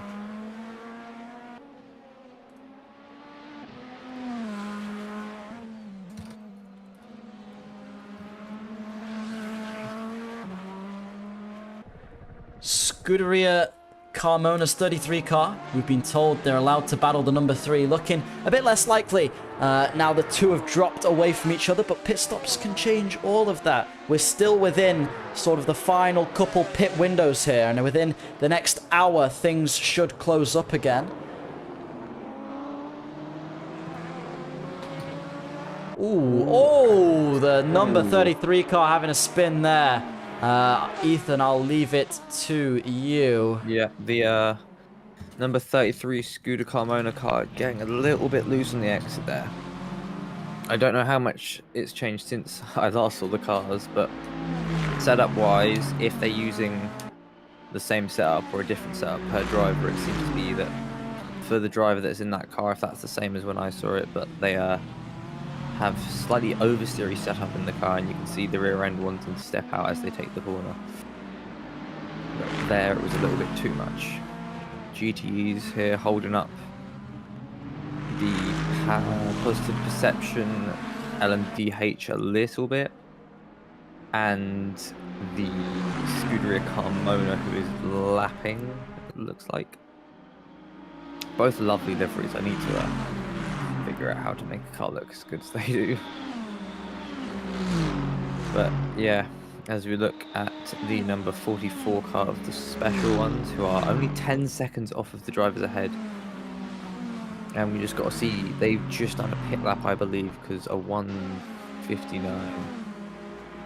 Yeah, they've recently had the pit, so let's just see if their pace picks up and they can close on those drivers ahead. Setup wise, the cars themselves, top speed are comparable with each other.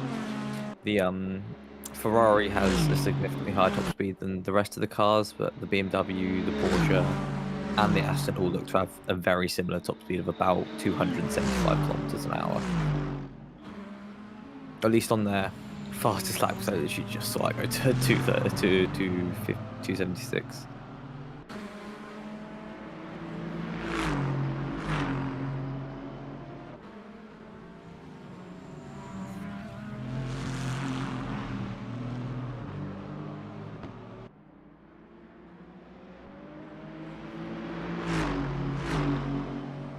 Something's going on with the crash test dummies there. One of their drivers is messaging into General. Presumably they haven't been doing long stops when they were doing drive changes, but all the chances are getting.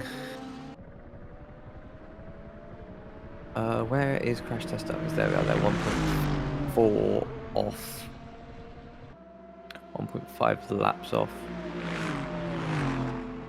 But according to one of their drivers, all their chances of getting anything apart from last place have completely disappeared. We'll have to see that, because anything could happen. We've still got just under 2 hours. We've just crossed the 2 hour mark. So our top three for each class at the minute, 2 hour mark, is DC Racing is leading the entire grid and leading the LMDH grid, followed by Onid Racing or Onid Esports, and then the 57 of the OC Esports team. There is about 1 to 2 laps between each of those cars, but if we drop now to the LMP2 grid, you've got the Polish team, the 95 car, in first position in LMP2, in 6th position overall, which is a great drive from them, considering they're strongly surrounded by LMDH cars.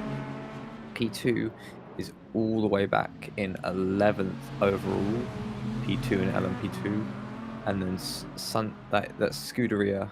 Oh no, wait, DC Racing LMP2 were making a drive change. DC Racing LMP2 are actually in 2nd, that is my mistake. And then Scuderia Carmona is in 3rd place overall. And we drop all the way back to the GT grid, who have kept themselves nicely at the back, but you've got Scuderia Carmona in 1st, that Sim Racing team, TSRT in 2nd, and RSK Motorsport 2 drivers keeping it in 3rd place.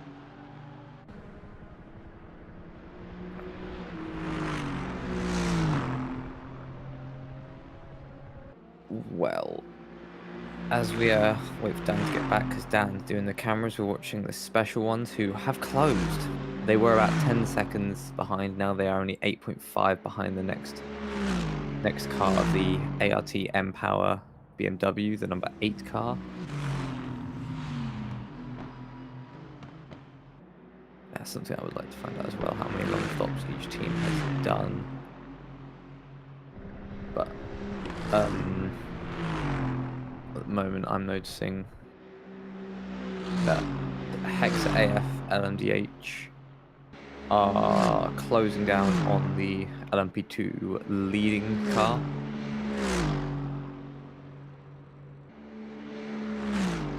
But for now, they're about 4 seconds a lap faster.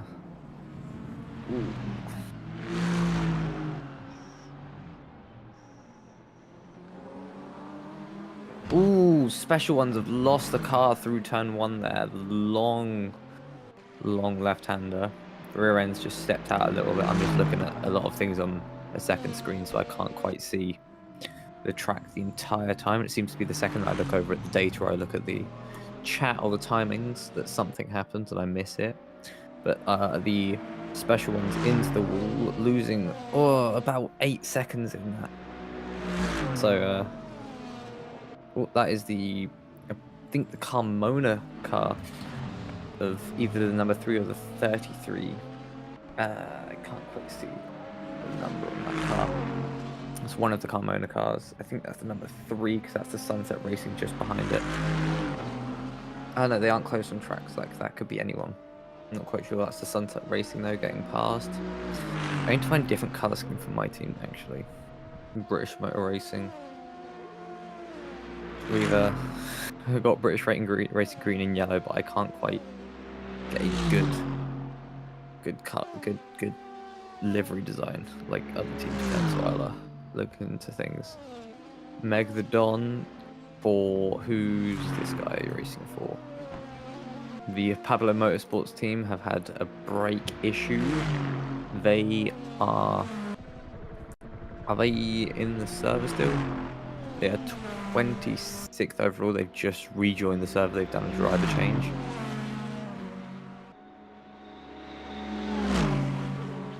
They've completed 218 laps. Is the perception car still going? That's the LMP2.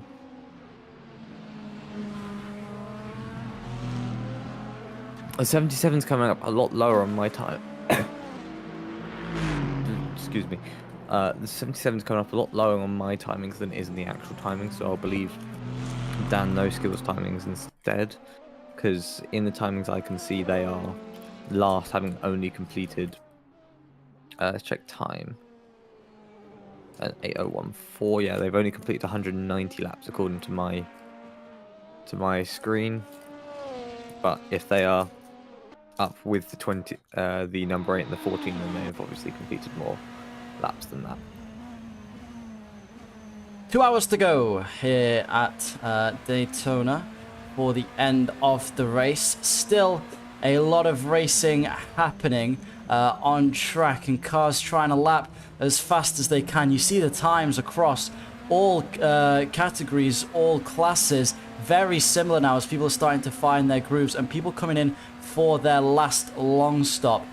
Ethan, my question to you is, has DC Racing taken another long stop to put Tong in the car yet? I have not seen them take a long stop yet. They're still 2.7 ahead of Onid, which is what they were when you left, so I don't believe they've taken their long stop yet. Okay, interesting. So Tong possibly going in for the last hour and a half of the race.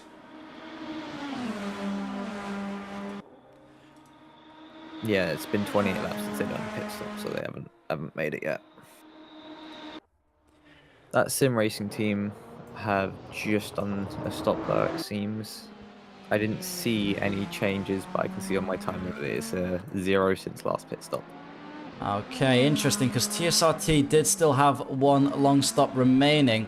Looks like Zelensky wasn't able to catch up to them if they have taken that last long stop. But we will see if that's the case. Team Panther obviously now no long stops left. They finished them 3 hours before the end of the race, or even longer than that. So I think it was about 4.5 hours before the end of the race. And now they're looking to do a very long final stint with their last driver, only pitting for fuel and tires. Oh my. That sounds a bit arduous, keeping the same driver in for, what, 3-4 hours? Well, considering Pitch from OCE, who was kept in for 3 hours, was complaining of lightheadedness by then, I imagine soon Zelensky is going to be feeling the effects of being in the car for just quite so long. But before, he was still setting relatively fast lap times into the 33s. So his job is to catch up to TSRT, whoever they've got in the car at the moment. I don't think TSRT took a long stop there. I think it was just a stop for tyres and or fuel. Interesting. They only did a 2-minute 13, and that's their outlap, which are usually looking at sort of 4 to 5 to get a long stop in. LMP2 leaders Keisha just 6 seconds ahead of Hexa AF LMDH. I'm sure they won't mind giving up that position too much, but it will be bragging rights to finish ahead of any of the LMDH cars.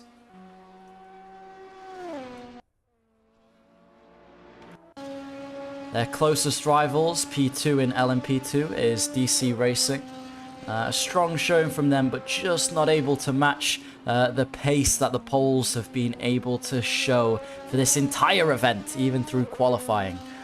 Picking up some great pace in there. We're coming into the final stints now as people will start doing their last long pit stops.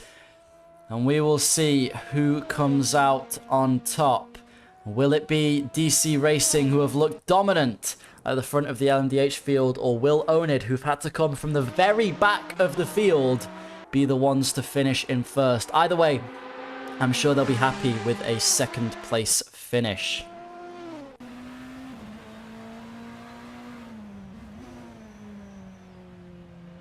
Here come Hexa on Keisha Esports. They're going to be gaining at a rate of knots down this back stretch of the oval.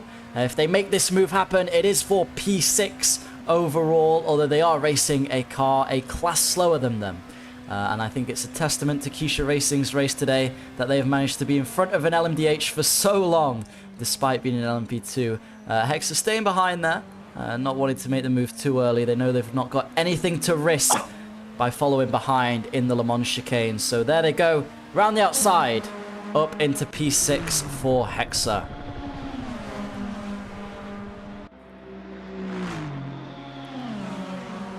And that's the positive perception LMDH as well, trying to unlap themselves, get themselves a little bit closer towards the rest of those LMDH cars. A little bit of traffic coming up now. I think the best place to have a look at that will be on board the special ones, who run a little bit of contact because of lag there, but I think they're okay, just running deep into turn 1, pull in front of the Team Panther Racing car behind them. Turn 1, not exactly the widest place for an overtake, is it, Ethan? No, not at all. We've seen a lot of moves around the outside there, though, where LMDHs, especially with the amount of grip they have been able to slip through there.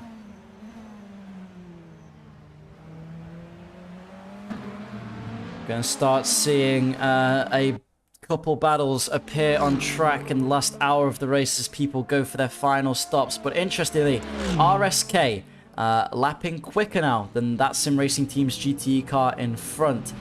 They'll be looking to finish second in their class of GTE.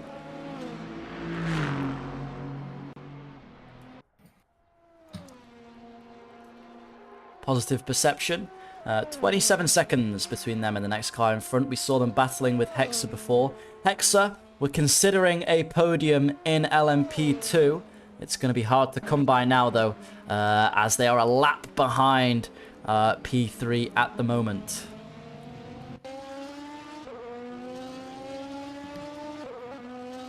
Trying to unlap themselves on crash test dummies, or crash test dummies, who despite seeing some strong pace from them and some good on-track battles, just sitting slightly behind in the LMP2 grid at the moment.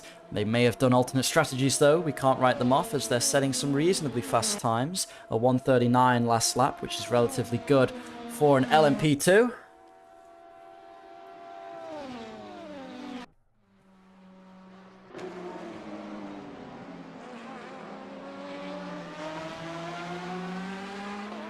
Number 86 car, Scuderia Carmona. They've been plagued with some bad luck James, who's one of their drivers, karts in real life to a high level. And Vibes also karts in real life. They chose 86 because it's his in real life karting number. Very nice. Very nice.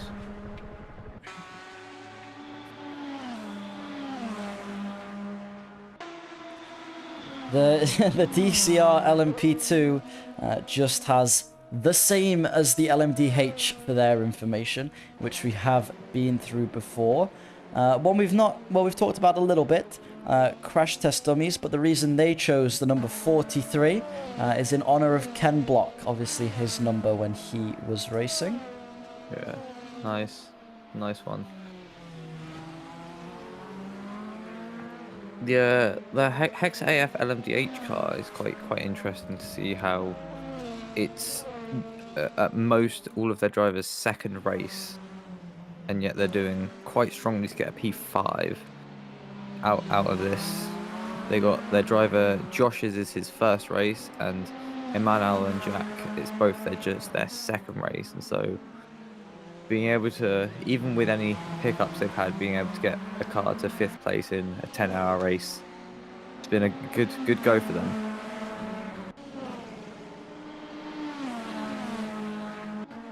RSK Motorsport, they're currently challenging for the podium in GTE.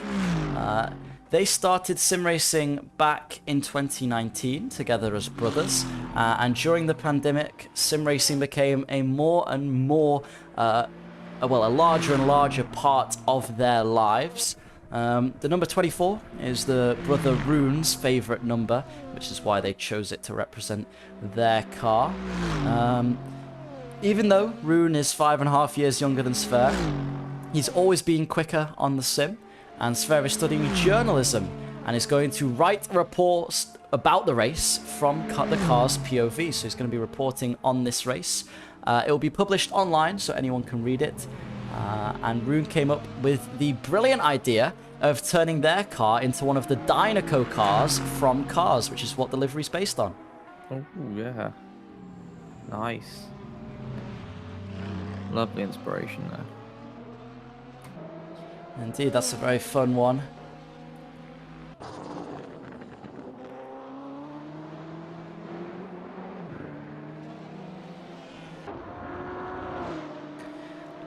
The number 54 car, currently leading the GTEs, they left us a message. Occasionally, they press the throttle. Oh no, he presses the throttle and brake and occasionally moves the wheel.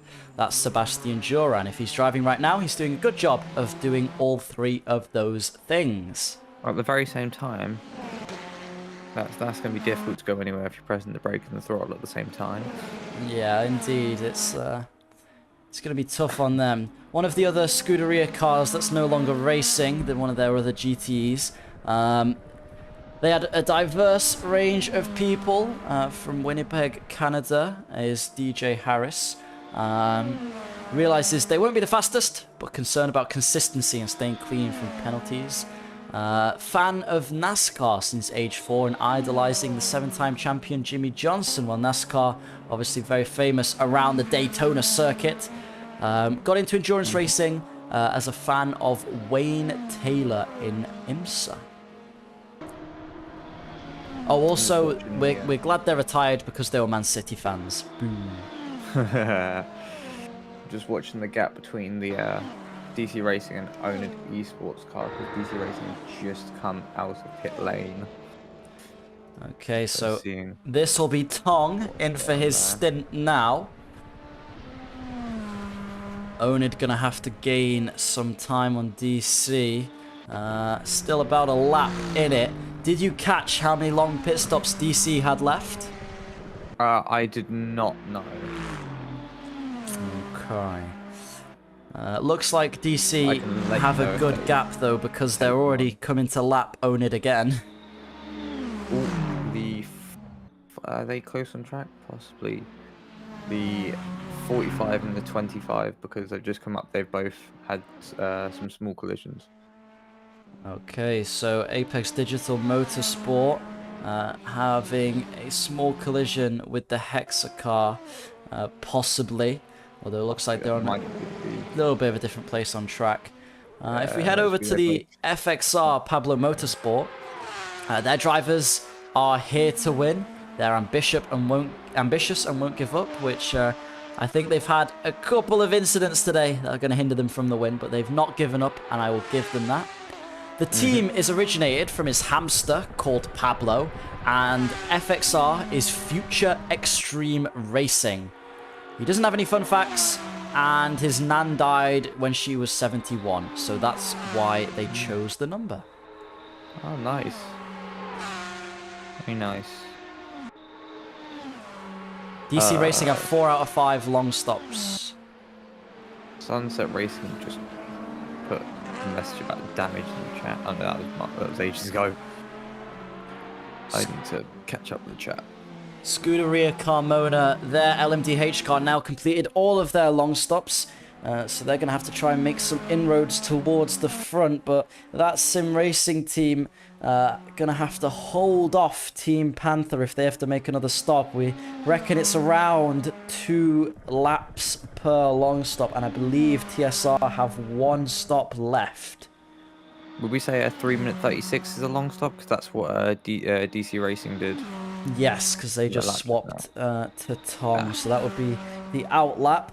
The in lap as well, obviously going to be contributing to a longer lap time. So yeah, around 2 laps you're looking at losing, as Onid not coming in for their stop. Just the time must have just come out of their stop actually, or something along those lines, because OC is or has OC just had a driver change? No, Onid have just come out of their pit stop.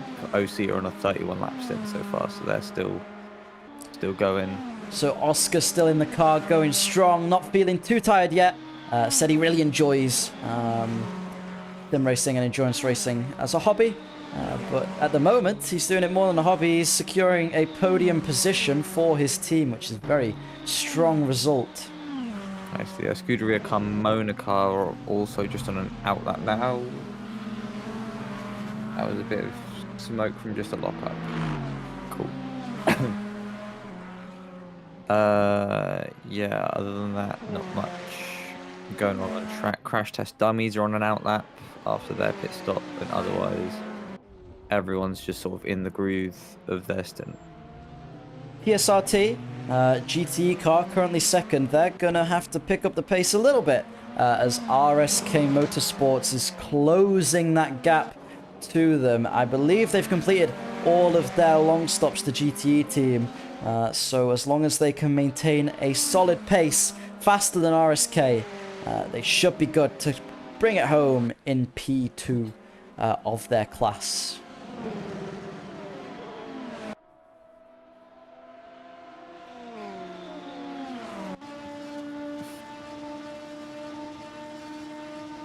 See here, all of the cars still having to battle through lap traffic. I tell you what, it may get into a little bit of a lull to watch sometimes, but on track you're always feeling exhilarated because the cars are going fast. You're having to make a lot of decisions, and still any kind of contact or impact could ruin your race, even in the closing 1.5 hours here at Daytona. You see OC Esports Oscar there going past the Sunset Racing team. Oscar flying at the moment. Last lap was at 134, just set a 136.3 now with a bit more traffic.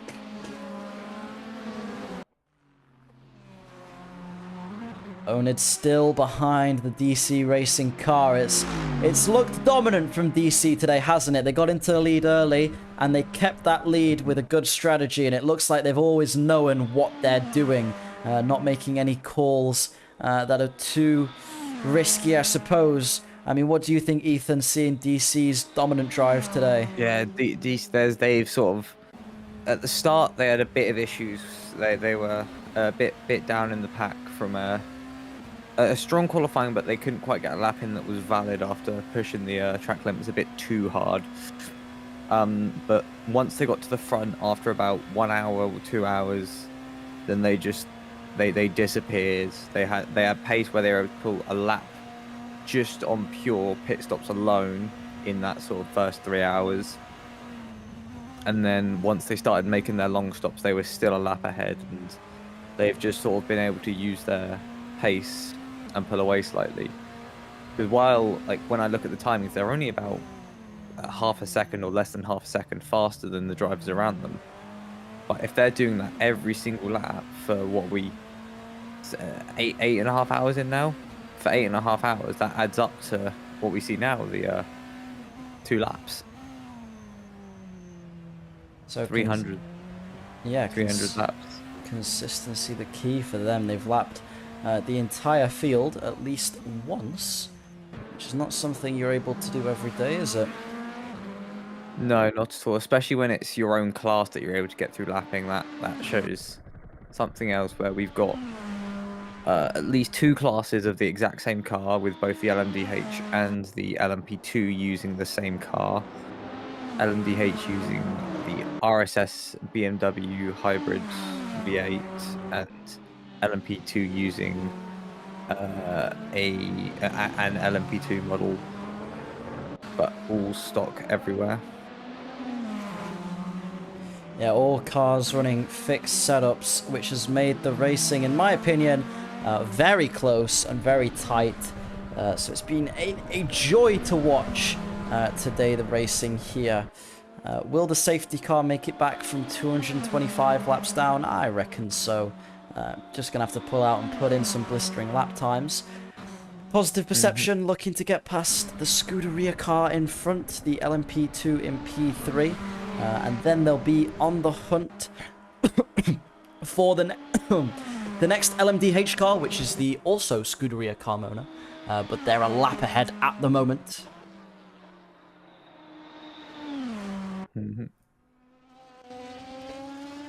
Crash test dummies with that classic Lotus livery set their fastest lap, a 1:39.7.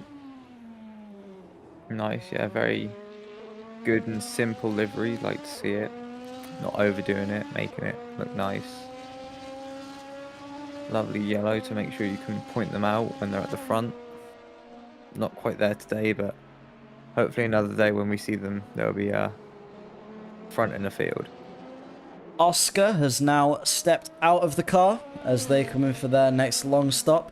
And the final stint will be going ahead with DC Racing, I believe, with Malta, who sounds like Max Verstappen. Let's hope he drives like him, because he's going to need to if they want to be in a chance with the win. 33 car setting their fastest lap, a 39.0. 39.0, yes, and the crash test out means we've already said that. Oscar there putting in a mighty stint, being able to match the cars in front on the 34s after saying to us earlier he wasn't too confident. Well, it certainly looked like he was. That was an admirable stint and got a lap able to be commentated over as well as their last driver comes in for their final stint. Let's see if they can provide a challenge to the Onid Esports team just in front.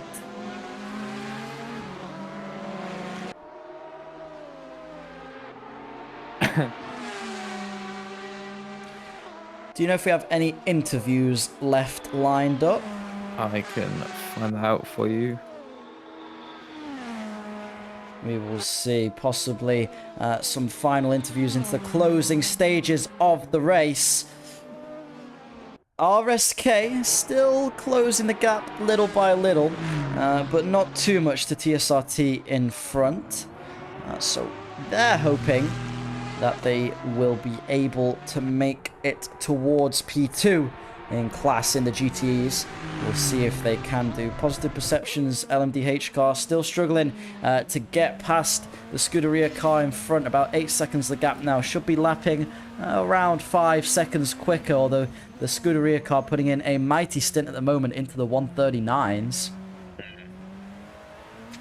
Strong. I've gotten a possible for the interviews, so I'll wait for a driver to be told. I'm sure plenty willing to come in for some interviews. Big lockups up ahead from the GTE cars. They've been struggling with those all race. The car's quite heavy and the brakes relatively powerful.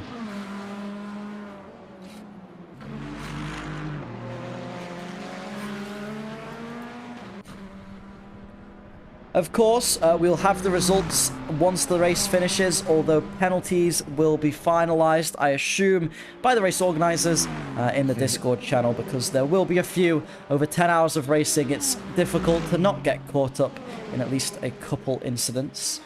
Yeah, I'm just seeing a funny message from the Positive Perception LMDH team. They said, "Oh, LMDH isn't suffering; it's slowly catching." Which it definitely is. There's only 5 seconds between the next car now.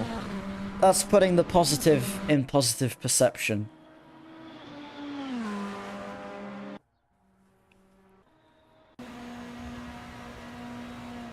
They'll be able to get past the LMP2 car third in class very shortly as they blast through this road section of the course. One team, it's been relatively quiet for a while now, is Apex Digital. They had a few moments earlier on, but they've made their way back towards the rest of the LMDH cars, and just a lap separates them and Hexa, so pit stops and strategy could come into play.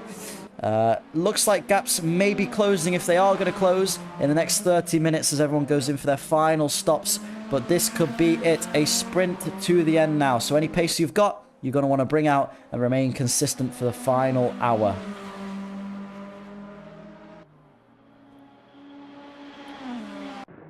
Tong, who joined us for commentary, currently racing in that DC racing car, putting in some fast laps. Looking to remain consistent and bring it home for the team across the line.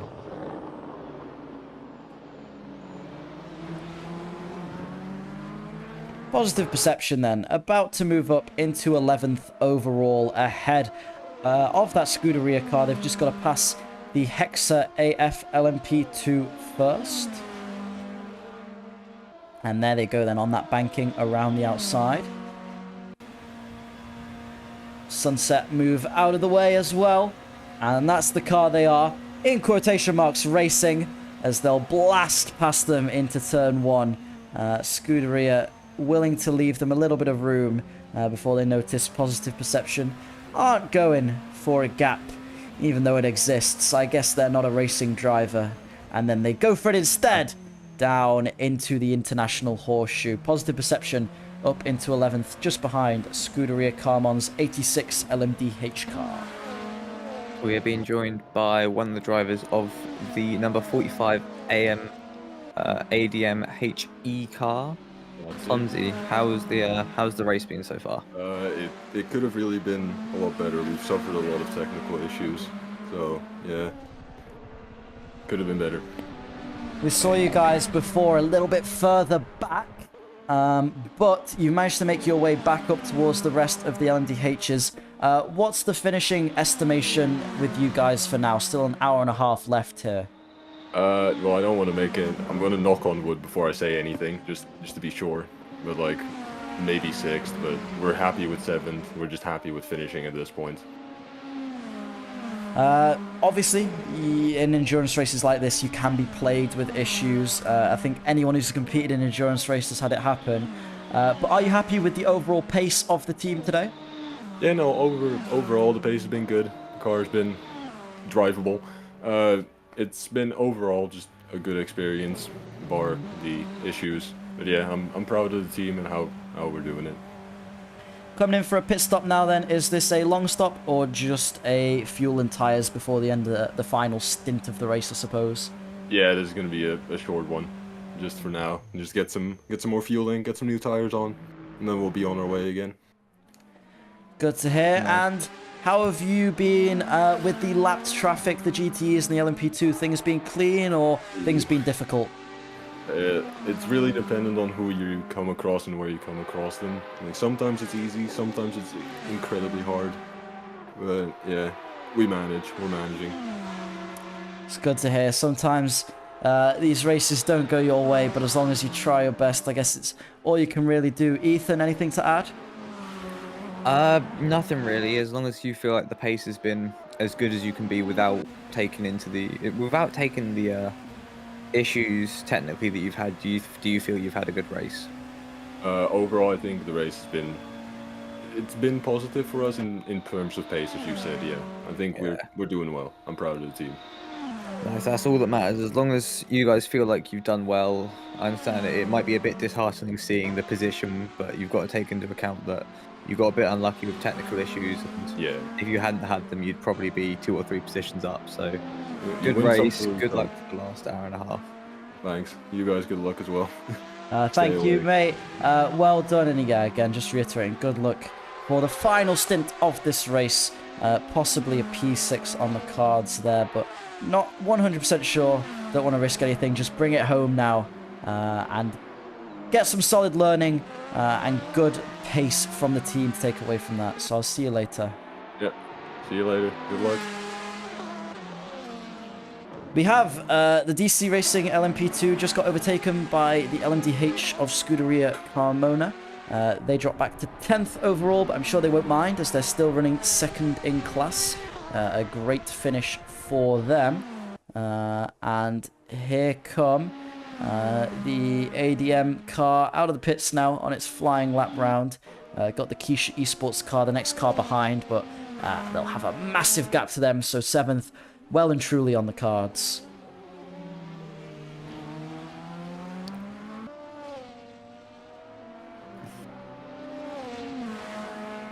What team would you say is the biggest surprise today? Either positively or negatively, which team would you say is the most surprising position-wise? It's got to be Onid Esports, starting literally in the pit lane, not just at the back of the LMDH cars, but at the back of the entire grid. They had to make their way through all of the GTEs, they had to make their way through all of the LMP2s, and then to the front of LMDH to be able to bring it home in second, and even at points in this race be challenging for the win. Still on pace, challenging for the win. So if something were to happen to DC Racing, Onid have put in a extremely impressive job. What about yourself? I say personally, it's the LMP2 team that's been able to push themselves and almost contend with some of those LMDHs at time. Just, I think it's through them, having very strong pace as a team, and getting, I'd say, slightly lucky from some technical issues with the LMDHs, but them being able to contend and hold, like, in the LMDH grid. When you look at the timing sheets itself, I'd say that's good from them, because you're not seeing that anywhere else in the grid. The GTEs aren't falling into the LMP2s, and the LMDHs haven't fallen too far into the LMP2 grid. They're only about a lap off, so strong race from that team. So too with DCR, but yeah, Onid going from pit lane to P2 is one hell of a story. I'd say as well, Oscar's stint was really impressive. He was able to match his teammates' pace. I know he mentioned in the interview not being the most confident about it, but then after that stint, I think he was feeling great, putting a really good stint there too. Another one, RSK Motorsports, they've been quiet, but they've managed to hold on to a podium spot and even challenge for P2 in that GTE class a little bit. So they've been a quiet contender, but actually been putting in some really consistent pace, so it's impressive from them. Yeah, very good.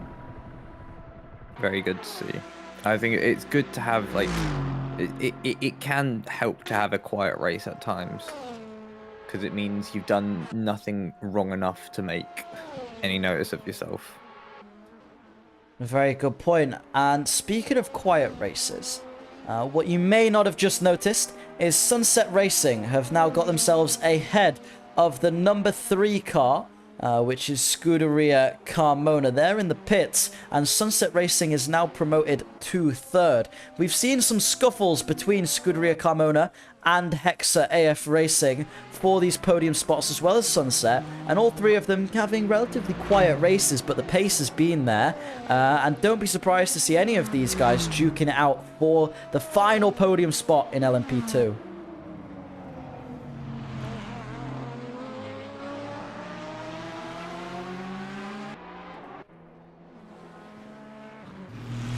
If I was Krzysztof Zielinski right now, I would be suffering. He's been in that car for around 3 hours already. He's still got an hour and a half to go. He's doing a 4-hour-long stint for his team, which is probably the longest stint of anybody. And I don't envy him. Let's just say that, Ethan. No, I wouldn't envy anyone doing more than 2 hours, to be honest, because I've done a 2-hour stint. I've done 2.5 at times, but anything more than that is brutal. Absolutely brutal. The 95 team, Keisha, still leading through the Le Mans section of the track. There are Polish friends who have had blistering pace today and have pulled ahead of the entire grid.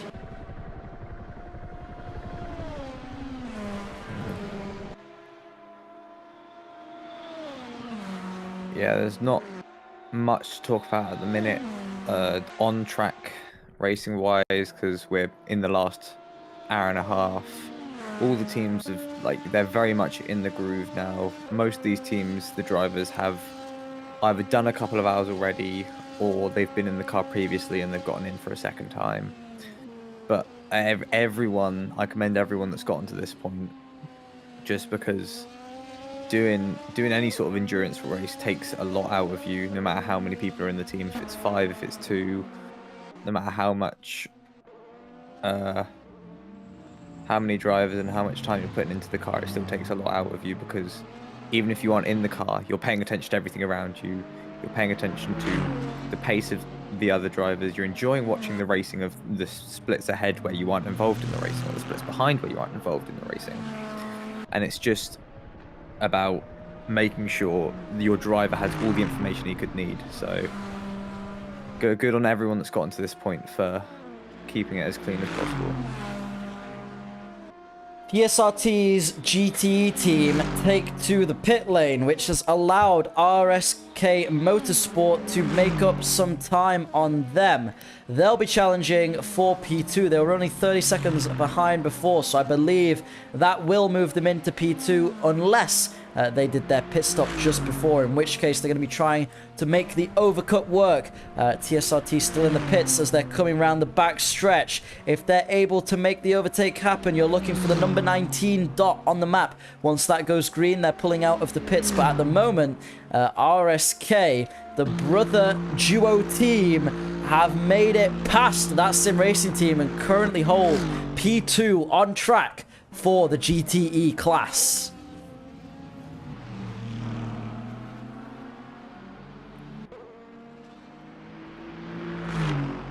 Be curious to see if they've got another stop, or if that's actually them taking the position. They were putting in some pretty quick laps before. TSRT still yet to come out of the pits. They'll be leaving shortly after their long stop, I believe. Yeah.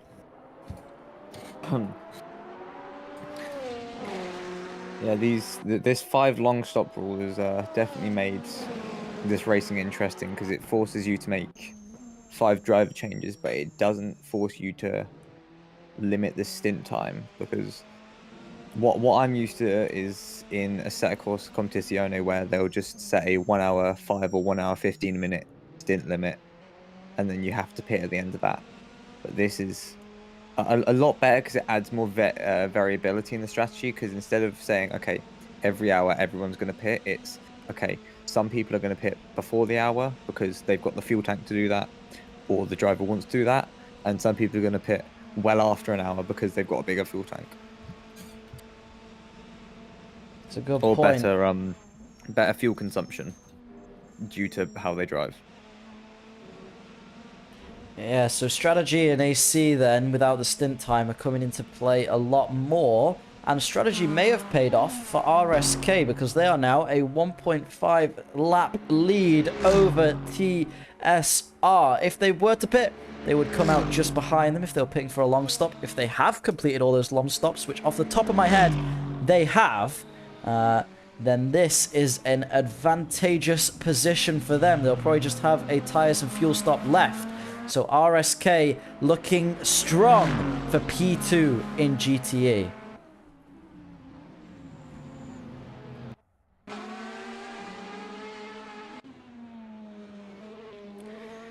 on board with Keisha Esports. They're just letting through lap traffic. Oh, contact! Oh, that was lag with ADMHE. They've just gone off into the grass. They were saying their race has been plagued with technical issues, and that was one there. Just a little bit of desync caused them to crash into the Polish racing team.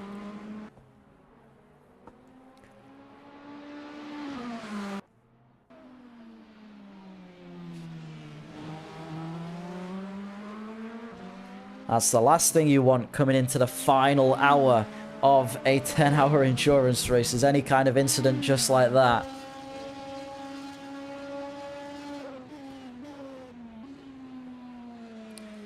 But again, when you're lapping with these LMDHs, it can be difficult. On board with Team Panther, who I believe still have the opportunity to catch up to TSR, as TSR need to take that other long stop, and their pace has been consistent, considering the stint length that this man has been doing.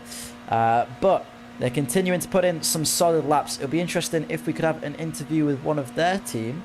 Oh, as we see a car locking up a little bit in front. Oh, and what a rejoin there. That was cutting it fine, Pablo Motorsport. What do you think of that, Ethan? Well, yeah, that was just not much to... Oh, that's an interesting drive.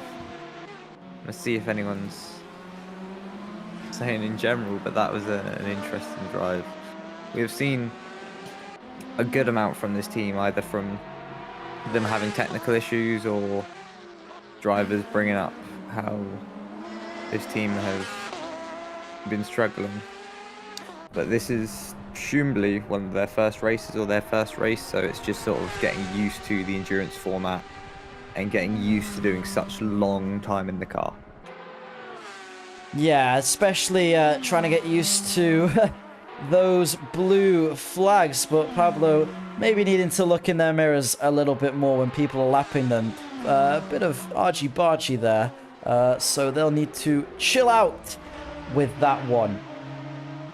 We have then Hexa.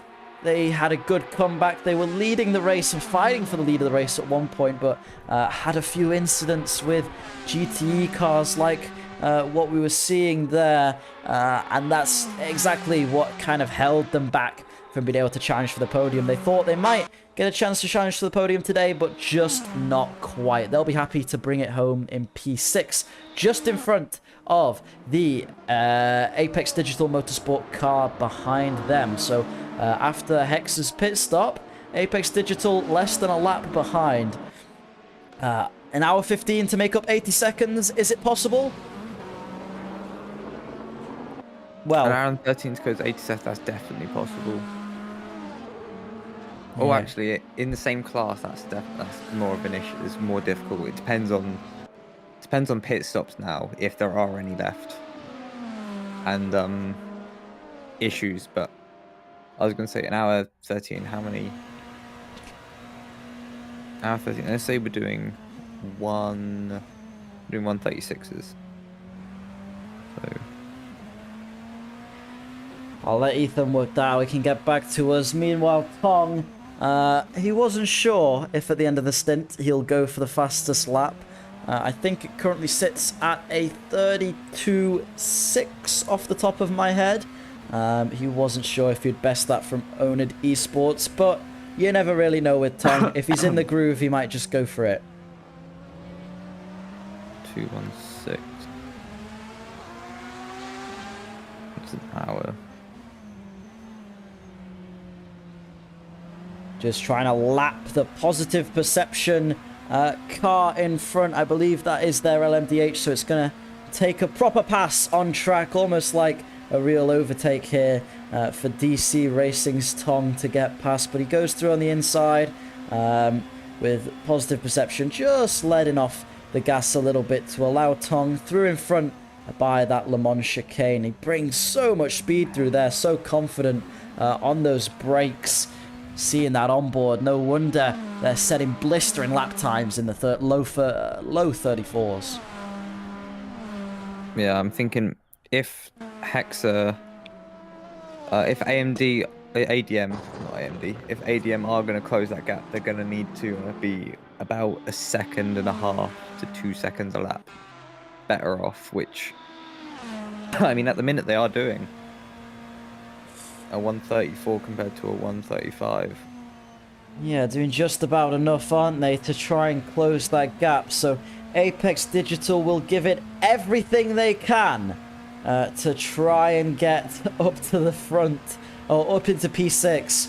You know, racing drivers, you give them a whiff of any position and they'll go for it. But with traffic and what the Hexa's team pace has been, it's going to be a tough job for them. There's the number 5 on track right now. They're just coming across the line now, so that's a lot of a gap. P6, not P5. P6, yeah, now they're just coming across the line. So a lot to close in. Meanwhile, someone with a little bit of a smaller gap, currently lapping a second quicker than their rival, is Positive Perception's LMP2 car. They're going to be getting in a scuffle with Scuderia Carmona if they can keep this pace up.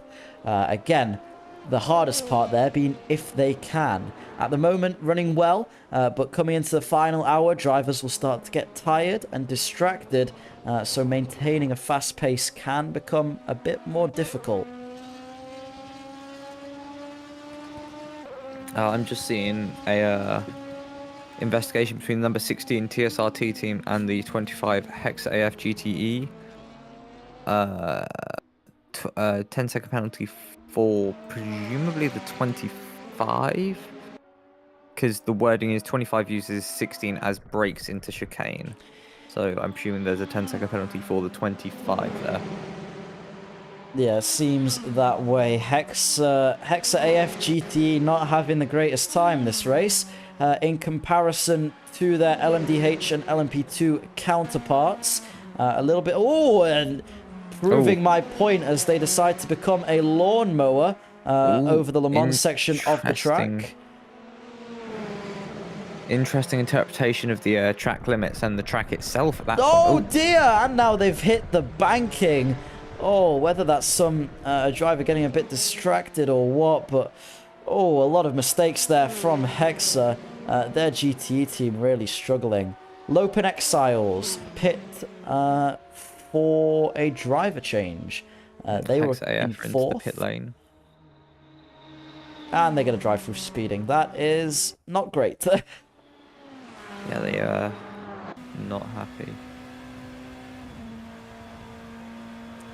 It's that point, isn't it, where you make one mistake, you get frustrated. You make another mistake, you get frustrated. And then it all starts to pile on top of each other and it feels hopeless. Just clear your mind, Hexa, and try and enjoy your final hour racing around the track here. You'll be fine. Just clear those penalties and go for some consistency. Think of it as training. Yeah, just practice is all we need. Positive Perceptions GTE gaining on Lopen. They'll be happy if they can overtake them, because that puts them into P4 in the GTE class as they go past Lopen at their last pit stop, assuming all goes to plan. Positive Perception may need another pit stop, but I will take any excuse to ride on board with this car because that engine noise, Ethan, is just amazing. It is great. The twin turbo V8. It's very nice. That is music to any car enjoyer's ears.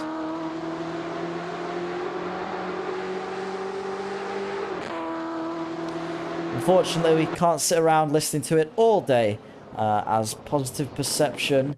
well, it seems like the 33 car in front has seen Positive Perception's gains and realised if they want to have a chance at 15th overall, they're going to need to pick up the pace and finish top 5 in class. Top 6, sorry. P6, yeah, I was going to say.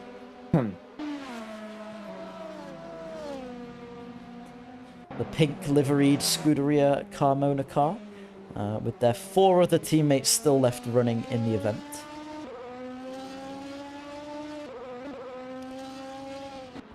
Ethan, any standouts for you? Doesn't have to be biggest surprises or anything like that, but any standout drivers you like to mention? Standout drive. I can only think of either Onid or the 95 car, but both having good races and being very close to the front.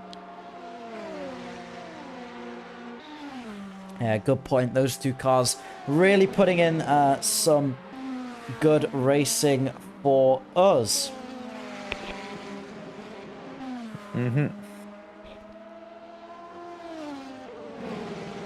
Possibly one of the Hexa teams disqualified. I'm reading information there. Not sure if that is confirmed as of right now.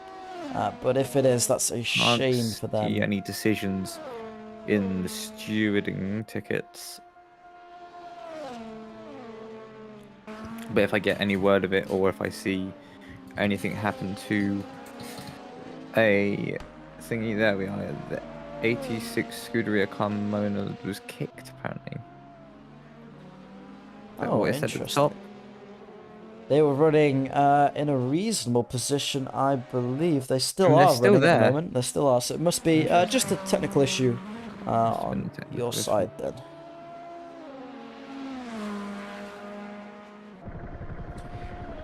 Final hour we're coming into of the 10 hours of Daytona. There may be chance for some battles yet. I believe a couple cars still left to pit as around the 1 hour and the 30-minute marks is when pit windows tend to open. So whether you want to go for an hour-long last stint or a 30-minute long last stint, it's really up to you, up to personal preference. DC Racing's LMP2 locking up a bit into turn 1. We'll ride on board with them for a lap. See how things are going for them as they come around the International Horseshoe.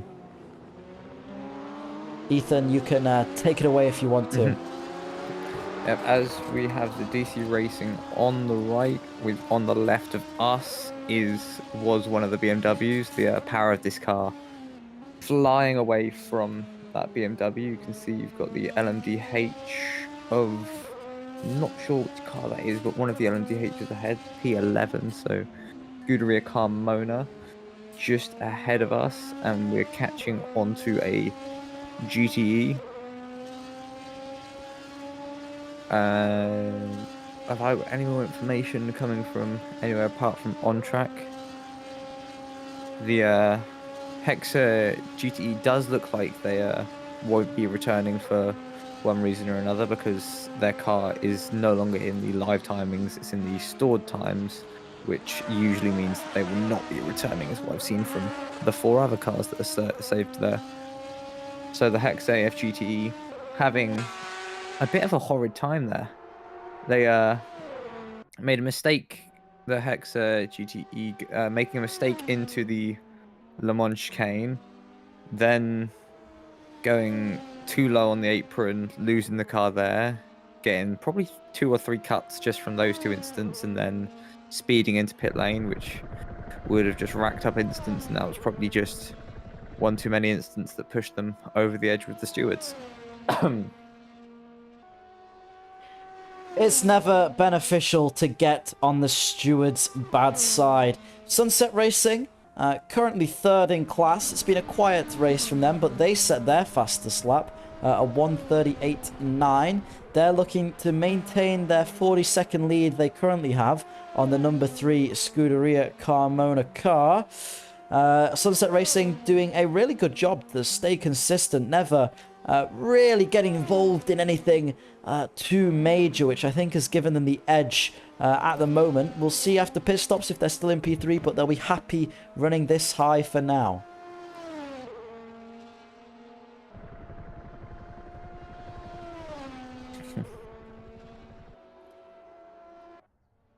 DC Racing's LMP2 car comes out of the pit lane. They're 2 laps behind the Keisha Esports team. if Keisha Esports did have to make another long stop, that would put the two very close together. So DC Racing doing a good job to keep up there if that's the case, although we cannot confirm for certain. Most likely, Keisha have done all their long stops by now. Yeah, you'd presume by this last hour mark that most teams have won or they've finished their long stops, because if there are still teams with long stops, then there could still be a bit of a shaking up to do in the standings. But I believe at this point all teams have made their stops. That is good to hear. All teams making their final long stops. Possibly the only stops left going to be for fuel and tires. We'll see what our leading car, DC Racing's Tom, will do. OC Esports looking to maintain their third place. They've built up a gap between them and TSR. That's Sim Racing Blokes team. And oh no! OC Esports, they've been cursed again. That's a big crash into the tire barrier. Gonna have to be careful. There's no damage there. They'll want to get out as quick as possible. Thankfully, with a buffer to TSR, it's not going to be too bad. But ooh, a bit of a moment there for OCE. Yeah, not quite what you want when you're trying to fight for the podium and possibly even P2 or 1 in an endurance race, to be having the back end come out on you a little bit and losing it like that. But it is what it is. Pit stop news. A Positive Perceptions car moves ahead of the number 33 Scuderia Carmona as Scuderia Carmona pulls into the pits for a scheduled stop. I believe just a short one for tyres and fuel, as they're already coming back out. So Positive Perception now need the overcut to work and to try and build up some time there.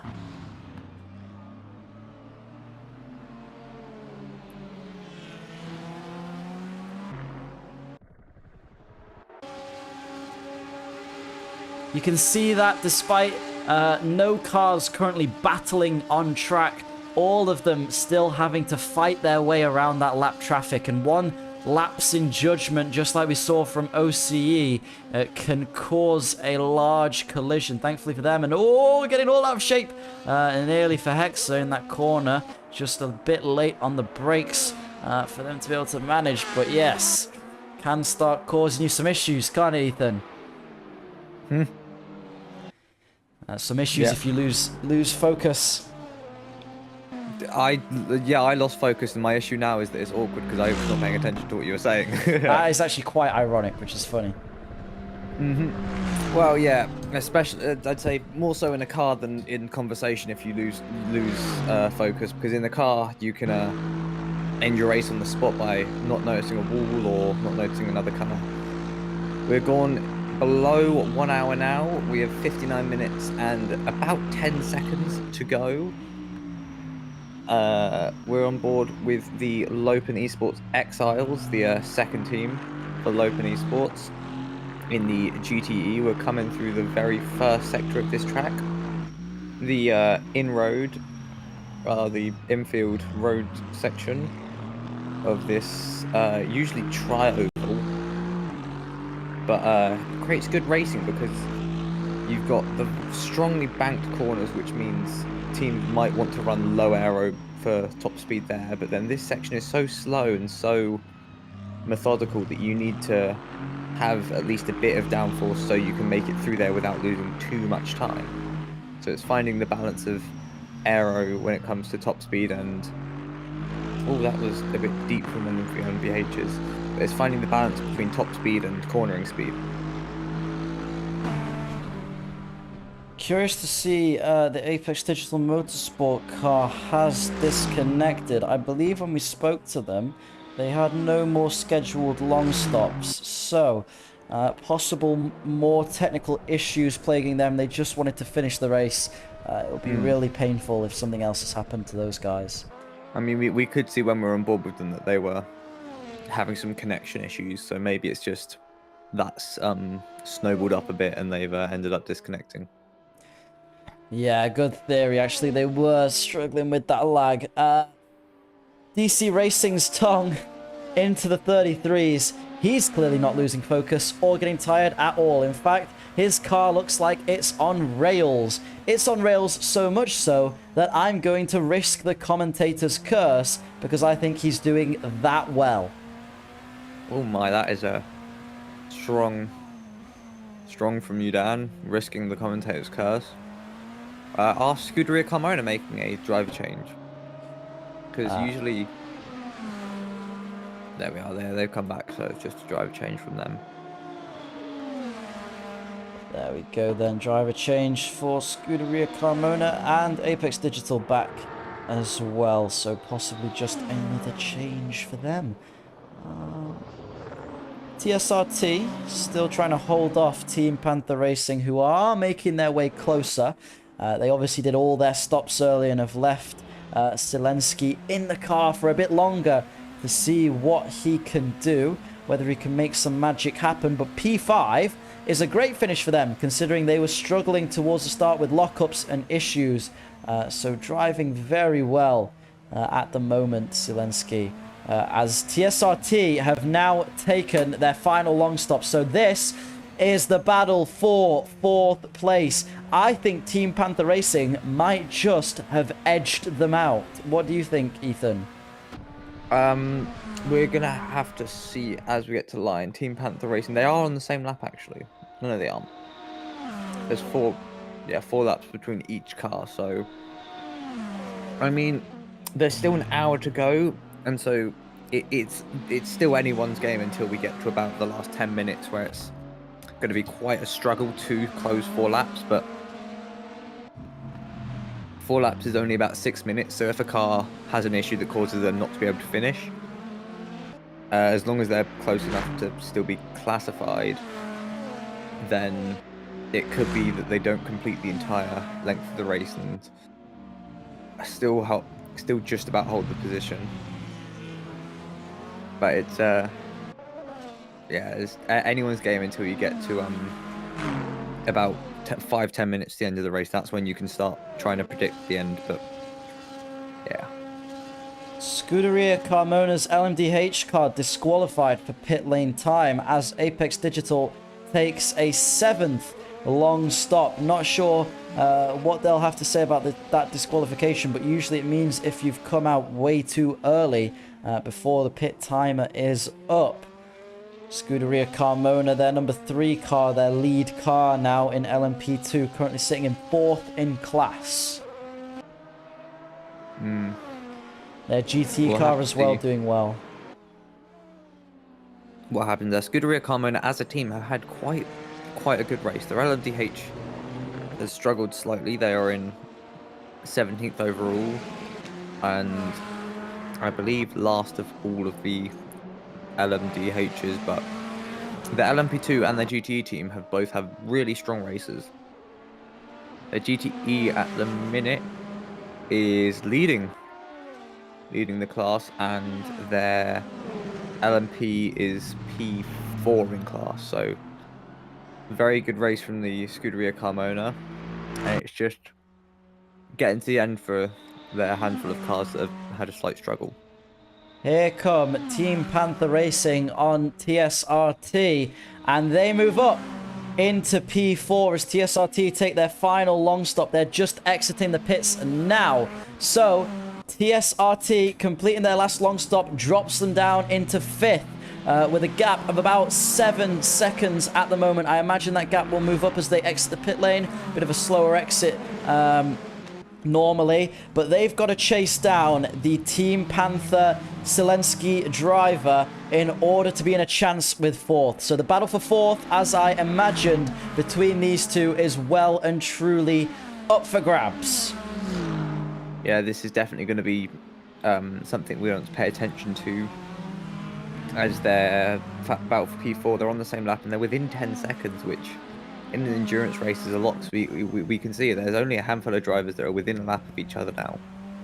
And so lots of battles for positions are decided unless pit stops have to come into it, such as drivers not getting their pit stops done, their long pit stops done. But I think most people by now have gotten all of their pit stops done.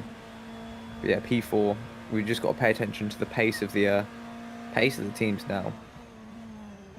8 seconds to close in 1 Hexa in hour. front of TSR just had a massive spin, and that is a full course yellow deployed. Will anyone be able to win from this? Well, Team Panther are, because they are thinking about taking, by the looks of it, that's it. They're going to go into the pits, and they're going to take a free pit stop over TSR. So that should fuel and tires them up until the end. So this could mean they have a huge advantage in that battle for 4th place against that sim racing team, who are currently along the back stretch and will be looking to close up to Team Panthers' Zelensky, who's been in the car for 3.5 hours now. He's got an hour left of his stint. He is doing a monstrous 4.5 hour stint. He's currently in the pits, and TSR looking to capitalize on that. They will not be going in the pits if they've just been in, and they're going to try and get out ahead, and that battle for 4th place well and truly on between these two. Watching to see if the Team Panther Racing come out, but as it is... Ooh, so they're in front. Like, yeah, it looks like they've not only gotten the position, but they seem to be... It might be able to put a decent gap, because the 27 car is still stopped in pit lane. They're still making their stop. Hexa also in the pits after that huge collision they had at the Le Mans chicane, losing focus in the last hour of that race. So Zelensky is going to be relying on his pace now to try and catch TSR as he comes out of the pits for just a short stop, but still quite a long one in saying that. So he's going to come out around 35 seconds behind that sim racing team, but not lost as much as he would have had he not pitted under that FCY, so could be advantageous to him in the last hour. Yeah, I think if outside of normal racing, we're looking at about a minute to a lap of time lost under a pit stop. So being able to get it under full course yellow where it takes the same amount of time, but the delta is a lot lower because everyone's spending a lot more time in the parts of the track near pit lane, especially with the sort of they'd be at 300 Ks, but they're at 80 Ks, so it is a big difference. Saves a lot of time. A car we saw earlier in the race, one of the Porsches that's no longer here, but the Braun EQ car, they started out in Roblox sim racing events and then have moved on to AC to learn some more. So hopefully they can take away some positives from their first sim race. That's the Braun team who were in here earlier. Yeah. They had a good drive. They were keeping it on the track mostly, but it being their first race, they probably didn't have too much experience in AC if they've come from Roblox. But at least they're trying to enjoy racing and come into this great league. In the battle for P2 in GTE, RSK have just taken their final, I'm assuming, short stop. TSRT gaining a touch of time there, but it's not going to be enough for P2. So it looks like RSK have managed to build up a good gap and secure P2 in GTE. A magnificent drive from them. Again, one of those ones where they're quiet and then end up on the podium in a great position by the end. Yeah, that was a 3-minute stop from the RSK team, so take from that if you think it's a short or a long stop. Yeah, probably a short stop because they didn't wait 2 whole laps, which would have put TSRT in front of them. They instead waited about a lap. So TSRT having to bring it home in 3rd. They were hoping for 1st today. Yeah. They're only the RSK is 3 laps behind, so it's not impossible for them to close the gap, but it makes it very difficult for them to close the gap. As Owned Racing are making a long stop with the driver change. They've just disconnected from the server. Interesting. Will OC Esports be able to catch up? I believe Tong in the DC Racing car still has to make one more long stop before the end of this race, and they were probably waiting for the opportunity when Onid took to the pits. As I see, actually, DC Racing are in the pits by the looks of it, aren't they? DC Racing? Yeah, yes. So they'll be taking their last long stop, but not a driver change, just Tong taking the long stop, as they only have, I believe, 4 drivers. Team Panther, they have to make up 33 seconds if they want P4. They've just pitted for fresh fuel and tyres. Ethan, you're the maths man. Will they be able to do it? So 34 seconds over 40 minutes. I'd say it's a big push. This is going to be about 10 laps, maybe just over 10 laps left in the race. 40 minutes. No, wait. 2 laps is 3 minutes. So 20 laps. Yeah, probably about 25 laps. There go DC Racing's final long pit in front of Onid Esports, who are still waiting for that timer to tick down. So we're about to see the real time difference between these 2 cars.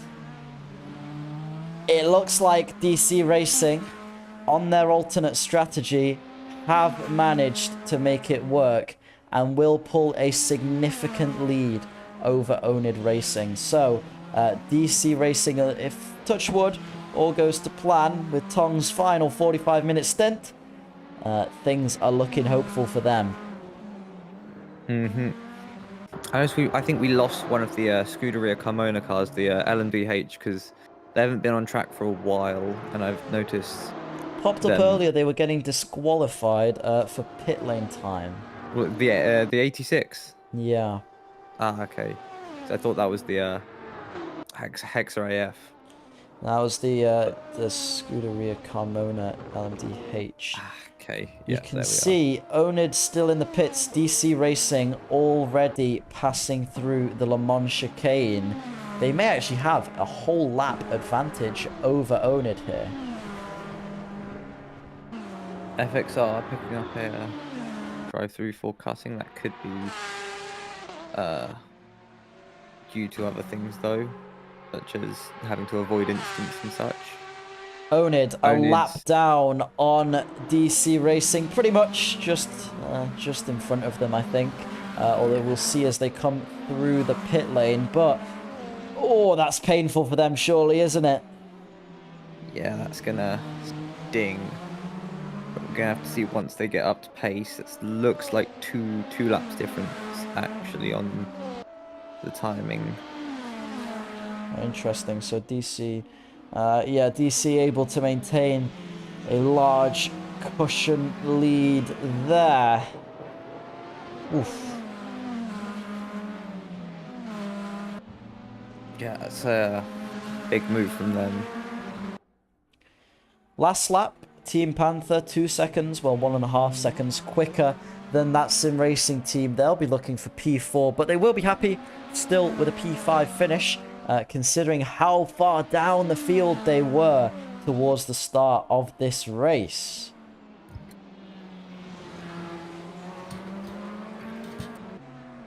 Yeah, I think any team getting to get into this race should be happy, and especially I'd say the winning team should be happy, but I'd say a team that has gained a lot of positions. Team Panther have done very well.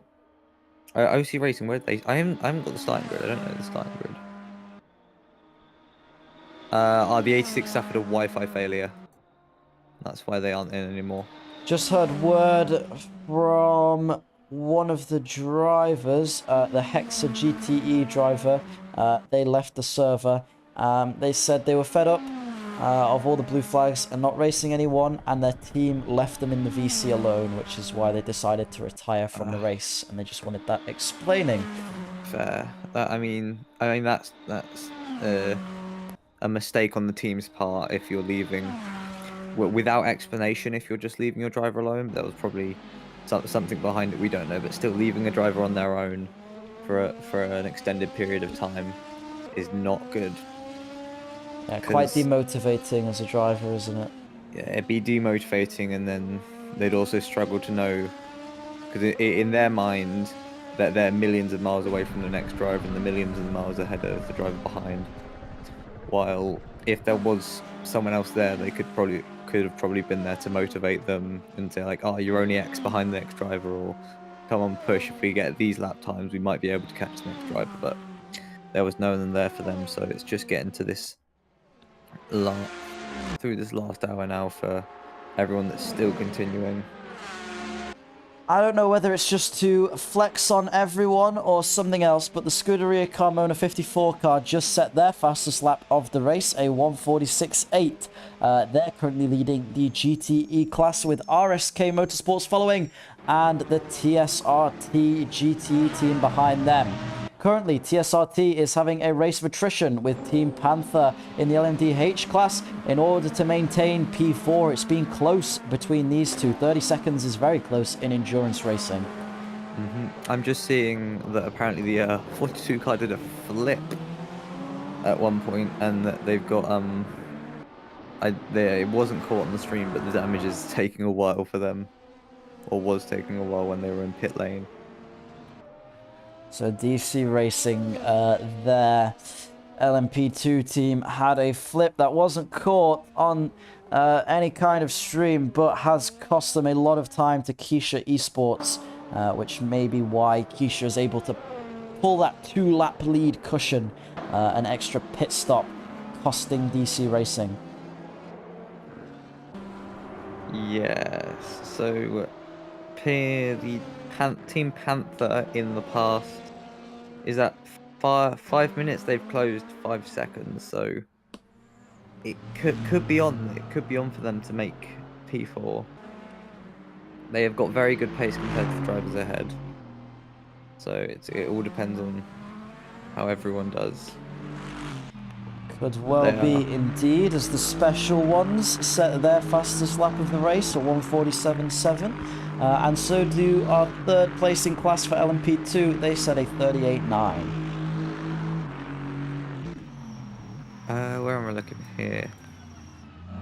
They're on the same lap. Team Panther have a 1-lap undercut, and yeah, the pace is just looking very strong from them, hitting 1:35s, while I think that's TSRT may have had a lot of traffic, or just had a lap where they struggled because they have done a 37 last lap, which allowed Team Panther to catch. So I think this is what we're going to focus on as the battle on track. So Scuderia Carmona is also closing on positive perception for 1, 2, 3, 4, 5, P6 in class? P6 in class. Or P7 in class. Team They Panther, also have their driver is the one that's been in the car for 4 hours. 4 hours, and they're still putting in as fast stints as they are. What a drive. Got to congratulate that, especially if they can get that P4. This is definitely going to have all been worth it. Yeah, 100% the challenge they are putting to TSRT is real, and Christoph just going for so long. It's very impressive. Hopefully he's got the motivation of his team. Positive Perception's LMDH car should be able to overtake for P9 the LMP2 of DC Racing. The only LMDH car left in the race that isn't caught up with the rest of them. Yeah, but I think... Could they actually close that gap? They've got 38 minutes to close, let's say 3 laps, because 15 is about a minute. And then you got 2 laps between DC Racing and Keisha team. They could do it, but it'd be a really big push and a big struggle for them to make it to the back of the pack. And those guys struggling with connections, unfortunately, which is why they've been so far back. Because the pace from the team has been strong, a 1:35 last lap, which is exactly what we've been looking at across the field. Remember, if you are enjoying it, as we head into the final 40 minutes here of the OC Sim Series 10 Hours of Daytona, make sure you like the stream and give a sub to Oscar. It means a lot, and he's going for 100,000 subscribers.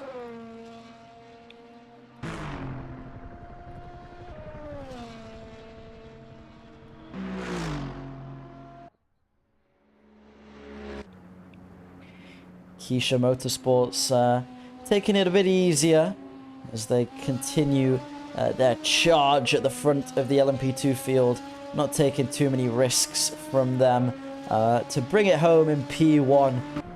Very impressive drive from those guys. Their pace has been unbelievable.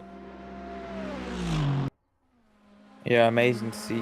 Have any other teams gotten into 38s in the LMP2s? A 38.5 though from Team Keisha as their fastest lap. Most cars have gotten close to a 38, but the fact I've noticed every lap, every so often, that Keisha are consistently doing 38s. It's great to see how fast they're going in that LMP2. Two LMP2 Scuderia Carmonas currently leading that team. They are running in 4th in class and I believe 7th in class. Good showing from them. P12 and P15 overall.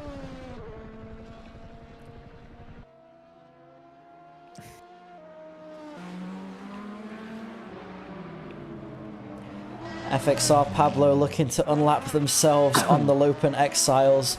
Locking up a little bit and doing so and going on the grass. Lopen making their way through past that team.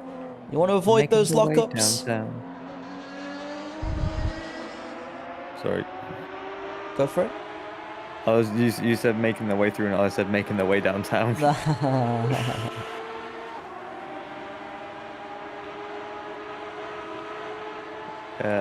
Positive perception setting their fastest lap of the race for 34.5.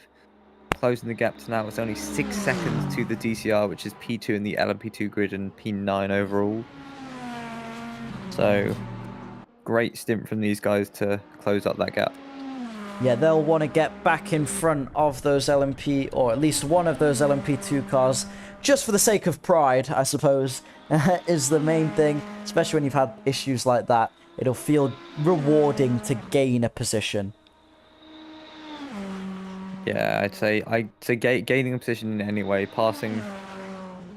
being in the higher class and passing the GTEs will probably help, just making you think you're gaining something, which sometimes you will be, sometimes you won't be, but it helps give you any sort of motivation. So I'd say being in the GTEs is probably a struggle. That's the special ones being backwards at the minute. I didn't expect to see that just in the middle of the screen. The special ones having a bit of a moment there. Team Panther looks like they're struggling to keep pace with TSRT now as they encounter a lot more traffic over these past 2 laps and have the OC Esports car right behind them looking to lap.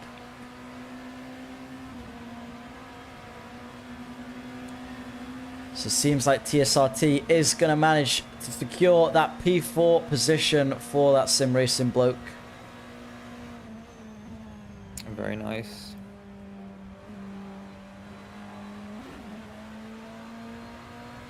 So TSRT as a team overall, they are P4 in LMDH. They don't have an LMP2 car, and they are P3 in GTE, so very strong race from both teams today. The number 55 Scuderia Carmona GTE car has rejoined the race 90 laps down from the car ahead. Well, you know, there's 30 minutes, anything can happen. This is Sergio Perez at Suzuka, rejoining the race for no apparent reason. Here come Positive Perception on DC Racing, the LMP2 car. This is 4th position on track. The faster car overtaking the slower car that's managed to stay in front of it for so long. but just couldn't quite for the final 30 minutes here at Daytona. Will they make the move through the dogleg? It looks unlikely, but what about into the international horseshoe? Well, they send it down the inside, get on those brakes in time, and that's a very clean overtake from Positive Perception. They move themselves up into P9 overall. Yeah, very nice race, very clean race from them. I'm looking at I'm looking at my timing, and the Scuderia Carmona car is the only team not to have crossed 200 laps yet. They've only completed 166 laps, while our leader, the DC Racing car, has completed 343 laps during this 9.5 hours. This is the Scuderia Racing team piloted by DJ Harris and Samuel Prevedi, with Harris attempting their first Assetto Corsa endurance race, but has gone for the 24 hours of Daytona before on iRacing. They didn't have the greatest attempt, being 90 laps down now, but at least they came back to see it to the end. Yeah, it's always better to get to the end than to not finish and then be like, oh, I could have done this, could have done that.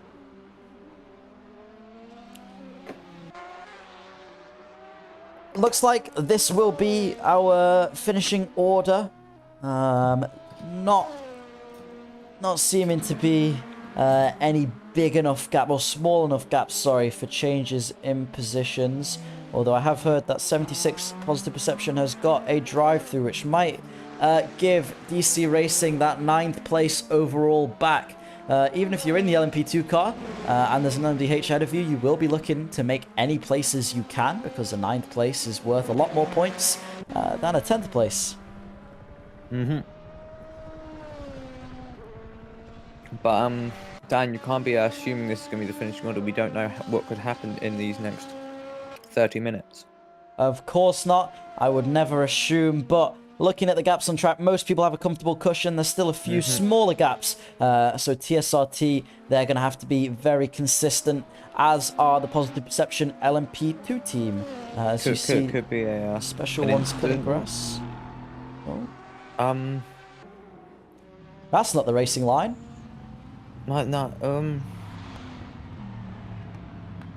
Putting special in the special ones with this driving technique. Let me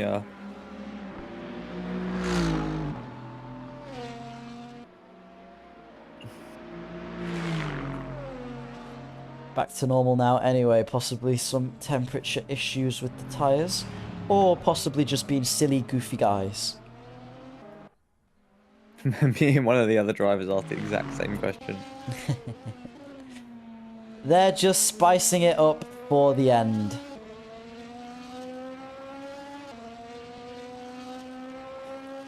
Number 3, Scuderia Carmona, 4th in class at the moment. Their livery honouring the late Dale Earnhardt, who passed away in 2001 at this very track. Iconic livery there.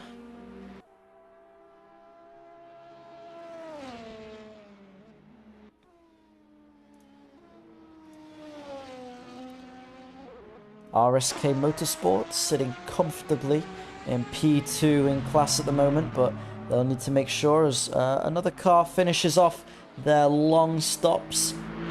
Looks like the ART M-Power car having their last long stop. Special ones. Ooh, could have been able to capitalize on that possibly, but the gap is going to drop to less than a lap now, so they might have a chance given any mistakes from cars up ahead.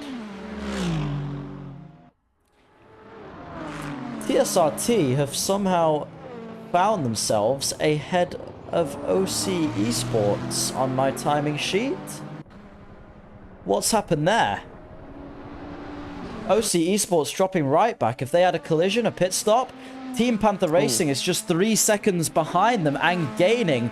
Looks like OC Esports had an issue that we missed, possibly some contact, But now they have dropped down into 4th, and that's given TSRT a podium spot and Team Panther Racing a chance for P4. OCE, this is not a good look for them. Their last stint going to a bit of a shambles. It was seeming like they had a relatively comfortable gap to the car in front, but then, well, I'm not sure what happened. You'll have to find out for me, Ethan. I will do.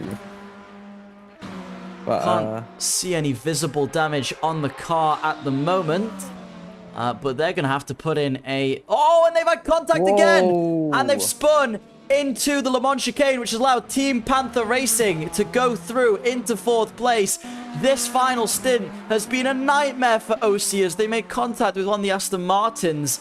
Oh dear, that is the last thing they would want 30 minutes till the end of the race. They're really going to have to push to be able to get towards 4th place. It looks like if TSRT can keep things smooth, they have secured themselves a podium, which just 10 minutes ago I would have said was out of the realm of possibility for them.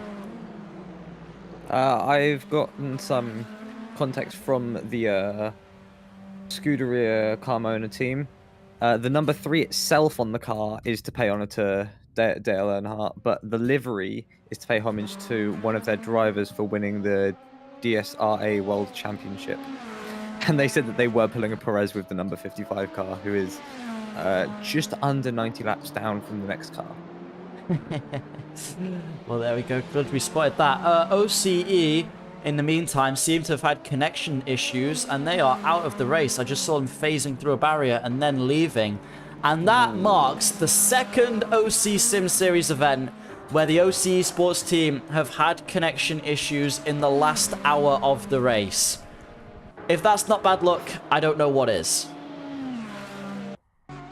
Good news for TSRT and Team Panther, who inherit P3 and P4 now, and Hexa and AMDH behind, although OC back in.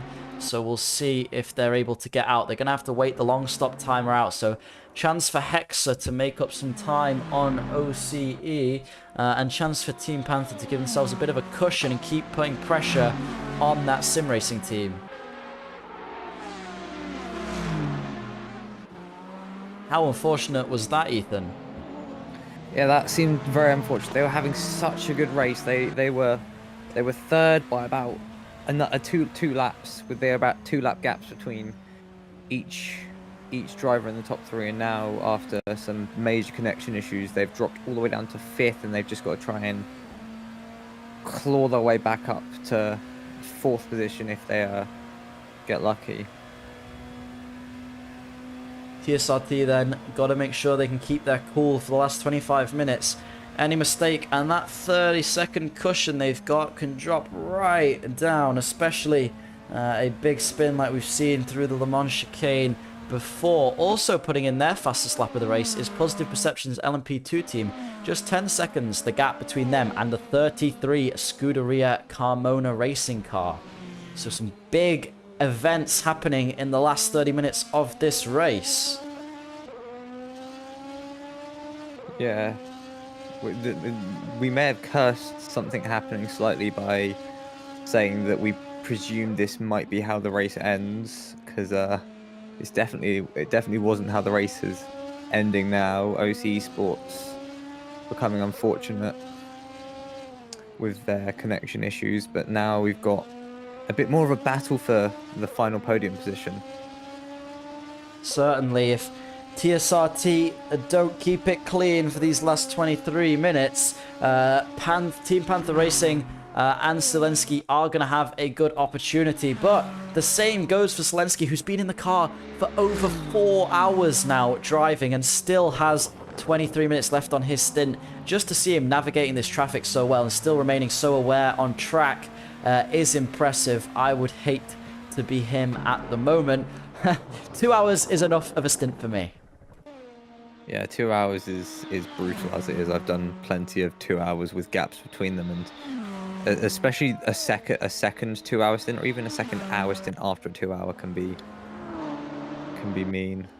Hexa now on the same lap as OC Esports, just The gap closing there as OC still waiting out that final stint timer. They'll be looking to get out the pits as soon as possible as they get lapped again by the leading cars. That win we thought was on at the start of the race, looking less, well, nigh impossible for OC Esports at the moment. And they've just completed their long stop, so Hexa around half a lap behind them as OC come out in 5th. They'll be looking to hold on to that position for the end as you see the TSRT car that inherited their 3rd place coming through the international horseshoe there.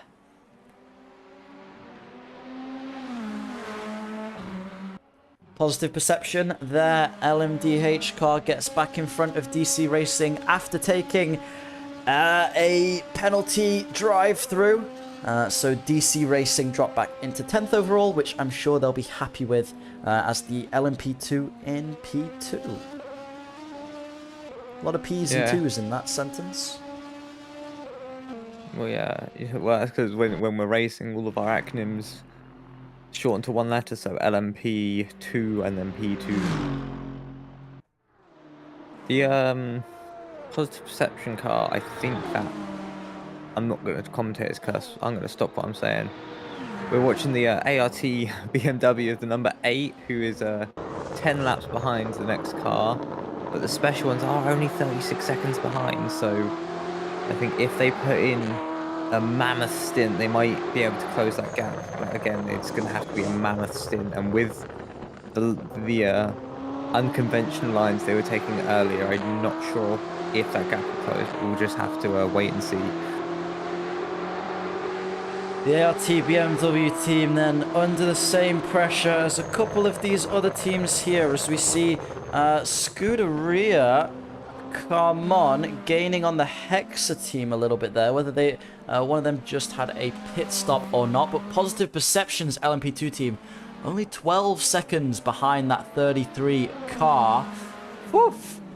It's looking close between quite a few of the different drivers here towards the final 20 minutes, and the most likely to overtake without any accidents occurring on track is Positive Perception's LMP2. Otherwise, it's probably going to rely on some bad luck for your competitors if you want to overtake from now on. Can't see where the number 14 is on track. I'm trying to read it because they're only 12 seconds ahead. They're currently on the banked front stretch. Ah, yes, they are. So just dropping a little bit the time to Hexa, who I assume have had a pit stop in front of them. You can see, if you have a look at the map, Hexa a good couple corners away, just being lapped, I believe, by the number 4 Team Panther Racing car at the moment. It looks like the Hexa is just behind them on track, isn't it? Just coming around T1. Not the Hexa AF Racing LMP2 car. LMP2, yeah. Oh yeah, just going into... yeah, almost a lap ahead. Yeah. So, Positive Perception going to have to gain time on the 33 car if they want a chance. And they're using the full limits of the track to get past the ART BMW there. Little lock up from possibly dirty tyres. But yeah, 13 seconds to close in 19 minutes. Should all be good. At the pace they're going at the moment, Positive Perception doing well to try their best and close that gap. DC Racing, your current race leaders, they're looking good. 20 minutes till the end of the race. No commentators cursed, I'm touching wood. Or I'm going to end up sabotaging somebody's race. Let's try again. Who should we talk about? The 54 Carmona?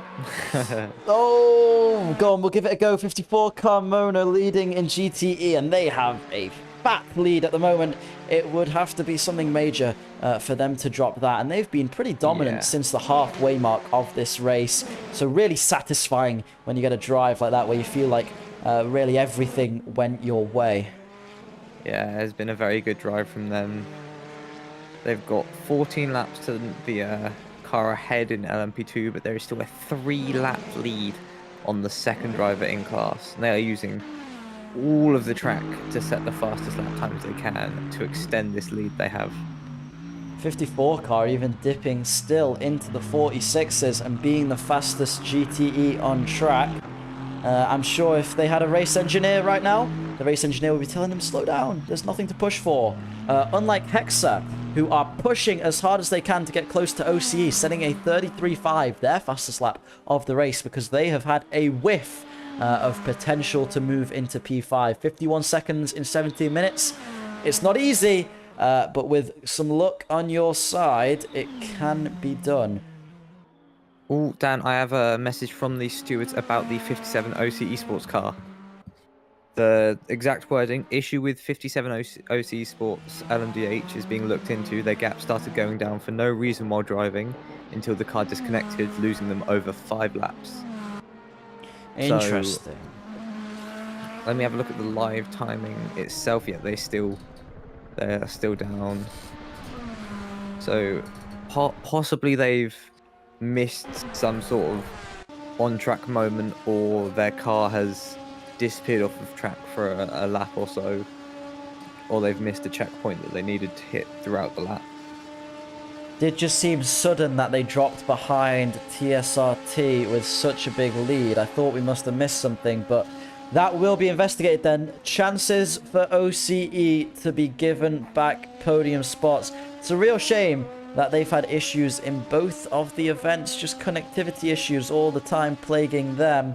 The special ones not able to catch up to ART. Have they just been given a drive-through for cutting? I wouldn't think that, unless a team can prove that they completed the laps, I don't think they'll be able to get anything back from losing that. But I think it being looked into, and they'll possibly be given some sort of retribution. But I wouldn't think, unless they can prove, hey, we did these laps, but they just didn't count it online. Number 54 car, Scuderia Carmona, sets the fastest lap again in the GTE category. Is that them that's been given a drive-through, or is that their counterparts in the 55? I believe it is the 55 car, so wouldn't worry about that drive-through. Here comes ADM, Apex Digital Motorsport, plagued with issues as well, but managing to hold on to P7 for now, which they're happy with as a good result considering what happened to them in the start with connectivity issues plaguing those guys. Looks like the 33 car of Scuderia Carmona has been able to pull a bit more of a gap to Positive Perception behind. So Positive Perception going to need to catch around a second a minute if they want to be able to have a chance of that P14 overall. Yeah, it does just seem that, like, apparently it's happened to a lot of cars, but because it happened to the OC Racing car, VHK is looking into it, because there are a couple of drivers saying it's just Wi-Fi issue. It's same as what other cars have had, but all of a sudden I can see that a lot of cars have gotten within a lap of the car ahead. The Scuderia, Carmona. I was wondering DC about Racing. pit stops, but if it is connectivity issues, obviously coming into closing stages does put a strain on everyone's bandwidth, but hopefully everyone able to come home with the position they rightfully deserve. And at the moment, everyone's doing a good job at maximizing the performance they can get out of the car. Reminder, if you haven't already, please give the stream a thumbs up if you're enjoying it. Hitting the like button does help massively, and subscribe to OC Racing if you haven't already. If you're interested in joining these events in the future, you can join the Discord linked in the description to the OC Sim Series. Last 10 to 15 minutes of the race now. Bring it home safely, drivers, and keep up the pace that you've had all throughout this race. It's been impressive from the entire grid.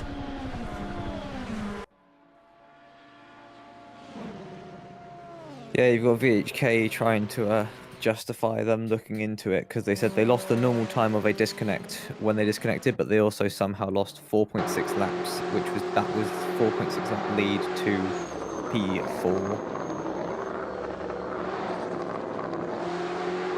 Interesting. So losing a huge amount of time. Not sure if there'll be much that can be done there. We just saw the 55 car of Scuderia Carmona. That's 90 laps down take their drive through. Whether that will plunge them even further down on the grid, I don't think they care too much. I think they just want to take the checkered flag at this point.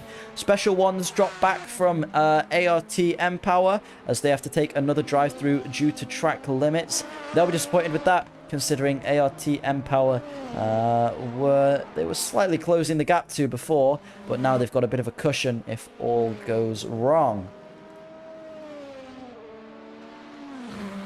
Vero's not going to give any laps back, but he's going to find out why it happened. Okay, so no laps to be given back to OC Esports. They're just going to have to try their best to bring it home in P5. A real shame technical issues played them, but as is with sim racing, and that's why Tong moved to DC Racing, because he was hoping for better luck this time, and he seems to have gotten it. Still putting in some great laps, by the way, into the last 12 minutes of the race. Whether he'll try for fastest lap, we'll just have to see as he comes to the end of his stint. He'll have to use all the battery up if he wants that. Okay, so the first, there's a couple of things being said in the general chat. Firstly, Assetto Corsa is a well-built game made by professional programmers, TM. But then VHK saying that he's not going to look into the laps during the disconnect, but he's going to look into the laps where they were on track and they lost time and they lost the laps. Yeah, that makes sense. So any team that has lost laps while on track, which shouldn't have happened, will be looked into, investigated by the stewards after the race, which is what we like to hear. We'll see if anything can be done about it. Someone's asked me to say this on stream, so there you are. I've said that on stream. That's brilliant. Thank you for saying that on stream. This was really useful. So informative. Keisha Just trying to help Esports everyone be happy. getting lapped by the LMDH car in front, or nearly getting lapped by the LMDH car in front. Still managed to stay ahead for now. They've done a tremendous job to be 2 laps clear of DC Racing. Keisha Esports happy with their P2 in LMP2, and so are Sunset Racing holding P3 in LMP2 at the moment as well. Quiet race from them, but consistent and fast.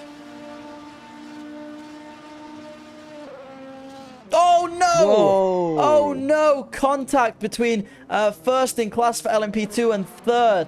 Looked like Keisha Esports a bit early on the brakes, and Sunset were not expecting it. Keisha gonna have to try and rejoin in Le Mans chicane now. Oh dear, and Tong does achieve the fastest lap, a 32.4. 32.4. I guess he overheard me talking about it, and he decided to prove me wrong/right, I guess. I knew he'd want to go for it, even though he said he wouldn't. So 32.4, the fastest lap at the moment from Tong and DC Racing. Wow. Very quick.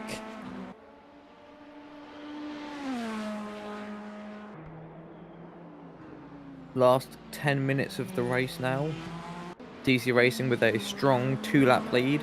And then Onid strongly with a 7-lap lead to the driver in third, which has changed suddenly from being OC Esports to now being that sim racing team. That sim racing bloke then going to be happy with his team's recovery drive to P3, and being able to, if the laps are reinstated, hold on to that P4 place.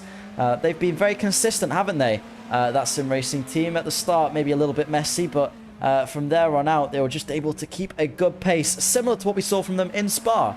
They were very consistent round there as well.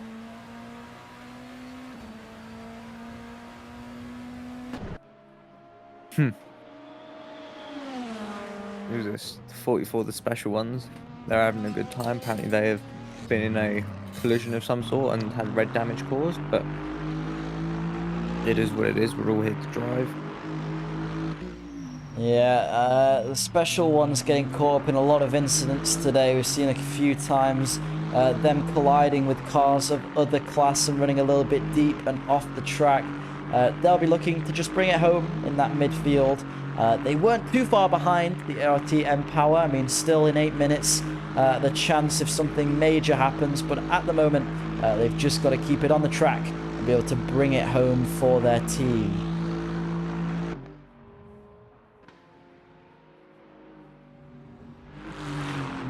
Being lenient with the track limits there. Very, very lenient with the track limits. Hexer going to bring it home in P6 after some issues near the middle of the race. They had a strong start, but then fell back a little bit. Now just looking to take it home ahead of Apex Digital. Unfortunately not able to compete this time with Team Panther or TSRT.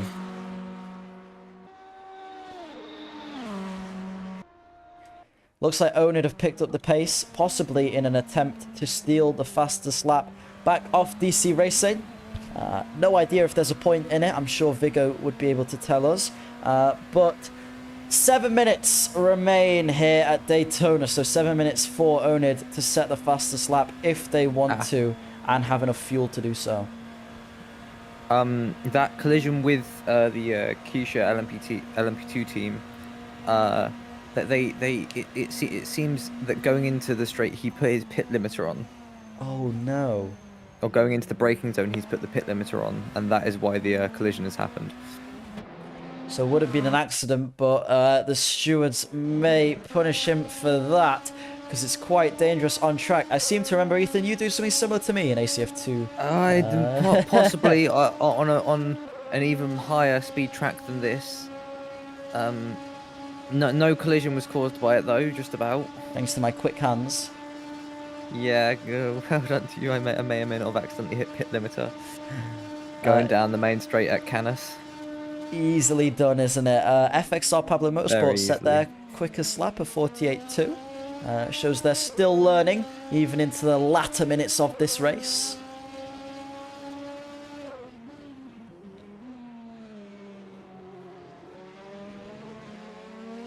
Looks like DC Racing unlapped themselves from Keisha because of that incident, so DC Racing trying to probably extend that gap a little bit if they can. We're in the last 6 minutes of the race, but I do wonder if when that timer hits 0, will how the drivers cross the line be the actual finishing order? Because lots of, since OC Esports had their issue and VHK has been looking into that issue, it seems to be other drivers have come up with them having the same issue that OC Esports had, but didn't bring it up as loudly. So now OC Esports might have a possibility of something happening. They're gonna look into it and possibly get a lot of changes in the timings, but it could also be that no one gets anything back and then this start finishes. So we'll have to see probably tomorrow at some point. Yes, stewards will be finalising results, penalties, track limits, everything like that. But what we see cross the line is what we're going to report the finishing order as until all of that gets dished out. Okay, so that's all we can go off when we see the race finish. Applaudable from Team Panther, who's obviously now, he's been in the car for 4.5 hours. He dropped back a bit from TSRT, but I can't blame him. And still, to be putting in solid 36s and 35s is so commendable. So just, again, you asking me for some of my favourite drives. This has got to be one of them. This last 4 hours from Team Panther to make their way into at least the top 5, the top 4 at the moment. It's very impressive. Extremely, yeah. It's a great race from them today. Going almost 5 hours in the car. I honestly could not do that. Like, I'll go into a third hour and I'll notice me making lots of mistakes and losing seconds a lap just to fatigue. So the fact that they're in their 5th hour and they're still setting like very respectable lap times for anyone to be doing, it's incredible. Fernando Alonso is reporting to me that he is starting to struggle coming into the last 5 minutes. But yeah, with 3 minutes, 45 seconds to go till the end of the race here, I'm sure this man cannot wait for it to be over. Neither can the man in first, Tong. He'll just want this race to finish and take his winner's trophy. It'll be the second OCSS win for DC Racing. What an achievement for them to have achieved 2 wins over the past 2 events. Also, Alonso's telling me that Team Panther doing a bit of lift and coast until the end of the race. I can imagine a lot of teams having to do that to make sure they finish. Ooh, running a bit deep there, is that? Forcing their way through there a little bit is what I saw it as. FX forcing their way past Pablo a on the bit, running Ferraris. wide. As the special ones, I think, had a bit of a moment. We go to them quick. Looked like they were getting a bit sideways. Special ones, yeah, they're using the inner banking, not really meant to be driving down there, but I assume to let lap traffic through. Maybe they only had the number 57, the 5th place car. Oh no, they've got number something, 76.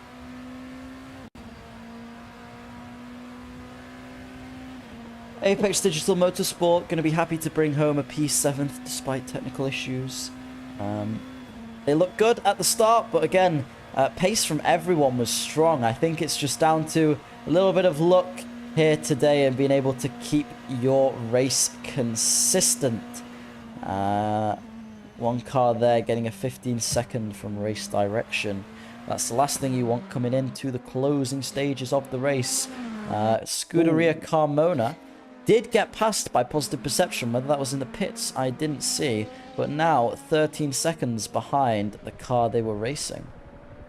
I've got to bring up, the leaders in LMP2 have been given a 10-second time penalty for the incident at the Le Mans chicane. Makes sense. It was a brake check on Sunset Racing. They won't feel that 10-second penalty, being 1.5 laps ahead of the LMDH car that's behind them. Never mind the DC Racing car that's in their class.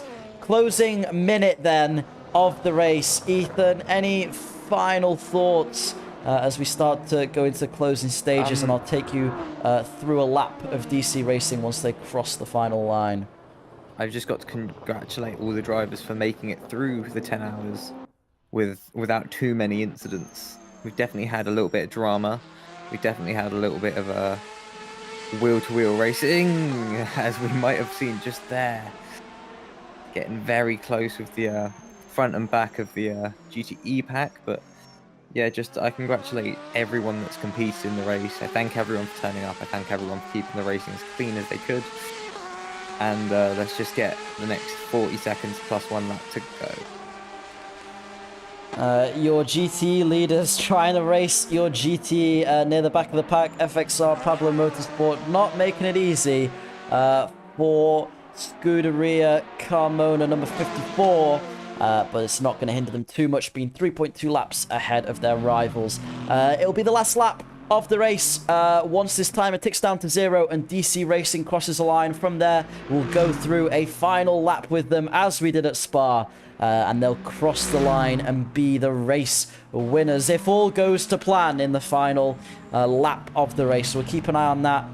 Keisha leading LMP2, Scuderia Carmona leading GTE, and DC Racing looking to cross the line soon. We'll go through our full leaderboard at the end of the race. DC Racing just making their way through the Le Mans chicane now.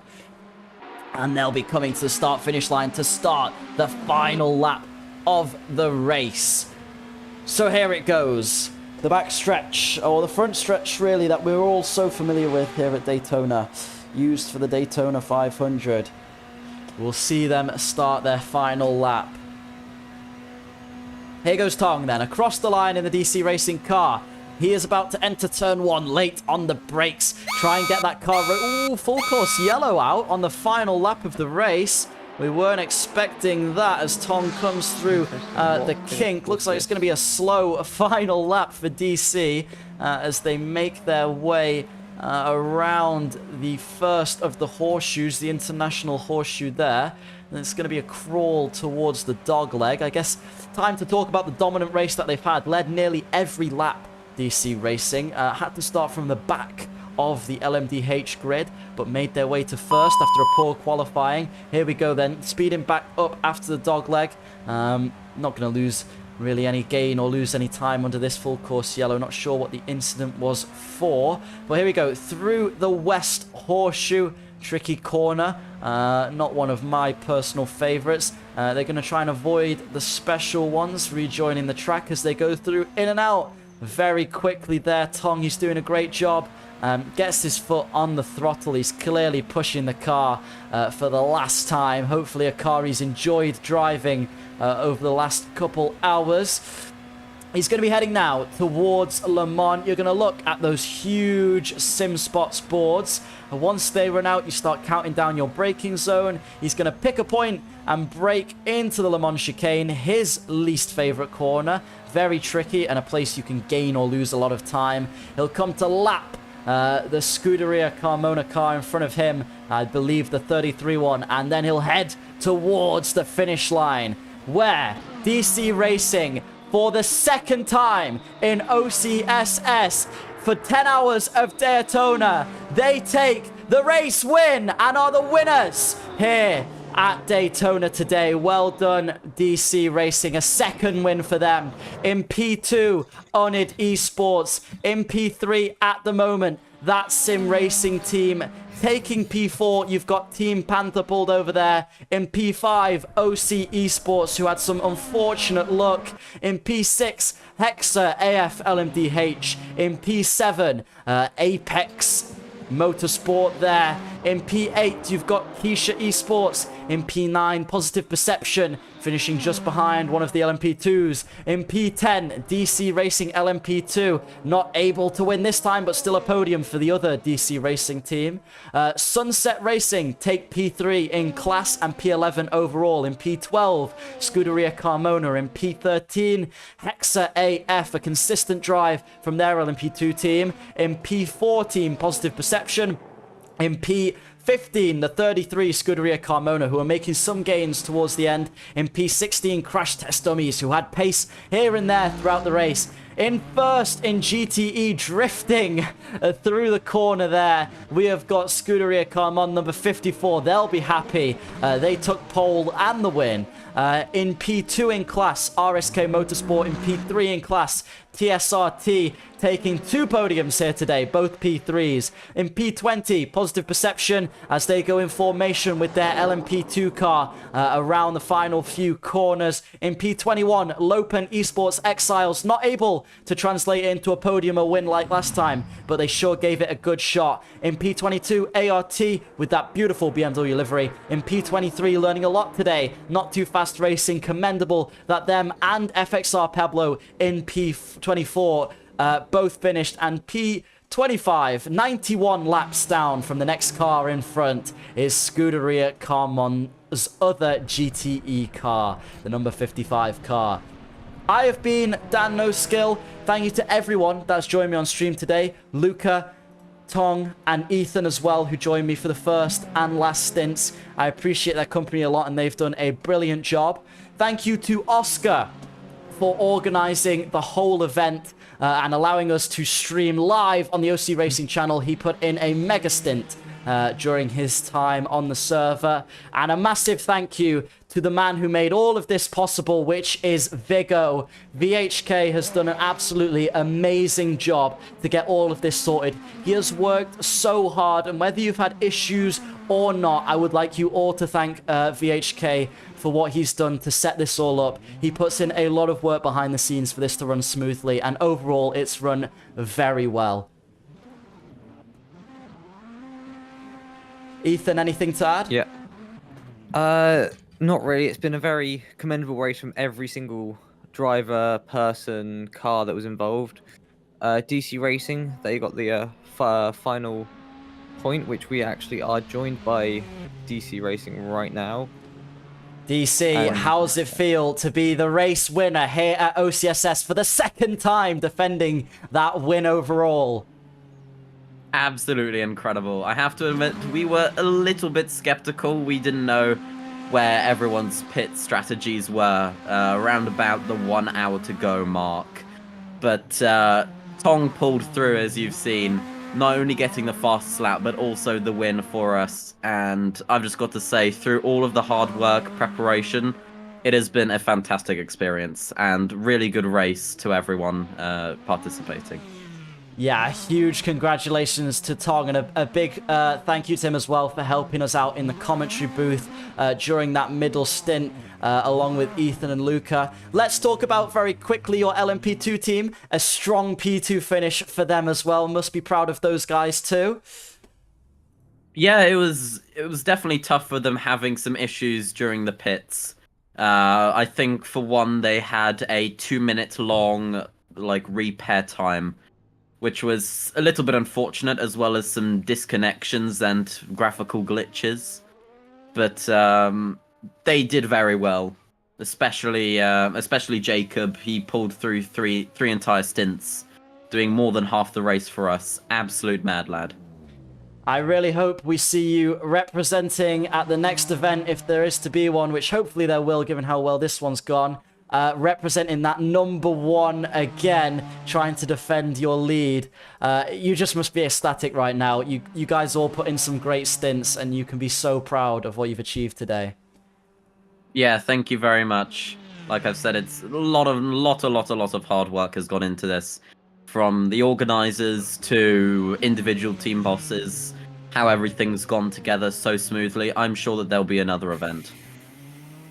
Absolutely. Well, with that, our interview with the race winner, DC Racing, and his team taking yet again another OCSS victory very convincingly.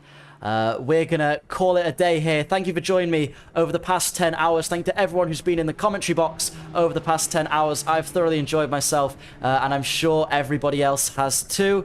We hope to see you again soon. If you are interested on what the next event will be, make sure you join the Discord. Give a big subscription to OC Racing for helping organize the event, and make sure to like the video as well. With that, I will see you all later. Goodbye.